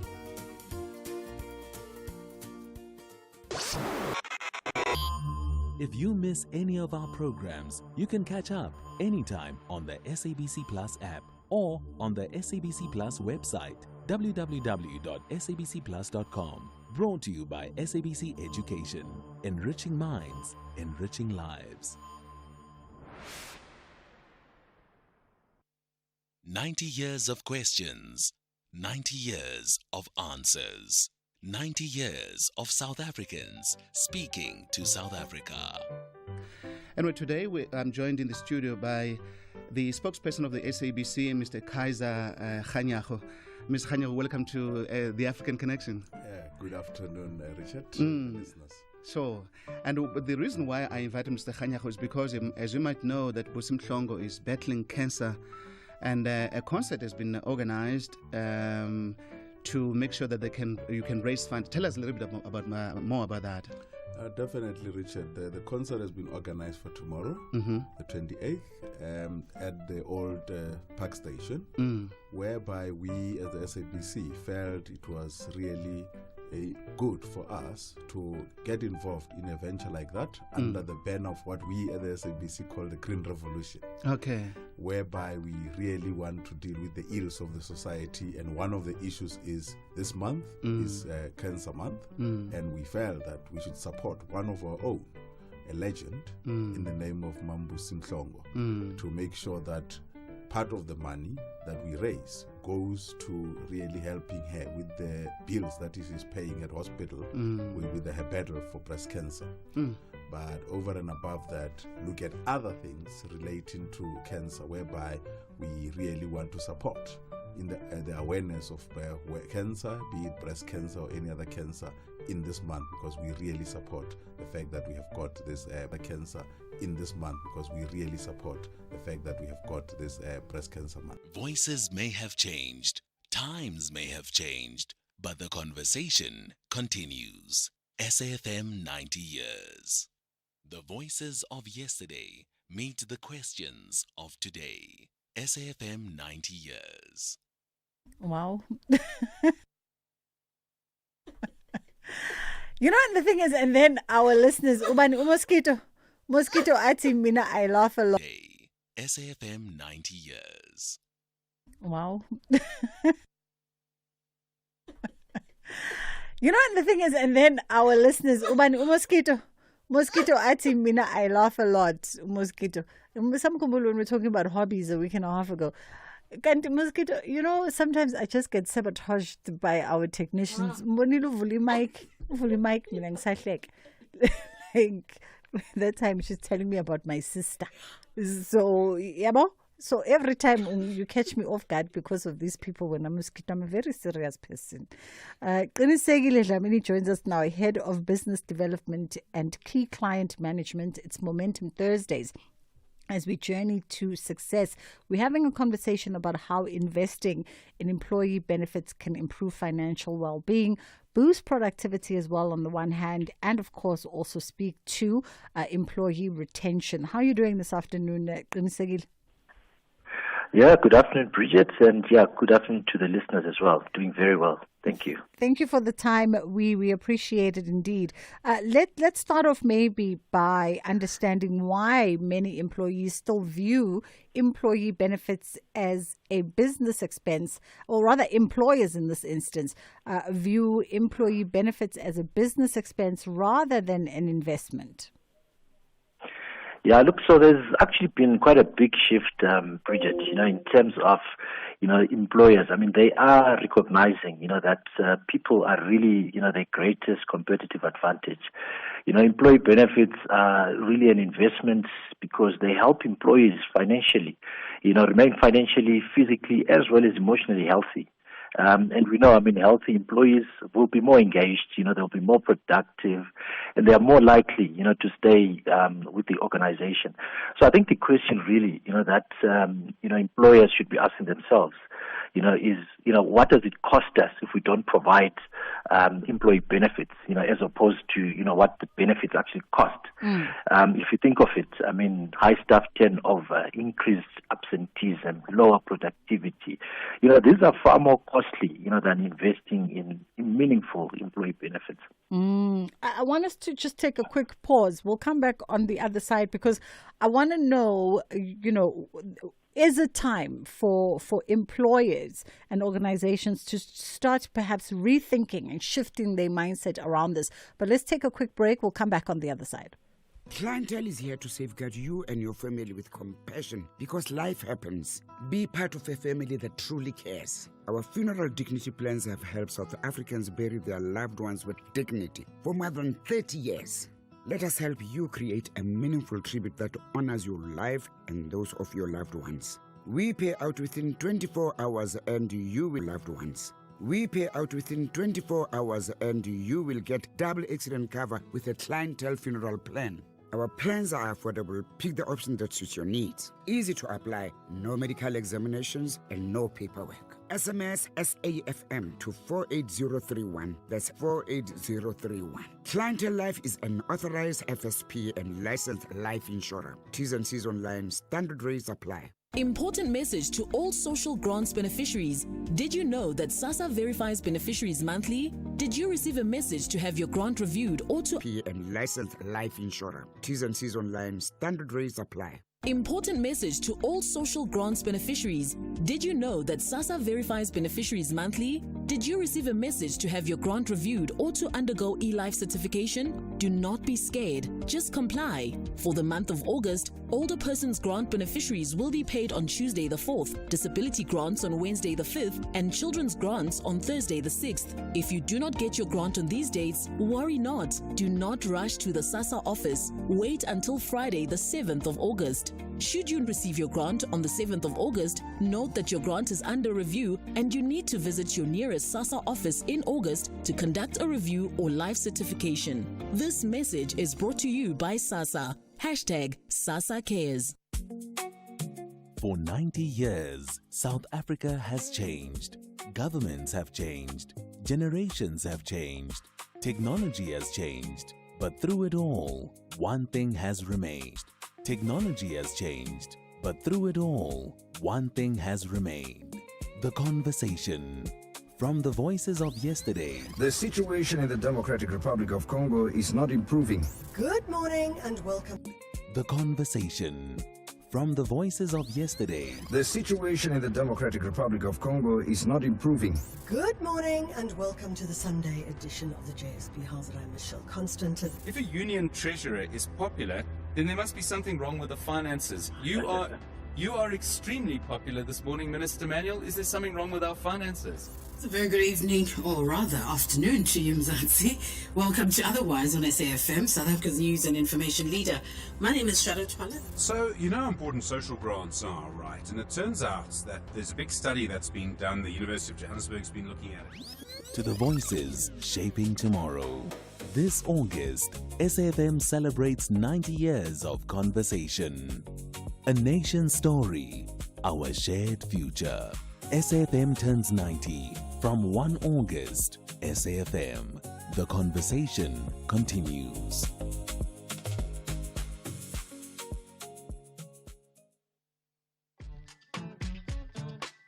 Bridget Masinga, weekdays on The Full Circle. Qinisekile Dlamini, Head of Business Development and Key Client Management, is joining us for Momentum Thursdays. We're looking at our journey to success, and we're talking about employee benefits and how investing in those can improve your organization. Why is it important for organizations and employers to actually start rethinking and reshaping their mindset around employee benefits? Yeah, thanks, Bridget. I think it's very important, because employee benefits have actually evolved over time. It's really become, a strategic, imperative, to have, good, employee benefits. If you think of it, to retain experienced employees, to reduce experienced employees, to reduce recruitment costs. I mean, you want to retain your good employees, so you want to give them good, and also, healthier, financially, less stressed employees are likely to be more productive. Obviously, then, the organization will benefit from that. Happy employees equal to happy clients, so it's actually good for business, if you think about it. So, in the overall scheme of things, I think it's very critical, for employers, rather, to really be, making sure that they implement, the right employee benefits for their employees, because it's going to help, both the employees and the employers in the longer term. Financial stress, we know that these kind of pressure points don't necessarily stay at home when employees come to work, right? So let's talk about the ways in which all of this affects productivity, how it affects engagement, overall business performance, because I think that becomes the sort of case study for the importance of leading with employee benefits that are actually beneficial to those who work for your organization. Yeah, indeed. I mean, as you can imagine, employees, are worried about debt, unexpected expenses that they've had to, incur, whether they'll actually be able to make it to month end, will understandably be distracted. That affects, concentration, decision making, and overall, productivity. And what we see, in such instances is higher absenteeism, higher levels of burnout, So from a business perspective, I mean, that obviously then translates to, lower engagement, poor client service, and ultimately, reduced organizational performance. So financial well-being isn't just a personal issue. It's a business performance issue. So it's very important. If you had to convince business leadership that investing in employee benefits delivers measurable returns, what would you say for them would be the hook for those ROIs? Yeah, look, there's a couple of things. So I think firstly, I've spoken about, retention of good employees. I think that's very important. Having, healthier, less financially stressed employees, I've mentioned that they are more productive, so it's actually beneficial for the business. And thirdly, you want to attract high quality talent, and to do that, you must have a strong employer brand. And part of that is having a strong employee benefits proposition. And I think finally, employees who feel genuinely cared for, are far more engaged, far more committed, to delivering, great, service for your customers. So ultimately, it is really good for business. So it's not just, measuring your return on investment in rand terms, but it's really think about the retention of your good staff, think about productivity and the trust levels, between employee and employer. I mean, that is something you cannot ignore. Qinisekile, when you talk about retention, the other flip side is the attraction that you allude to, right? Do you think a lot of businesses actually consider that perhaps those good quality employees that you'd like to attract to your business for you to be able to scale and grow and sustain and reach all of these target milestones some of them consider things like benefits when making those decisions about whether or not to stay put where they are or to proceed with your organization. Absolutely. Today's workforce really is looking beyond salary. People want to know that they are working for an organization that genuinely cares for them, genuinely cares for their long-term, well-being. So, a competitive employee benefits proposal, or proposition for employees does signal, that an organization genuinely cares for its people. And over and above that, it's also understanding, the profile of your workforce. One size doesn't fit all. You'll have younger employees looking for different things, could be flexibility, financial well-being, and employers closer to retirement, will prioritize retirement planning. So I think it's important that, as employers then even look at, designing and implementing, employee benefits, they take all of these things, into account and really, provide employees with benefits that actually matter and actually make a difference in the lives of the employees. We'll leave it there for this afternoon. Qinisegile Dlamini, Head of Business Development and Key Client Management for Momentum Thursdays as we journey to success. It's about a minute and a bit to go before Ashraf comes through. Well, before Ashraf, we're going to have Ondela Mbana bringing you the top of the hour news, and then Ashraf is going to come through and continue with the conversations that move the nation on the National Pulse from 3 until 6 o'clock. From our end, that's where we leave it. I already anticipated that. I came in today saying Happy Friday and they corrected me. So tomorrow I get to say Happy Friday. We'll leave it there for today. Have a great afternoon further. Inshallah, God willing, we get to do it again. For 90 years, South Africa has changed. Governments have changed. Generations have changed. Technology has changed. But through it all, one thing has remained. The conversation. From the voices of yesterday.